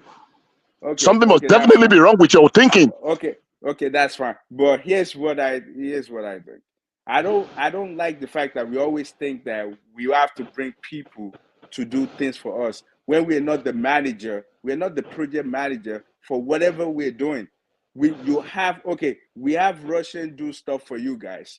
Now, if that thing goes wrong, you have to go call them again. None of our own brain is in what they're doing. We don't have our own people part of the thing. We have to be the lead, the project manager. We have to be the head. We have to be part of the design. We have to bring our idea to the table. What does that have to do with it? Bishop's point? Was Bishop advocating that we should be inviting someone? So can I answer that question if it's a question? No, it's not a question. The point I'm saying is, we were saying that you call Russian to do stuff for you, and all of a sudden they stop doing it. That's not how you do stuff. A lot of stuff that is done in Nigeria was done by other people, not by us. Meaning that if something happened along the way or towards the end, or even they finish the product and something go wrong, we have to go call those people back because we have no inputs. We still doing that. You can start your company and go and beat them. So if your wedding is tomorrow and you give your suit to a tailor and that tailor did not complete your suit, either he delivered it or he did not deliver it, that suit to you. So you will just say because you don't want to call him, because you don't like him for whatever reason, you just put it on that machine. Okay, first of all, if I have to do my suit, I have to tell my tailor, this is what I Yes. want. This is the So type of stuff I want. So he okay. has the idea first. So Okay. meaning, So they if he told can't you finish, that the child listen. That's the what I'm I'm saying. listening. We are having a Okay, conversation. I was talking when you come into, so I allow you. okay, So let okay, me to okay. interject. Let's have a conversation. Don't just tell me listen. You All don't tell right. me listen. You didn't let me land first, though. You You didn't let me landed. land. You interjected. I'm interjecting. You are telling me Okay, listen, I'm listen. listening to you. Go Okay, I'm ahead. listening to you. Go ahead. Oh, you No, want me to just go land. ahead now? Okay, what I'm saying is this: if I give it Taylor, with this, since you cite that as an example, I give it Taylor a sue to do a sue for me. Or at the middle of it, he tell me, okay, I can't finish this because something go wrong. Because I was the one who described exactly what type of suit I want. Maybe I want 4 pocket. This is how I want it done. I can literally take it and give it to somebody else to finish the job or to do another one for, because I'm involved in the thing. If you want to build a house, you're not just going to tell architect just do whatever. You tell the architect, this is the type of water I want. 2 bathrooms. I want my house to look just like this, and they will design it for you. Okay. What I'm So saying can I is, respond? Can I respond to you? go ahead. Can I respond? Number one. I don't know what field you're operating in. Even though technology looks alike, the end product might be the same. The approach, the breakdown is not the same thing. You have 2 companies that are manufacturing, that are producing the same thing, petrol. The technology that Chevron or Mobil is using to refine might be different from the technology that company B or C is using to define. So if you start building by a company, whether they are using Japanese technology and they get truncated midway, and you now want to go and bring a French or a German technology, you are just saying, you know what? Come and scrap everything you have done from ground. Let's start all over again with your own new technology. When we built NAVCON, I remember it was a Kellogg's, a company from America, that built NAVCON. When other people wanted to build, they made it very clear, which one do you want? So when people were bidding for this project, we made our choice who we want to align with. If we align with, why is it that we align with Total, a French company, to come and build our Kaduna refinery? But when we were going to do Warri, it was a different thing, because there was specification of the crude they are going to, the crude are not the same thing that they are going to be cracking. The Kaduna refinery is designed for heavy crude. The Warri is designed for sweet crude. It's just that don't let us put all our eggs in one basket. Before they start building, they look at what are the raw materials that you have. Okay, this is the company that is best suitable. Now, if we can build it by ourselves, then we don't need to have invited the Russian company. I'm not in favor of any companies we are inviting. I am saying I'm not in favor, I'm not interested. Whatever company. And this let me land. This Russian company we're talking about, this project is over 40 years. If not, this project is 1978 or 70 something project. The idea started in 1974. Bishop, how many times have they tried to revive it? How many times have they tried to revive that project? We privatize it. We privatized it under Obasanjo, which failed. And that was what I was referring to. That was what I was referring to. Let me land now. He asked me a question. I was actually still answering the first question. That was where we are saying those Indian companies engage in asset stripping, because they moved a lot of those machineries out, practically stealing them in clear terms, because asset stripping means just taking whatever you can take. And that was what they did. Now, the second trying to revive it, do we leave it there? Is our choice. Do we just break it down and call people where they buy scrap metal to come and buy them? Is our choice. Can we revive it? Is iron still relevant to our national development? Very. So if we can get a way through it, I mean, how many years? But for the future generation, if it's something that they can fix and hand over to the coming generation, no amount of money is too much. Because if what they did then was to weigh it, can we go and start another one? It's too late in the day. If so, that can still be revived, and the material is still there, the raw materials still there. So is it okay? Is it bad that we have lost so much time? But rather than belly aching and crying over spilled milk, what's the way forward? The way forward, the only best way forward is either build another one or continue from where this one stopped. No matter, nothing anybody wants to say. All right. So here's the thing. All you said about technology, that's not how technology works. You can have multiple different companies. The process might be different, but the destination will be the same thing.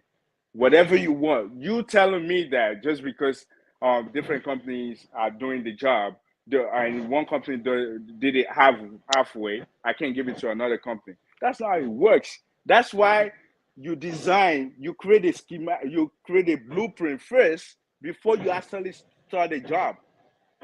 That's how technology works. It's not like you telling me that just because one job do it, I don't think that's what we want to. I don't think that's the conversation we should be having now. That's your own idea of it, and that's fine.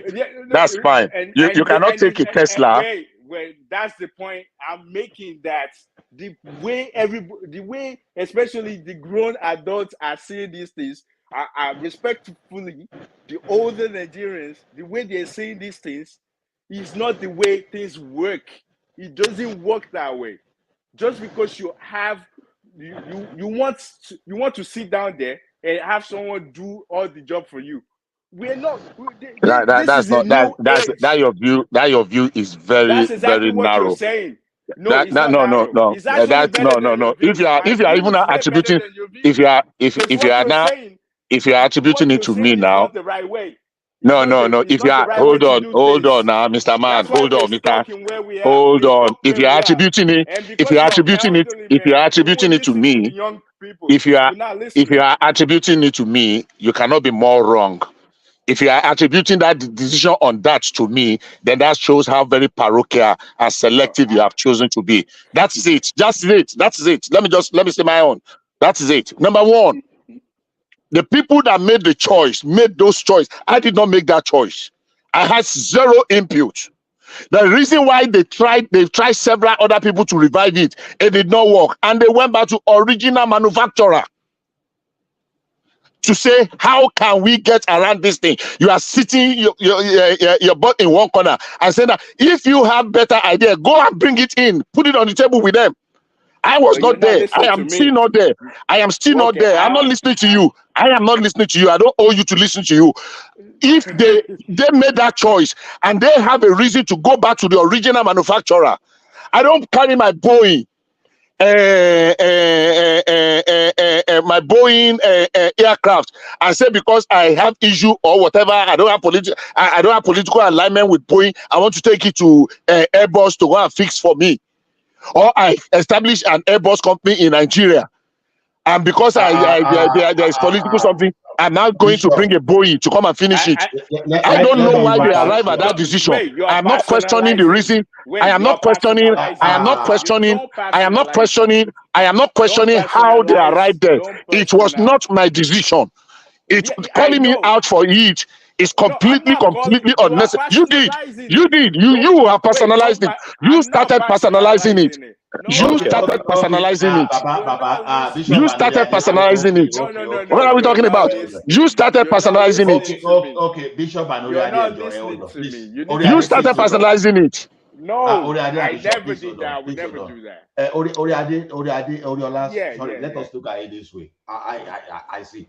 See, this one will be what we're saying, Oriola, is that okay, when those technology were sold to us, built for us, that we should be able to acquire capacity to support and maintain those technology. I know that's where you were going.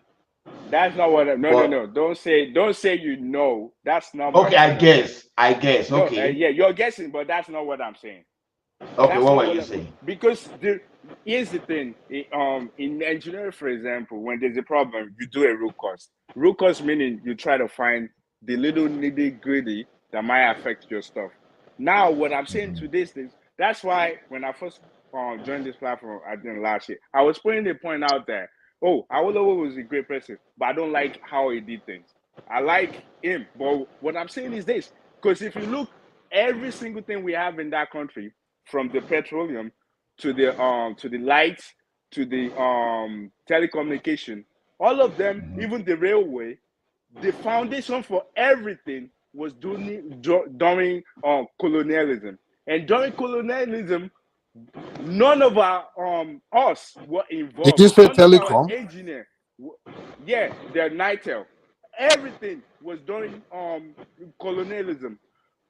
The foundation was already there. So by the time we took over the government, we were just laying on top of what's already there, where we were not able to input. A lot of our input is now in the basic, and we are lacking that.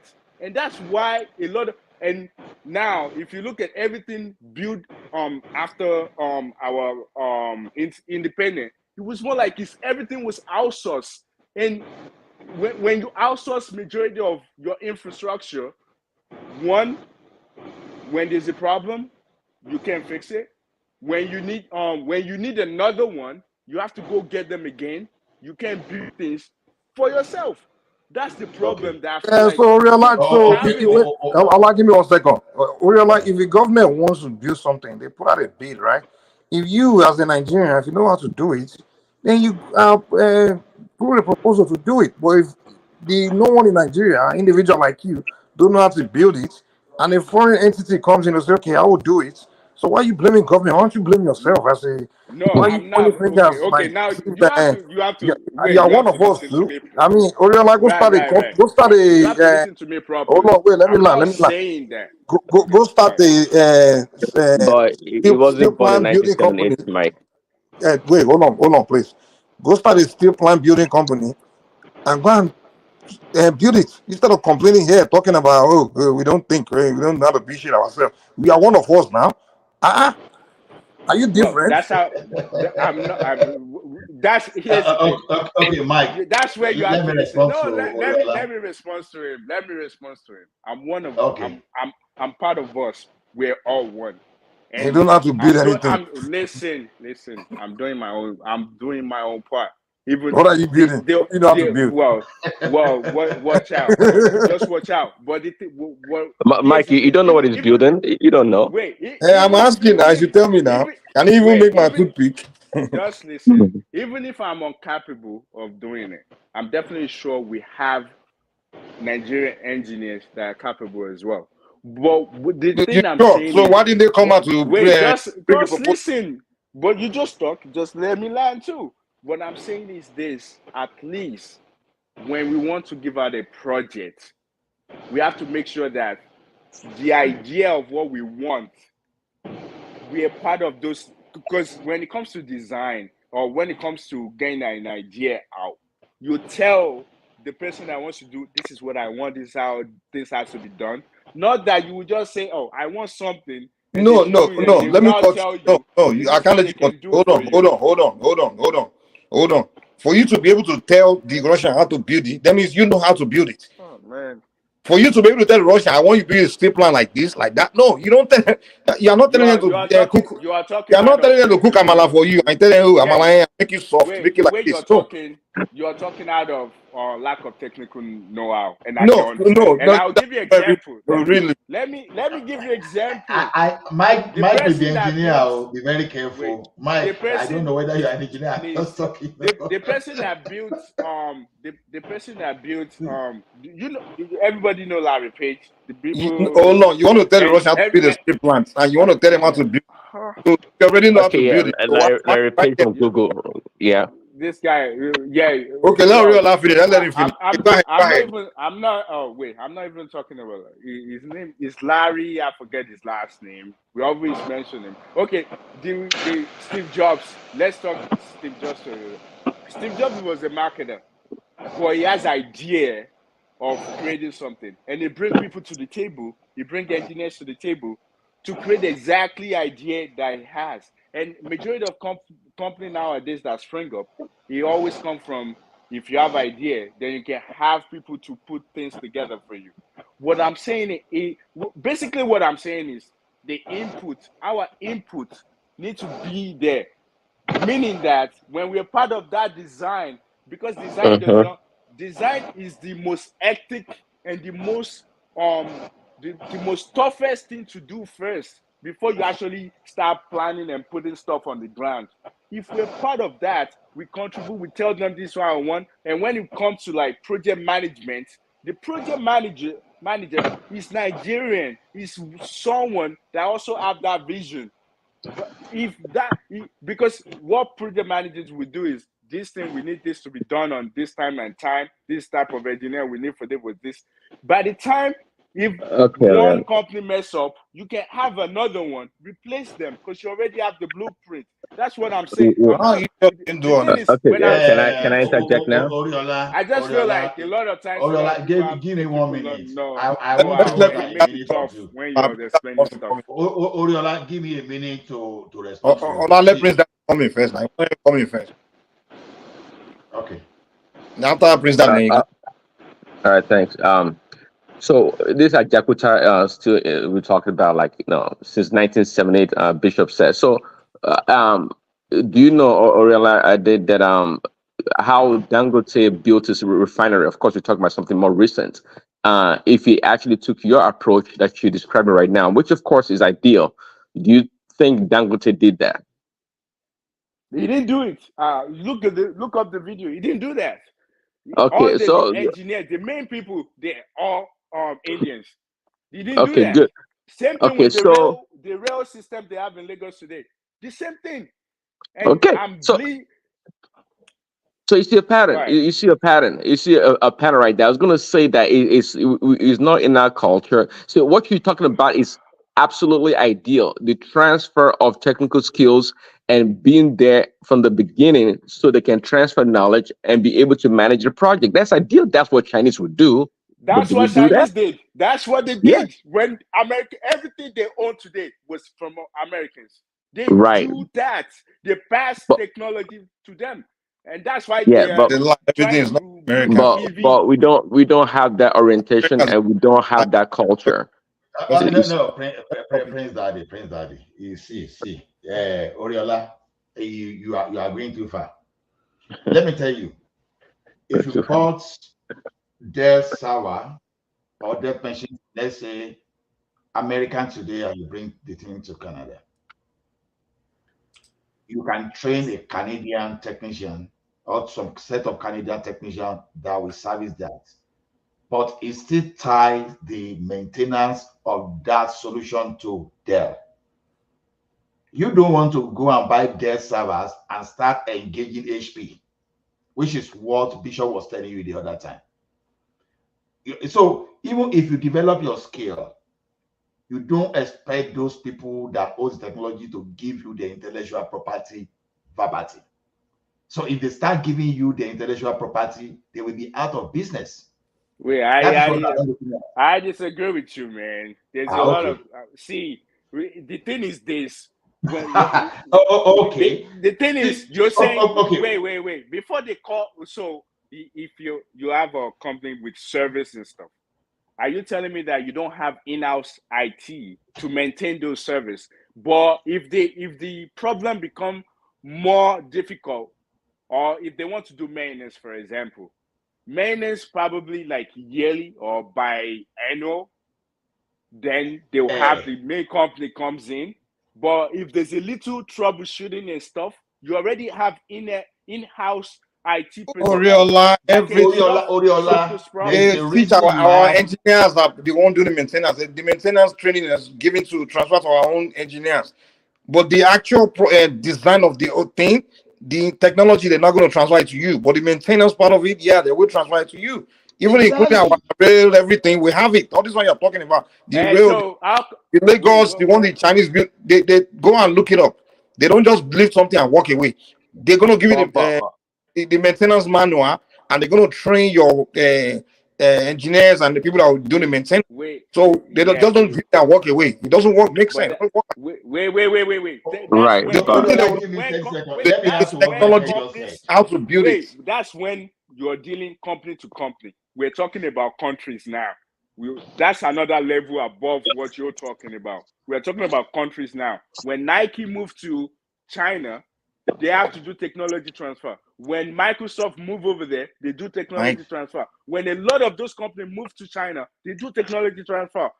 GM, even the cars that GM produces Technology in China, transfer. they don't produce the same thing here. They work with their America is giving with their their local technology. their local company. Why do you think Trump has to like flare up? He flare up and Biden follows suit. Why do you think so? Because they're They stealing dash their technology. technology. They're stealing The technology. Chinese copy them. That's what the Chinese did. America didn't dash them. Didn't deliberately dash it. What the Chinese do is take about learn it. That's They don't. America where take this is how we build it. Take it. They didn't give them. Are you kidding? That's part of What the technology transfer, Mike, man. what the Chinese do is Mike, take That's part of the technology America is transfer. practically taking over TikTok now. Exactly. America, No, Department that's of not true. Justice. They're not taking over it. They I just still say talking about it. look, I'm not saying I say technically or tactically is what I said. Tactically, it's not there yet, but that's what it's maturing to. America is dealing seriously. Department of Justice is dealing with Apple now for some of their antitrust, whatever. Everybody have some kind of No, it's checks because they're in playing place. Monopoly. That has nothing to do with what we're talking about. No. Apple's playing Monopoly. That's what it is. We're not I'm talking not about saying country they are to not. country. We're talking about country to country. Oriola, You are not. you are not really dealing with the way technology works. I'm sorry to say. Sure. No, I can't build my business, even if it is country to country, and now hand over my IP to you. It doesn't work that way. I can't send myself out of does business GM from day one. function in China today? What are you talking about? How does a lot of those companies function in China today? They have to do technology transfer. What you talking? They all did those. Why do you think United States is fighting back now? Because they're taking their stuff.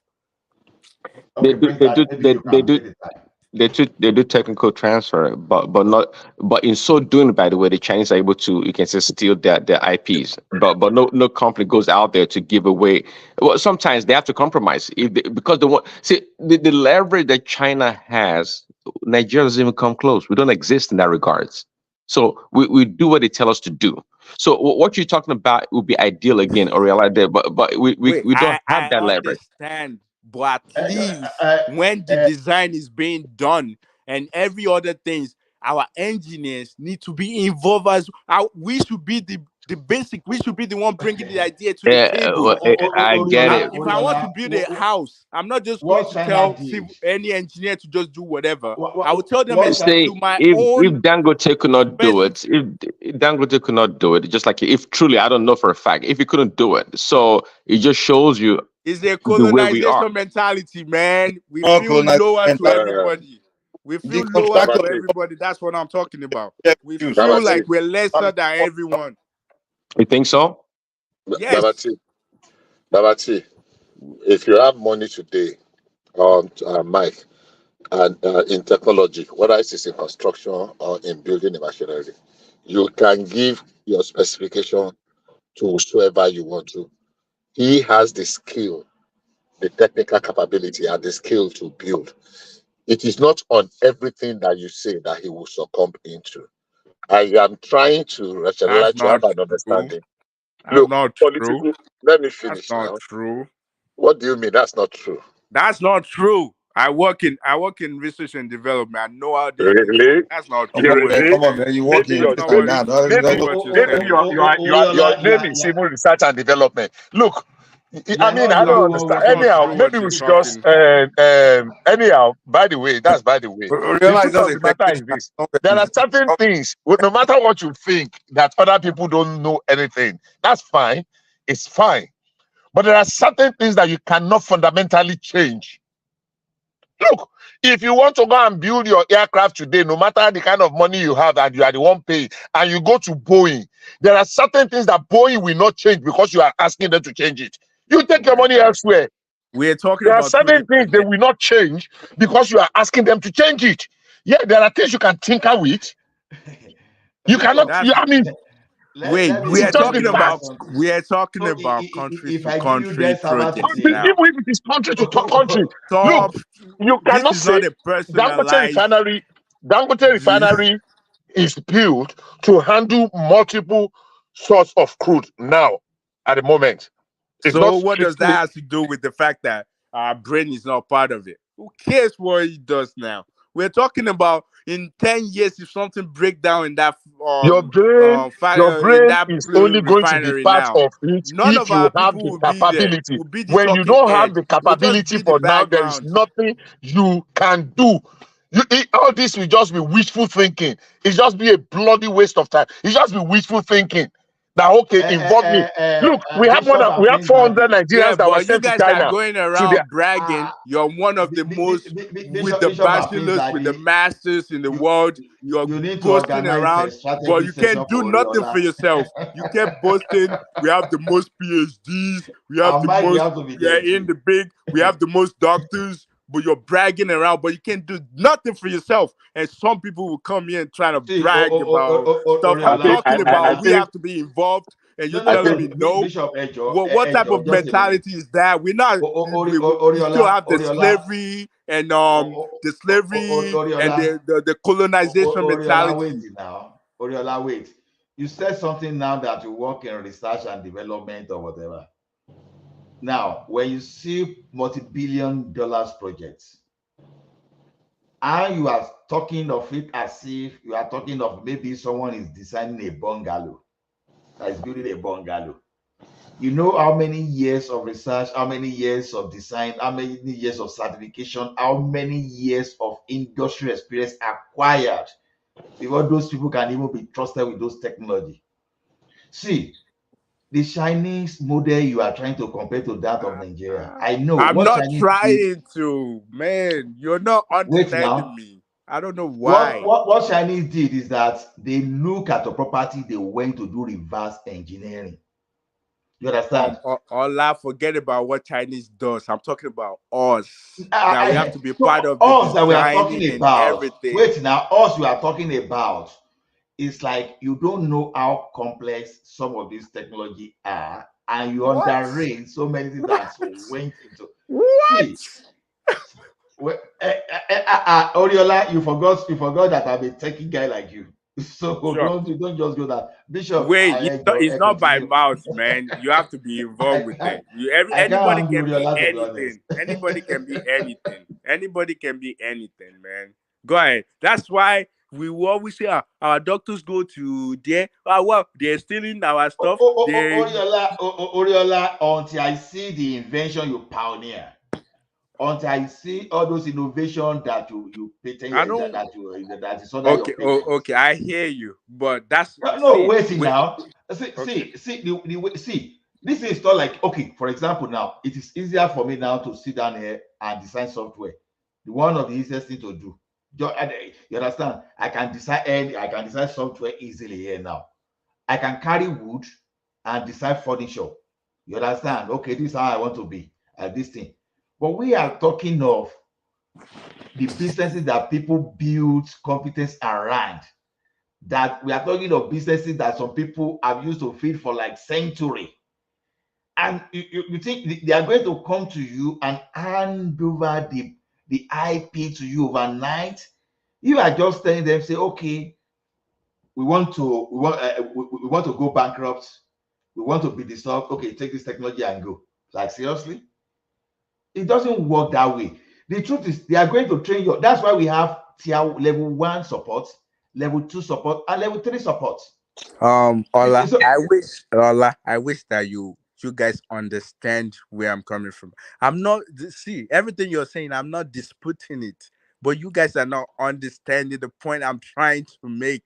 I'm not saying that someone will just give you their stuff and just do it. I'm saying that our level of involvement is too minute to the extent that if we give a project to someone and that person decide that 90% to completion, that person will just go away and said, "Oh, I'm not doing, or I have something really bad." That means the entire project that we put a lot of money in is destroyed from there just because someone.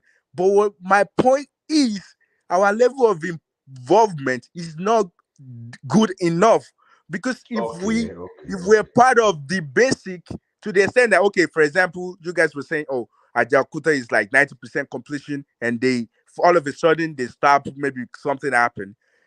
That project should not start from there. It should, if to say, okay, let's say that project, for example, the project manager for that job is a Nigerian, is one of engineering firm in Nigeria. Once one company that is putting it together say no, they can get another team to complete. It's a blueprint. This is not like you designing a analyzer or a machine computer, whatever. Some other company can take it from there to complete the job, because it's a design. You already have a design. Or they might not want to, like, they might want to change some things based on their own, because they have to run their own whatever test they have to do. But the job would not just stall or just completely like diminish, and everything just waste billions of dollars just like that. That's what I'm saying. And if our level of involvement, for example, you want to give a project that, okay, I want my Nigerian engineers, at least maybe quarter of all the engineers that will be there. Is the person in charge is Nigeria. He oversee everything. They do their project management to make sure that, oh, this is the team that I need to do this and that. So if one team is unable to do whatever, you can get another team to complete the job. That's what I'm saying. Like, okay, Oriola. See, from the point of project management, because I know you try to put some kind of PMI scale. So you actually want to let us know that you are PMP. no, I'm not. So I'm actually not a PMP, man. I See, know, I just, don't I worry. know. See, I know project management. Wait, I do waiting now. management of things. I I'm don't want just to giving like be bragging and talking, but you understand the point I'm making. Our I level of got your point from involvement the is area just of too project small. management. I got your point. Right. But so I get, but when it comes to the operation now, operation management, when you in support, you can only know to the extent of the support, because already they put the infrastructure in place. They will give you warranty, and under that warranty is what your maintenance will be helping you to meet that warranty. But then when the thing deteriorates to a particular level over time, uh Nigerian system, we ignore that refinery. We started giving businesses to those people that did not even know about all those stuff. It's just like you carry a dead technician to work on a novel. You know, their system is very easy to maintain because you just replace motherboard. Oh, papa, you change the service tag. Bam. But when you are going to Lenovo, it's another thing entirely. You will need a firmware. There's a firmware. They have different firmware that you need to run the firmware before you can update the serial number and other thing in the BIOS. You look at how they are protecting their business like that. Even if you be working for Lenovo for 100 years, you are not going to have access. You understand? Once you are not within the system, external person. Civil engineering, I'm piping just giving an engineering example. doesn't work So that way. Okay. I'm just giving an example now. I'm just giving, okay, it's just an analogy. So what I'm saying is Lenovo has a way of protecting their what do you call it? IP, intellectual property, for them to sustain their business. Same way there, they have their own way. At the end of the day, they just want to make sure you keep coming back to them. If they are not protecting their business, Dell, Lenovo, HP, they will just sell their products. and roadside mechanic will be doing maintenance. Babe, roadside mechanic will always be cheaper.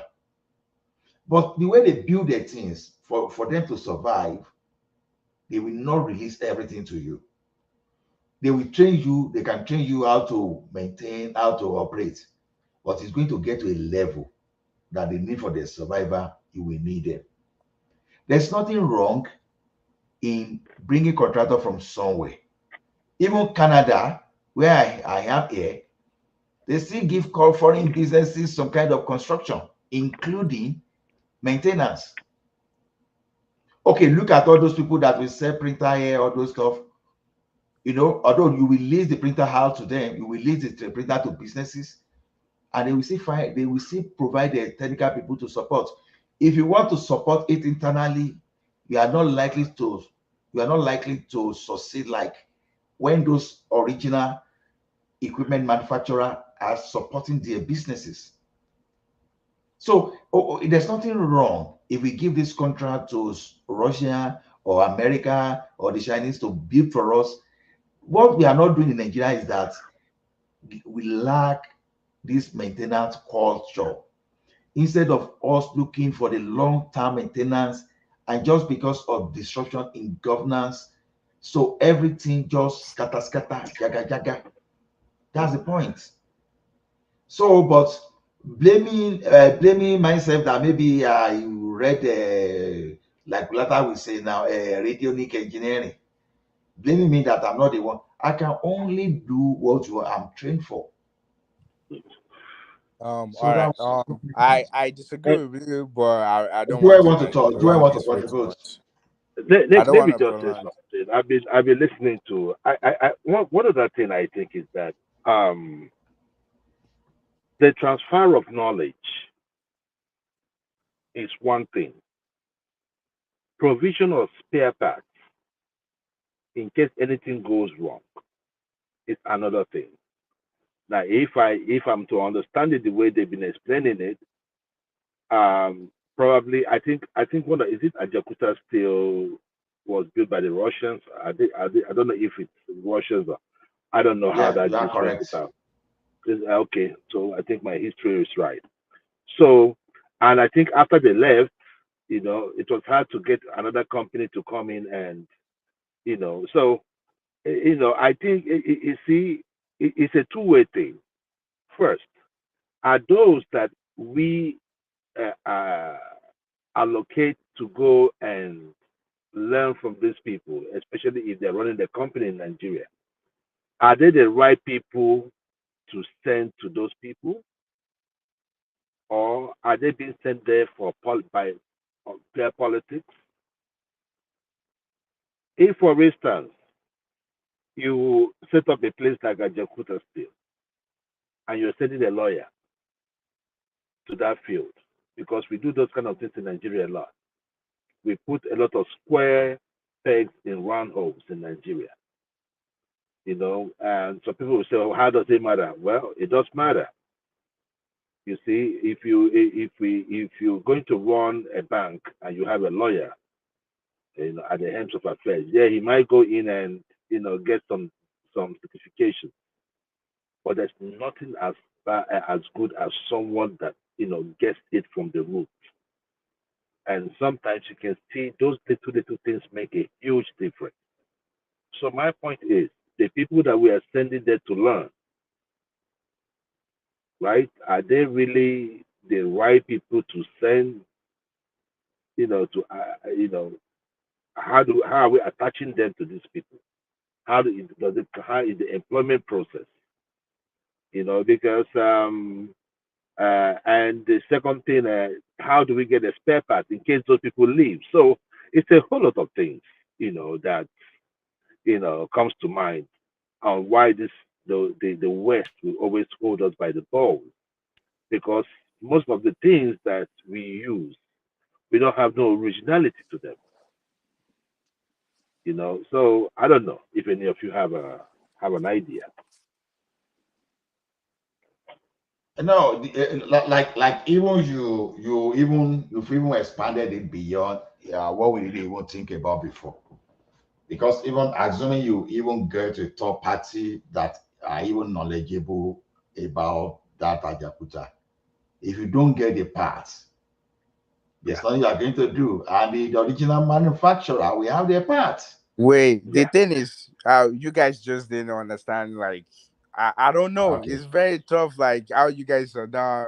I mean, Make us some of you, understand. Make us some of understand. you guys were saying like engineering. Like I was. I mean, I think that you guys should kind of like understand how this thing kind of work. But it's okay. I see your point of view, even though I don't agree You are with it. not the I don't only think engineer here. I that's warned you the how. other time. Kulata is an How does it engineer work too. now? How does it work? You tell us how does it Listen, work? listen. I already explained myself. I don't have to keep going over it again. It doesn't matter. I'm just saying that the point that I'm trying to raise, I don't think you guys see it from that point, and you don't see it from that side, which is okay.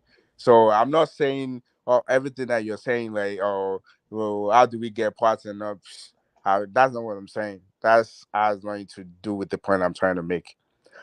So, but if you guys don't mind, actually, the visitor that you have earlier, I have a point. I want to make a point about that, but I don't know if you guys are still discussing this before I kind of like bring up something that I Just in a sentence, can you just like step it up? I wasn't listening earlier on. That's the reason why I wasn't trying well, to mock you. well, I know you just I see. throw it on the I'm side. tired of arguing. I don't want to argue about that anymore, man. Because Everybody one thing has. because one thing what this is the way I look at it, right? If it's an American technology, right? And they refuse to sell parts to you, right? I don't know how you'll be able to produce that on your own without affecting without affecting the company's intellectual property. So that's why I was trying to ask you, like, if you can shed more light to it. You know, is it going to be like if you come and you build a refinery, for instance, then you hold us to ransom in perpetuity? That's my question.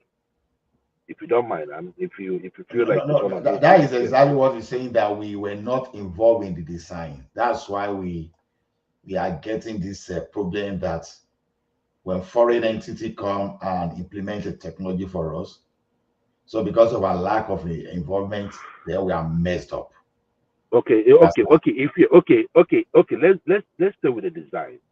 If you do the design in Nigeria, we don't produce too big, right? Okay. Mhm. After the design, right? You Yeah. so are you going to use different countries in terms of how to get the parts of the company? Or if you are involved in the design, how do you as a country like Nigeria that does not produce anything, right, be able to replace any part in the design in case it goes wrong? I just want to know how it works. No, no, no. You know, there are two. There are different level of design. There's the Okay. civil design itself, how you lay your pipe, all those stuff. You know, that's one thing. Then the machine itself is a design on Yes. its own. So if we are talking of the civil design only, understandable. But Mm-hmm. when it's come to the technology around the machine themselves, whereby we don't produce anything, that you have to get the feed parts, that you can't just go to on the counter. They are not on the counter on the counter spare parts, you know. So there's still Mm-hmm. nothing you are going to do. You still have to depend on the manufacturer. You Right, understand? right. You So see, you're now. I think that it looks like breaking it down. It looks like Ola, you're trying to like come on board now. You're breaking it down. I'm not this man. talking. I'm not talking.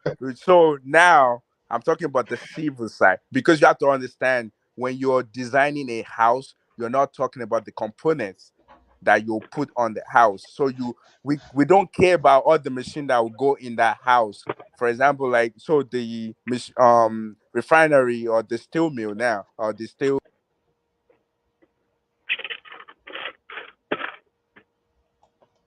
What happened to you, Oriola? We are hearing you now. What happened to you?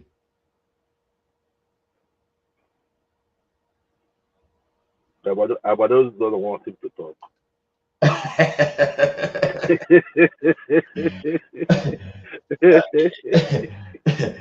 That's the fun we be having around those. He believed that we in Nigeria that we lack competence or something like that.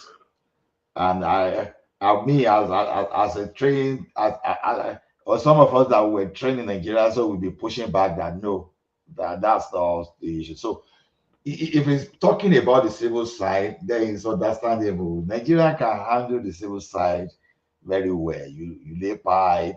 Yeah, if it's, I mean, we've been doing that now. I mean, I know that. I mean, Exactly. it's still under some foreign, but I mean, I believe that they will be able to do those parts because there are Nigerians that are even under steel welders and all that. So I believe that Yeah, at least we have some. We can do that as long as we have the company that produce the pipes. We just give them the specification, they bring it out. I mean, we can do those Yeah. ones. But when it comes to the Yeah. machinery, that is where I have the issue. If the machinery is coming from somewhere, then how do we get the part? And Yeah, if that's so not the case, we still have to engage the manufacturer, whether we like it or not. well, okay, if I can say what Rayla was saying earlier, I understand what was saying, and you guys, of course, also. But the thing though is that look, when we negotiate with these companies or these countries, we always negotiate from a point of weakness. We don't carry any strength. So what Aurelia was talking about, it makes perfect sense. But the thing though, um, you know, we I'm not sure how much due diligence that we do. I'm not sure, you know, what kind of partnership we intend to accomplish every time we have a project, a big project. And that's why I asked him earlier. I mean, we talked about 1978 at Jakarta Steel Industry. What about Dangote today? I'm talking about literally today. Did he do all those things they was talking about? And he said no. Dan, So if no, he no, didn't do it, then it shows that it's our orientation and that's our culture. I mean, I don't know what to say exactly, about it. exactly. no, no, no, no. Precisely, that Ajakuta still was it was a project made for people to siphon money. That project has it. That I mean, if you want to audit the But you account know what, of Bishop Ajakuta disagreed. That's still, exactly what I said earlier. I said that thing is a graduate kind of a project, and Bishop said no, it wasn't. So I don't know what to say. no, no, No, no, no, no. we all agree with I say graduate at a point, though. It's a graduate, but I saw Bishop was just, yeah, I agree it's graduate too now. It's just like this insecurity we're having in Nigeria, right? It's another it's a business for some people. If you want to audit the account of Ajokuta Steel, come on now. If you audit that account, do you know how much we have put into that company? And I think that at the time they were even talking about the location that it wasn't meant to be located where Uh, it is located right now. Joel, sorry, let me ask something to Prince Daddy. See, the Dangote you are talking about, Prince Daddy, this is the way it is. He signed some technical partnership with Indian companies, so they are one of those people maintaining his both. I think both is they will be maintaining both his what we call it refinery and his cement plant. You understand? So they will train Nigerians about other things that they don't that you don't really have to, like I said, civil work within Nigeria. You don't really need to you can subcontract that one to another person. Well, so far you know the specification, but all those machines, it's just like a data center. Yes. I don't know whether you are familiar with data center.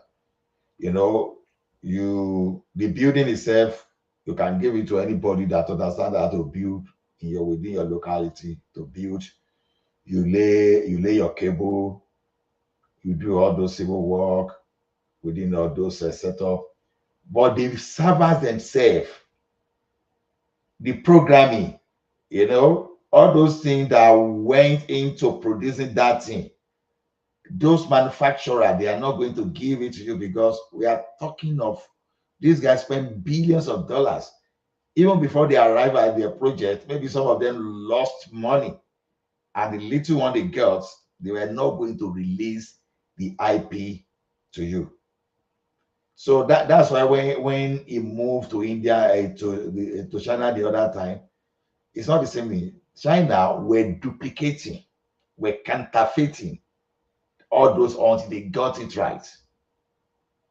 That's what they were doing. So do we have the capacity in Nigeria? No, we don't have that capacity. Can we achieve that capacity? It's going to take a very long time. But within the one we can do, civil work, maintenance, just ask yourself a question today. The tech in Nigeria today, they maintain automated teller machine. Okay. See, we don't. See, when such projects happen, it's always a partnership between the government, the schools, and the businesses, right? So we're not ripe. We're never ready to take advantage of such opportunities. See, the transfer of, like for example, the $2 billion they give, is it 2 or 4 billion the Nigerian government give Dangote? What were the conditions for that funding? I mean, did they compel him to hire certain numbers of Nigerian workers and train them to transfer knowledge? That's a lot of money. That's a lot of $4 billion. That's a lot of money to just not cough up like that and not demand something concrete to help build your economy. But we don't do that. We don't have that leverage. We don't exercise it. So how much more against a Russian company or a Chinese company would do that? It just, I mean, we need a new crop of leaders like Oriola did, for example. Now, if he was in leadership, he would probably demand such a thing. But people, the old school people and people greedy want to always make money for themselves and they can care less. See, we all know the Nigerians are smart. So it's not about being smart. It's about who has your interest, like Trump does for America. That's all leadership is all about. Sometimes you don't need the smartest person in the room. You just need This the guy always person. find a way to hand out Trump shot. I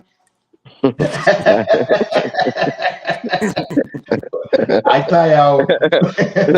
I'm just stating facts. I'm just stating facts. See, you just think people that have your interest at heart. That's what it boils down to. And if you look around at our politics and everything we do, come on now. See, anytime there's no country or persons that's not Nigerian comes to Nigeria is good enough to graduate Nigerians. No, it doesn't work that way. When it happens, it's at the behest and the cooperation of the Nigerians. Remember that deal? There was a company that came, I think it was a British company that came to sign a deal to do something. Somehow, someway, they found a way to circumvent that deal. So the company turned around and sued Nigeria for like what, $11 billion, and they were going to pay.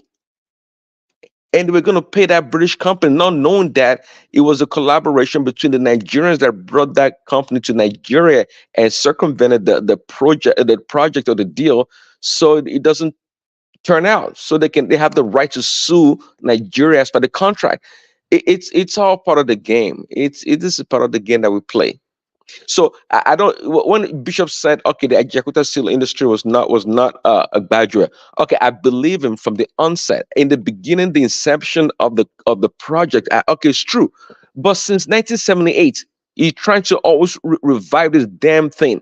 It became a way to siphon money from the Nigerian purse. It became a looting enterprise. I don't know whether this is Babati or you guys keep confusing me. Anyhow, whoever it is, let me just quickly say something to what you said, because this Ajakuta Steel at inception was part of our national development plan, and it was not only that, but a lot of things went wrong since 1983 after the military intervention because nobody was holding anybody to account. And as at the last card, they said we have more than 50,000 projects that have been abandoned in Nigeria. It's not only Ajakuta Steel rolling mill. Look at the power something. This what's the name of this power something that Buhari just completed after how many years?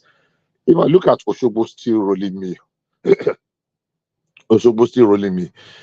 Look at the power something that was a plan in 1978 that was supposed to be adding 5,000 megawatts every five years. So all the national development. So did he run into challenges? Did people benefit from that rot? And they, to line their own pocket. Did they steal? Yes. But the desire was for the greatness, because if you read the what do they call it? Like the statement, that's the policy, that backs it up. The idea behind it, you will see that is what great nation.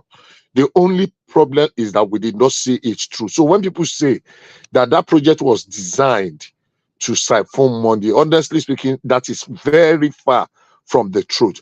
Did they run into challenges? The people capitalize, and the people see that they can benefit more from it not running, and they now, did all the evil nonsense that they did. Yes, but No, the original Bishop, plan. where I support Gbadue was under the dispensation, though. If it were You say talking what? of 80, I You said say what? the Gbadue I'm supporting is the one they did between That's what I'm Jonathan saying. and That Buhari. the subsequently, no, I'm talking of general. I'm not talking of a government. I'm talking of generally Bishop, Nigerians. Yes, yes. Bishop, I am not saying that the original design was to sign for money. No. What I'm saying is that the inability of that place to start producing as we may want it to produce is as a result of corruption. That's my point. Yeah. We are. I think we agree on that. Because government after government, you will hear that the government has decided to revitalize Ajakuta Steel. Money will go in there. Ajakuta Steel still the way it is. The latest, the last one, whether we like it or not, if we want to revive it, money will go there, lot and lots of money. And either we close our eye to put that money there, just like Buhari did for the Port Harcourt refinery, that got 1.5 billion, that practically built almost a new one, or we just let it rot away. Now, they did something similar. Nigeria Society of Engineers, Nigeria Society of Quantity, whatever, quantities of your quantity or whatever, they did some work on it between 2019 and 2020.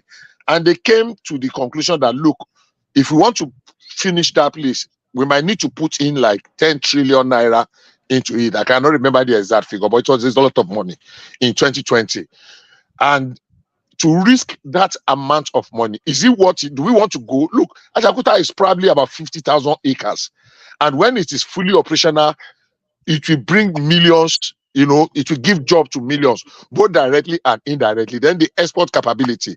Now, can we invest 10 trillion in Ajakuta and see it operational? And the president, the government then thought that, yes. 10 trillion naira. 10 trillion naira. Yes. Oh. As at that 3 years ago, that yes, it is worth it. But the question is, who are we giving that kind of a thing to? The most capable hand was the people that actually built it originally. And let us have a government-to-government agreement on that. That was how the Russian company, what's the name of that company? I'm trying to remember it, came into it. And there was discussion, negotiation. And that negotiation advanced to the point that there was supposed to be a team of inspectors from Russia before COVID struck. Now, do I in any way prefer or favor Russian company? No. But I thought there is more sense in going to people that built it originally. So it's either we go to other companies and say, okay, come and study the technology. Is this something that you can convert to your own and make it productive? We have a lot of other, look at Iwokmi, look at Okuiboku, look at all those things that, no, they are not in the, Oshogbo Steel Rolling Mill, they are not in the magnitude or the size of this Ajaokuta. But hey, they make something too. If all of them were to be on stream, honestly, we will not be talking of what we're talking today, because probably we will even have institutions that will be training specifically. Look at our when people go say they read metallurgical something studies in school. I don't even hear them again now. Before, it used to be a thing in our universities, metallurgical sciences and whatever. Who does that again now? Because the steel industry. My cousin did it. Wait, who would be in charge if to say they already built it? Who would be running the steel mill now? Who would be Maybe we'll have privatized it. Maybe we'll privatize it. I don't know. Maybe we'll give it, I mean, people will be running it. People are running the other corporations. I'm It's just that asking, I don't think it will be do you viable think for government to us? run it. No. When I say They what can I mean do. is what type of people will be, because if you build such things, they need to understand how those things work. So is it Russian that will lead? No, our refineries, our refineries, there was a process of handing them over. Even NAFCON, Americans ran NAFCON for about a year or 2 years, and the people understudied them. And within 3 years, 4 years, all their foreigners were gone in NAFCON. In Bishop, yes, it's your narrative is very good. How do we know if they No, it's even not good spend? for me. Sorry. Yeah, yes, it may not good for you. Yeah. How do we know if they even spend that kind of money to revive that Jakarta steel? How do we know that we're going to get the return? okay, you have in Make it Nigeria. not be like the make it In, not be like in, the No, NNPC in that they are not Nigeria, we even. need that company. We need that company. We need that company in badly. Nigeria, If that company even Thomas, runs at 70%. Thomas, Thomas, Yes, in yes, brother. Nigeria, you are driving a what's the name of this Toyota Land Cruiser 2028 model, and you ran into problem. Maybe you buy bad fuel, and you went to 1, 2, 3, 4 mechanic, and one of the mechanics said, "Look, the best place you can take this your Toyota to is take it to Eliza Day." That in Nigeria they are the authority, because they can link directly to the manufacturer. All the parts that is bad, those manufacturer of Toyota of Japan will supply them directly. Where will be the best for you to take it? Is it to Baba Monsuru on the roadside, or to one Emeka that is Elizade will be the fabricating, best. or to Elizabeth? So Elizade will be the best.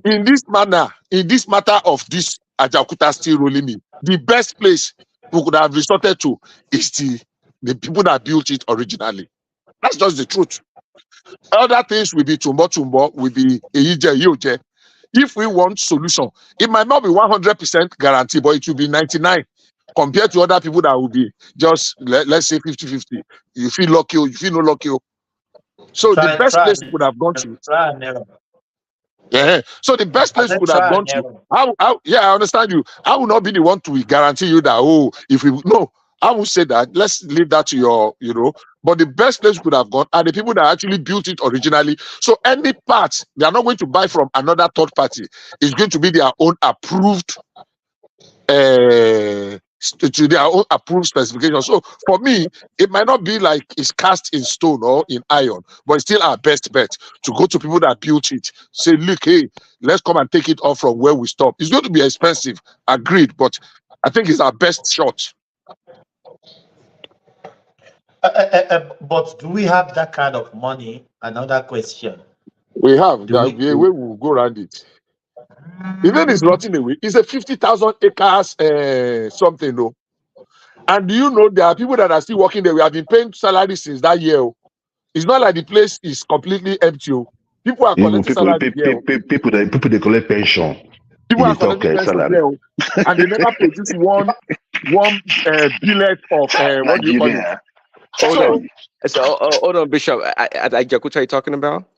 Yes, they are And you actually say that. And you producing. say it's not bad work. People are No, collecting they pension. are producing. No, they are producing. No, they are producing as we speak. Really? No, they're producing. They're producing, not as much, but they're producing. They are I mean, producing very certain. minor, very small. The small unit is producing. Mhm. Is producing. That's the truth. It's not like, but it's nothing compared. It's just like 10% capacity utilization. I know What Ajakuta are very they well now. producing? Ajakuta worked very well between 1982 or even up to 1988. But it was not 100%. It was not at full capacity. They are producing the low. How do they people? Baba, it was Low even better tensile. during those days than today. It was better Yeah, but between that time than today I because want to remember the class of steel they are producing. There's a class of steel they were producing. my uncle worked there that time, so it was a weather, Yeah. So And question. So they're producing steel at the steel mine in Nigeria. They import the steel. No, they are buying in Nigeria. they Everything have is here ferrite in in Nigeria. Nigeria now. They have No, wait. blast furnace, furnace. So we're able to mine ourselves. Yes, now we Of were course, mining, we now. were doing iron reduction, everything in Nigeria, complete process. So they were not importing anything. It used to be start to finish. Yeah, it's a complete rolling. If not It's because just the capacity I'm saying optimization. the company that mine from the ground is Nigerian company mine from the ground. That's what I'm saying. It was the Russians when in charge in the 80s that And actually so Bishop, so what they need now is to upgrade it, or what No, do they not really complete. need? To complete the abandoned, the uncompleted section, and to replace those things that were stripped by that. I think the name of the company is GID or something. The Indian company that Atiku sold it to. That company Yeah. was completely forward line. You see, That's at this point Atiku in time, privatization. I think I think we said Ajakuta. they should scrap that Ajakuta thing. I think it should be scrapped. If you ask me, since Well, let's 1970. go back to what I said. What No, I've no, been saying no. is What do you you mean it should be scrapped? Okay, No, engineer okay, no. Oriola. See, you're trying to improve on 1978 technology by the Russian, well, not Russian, the USSR before they became, before the breakup. In today's world, I mean, it doesn't make sense at all. Whatever they're trying to do, I think they just 10%. If they're producing 10% from that facility, that place, it tells me they're producing more like 5% or less. They're not doing anything there. If you ask me, they're not uh doing anything. uh Okay. Prince Daddy. You know, like there's some house that was being built in 17th century that we still live in today. What did they do? They just renovated. So I don't think they should completely just scrap everything. Technology might just be outdated, and you just say change some machines. If the pipeline is being rusting or some things, just I get swap your it real out. life, but if you think about it, what do you think? What kind of technology do you think in 1978 that the Russians were deploying that in today's environment would be of any value to that you want to spend time to retrofit? I mean, to me, Uh, Yeah, but Prince changing Daddy, one right? thing or Prince two Daddy. don't mean Prince that you Daddy. have to scrap yeah. everything. It has not really Let's changed just drastically. Let me tell you this. Go to the major manufacturers, producers of steel today, and if you want to count them, at least let's talk of Russia itself, China, India, America, and Japan. They are leading. I think these account for the production of more than 70 or 80% of the total steel being produced globally. It has reduced drastically, Wait, is it post-COVID. them? Is not Australia? I The thought Chinese Australia are is leading. the Chinese No, are I'm the just Australia and most talking of the Canada advanced. are leading though. Australia and Canada, I think those are the two countries that are leading. And what? leading in terms of what? In tonnage? Still, when it comes to That's not steel. correct. I don't think so. I don't think so. The Chinese I- are the most advanced in steel. The Chinese are the one that are producing. They are the most advanced. Bishop, guys, can you guys hear me? We can hear you, Oga. Yes. With all this, let's just reflect back a little bit. With all this raw, solid mineral that we have in that country, it just baffles me sometimes. What am I doing in Australia? What it can I don't even get it. How can we get good leaders that will make use of all this raw material, and the country will be much better? Ola, Bishop, Thomas, are you this asking me? country I am, what do they Thomas, have? what you need is great There is thinkers, not great nothing. leader. A leader does not mean he has um the what is it called, the expertise for issues and things like that. What you need is great thinkers. If you're a lawyer, what do you know about minerals and things? It doesn't mean you are the, you understand? You do need leadership, things like that. But what we need is people that can use their brains and figure things and start companies and just going to research and innovative minds and things like that, innovate ideas and ways to do things. In all these advanced countries, it's not like they're politicians that woke up and figure out how to mine things. You understand? It's private individuals. So the preaching should go to we, the people. If you go to, maybe you study engineering or you study this thing and that, how can you use your little knowledge and figure a way to become more innovative and become someone to figure out how to do things?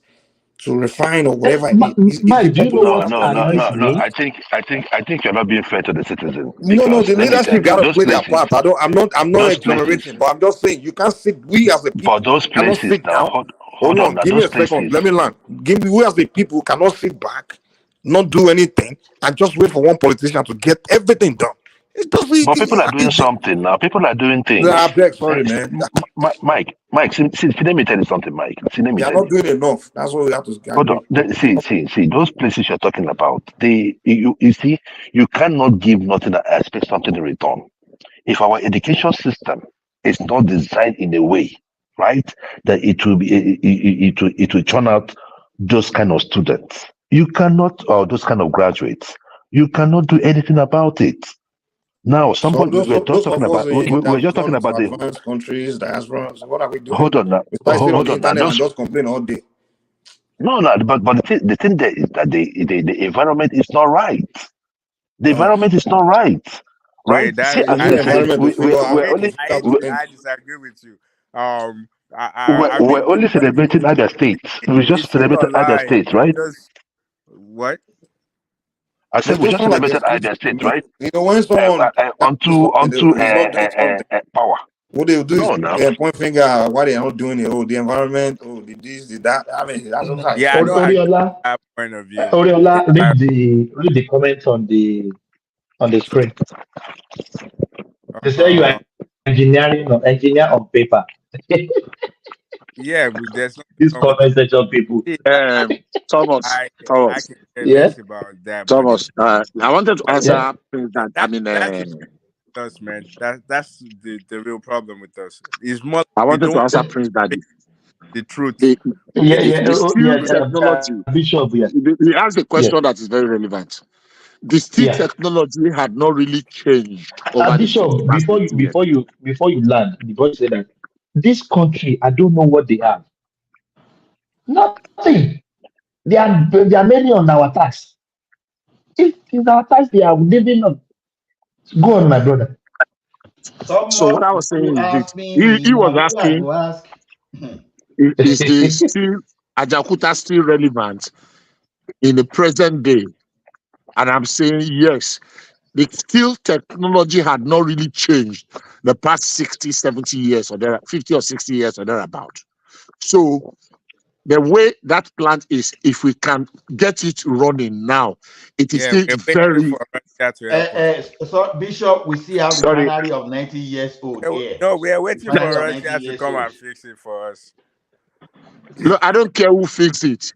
The Eh, important thing is that if you can get it fixed, Hmm? yeah, let's wait for them now. Don't worry, you, we are whether waiting you're for an them. One engineer, voice, listen, one we voice. don't Mr. have Knight, the yeah, capability by ourselves now Ah to man, fix it what today. disgrace. And you cannot start, can we speak one after the other, please? one voice, please. There is Yes. a saying that how the monkey learns to jump from tree to tree, you first learn to walk before you run. As it is today, except we just want to revel in wishful thinking that, oh, we can do it by ourselves. Presently, we cannot. So the best way is to bring the people that build it, let them complete it, and hand it over to people that can run it. Can we run it? Maybe we can harvest all our brains from everywhere. Let us do some understudy to run it, but to build it, to complete what they've started, we don't have the capacity or the capability to do, except we want to deceive ourselves. Even if we want to scrap that place today, to destroy it, we still need those people to come. There are some of the unit that they will be the one that will come and destroy them for us. It's not something you just set fire on and you think that you have destroyed. No. So except we want to deceive ourselves, we don't have the capacity or the capability to complete that project as it is now. And the best people that can complete it for us now are the people that built it.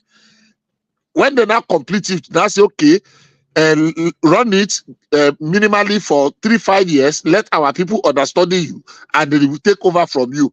That is how it is. So if we want to say, oh, we want to wait until we have the capability, maybe the coming generation in another 100 years will still meet it if the steel technology is still relevant. But as today, it is relevant, and we need to get people that can build it to come and complete it. Yeah, thank you. I think Ola want to say something earlier on, yeah. Or Yeah, Ola, I think see. I come like on. No, to I say know. something I was about. just going to I sing like for to say you, something about the. Thomas. Thomas, who are you giving the floor? Let me know. Are you giving me Oh the yeah, floor? yeah, Ola, yeah, for now. Okay.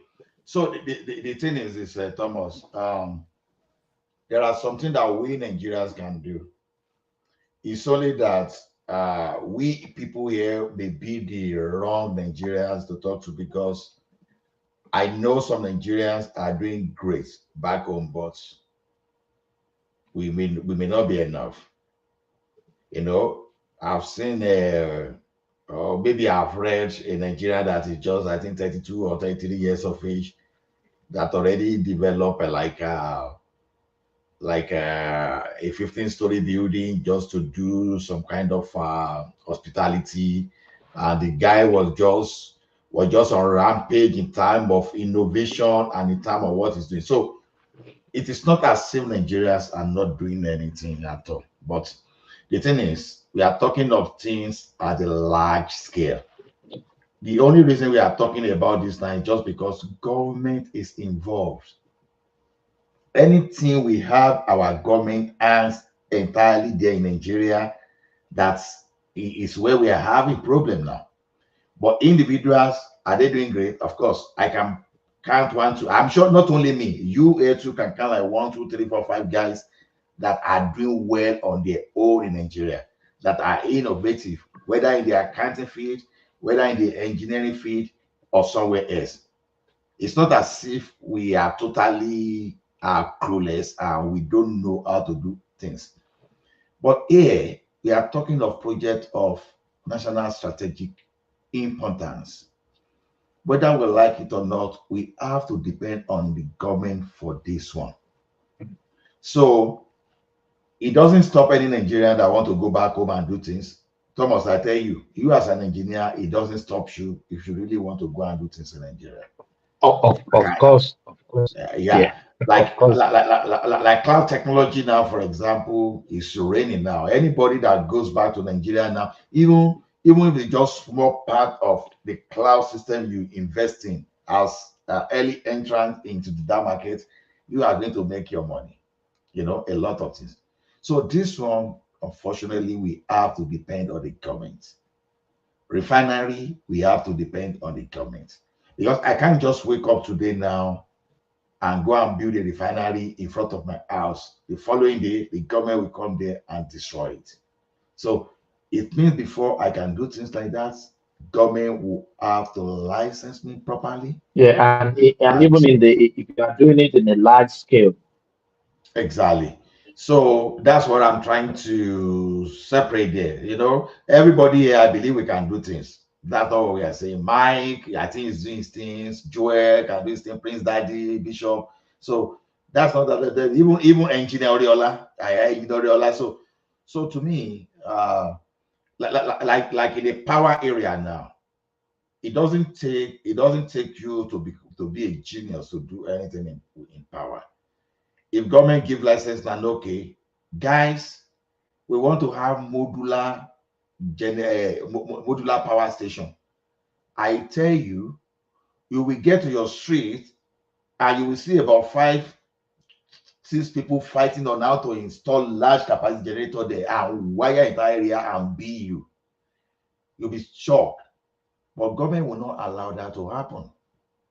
So that is why we keep coming back to the government.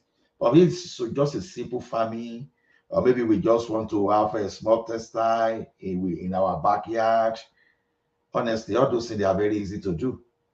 Because as I speak today, like I said, I know people that I left some people in Nigeria in 2013. 2 of them are billionaire now. 3 of them are billionaire. One is into building, real estate. Another guy is into payment solution. 2 of them actually. 2 of them are into payment solution. At least someone that can buy a house in Kogi and a VI. You understand? Are they like ordinary people? You understand? So Nigerians are very good. It's only that the government will want government to fix that, and there's nothing we can do about that. So at Jakuta, the best thing is maybe privatization. just like if you can just privatize it properly, because that's what I would have preferred. But although I know about another government investment where Nigeria, I think Nigeria had, is it 51% of liquefied natural gas? And that's one of still the best run company whereby Nigeria has an in government, and it's still well run. I've not heard of any scandal of LNG since 1992. If I'm still correct about when they established, I can't remember the actual time they. So we just need government. You understand? That was Babs Omotola for you. And what's his name? Which one? We were there before. Now LNG. LNG, yeah, well wrong. It's a very well. You know, when we are even saying government, I'm still surprised that we see out something that Nigerian government has signed in. The train 7 of it is almost completed. All thanks to Buhari. Yeah, but that project started under IBB, right? No, I'm talking of train 7. Train 7. The train 7, yeah, I guess, yeah, and that's the last phase, right? That's the last. Look, I see, Bishop. I want to ask you guys this question, right? So I was looking at the geometric power thing going on, right? And there is, I remember in the interview when they were inaugurating the plant, they were saying something like, once they get gas, they will be able to power. That their problem is gas. And I'm saying, like, I think last week they were still making the same case for gas supply. As their inability to push in more power into the society. And I'm asking myself, in Nigeria, in a place where you are producing the gas yourself, you have a power problem, and you see a power company, and the problem is the bureaucracy. The gas is there.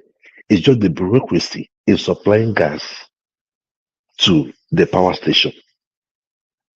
And in fact, the fact that the hint coming out right now is that this power plant has been ready since 2015. We are not a serious country. I don't know. How much power can that power generator that they just completed, how much can it generate? Because I think like I always say, 141 41 watts megawatts is the of what electricity. is that? What is that? Then Nigeria need at least 50 to 100 gigawatts. my brother, you're talking about country. Nigeria. Hold on. You're talking about 141 megawatt. You can't even run I don't think that can run the entire one state in Nigeria. Pay attention to what he's saying. It's not. This is the thing, right? This is the thing, right? This is a privately built power plant, right? If we had those like that, because it's going to power 9 local governments, right? Because it has the capacity of taking it to 181.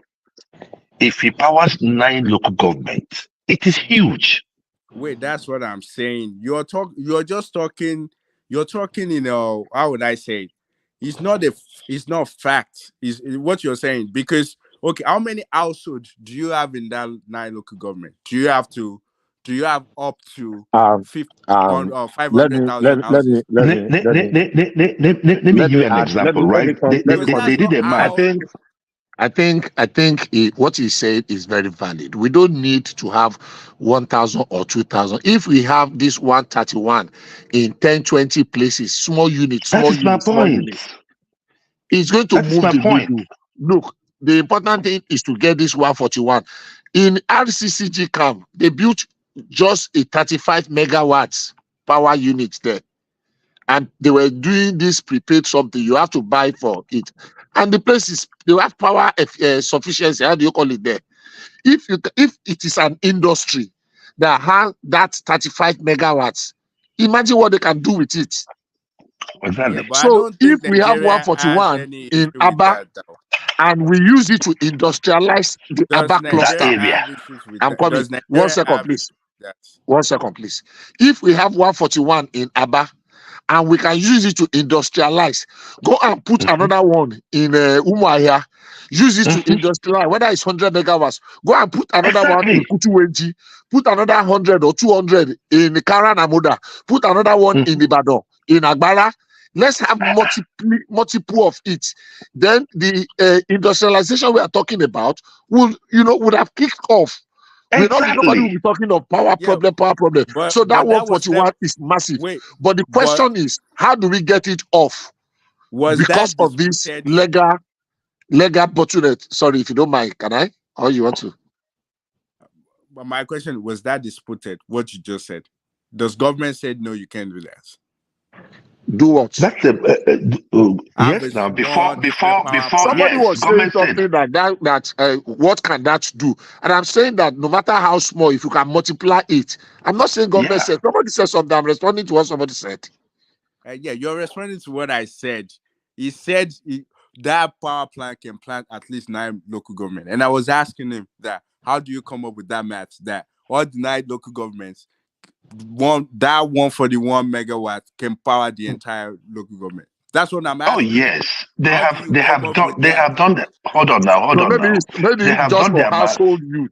Maybe its own calculation is for household use. If it is for industrialization, I think it can just take care of about 2 or 3. If it is major, those, But if it is small and micro, it can take care of hundreds.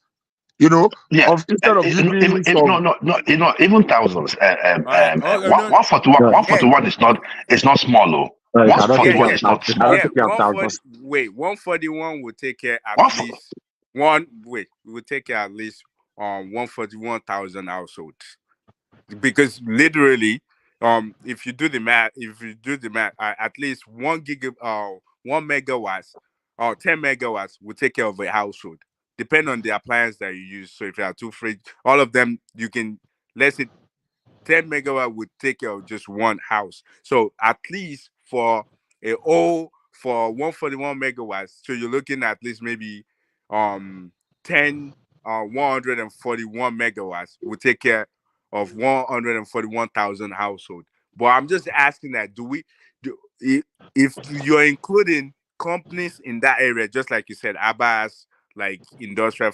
facilities, do you know the engine? Do you know how many gigawatts those See, kilowatts that engines will use, the machines they have? exactly. The thing there is this, right? If you look at most of those areas now, if they talk about Aba is mostly like the place where it is happening. In this other local government, you might not see all those big equipment unless businesses start moving into those Yes, areas. that's what Yeah, I'm you saying. understand me? Like But one household, you at least 10 kilowatts will take care of 1 household. So now yeah, let's multiply that by 141,000 houses. So that will completely take off those that. But if you're talking about big hospitals, because hospitals have to run 24/7, they probably have like different things, light and all of that. Those will use more light than just 1 household. When you have facility that's running like a company, those will use more, depending on the type of big machineries they're using. That's what I'm saying. That do we do the math to know how much that small will actually be able to?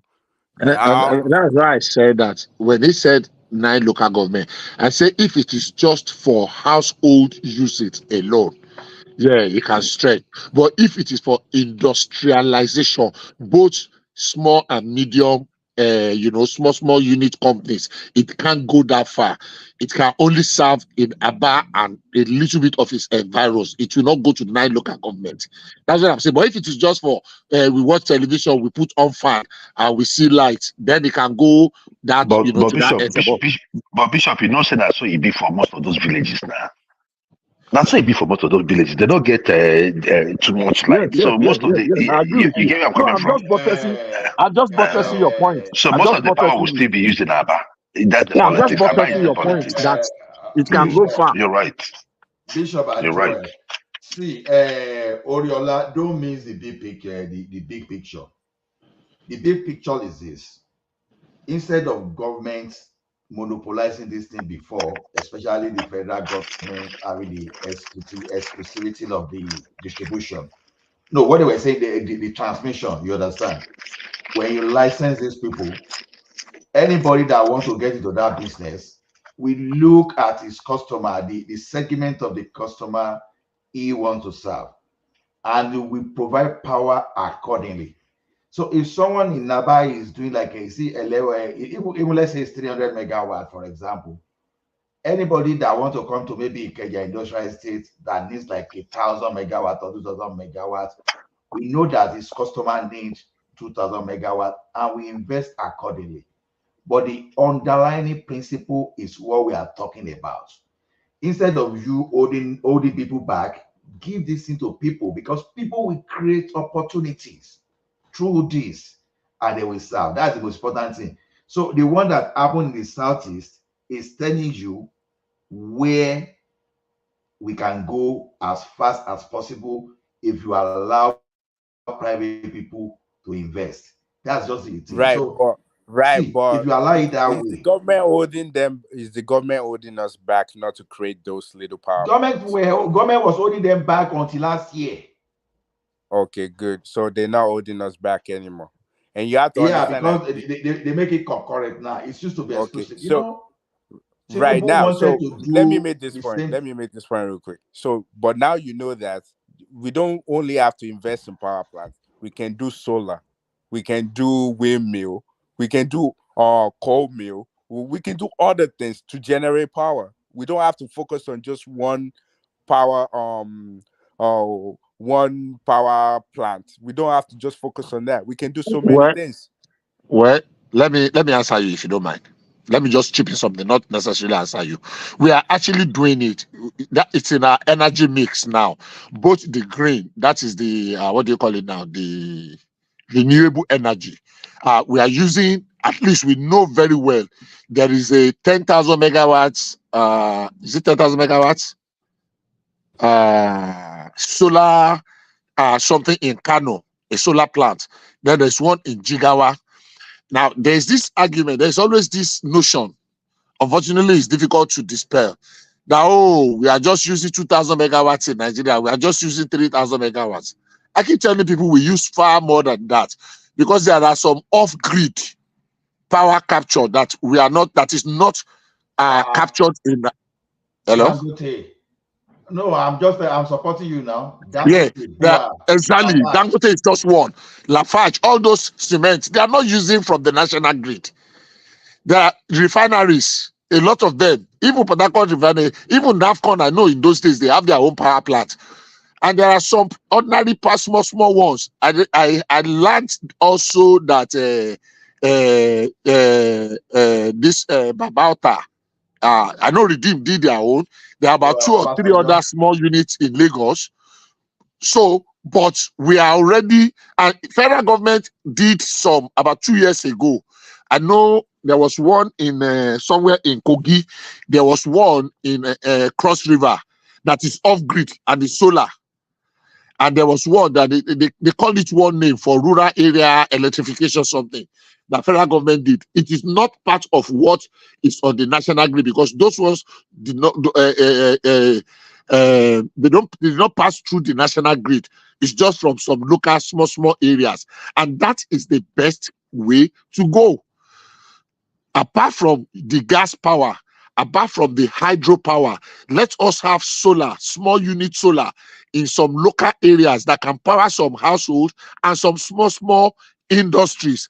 Then let us encourage states to invest in it. Then apart from state, individual that has a look, if you have an estate and you don't want the estate to come on national grid, so be it. If you can produce 20 megawatts for yourself in that estate, that is 20 megawatts less from people tapping into the national grid. So if it is to be the energy sufficiency or efficiency that we're thinking of, then that is the way to go about it.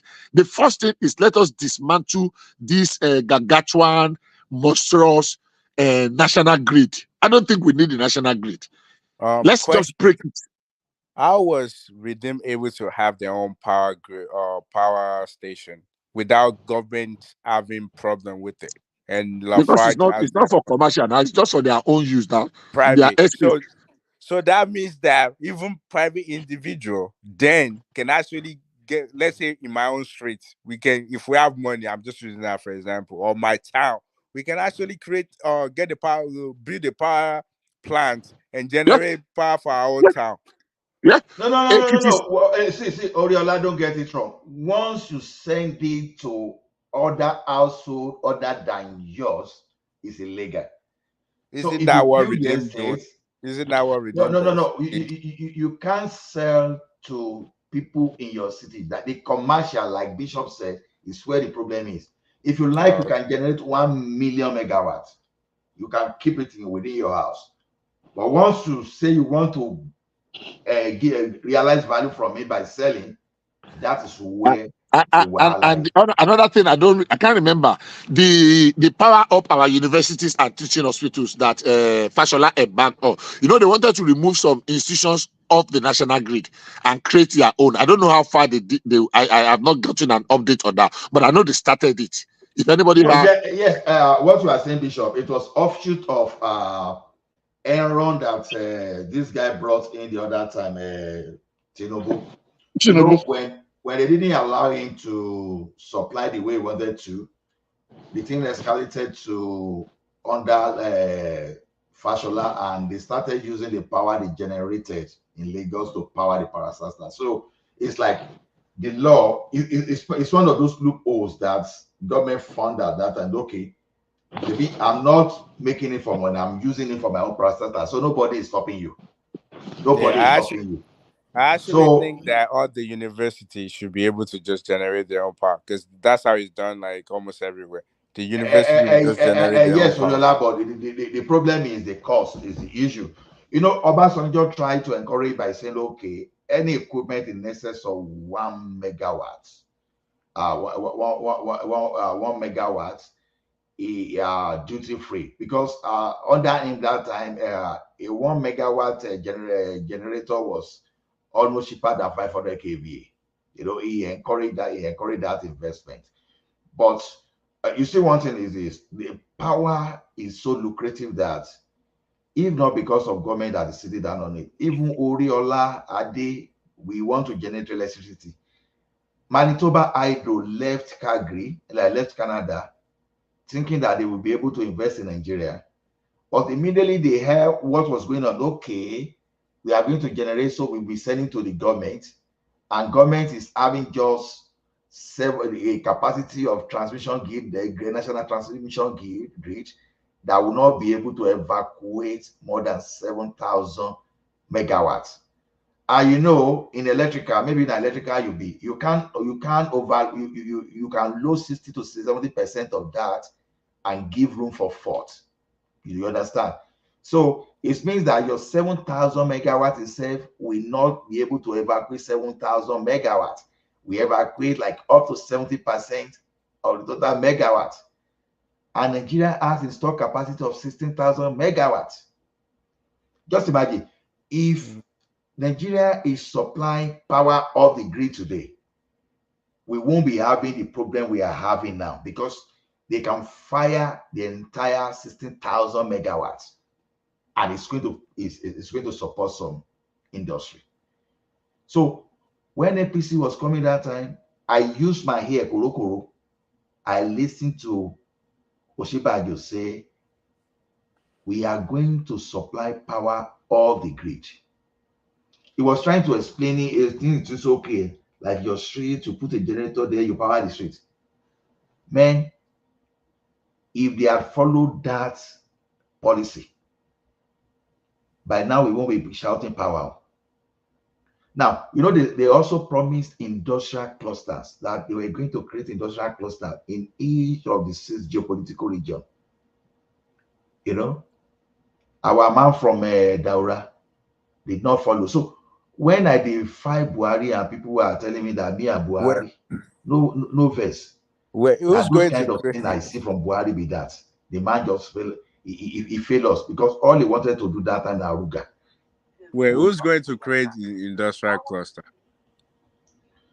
is part of the federal government. This now you create industrial cluster. You know the purpose of that industrial cluster is it just like we used to have Ikeja industrial area. We used to I have know what you Ajala. I know what you mean, but I know now. you should No, no, no, already no. know my own perspective on everything you No, were no, no. The saying. reason, the reason for it is that so that you will be able to target that place with power, necessary power.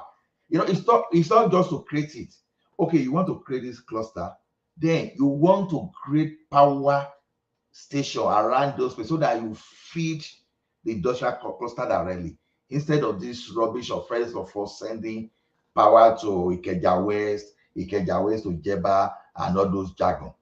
So you want to be feeding those industrial area directly, Right. you know. See, I think what they plan to do now is the best. That state by state can be the one who, when it comes to power transmission to each local government or each state, is done by state. I don't believe in the center or trying to do every single thing, and I don't believe in this. I understand like they're sending power to each industrial hub. They create different hub industrial everywhere, which is okay, but I think it should be done by individuals. I don't think the government might be doing way too much. No, no, no, Everything no. that In industrial cluster, it's just like government marking. It's just like town planning. Okay, like industrial cluster we used to have before now, when the city companies plan, were I know falling what you off, mean. Yeah, like religious centers have taken over all those warehouses. You right, understand? right. I know what you mean. So, Like so Ikeja, there, some part of Ogba, I think, is like industrial hub. Like they have many uh, companies there. When you go to Ogun State, they have one area. I don't know the name, but it's like industrial. A lot of companies. If you go to Aba, for example, I guess Aba is like industrial hub. So I know what you mean. I'm just saying that I what, don't. what the like of Tinubu wanted to do that time was just as okay, look at those area, generate power, supply them. You know, Enron was just like a prototype to even see how the thing was going to work. And the federal government just said, no way, you cannot. See how that kind of fraudulent clause in Yeah, that our constitution hold right us back. now you can see if you now take that to what I've been saying before. One person has like idea, like this how things should work, like this is it. Now that person now call company like, okay, this is how my idea is. I want you to now do it for me. And if the government didn't stop him, but because he already is at the center of that idea, so he's able to collectively like call different people to actualize that idea for him. That's what I'm saying, which is that's the point. Like he's the brain of that idea. He's just getting other people that have the technical know-how to actualize what he wants. You already have the blueprint. This is what I want. Do it for me. And if you along the way you get stuck or you don't do it like I want, I can just call another company because I'm the main brain of that idea. I know what I want. You just actualizing it for me. That's what I'm trying to say before. That okay, just like you said, Tinubu has that brain, he has that idea, but all of a sudden, I mean, unfortunately, the big guy didn't let it work, and same way with the vice president, just like you said, he has idea too, but all of this, the big guys didn't want it to work, so that's the point I'm trying to make. Like, I just want us to be the main character, not like someone will just dish it out to someone, just do this. I think, sorry, Oriola, good morning, everyone. I think most policies in Nigeria, most of What the, is good? What is good in the morning? I say good morning, everyone. What is good in the morning? I should be First, sleeping now. I got work. I think that most of the policies in Nigeria, most of these our leaders, they always look at it from tribal and politics angle. And that is the bane of the problem of Nigeria for the last 4 decades or 5 decades. But now, I don't know. Maybe Ola or Oriola will tell me exactly. So this unbundling of the new electricity bill or HAT, does it give anybody that is interested to generate, to transmit and distribute everything? and you don't need to put it into the national grid if you have the investors. Is that the meaning of the new Electricity Act? Please confirm. That's my understanding of the new. So the state can generate, and when they say you can generate and distribute, right? Mhm. It simply means that you can have your own transmission and distribution network. Yes. So That's if what. that is if that is the case, so nobody should talk about government anymore. Nobody should blame the federal government anymore. We should start handling our state government to do the rightful thing. If you can, because the problem of Nigeria to me is just two that will really accelerate a huge development in that country. Number one is security, and then the next one is electricity.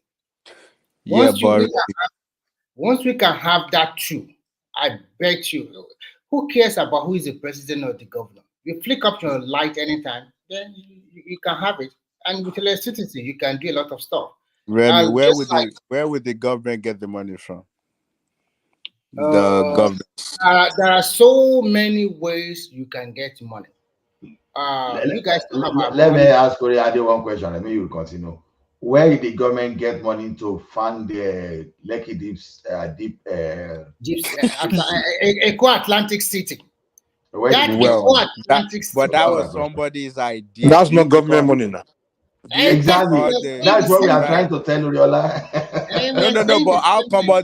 all the governors are not doing it? That's what I'm trying. Because Because the reason last why they week, are or not, your governors, the wait, reason, last week, let me land this. Oriola, Last week, or your governors were saying that they don't can't do mind that. So anything he is so stupid. because all the money they're getting, they've been using it to pay to He does not have salaries. any idea anymore. Exactly, that's what I'm Now, saying. They unfortunately don't for that have state, brain. They are they are only those. unlucky.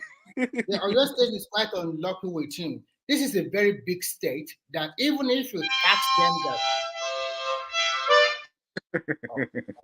sorry. So even if Oyo State is a big state, even if you tax the people 100 naira, everybody, or maybe 500 or 1,000 naira, and then you now get an investor to help you generate electricity. Let's 3 days ago, I have a puncture tire, a flat tire.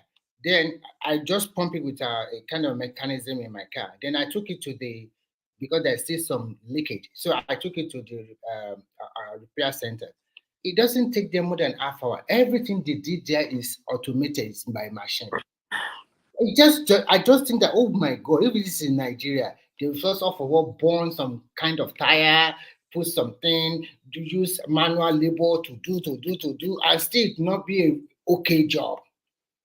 They satisfy everything. So what I'm trying to say is that with electricity, there'll be plenty opportunity. But I don't know why our governors or our leaders or our so-called community leaders, even within ourselves, followers, I don't understand why we are not thinking that way. I've never seen this stupid Nigerian Labour Congress saying they are going on strike because of electricity. Just, okay, we want electricity. Just one thing, give it that. I never seen them. They will just be going on strike on frivolities or something immaterial. Unfortunately for Ajakuta still, oh my God, I'm sorry, it's a elephant project already because they are just using it to siphon money left and right. I'm not sure, and Russians too, they are not to be trusted. The image of Russia in Europe here is also not good. I'm not talking in terms of the what they are going, but in terms of their disposition and the way they do things. They are too crafty, man. They are just too criminal minded also. They might also Russia. be. Huh? What about the other Europeans? Are you saying the British No, or the I'm not. Of course, the other Europeans have their own trouble now. They have their own just like the other. If you talk about West Africa and the way people will see all the countries in West Africa, including Nigeria, so everybody have their own bad element. I just talk about the way they see them, okay? And I've what makes seen that. country different from other Europeans? That's what I want to know. Okay, I will give you one example. When I was in the north, when I was in the university there, a friend of mine have an electric bike, and that time there's so a lot of Ukrainians and Russians. They were pouring in through the border because there's a war over there. And before we know it, they started stealing cars. They started hijacking motorcycles. They started going. This kind of thing never happened in Who were doing this? Ukrainians or Russians? the Russians. They were stealing cars in where? In Ukraine? No, in Finland here. In Finland here. They were stealing cars, they were taking motorcycle, they were getting so many atrocities. Hold on. I'm confused. During the war, people came to Finland border, right? Is that what you said? No, relax. Because you are eating. They are still fighting the war. In the beginning of the war, a lot of them trooping here because a lot of who? A lot of Russians, a lot of Ukrainians. Both of them. I thought Ukrainians were the ones fleeing. So I Russian. They have a huge population of Russian also here because they always like to because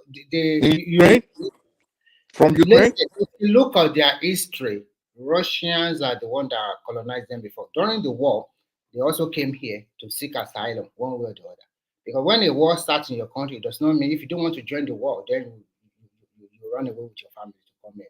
And they seek asylum, so they give them house, they give them money monthly. A lot of Russians left Russia to come to Finland for asylum. They did so many, and even Ukrainians they did. Okay, so you give asylum to Russians. Am I the only one that's confused here? Or yes. You don't understand the law here. Russia invade Ukraine, and Finland is giving asylum to Russians. What's the big deal about that? Well, I see what you mean. Maybe those they are wanted or something like that. No. Whatever reason they give for seeking asylum. Mike, you know there are some Russians that are anti-Putin. You're talking about those ones that are okay. Yeah, those ones that are anti-Putin, and some of them in some part of Ukraine that been shelled by Ukraine and Russia, so they are running away. So you could both sides, you know. So a lot of anti-Putin that are opposed to Putin, they run out of Russia now.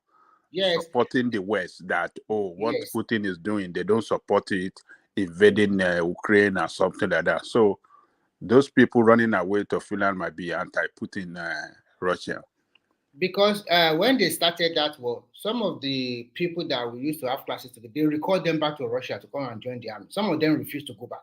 Some went back. It depends on how patriotic you are to your country. So many stuff here. So at that time, some of them came in. I don't know the story they said to the Finnish, but they were housed and they give them money. But at the end of the day, it's not enough for them. So they started misbehaving. So that is just it. Okay? But when you say Russia have a bad reputation in Europe, I mean, the example you are giving here is more like people that are playing. That doesn't justify the reputation you're talking about. First and foremost, you calm down and listen. Russia, they still, no matter the enmity or whatever among them, they still like to welcome them because they are part of each other. Okay, it's like a big brother to all most of European countries. If you know Europe history, you will know that Russia, the USSR, colonized most of them. Most of who? Most of European countries. No. What are you talking about? Are you talking about the old Soviet? Are you saying Russia colonized? Yeah, I mean the old Soviet.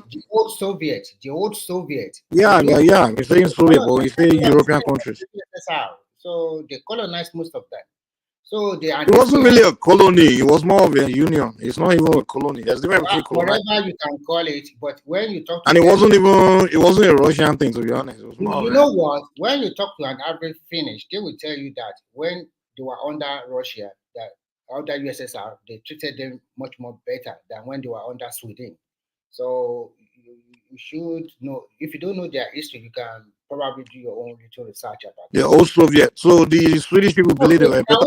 Can we just let that be and then we just move on? We're trying to learn now. You're the one giving info now, Abby. I'm tired of because you won't let us talk and you continue coming. I don't see the relevance anymore. I think we are talking about electricity in Nigeria.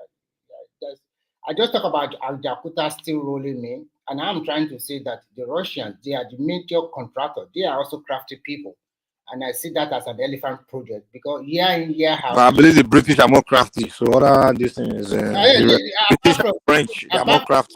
But I mean, it's not the Russian that did not make our this thing not to work. Our Jakarta. It's the No, Western. no, I'm not blaming them. I'm trying It's to the say Western that world. they That's don't The thing is, have. Baba, a lot of Nigerians that live in all these Western countries, they will consume the media there, and they will begin to tell. There was one person telling me the Russians are racist. I'm like, so the German and the English are not racist. I mean, they will just tell them all these things, like make Russia look all negative. I say Russia. I'm not saying you. I'm just hold on. I'm not saying you. I'm just saying a lot of people, Nigerians and I know Africans, they will go live in Western countries, and based on what they tell them there, is how they will be judging Russia and the Chinese people, and For me, the things they will accuse the Russians like the Chinese. The for Western me, countries they have done worse. They are even worse in those things. yeah, yeah. For me personally, once I step out of my country, I know that I will have to absorb some excesses from the country I'm going to. If people discriminate against me, most time I just walk away. Because if you don't have a thick skin, there is no way you can leave your own country and go and live in another country. Because you are going to another environment.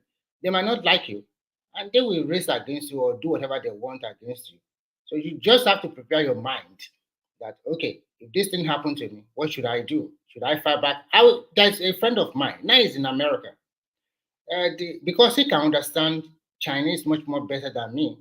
And he's in the subway, and they were abusing him, abusing his mother, and he can hear. But because he does not have a thick skin, he started cursing them back in Chinese. And then four people, they just gang up against him, and he was beaten heavily when the train was moving. All his clothes were full of blood. All the Chinese people inside that, nobody stopped them. They continued to beat him. Who? Is he a Nigerian guy? Yes, and who bear the brunt? And then I said, you are at fault. How can you talk a thing like that when everybody around you were Chinese and you are on the train and 4 against 1 person?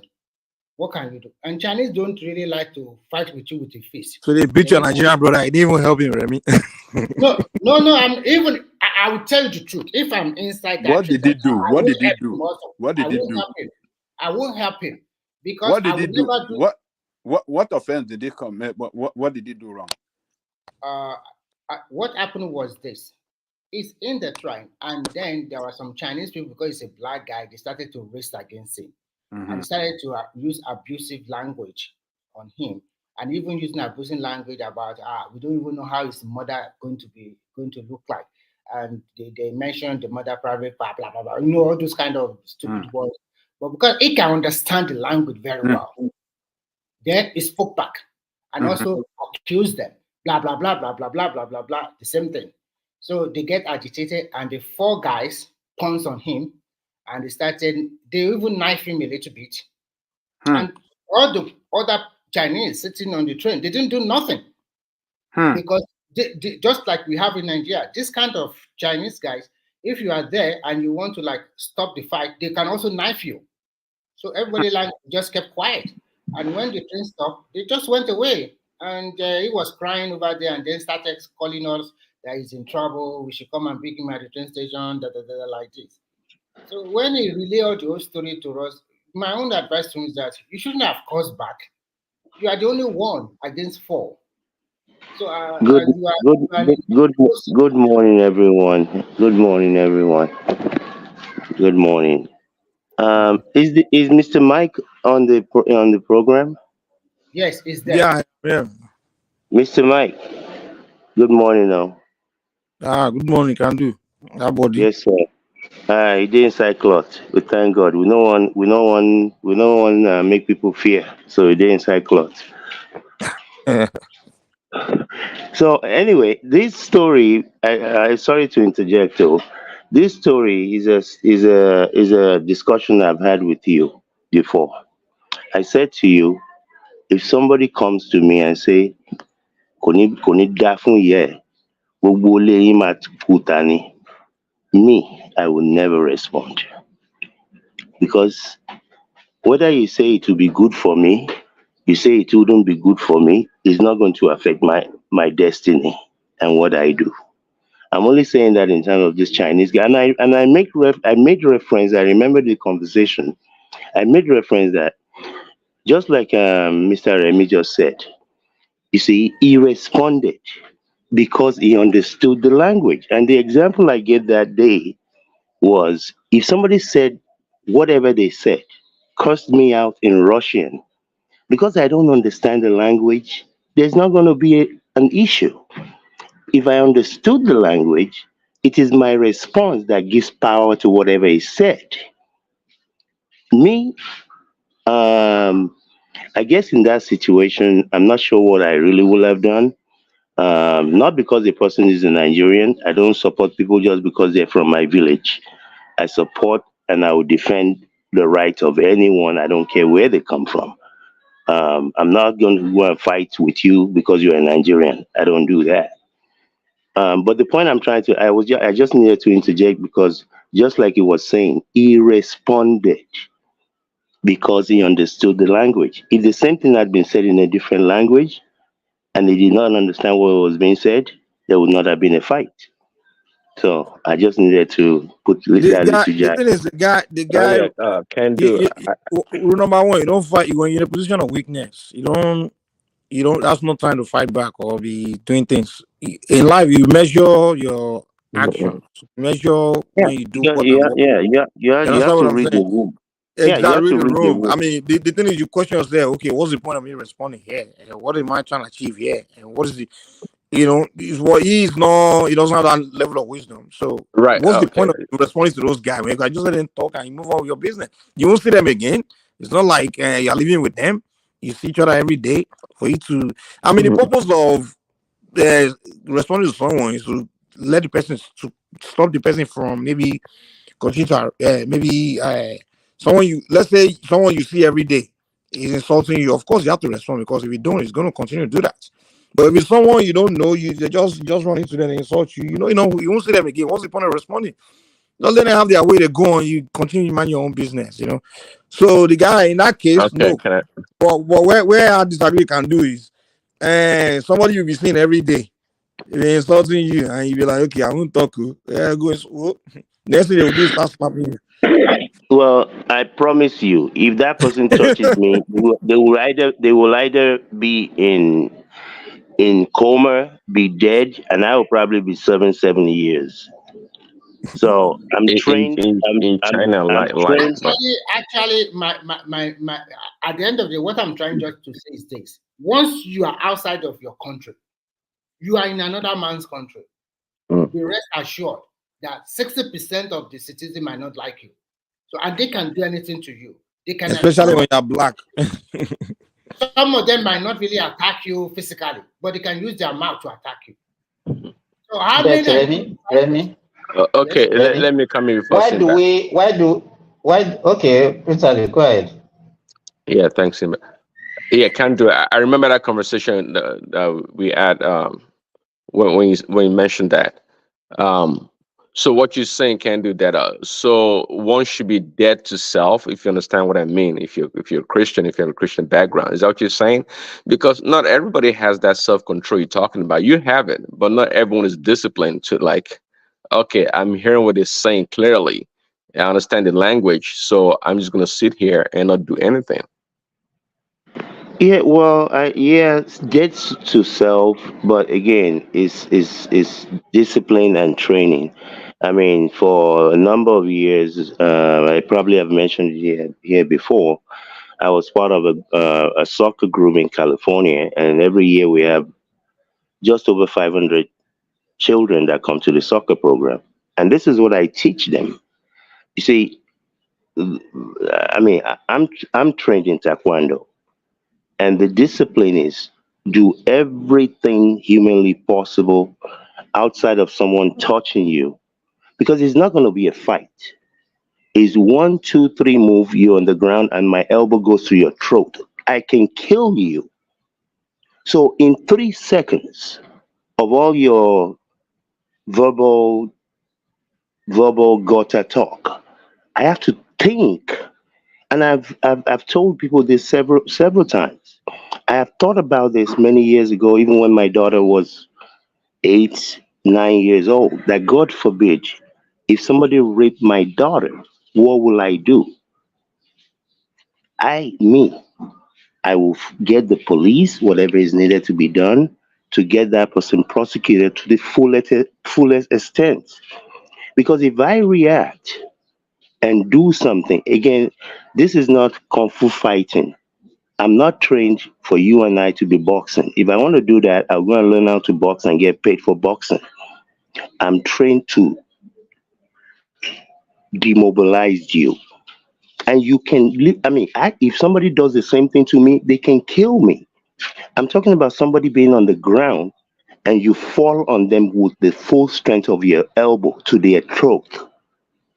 So, in that 3 seconds, I have to think.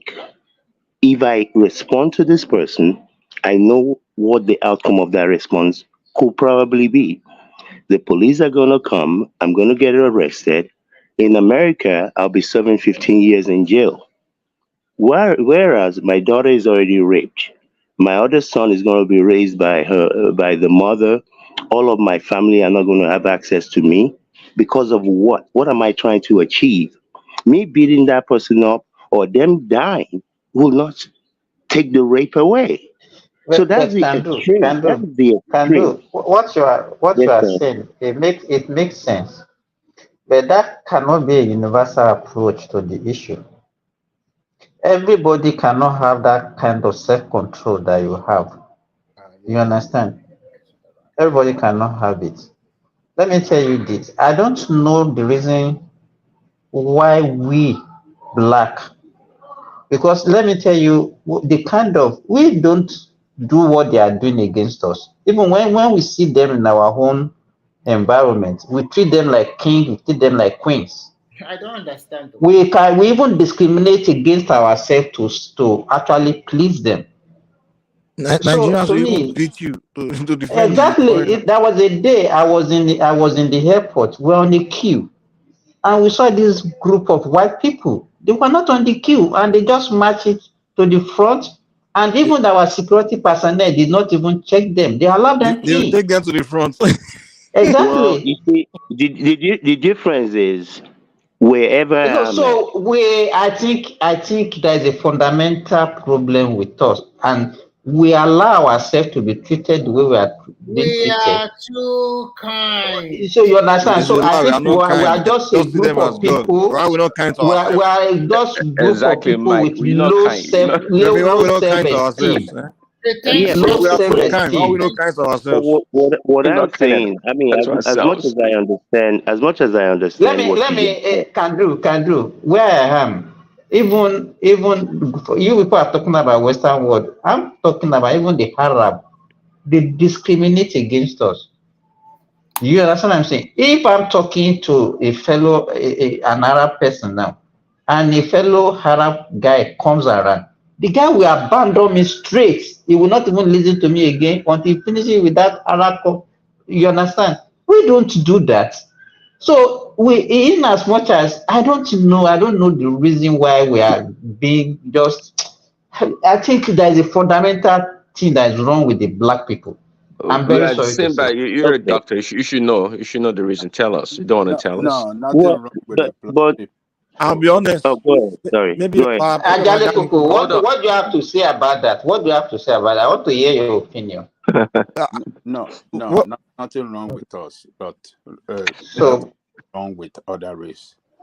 We are the eh? most, look, we are the most discriminated against people.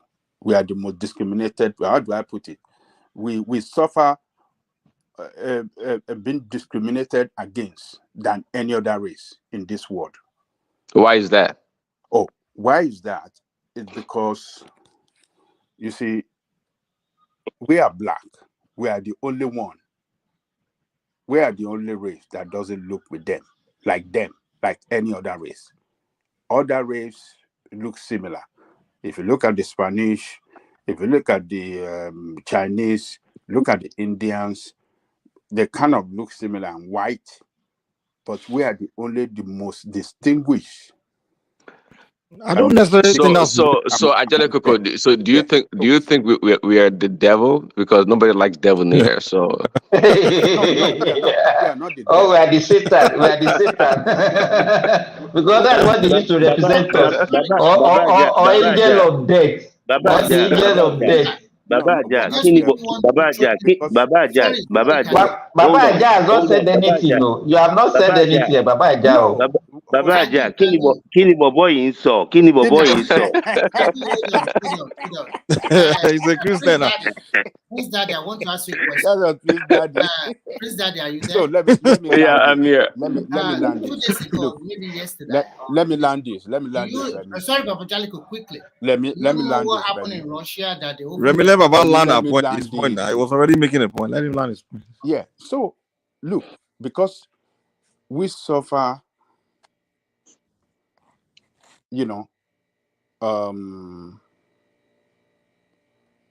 how do I describe it? We when it comes to slavery, we suffer, the most inhuman, degradation than any other race in this world, and that is what is responsible for that. Particularly, so is that so? The thing now is it sexually transmitted now, Adale Coco, or is genetic? The people that suffer discrimination, the people that suffer the slavery, they are no longer alive.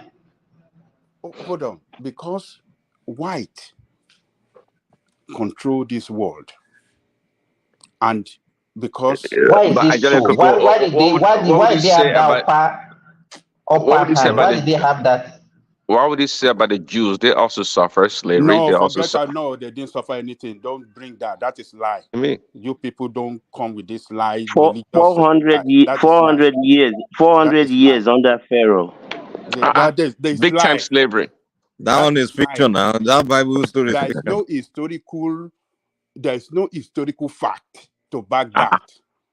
Of course there is. Historical fact. Yes. What do you call that in the Bible? What do you call this thing? These people they call what's the name of those people? Anthropologists. I mean, is it anthropologists they call these people that look under the archaeologists? Yeah. What do you call them? Archaeologists. Archaeologists have debunked it. That is all lie. Is fabricated. There's nothing to show by history. No, that is not true. They work for the devil. That's not true. We have record. My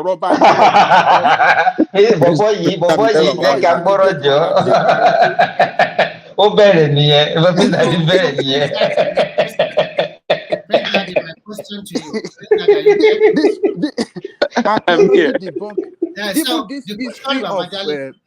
Let me land, Remy. Nisuru.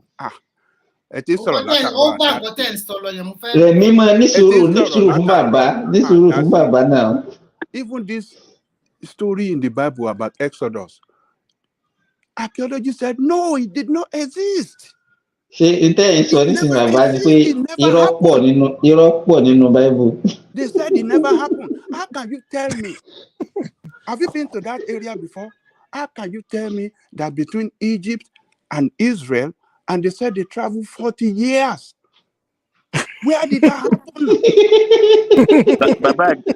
Baba Aja, iṣẹ́ Ọlọ́run àwa má rí di ni. Baba Jalekoko, about a month ago, I was at the Red Sea, and I was not imagining that story of Moses that he said he walked through the Red Sea. And look at the Red Sea as that is possible was the walk through this one. Èmi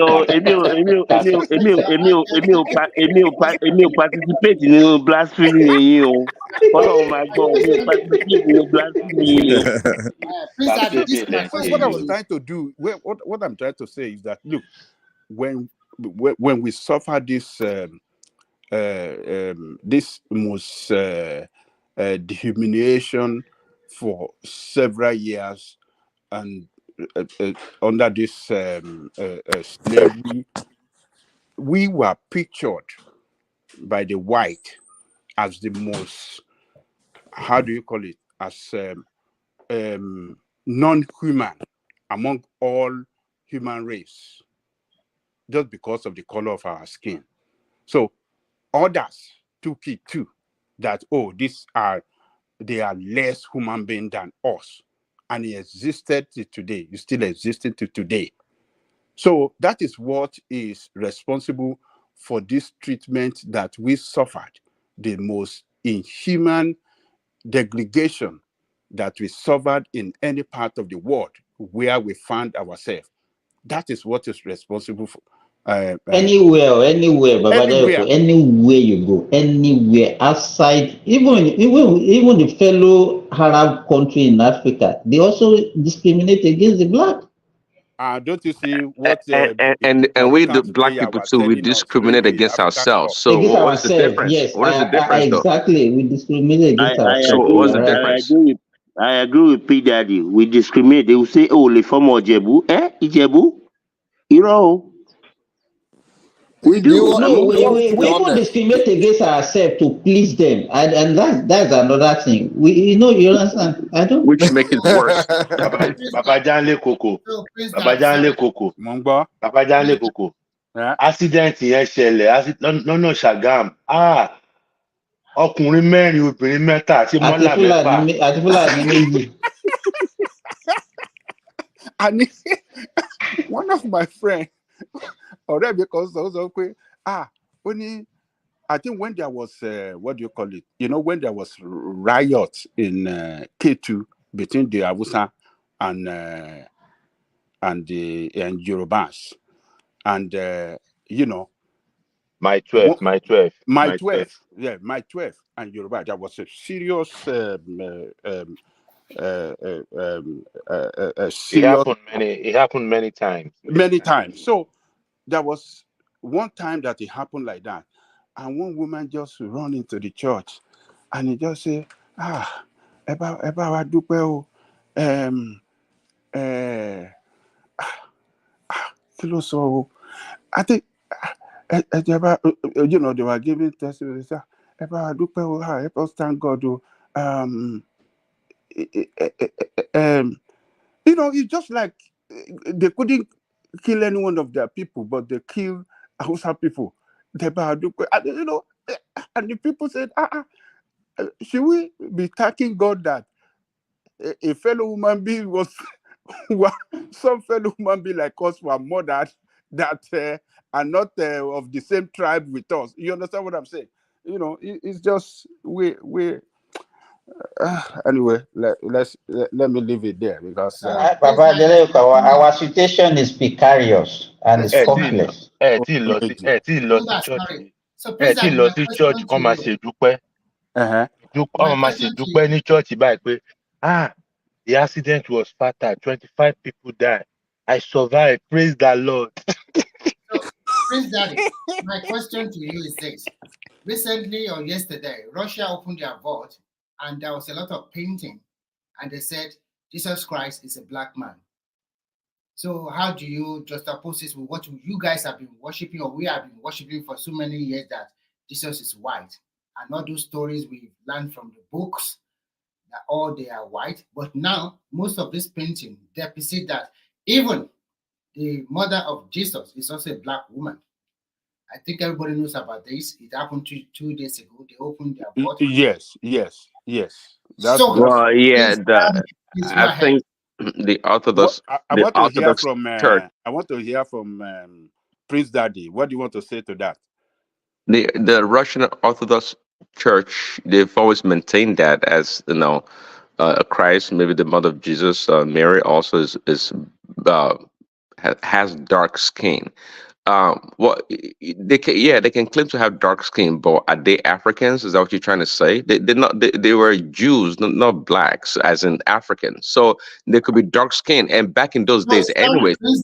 From their story, they said they were never Jews. They said they are black men. They didn't also say they are dark skin. They said dark skin, black. They said black. They said black. They are black. And probably they are from black. It's all those black that immigrate from one another. And they also say Oh no, probably the blacks are the one even occupying that region before they just chased us away. Who knows? So, Uh, it's a very difficult because I don't know. As a Christian, you will feel that, oh my God, this is a mistake. if we don't even have it, even we black, we don't even have a history. They wrote our history for us. So anything they say, we believe. Prince No, Daddy, guys. Yeah. Prince Daddy, let me take that up real quickly, please. I beg. You see, me personally, I mean, the way, maybe I've just been fortunate. I went to St. Finbar's, Akoka. I went there with children of diplomats from all around the world. I had Chinese friends, Oyinbo friends that I send message, hey, Laura Kulikuliwa, go, Sari Law. So I've never seen a white person or Chinese person or Asian person. I don't have that superiority or inferiority complex. Never have. Still don't. To me, I've never cared where Jesus is from. I don't care. I don't care if he's Chinese, if he's white, if he's black. It doesn't make any difference to me. I was brainwashed as a child that this Jesus person, they said they born him somewhere and he's the Messiah. And I took, I believe that, and over the decades, I've believed that. So for me, I don't really care where anybody's from. That's just me personally, and that's how I grew up, and that's the way I teach my children. It doesn't matter where somebody is from. For me, you So, know, are the you a the last Catholic? am I what? Are you a Catholic? Do you go to Catholic church that you have No, no. a church? I grew up as a child in Sele. Okay, Then so they're different. we migrated to my Baptist church. When I was in Lagos as a young 14, 15-year old, I used to preach. I used to stand up in the Molue. Good afternoon, ladies and gentlemen. I bring you the word of Jesus Christ because I really actually just had that Gbogbo thing ẹ̀yin náà ti ń ṣe ọmọ come káàkiri on o. me.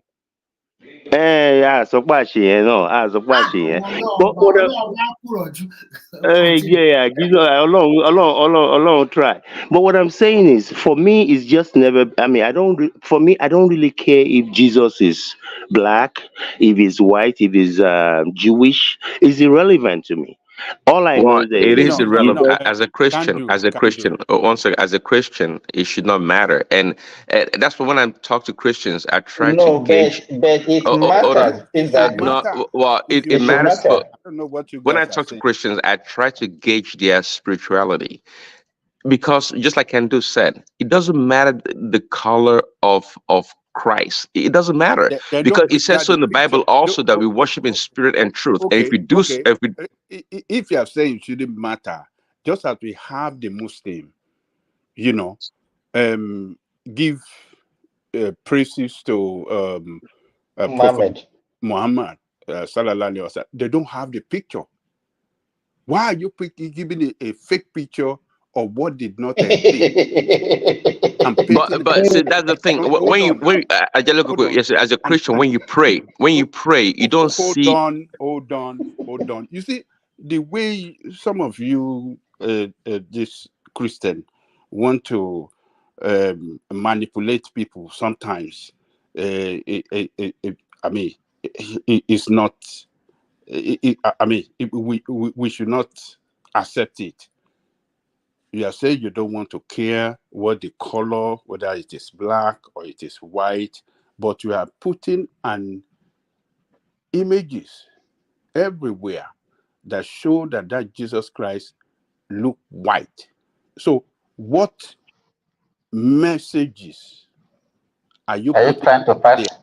No, say to okay. people looking at The people trying to deceive. hold on to people looking at that picture, looking, why not put black there? Because you call him God.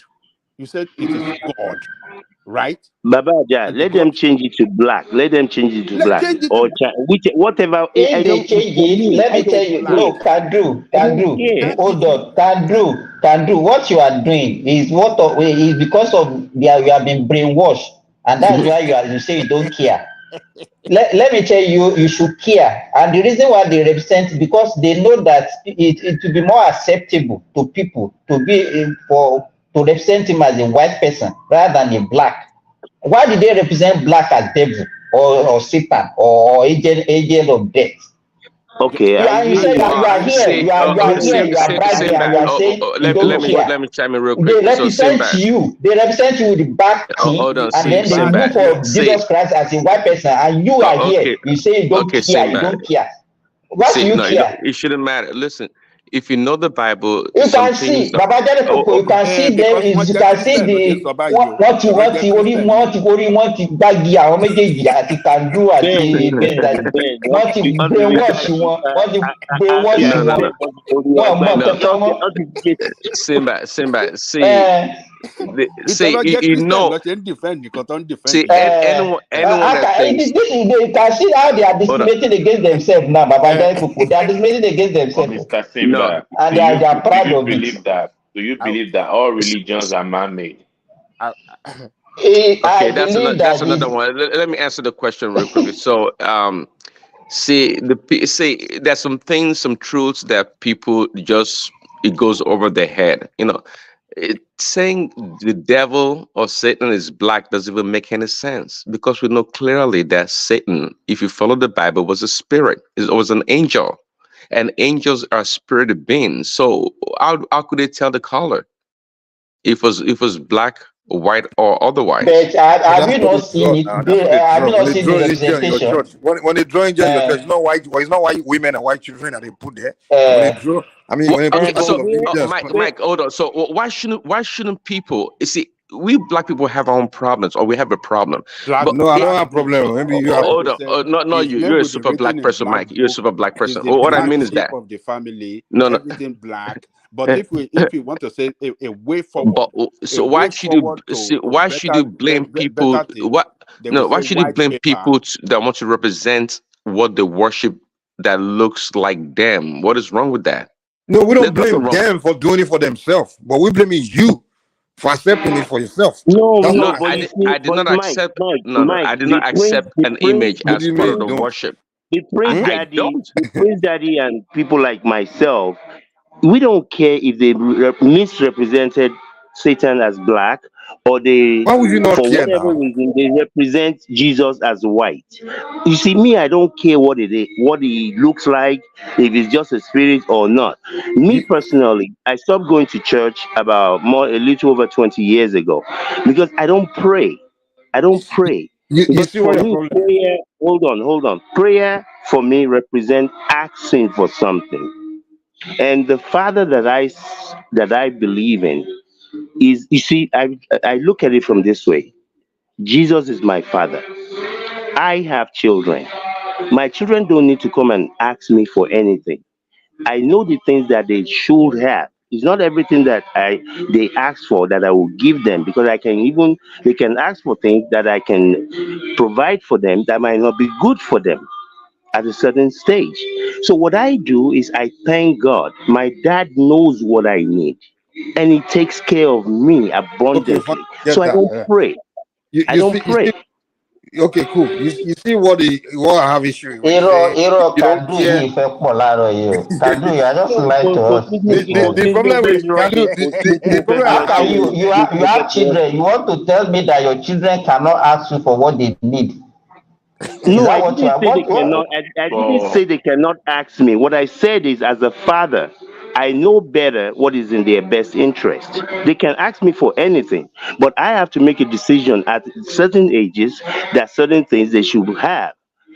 And certain things, maybe 10 years later is when I will give them certain things. So I'm not saying that they cannot ask me, but just like God, I don't go, to me, most prayers represent asking for stuff. God, help me take care of protect me. My Father protect me no matter what. And if I die at this age, or I die at 122, you're still going to die. So I don't really care. I'm not going to go and stand in front of an 18-wheeler because I believe that whatever I believe. But at the same time, I'm not afraid. Can do. You have to know this is not about you. Can do. We think we should and that's the problem we have in Africa. They don't care. No, I told you. I told you when I give me. was a part. I told you when I was a part of the soccer program. I taught the children Can the you allow me same to say thing. something It's real not quick? about me. Can you guys hear me? Yes, Yeah, go we can ahead, hear Mike. you. You know, one problem we have in Africa is this. Just like you said, you don't care. It's me personally. No, you can't. That's where we have in Africa. We see something wrong. We That's say not what because. I said. That Hold is on not now. what Hold I on. said. Wait now. Wait I now. can't hold on because you're Okay, maybe not you. misrepresenting what Okay. I said. Okay, go ahead. Go ahead. I said this is what I teach to people, to my children, to No, I'm not people talking about that your I children meet part. Get every that day. one. No, I'm talking about the Children image, that the I color of Satan. Hold on. The color of the devil being black and the color of God's and angel being white. You say you don't care about that, so you just, and that's where I have issue with Africans is that when this is something that's clearly wrong, that literally can potentially affect the society, destroy society, because it doesn't affect them. They consider, oh, it doesn't affect them. Oh, they can just look past it. They, no, don't care. what I But can do is to hold on try now, and bros. teach other people not Wait to now, wait. care. Allow me. Hold on. When the Oyimbos came, would they bring in their image of themselves as gods and things like that? They know the kind of damage they will do to the mind of children of Africa, of that society. They knew what they were doing, but there were some Africans back then that saw it, but they just saw it as something that wouldn't affect them personally. So they just said, I don't care. They just left it. No, Mike. Again, You understand? the So that's one problem we have. misrepresentation, the misrepresentation of what you're saying is not that I say just about me. I told you when I was part of a soccer program for like 9 years, and every year we have about 500 kids, and I taught those people the same thing. People, younger people that that I happen to mentor in different ways over the years, I teach them the same thing. It's not about me. I hope you are, I can do. I hope you are teaching them the right thing. You are not infusing this your wrong mentality on those children. No, it may, no, Only no, God I knows mean the kind of damage. Only God knows the kind of damage you have done to those. No, You have done to the mentality of those people. my wrong mentality is that, you see, this is the thing. You see, this thing we're talking about is like the politicians. I don't care where the politicians come from. I just care about who's going to do the job. I don't care if it's from my village or from a village in Katangoa. I don't care. I You don't care understand who that they, one, whether but that's a the Jesus is different. white That or one. That one black. is. No, I'm just using it as an You analogy in don't this care if case. the image of the God Let of me tell Africa is you. white Let or me tell black. you. Can do. Well, okay. Why should they do that? Don't you think that there is a reason behind those connotation, those representation? I don't waste my He doesn't energy care because it trying to doesn't affect him. understand. That's why. That's what he's saying, No, Simba. again, it's not about me. What I'm saying is It is now. I don't waste my look. If they Why say would you not care? You whoever don't say care if it's about look, you now. look, if you or anybody or the white people or the Chinese people say Jesus is white or is black, it has no effect on my life. And the No, people that I no. can So teach, you have effect on hold on, the children the of your people society in Africa, in Nigeria. I try to teach those children to not let anybody Can do. manipulate your mind. Let me tell you what it does to the psyche of children, and that is how you grow, and you grow with that low self-esteem, and And that is that's why what we is were saying affecting earlier why all we of us. worship them. We would defend them over against our own. They I did an don't defend experiment with anybody children. just Just because I'm hold you are on, not hold saying white. you. on. I'm just saying like Can what do, we were hold saying on. earlier. People like you should not be many. The way what you are preaching this morning, it should not be many in the society. You kill us You more. can only kill me once. You can only kill me once. You can't kill me twice. Can do. You know, they did an Àjẹsára experiment pọ̀. Èèyàn among kankan ò lè rí children. kàndú pa o. They Àjẹsára put pọ̀. Baba Jare, you know what they did to these children? They gave them a dough. You know the dough, this baby thing that they used to, and they put a black children. No, Yeah, they give yes. them a white dough and a black dough. Do you understand what I'm saying? White All of lọ́mú. them, none of them, white them. White gbogbo wọn mú. White lọ́mú. This is the And this. Kandu will tell me that that Wọ́n thing ti. does not have an effect. Yes, yeah. I'm not. When they want to everything that have been It seen doesn't affect about them when black, it comes to hold food. on, Kandu. Everything that they have been seen about black is not good. Even we, that is why you see our people, they go and buy cream, they have to bleach because they believe that baby. It's just, you see, and you are here today, you say it doesn't matter. No, I'm saying it. What I'm saying is, what I believe is, for me and the people around me and the people that I come, maybe I should be bad, like you said, so that I don't come and poison the water. But my thing is this: what I teach is this. When I was coaching soccer, right? When the ball goes out and it's supposed to be for this side, and everybody, even the blind person, can see that it's supposed to be for this side, I give it to the other side because I want you to learn, train yourself. Because when you are in a game, when you are in a game, the referee is going to miss a call. How are you going to react? You have to be able to learn that in practice. When I used to play my own self, they used to call me defense minister, because that was the days of the Idi Agbon, and my name is Tunde. So they used to call me defense minister, minister of defense. What I used to do is, if there is a striker on the other team, I'll be telling him, Tobari Mshedo Yelano, Modo nonsense Ilara. People used to punch me.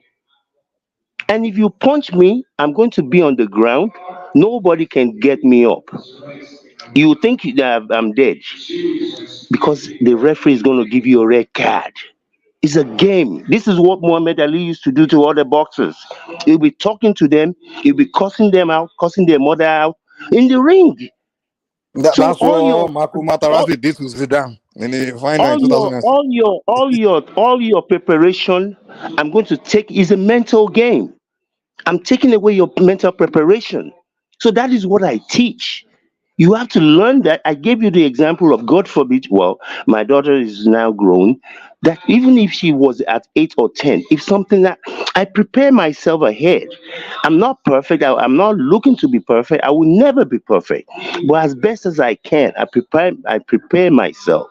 So I'm not saying that you shouldn't teach. If Jesus actually was white, and really, the last I heard, Dr. Louis Leakey and his group said the oldest known bones that were found in Kenya, 5 point something billion years old. So the oldest known skeleton that has been found was found in Africa. At the end of the day, we all come from the same place. So I'm not going to allow any foolish person to come and divide me with whether Jesus is black or whether he's white. We all came from the same place at the end of the day. So what difference was your skin color makes to me? Can do. You see the different. I mean, Control. what we are saying here is that for some people to use that image of a white man as Jesus, who is regarded as the God, automatically place white people above others because they look like God. We don't look like God. But now we are making reference to the discovery that the human race started in Africa, meaning the God. I mean, meaning that black we existed before other race. Other race emanated from us. So if that is the case, then why should we have a white man as the God? Babaja, But that's you. Oh, but at least so from a biblical standpoint, they said the Garden of Eden is somewhere in Iran or Iraq. So Yeah. for me, if we go by a biblical stance, the white Jesus really, wherever this whole thing started from, you see, I can't fight City Hall. I'm only going to be on this earth, well, all things being equal, for a limited amount of time. So all I can do is to deal with the people that I can. I can't go and canvas for, you have to change Jesus to be black. I don't have that But do you energy be or that power.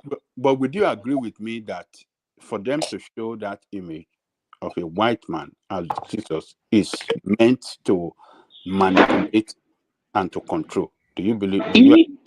If it can be totally established that Jesus was black, then it should be changed. And if they're using No. white instead of black, Hold on now. What we are saying, the reason for that is to manipulate and control and brainwash. Look, if we okay, are even want to choose between the two, I think the okay, Muslim, I hear you, Baba. ye- Already, so hear me, Dada. yes, I I, hear you. yes, If the reason is to manipulate yes. me, me ò lágbára, agbára mi ò I kò think what pọ̀jù Kandu is kò saying is pọ̀jù. anything that doesn't affect Kandu doesn't care. No, That's what anything Kandu is that I telling us. cannot change, not But can okay, affect, I let me can't chime in. change it. So, But Angelico, I but see your point. The yeah, need let me land for this. I will let you speak now, please. I think if we want to even look at what the the Christians have done against us in, I mean, in terms of that image of a white man as Jesus being regarded as the God against the Muslim that did not show any image of anything. I think the Muslim have done better. They I mean, Islam have done better for not showing any image in any form that this is the way our prophet look like, that we all, give praises to, though they give praises, the highest praises to God, but they acknowledge that his prophet is Prophet Muhammad sallallahu alaihi wasallam. So, but they don't give any image, no color, whether it's black or white. You don't see anything that look like him. So it's we this image of Jesus being white. I think Russians have brought out the truth. Baba Jale, let And me even, let me even, let we should me, commend them for what they have done. Yes. but Go ahead. let me even, you know what I want to say, even the two major religion, it's just like there's a competition between two of them. Islam came after Christianity, and what they are trying to do is actually to perfect some of the errors that they see in Christianity.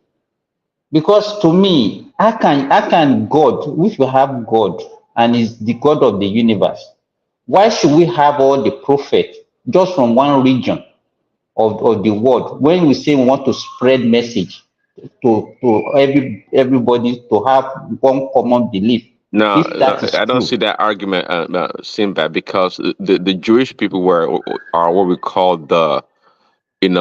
a people group that were meant to spread the gospel around the world, and that's how it So started. God It, chooses just a race. He chooses a race to spread what, the word of God to every part of the world. Is that what what is you are wrong with telling that? Prince us? Dad, are you talking about the Netanyahu kind of people? Benjamin Netanyahu. I'm not say Mike. I'm not going there with you. I'm just saying the Jews. No, we know the Jews I that. don't know. I don't know. You How tell can me. God does that? How can God does that against What is that wrong? group? See, no, because there's always a starting point in everything. Why not? If God had wanted, He could have used the African people, the black people. But guess what? They would mess it up. So He He could chose the have spread What do people. you it. mean? He could have spread it all over the world. Where we have one from Brazil, another one from Argentina, another one But from you Malaysia. you are just talking Simba. Guys, That's the way it works. No, stop. You're Is just guys, it, is can it talking. I no Yoruba people that are spreading African spirituality around the world today? So why is God Mike? not? Can I Why is God can using I us? chime in? Because we Uh have our own. We have our own that we don't promote. We could have, if we have the power and even the brain, we supposed to have promoted our own, and the whole world will have accepted our Ogun, Sango, and all those Simba, things also. Simba, yeah. Can I chime in a little bit? I think this is my own jurisdiction, as they always call it in Nigeria. The police in Nigeria, they like those word jurisdiction. Without equivocation, I think this picture we are talking about, some doctrine in Christianity, they have abolished the picture. For me, as a Pentecostal, I don't worship any image. I don't regard that stupid picture they are sharing around as Jesus Christ. we can still say it's the Orthodox Church that still regard that BS picture they are sharing around. So I think for now people has opened their eyes much better than that. You can't tell us this is the picture of Jesus Christ. How come they even get the picture? Were they camera when Jesus Christ was born 200,000 years ago? So some people can be fooled by those that picture, but Christians today, myself as a Pentecostal, we don't worship any picture. We don't, even in the Bible, you are not allowed to put any image, or you are bound down for any image or picture or statue or anything. So I Yes, yeah. think, yes, the Orthodox Church are those ones that still have those engraved picture of fake Jesus on the wall, fake Mary on the wall. It's just all over the place. And the West can really fool the Orthodox Church, not the Pentecost of today. That is my input. Yeah. Okay, yeah, I agree with Thomas, really. Yeah, I come, I guess because the Russians are white and they showing us black Jesus, that's why we jumping up and down, believing in it. But again, it's never about the image of the person, because there's some certain things in the Bible that you know, and if you're a true Christian, or at least you understand the word, that's we're gonna approach it. It doesn't bother me in the least about the image or the color of the Jesus you're talking about. If it shouldn't be, that should not be the case at all. And yeah, it should not be a thing, because we don't worship any image. Yeah, we don't, and I think it's actually forbidden in the Bible, to be worshiping an image. But trying to blame the white man for representing Jesus What about the Christ cross? in his own image, it's to me, I mean, it's almost a given. Do you want him to No one is represent blaming white man. Why you keep saying that? No one is what? blaming white. No, there's nobody blaming white man for anything, man. No, We yeah, are telling you, we are just Angelico telling is you that because say when you that there's say that man from Abeokuta. Why are you huh? thinking like that? That's what we are saying. We don't care what white man does for himself. I'm not thinking like that. See, rather than concentrate on the picture of Jesus Christ, have you tried the name of Jesus Christ? Does it work for you? Is the question you should be asking No, yourself. it didn't work for me at all. Good. Yeah, then that's fine. But for those of us that Well, how can a it name works work for. for you? How can you a name work for? Does it even make sense? How can a name work for you? What is your name?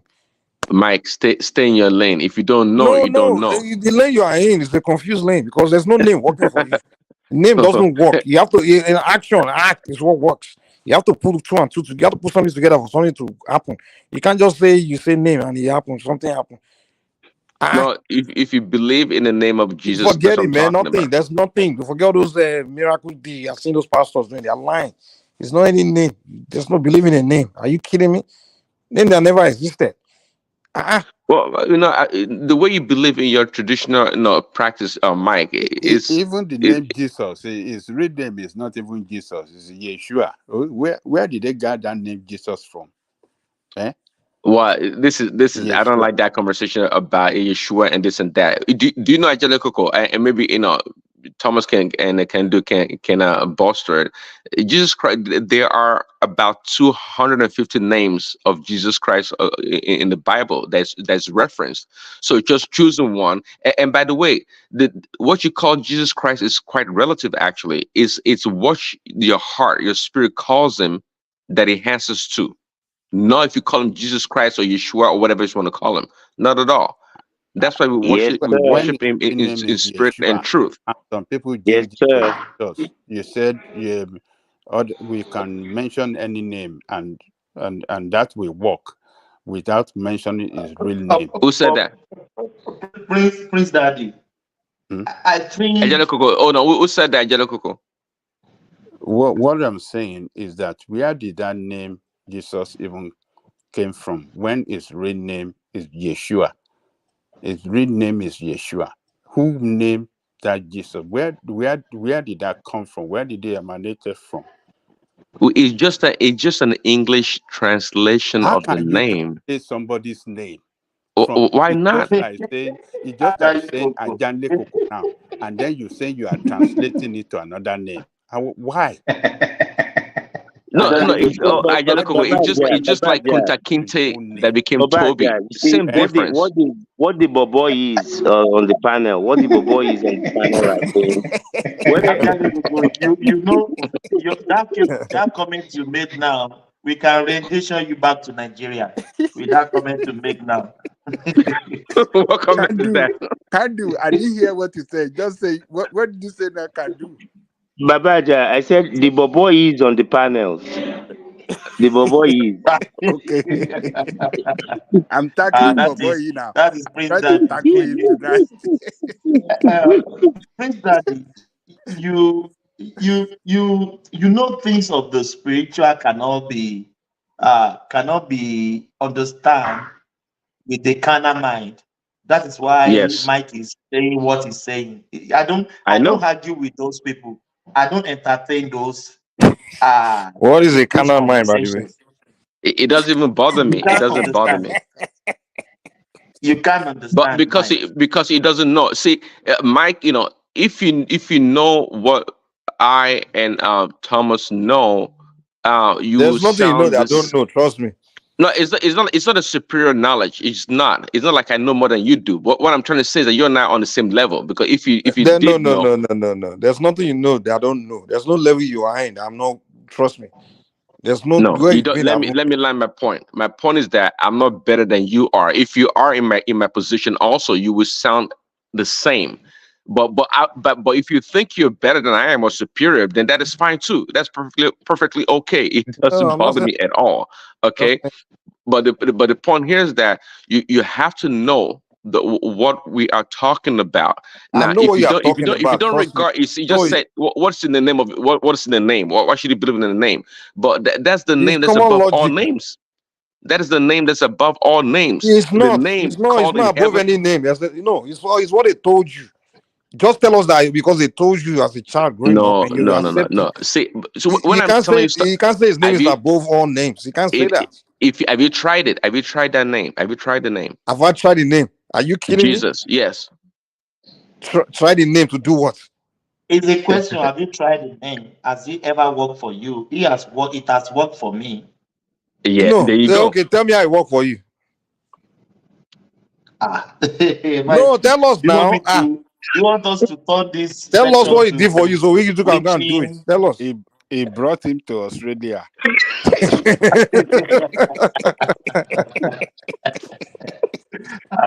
Mike, there's some conversation. You can Okay, notice me very well. Tell us what we can go When and you're do with the talking name. about, Tell me. let me land, Mike. When you're talking about religion, Christianity, you see, I don't really always challenge you. Priest Daddy is the one always want to challenge you. I can't have conversation with you on that. You know Nigeria is where they use the name the most. Mike, And look what Nigeria looks like. Mike, if all these things that they are saying is actually special, then they should not even be at the same level with people like us that don't even believe in those things. Have you? But then, it should be. We should be high up there. We should be looking at them and say, everybody should believe in this. So that's why they are there. No. That's just a deception. That's a wrong perception. That's absolutely wrong perception. That's a mistake. You say the name is above That's a all big name now. mistake. So what has the name done that make you above us? We as Christians, we're rather servants. You can be up there. We're not. If a true Christian should not be up there. We are servants. So it's not about being superior. What are you serving, Prince Daddy? As a servant. Mike, as a Christian, we serve, we worship God through Jesus Christ, and we are servant to everybody. I'm willing to listen.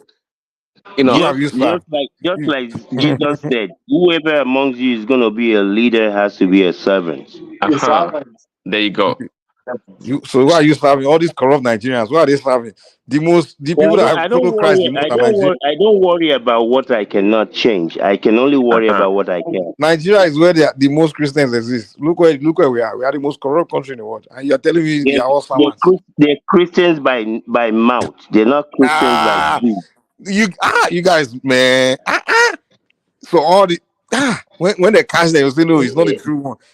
Listen, Mike, I'll be number one person to support you when it comes to those people using Christianity as a tool to deceive people and to steal And from even people. There are Islam plenty and of people Christians as are such. Christians. it's all religion. So they are using the use name above religion all to names to deceive deceive people. people. That's what Oh you're telling me. yeah, yes, Mike. Yes, I'm not gonna. Yeah, they are. So why is the Yes, name they are. allowing it? Why is the name But allowing because theft? because you, I think you rather think they are different human beings than you and I are. Okay, Hmm? because they're just not just human beings. They're flawed. They become greedy, selfish, and believe it or not, many of them started out in the right direction, but because of greed and selfishness, and the money and the wealth that comes with it, they lost their way. And if you go to the Bible, Mike, there are. Why do I need to go to the Bible, man? Why? I'm trying to make a all point all that all all the, people in the all Bible the money also and all the there were all the Christians money that and lost their everything way. all the money and everything that they're going to leave behind. Well, yeah, that too. So So why is the if name you above all names not stopping them? We're not doing anything about it. His name is so above all names. see, it doesn't work that way, Mike. Mike, See, How does it see, work God then? said If the name is see, God so said is so powerful, God said He gave why are you us not using the free name will. to No, stop the because He gave you no, chaos? because He gave us free will. Mikey, Free will. exactly all free this will. That's what it's name called. above all name. That is the instrument of control and superiority that we are talking about. Everybody Seeing that believe their nobody own is is the controlling best. you, no I one is beg you. controlling you. No, You have minds no. of your own. Hey, why should I we have turn the minds of religion my to own, Satan. competition? Why It's everybody not. believe their own is the best? We never Like compete so, with it's anybody. like, Look what Adewale Olusegun is saying. He said his only name which human being can be saved. Are you kidding me? That's why That Duty one, don't like them. Duty say these that people are one so is an arrogant. Ogogoro Look at the master. arrogance. What is Shayo now? That one is not Shayo now.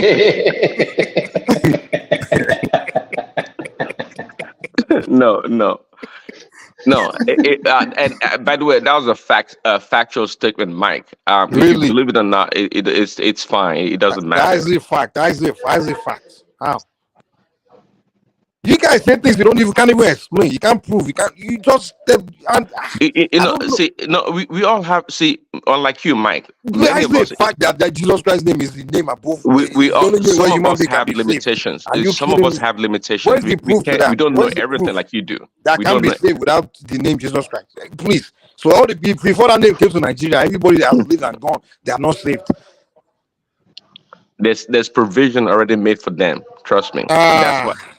That is why so it's they God. are saved, right? With a different way, different provision.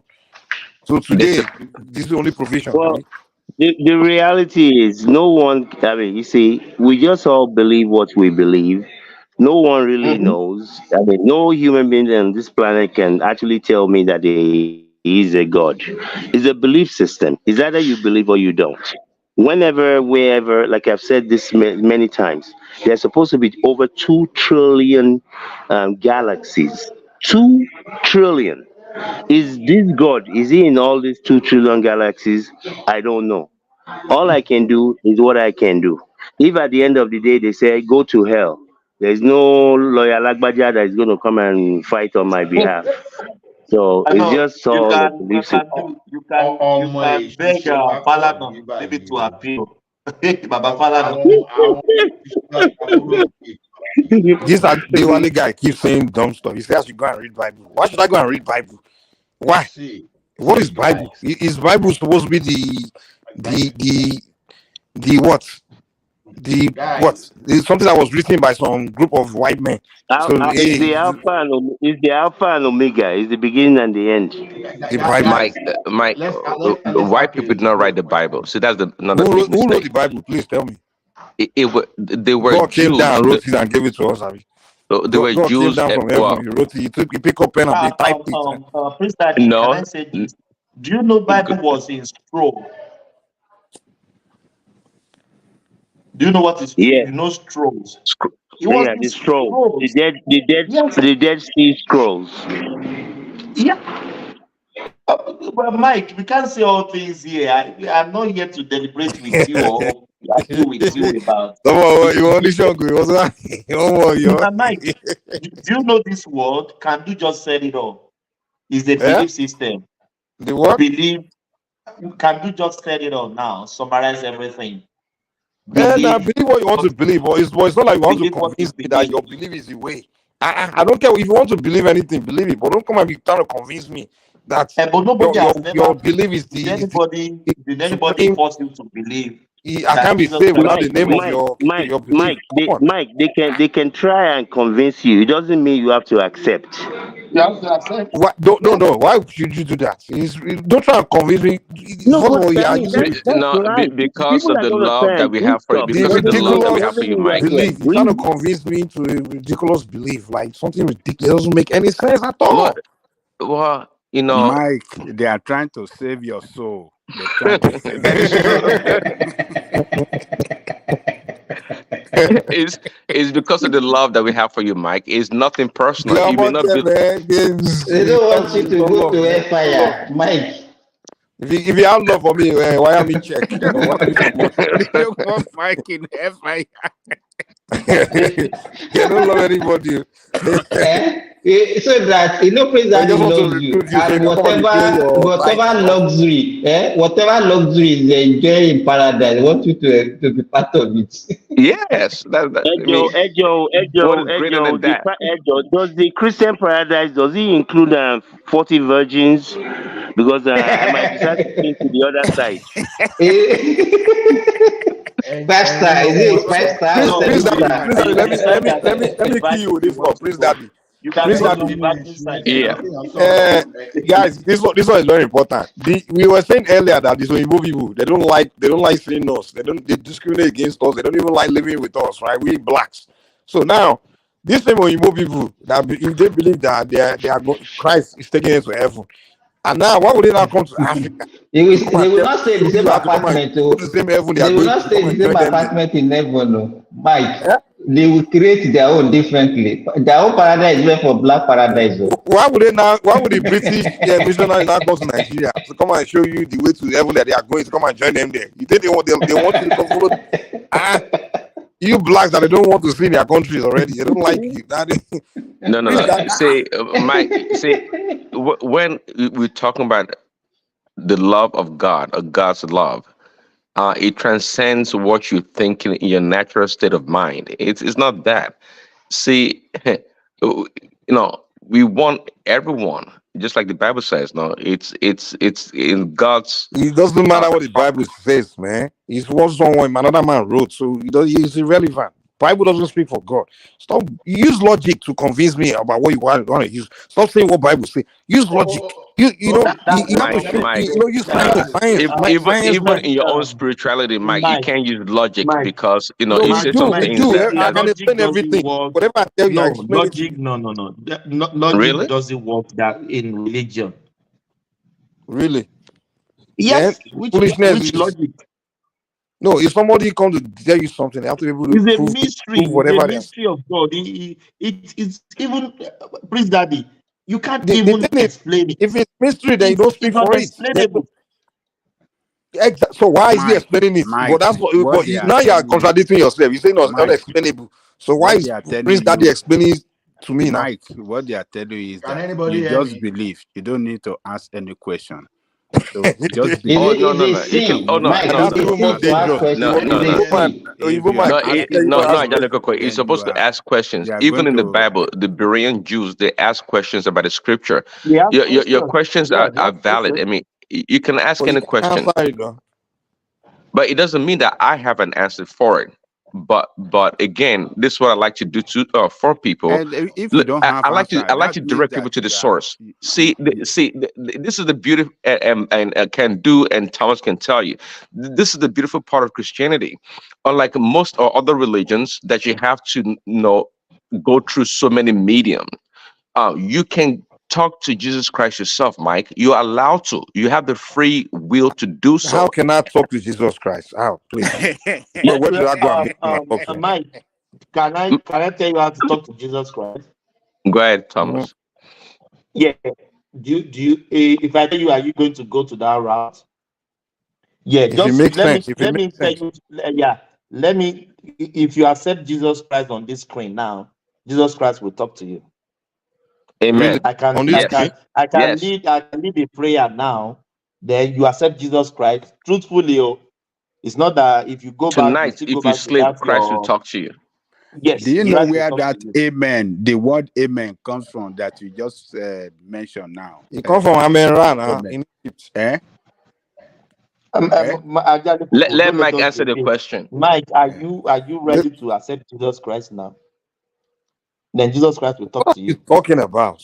How can you accept what? I see. Accept. You ask a question. Accept I him to be give you the my answer. what? I'm not gay now. Why would I accept him? Another man to No, be my gay what? accept him as your Lord and Savior. Are you Savior, kidding? yes. Where is he that we're going? Where is he? Is he? You guys are not Leave that. making I sense. just told you, Mike. Leave that alone. That will be manifested to you. You have to make sense. Yes. You have to make sense of what you are telling me. What you are saying does not make Are sense. you ready to How? accept Jesus Christ now? On this How? screen now, I don't even need to come to America. Okay, invite Jesus to the screen, then we can talk. Abi? No. I know whether we want to accept or Just not. say prayer. Just say prayer, and what I'm saying, you You guys say are it. African, man. You guys are, I don't know, man. You just scam you guys. I think No, Ola no, wants Mike. to What We Thomas do said a is lot very of things that don't make sense in simple. that continent. Wonder why we are confused.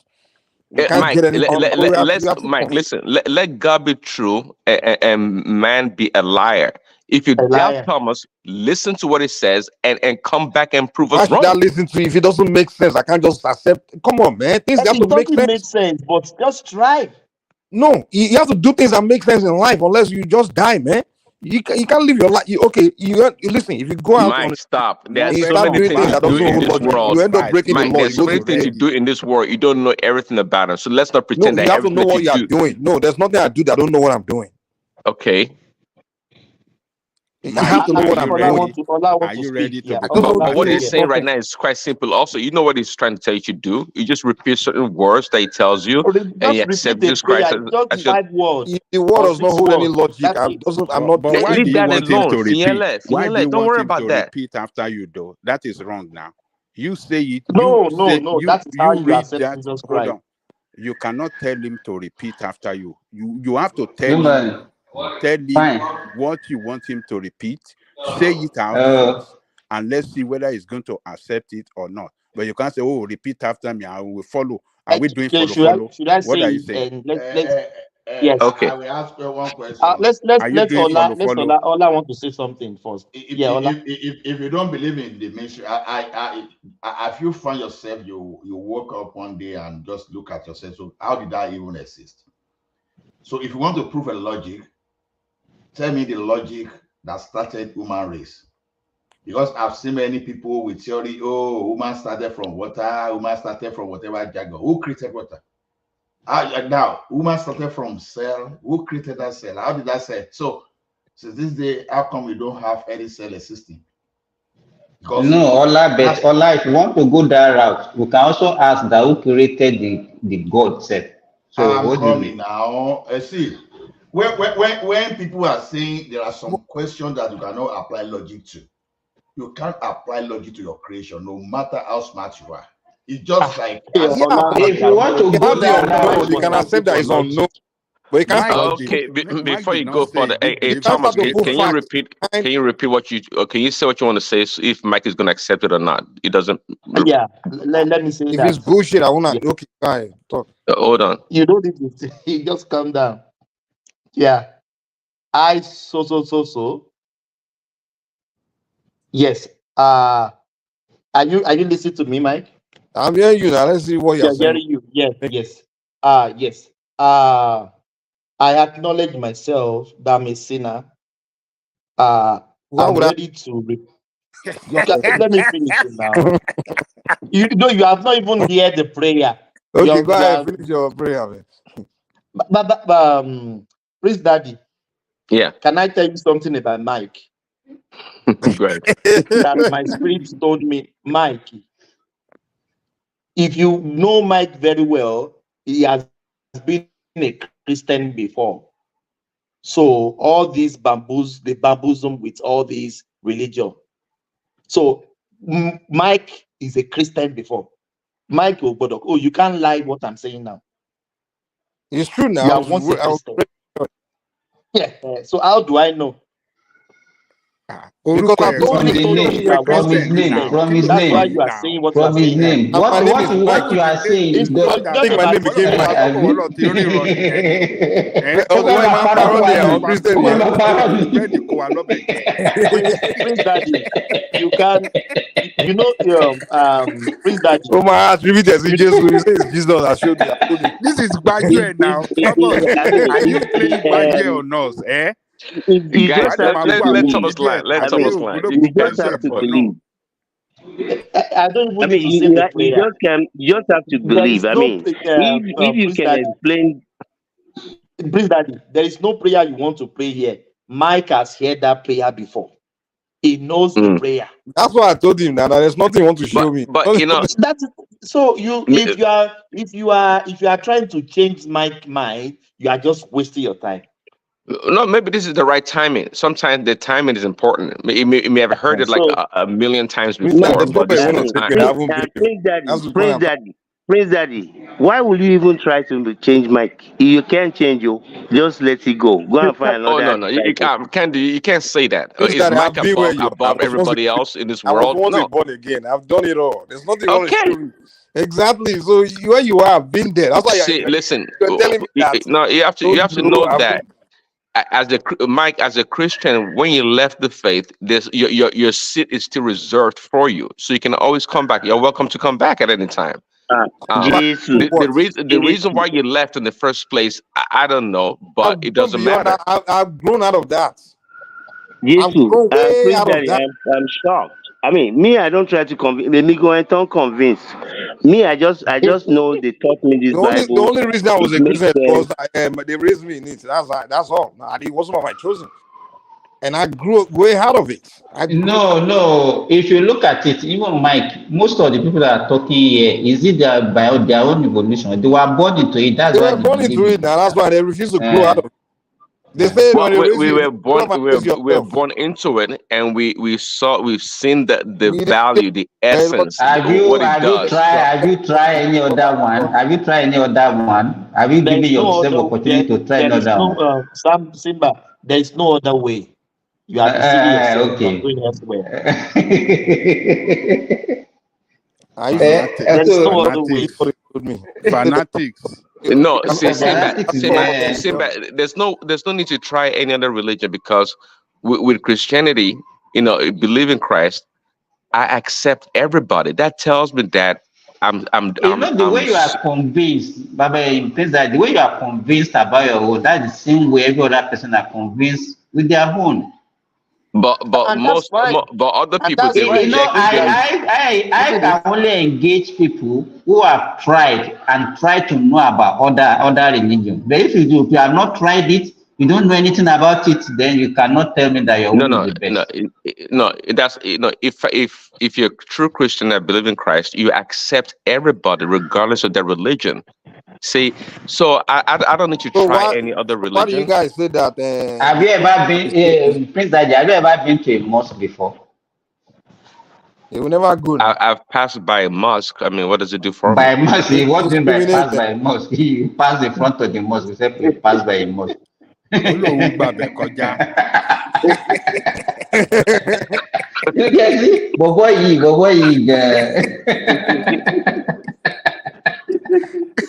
Olóhùn gbàbẹ̀ mọ́ṣáláṣí kọjá. I think, guy, this thing of the spirit is different from what you can irọ́ pátápátá lè máa ní parọ́ náà nìyẹn, irọ́ pátápátá ni. In as much as the way he has. Yes, I'm not going to argue with you. Yeah, he has worked for me. Yeah. Mo ní ẹ̀yin ọmọ èṣù ti pọ̀jù nígbà yìí mò ń lọ mò ń padà bọ̀. So he has worked for me. He's still working for me. Yeah, so you can't change my mind. So is your life better than the Hindu man that is still beside your house in Australia? My life is better than them. That's why he's not giving you job, Abi. No. You got a few job application in his office. Mike, No, Mike, can I it's tell not about you? Can I? it's not about the job application. It's not about It's not your about house or your job. I'm car. not talking about It cannot money be. It can never be or about about that. cars. No, If that was the I'm not case, talking about then that. I'll tell you that there are No, he better says life religions. is better than. So Priest Huh? Daddy No, and Priest Daddy and Thomas. So all those Hindus, they will end up in hell, right? No, no, we I didn't don't say say that. that. We I don't didn't say say that. that. But one thing you I need to didn't know, say that. Angelico, that a time has been appointed for everyone to be saved, including Mike. So you just contradicted yourself. You didn't say they are going to hell, but they are not saved now. And I just told you that. Wait. When you guys are saying saved, when you are saying Mikey, one thing they don't saved, even understand the concept of hellfire and paradise. It was an afterthought in the Bible, in the book of Revelation. It was an afterthought. All those things, they just No, put all those things there to scare us, what Simba, to they mean regulate by us. saved? What they mean? Simba, you're share barely a the good Muslim. dream That's not nípa true. ẹ̀mí Christ àbí talked kí ló about in the mean? New Testament before Was there Revelation somebody that dreaming they about talked that about place or what? hell, and so it's not true. It's not afterthought in Revelation, and yeah, it's not. And by the way, see again, Where is the hell, sir? a Is it time where has is been the no? But wait, hey, let me ask you, Penzadi, where is the hell? Simba, the truth is Where that is I've it not been there, and located? I Where is don't it plan to go there. located? Where is it located? And in the paradise, where is it now? Who are the people there now? Are there people there now? Simba, I don't argue against hell, but I tell you, I haven't been there, and I don't plan to go there. So if you want to go find out from me, that's fine. Prince Daddy. I'll accept your report, but not for me. I'm not going there. Bàbá yìí fẹ́ rán Simba lọ sí hell.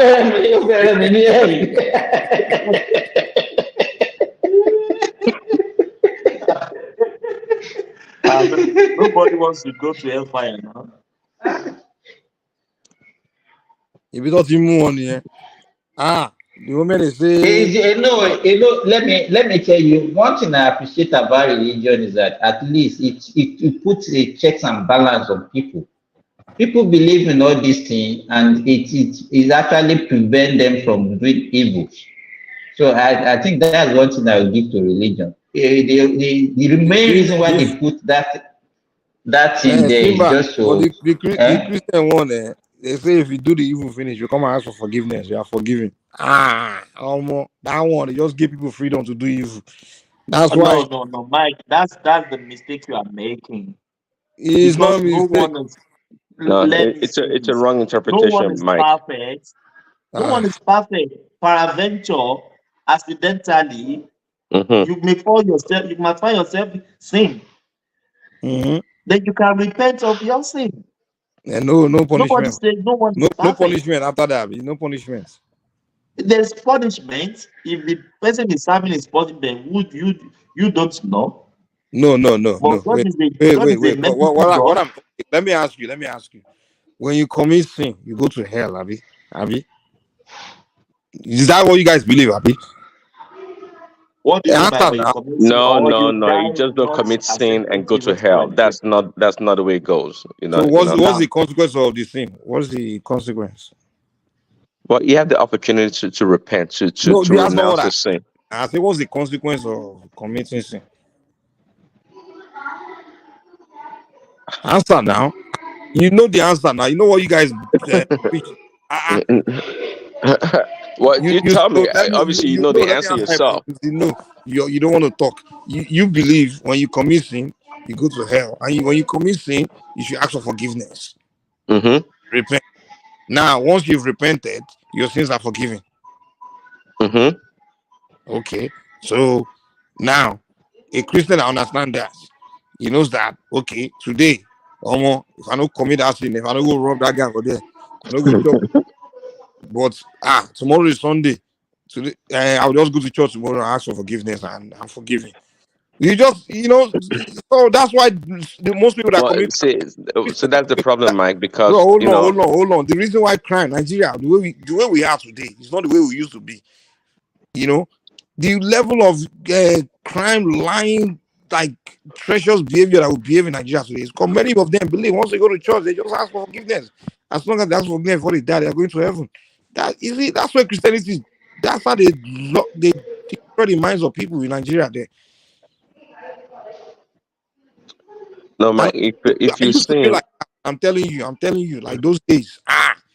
Like I just believe that as long as I don't die before Sunday. Once I ask for that forgiveness on Sunday, this thing I want to do, this thing I want to do, it won't matter. I will say, forgive. Who told you that? Who say told you you you will don't die you before don't play Sunday? that game. See, yeah, we're human In beings, fact, and you know me, the way I we are do that, weak. Hold God on, already do we're it. weak, and we can sin, and we can keep repeating our sin. But the point here is that you don't want to doing that is like you're playing God. You're gonna do it deliberately to sin, do something wrong, and you wait to go repent of your sin. Well, during that time to Sunday, you may not have that opportunity, and guess what? You know Most where people you're gonna end up. know their chance of making it to Sunday is very high. So they will take that chance. You understand? And you Okay. don't have to wait to Sundays there. You can even just right after the sin, just ask for forgiveness. Right after that, you ask for your forgiveness. And Have you heard it said before, Mike, that God looks at our heart? Okay, boy, your forget heart. tell you all these That things. that's where that's where God looks at. What's in your heart. See, you can fool yourself or fool people on the outside, but you that you're committed to that sin, okay, God knows your heart. He knows if you're gonna repent or what you're doing before. See, we can't play God or play games with God. Those people that do that, well, they So can. why are so many Christians doing it? Why are all these pastors doing it? Oh yeah, they do it because I just told you the Well, you say we weakness of can't a do it, but man. we're doing it now. Well, we're all human beings, and we are weak. Even the strongest of Christians can fall tomorrow. They can absolutely fall tomorrow. Majority of them, that's what they're doing. I just Oh, trust me, Mike. I don't doubt it. Again, because exactly. I don't. So They are not above being, you know, making mistakes. They're not. it's not That's why. mistake. They're deliberately doing it. It's not mistake. Well, that too. That is due to human greed The and pastor will selfishness. come all of you, and then he knows once he asks for forgiveness, God will forgive him. That's what Christianity taught him, and that's why they are all doing it. I'm telling you, I used to be a Christian too. Now, I just believe like this bad thing I won't do as long as I ask for forgiveness, I'll be forgiven. That's why they got you. That's why we became so corrupt. We became so corrupt in our society, man.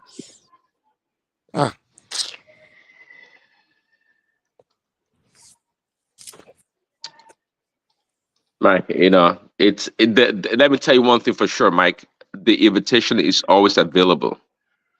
President, why did you focus on Mike?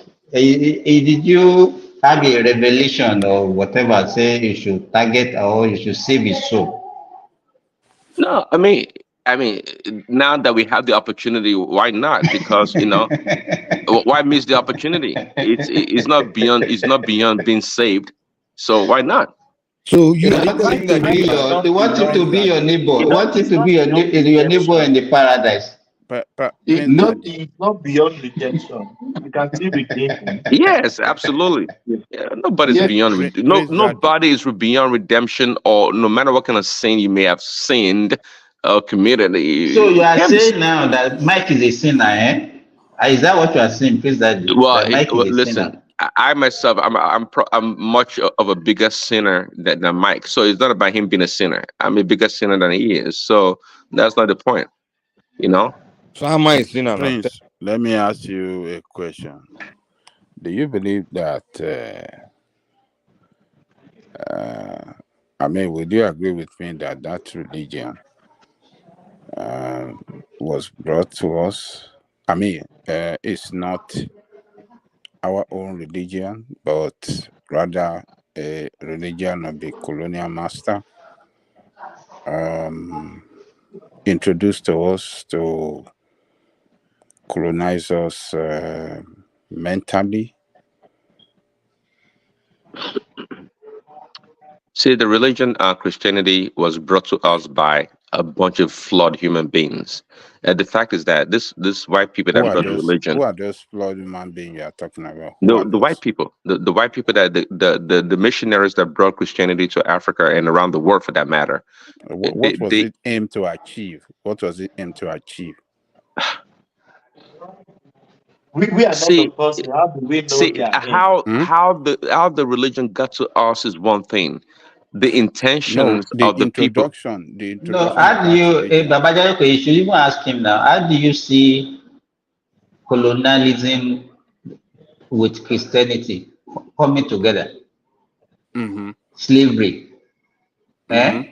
See, okay, just like I said, What was it see, meant to let's achieve focus on the when they message introduced it itself. to us? That the people that brought You it. know the problem that we have to know, that is the problem now. How can you cannot something that you say you want to save people, something that is meant to save people, but you brought it to come and colonize, to come and enslave them at the same time, and you are telling us that we should not focus on that. The devil is at work. Oh, But boy, this ẹnu wọn máa parọ́ ni wọn máa parọ́ gbogbo ìgbà ni wọn máa dá lọ. But I like your conviction, Yeah, Prince Daddy is saying the Prince Daddy. facts. We I really admire your conviction. You know, it's very strong, and nobody can take it from you. Just you believe in it, and You know, you have to champion it. Babajide Koko, is religion is like all or none. If you believe, if truly it exists, and then you actually needed it to go to paradise, if it actually exists, yeah, you lose nothing now. And if it doesn't exist, fine and good. You don't lose anything. So, but it exists. It's working for those who believe. Jagboro, what didn't you? Jagboro. Yeah, Simba, you can understand. Ajali Kuku, let me share something with you guys.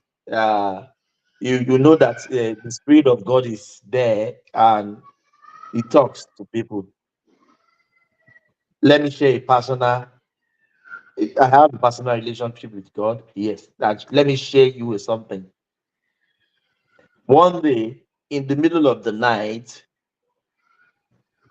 4 a.m. The spirit just woke me. I just woke up, said, "Go and check your car outside." Why do I need to check my car? I said, "Well, I went to toilet. I went back to the bed." The spirit said, "Go and check your car outside." Okay. What for? I was battling with that spirit. That why do I need to check my car outside? There's a camera everywhere in my house. I'm seeing the screen on the front of my bed. I can see the screen. The car was outside.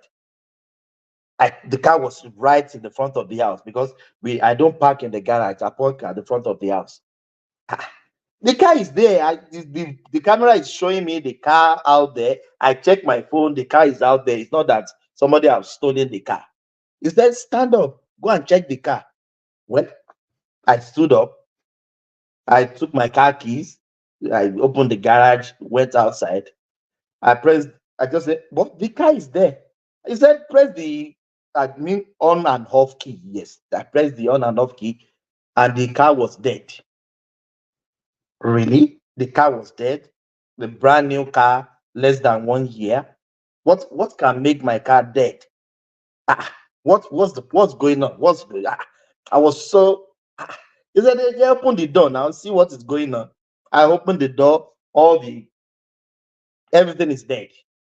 There's nothing, the doors, the light, there was no light coming up. Immediately I pressed the unlock key.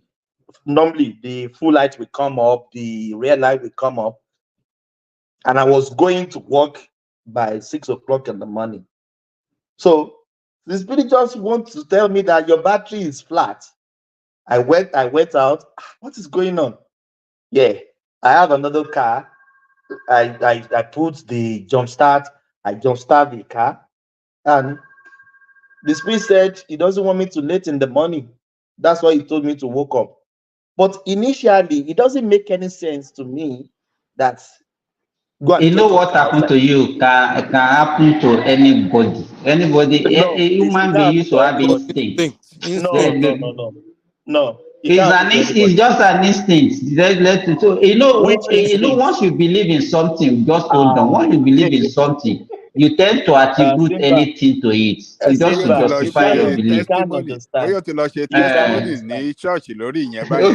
Lórí ìyẹn báyẹn oníròṣì You oníròṣì. can't understand. Thomas tó bá fi go You lè can't wí àwọn ọmọ understand. èṣù tó wà níbẹ̀ lálẹ́ yìí ò ń tara ẹ̀ pẹ̀lú ẹyin símbà yìí. You can't understand. Speed of the spirit, you guys can't understand. Yeah, I don't need to argue with The you. question Like, is this: if I ask you guys here, do you believe that your existence alone is miracle? Do you believe that? That you are even in this world among millions of sperms that went to where we don't know, but you just find yourself as a living, you look at yourself, you speak, people respond to you, you work, and you interact with your environment. How do you feel? Don't you think that one alone is miracle? So we should praise Jesus, Abi. We should praise Jesus for that. Praise him now. Hey, Shwarabale. The thing is that, do you understand how those things, how you came into existence? Do you really understand? You don't know. We don't even know. Now we know that God exists, right? But we don't know our creator. I was giving some kind of postulation one is that how do we know that we are not just like robots that created for a purpose? But the question is that we still have this self-awareness. So if everything about us is mystery and we cannot even comprehend it, it's telling you that simply you cannot comprehend God. That's just the fact. Then I know that when it comes to religion, many people, some people, they've actually adulterated religion. That is understandable. I get it. But the thing is this: there are some things. I've seen many people here that try to. Some people, they are stupid. They don't have brain. They don't need this. The question still remains that okay, we don't have brain. Tell me how you yourself came into existence. You so much believe in science and some other things. Tell me how you existed. Before you start telling me about one single cell that multiply. No. Don't tell me that jargon. I don't believe that. Because if God created human in his own image, the image of God is a creator. And we've seen what human being they be creating. So if that one tells me that there's nothing in existence that was not created. Anything in existence. How do you know we were created in his image? What of cloning táwọn èèyàn ti ṣe ń kọ́ ọ̀la?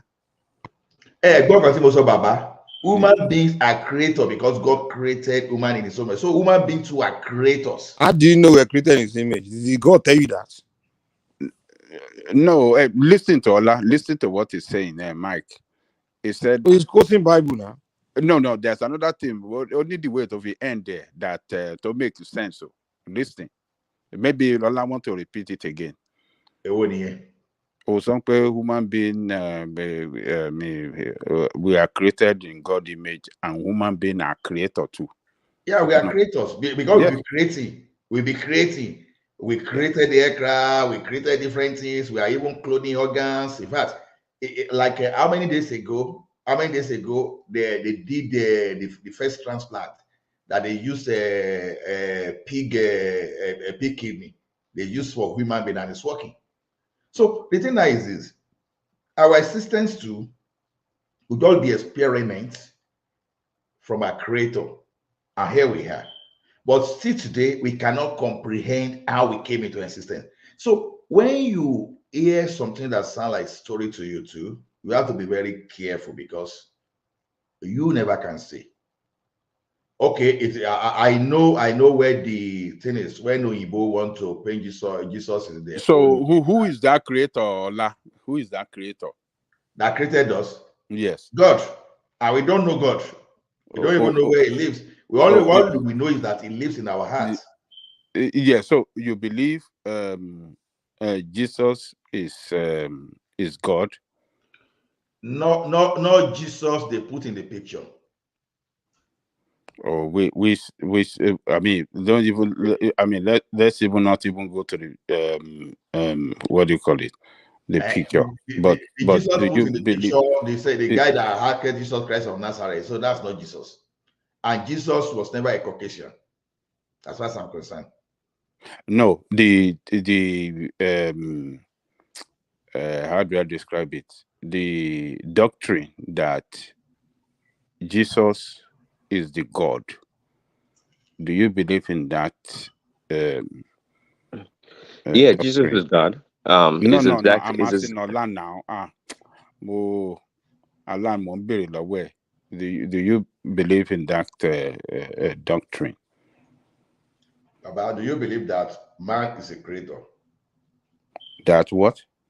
Do you believe that man is a creator? Man is a creator. Yeah. Do you believe man is a creator? Man, ọkùnrin is a creator. I mean, man as human being. Do you believe that human beings are creators? Oh yeah, science have proved it through scientific means. They have proved it that yes, man is a creator. Yes. So why is it difficult that we can't believe that Jesus is God? Why is it so difficult to believe? The only No, reason we find hold it on. difficult to believe because we didn't exist when Jesus' story was in existence. But no, the way our environment no. work, the way our environment work is this. Isaac Newton did his own experiment. He said, okay, this is how this thing will work. Archimedes did his own principle of flotation. This is how this thing is going to work. And people really believe in all those things, and they put 1 + 1 together and to work. And it's working. Now, for those people that have the knowledge of Christianity, they are using the doctrine within Christianity, and it's working for them. How do you explain that? Okay, someone pray in the name of Jesus and it's seeing results. How do you explain that?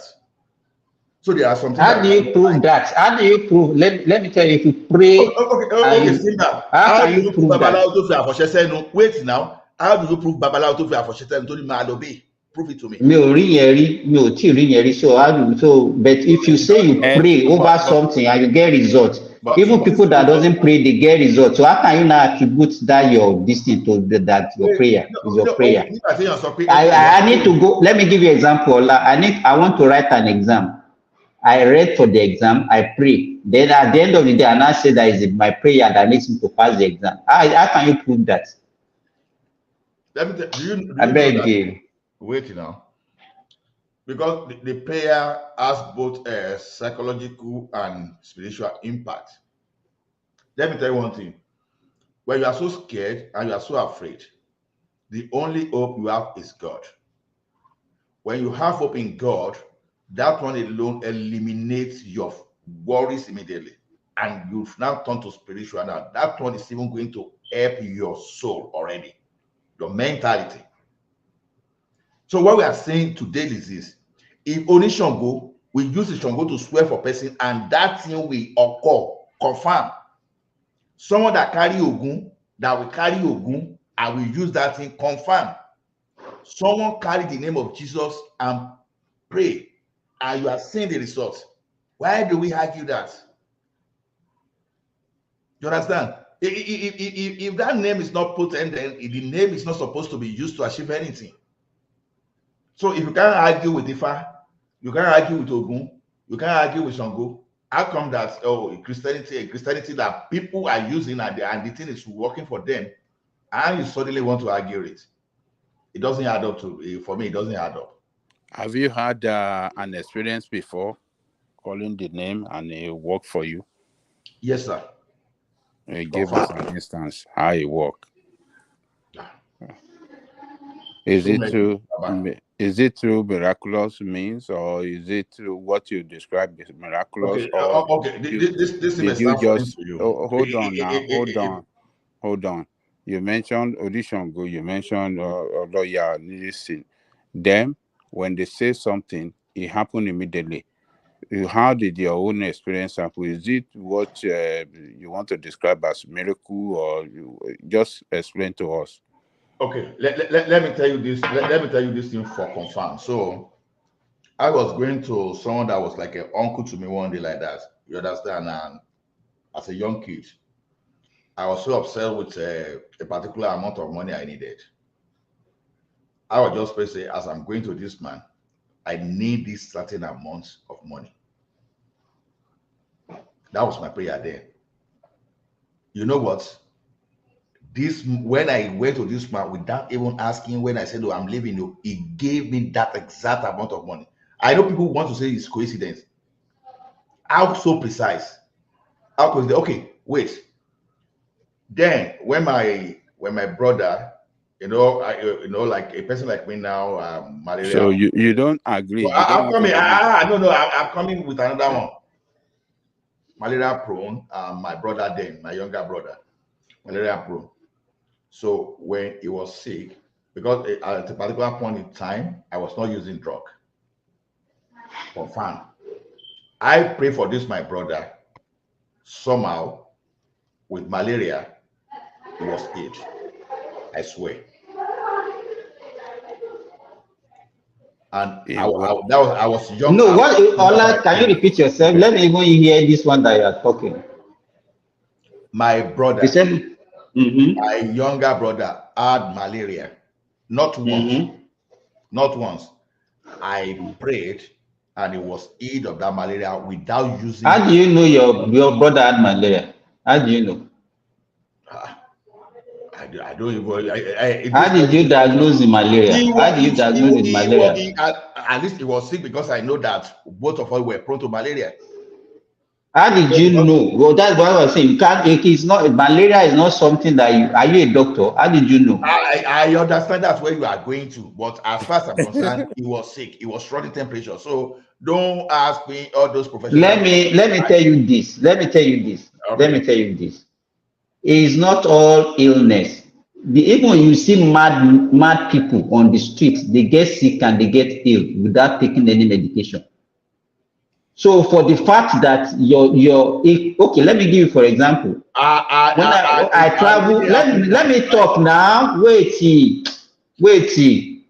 I went to India and I started having pains and fever. So, and the common thing that we believe is that this is probably malaria. But I was not in Nigeria, so I couldn't get anti-malaria to take. So I went to the pharmacy, so I asked for anti-malaria. They said they cannot give me until when they get a doctor's prescription.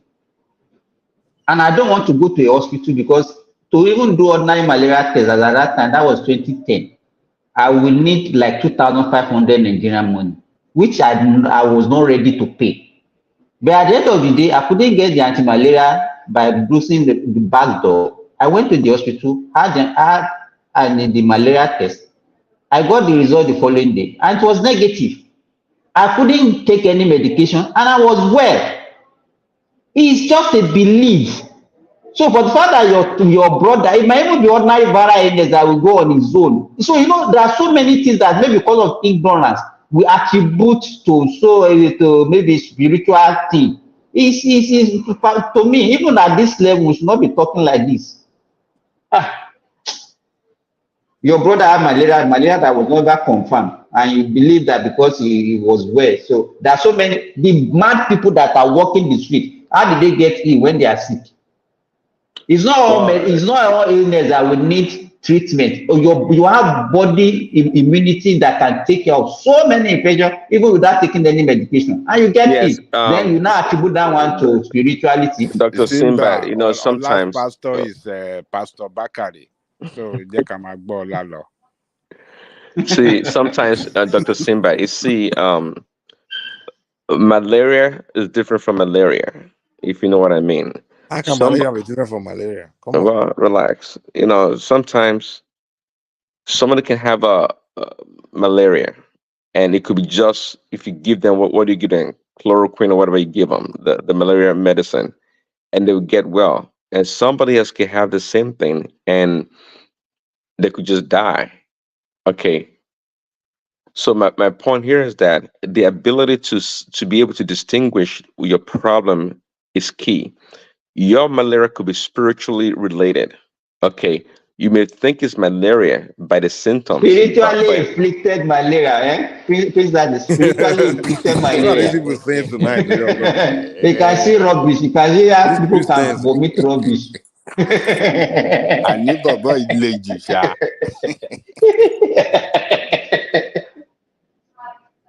no. If you understand, You if you know, understand what I'm saying, Baba see, Jale, that example that Spiritually I give, spiritually if I inclined had malaria. taken the Baba Jale, that time that I said the example I give in India, if I had taken anti-malaria, I would have thought that it's anti-malaria that worked for me. No.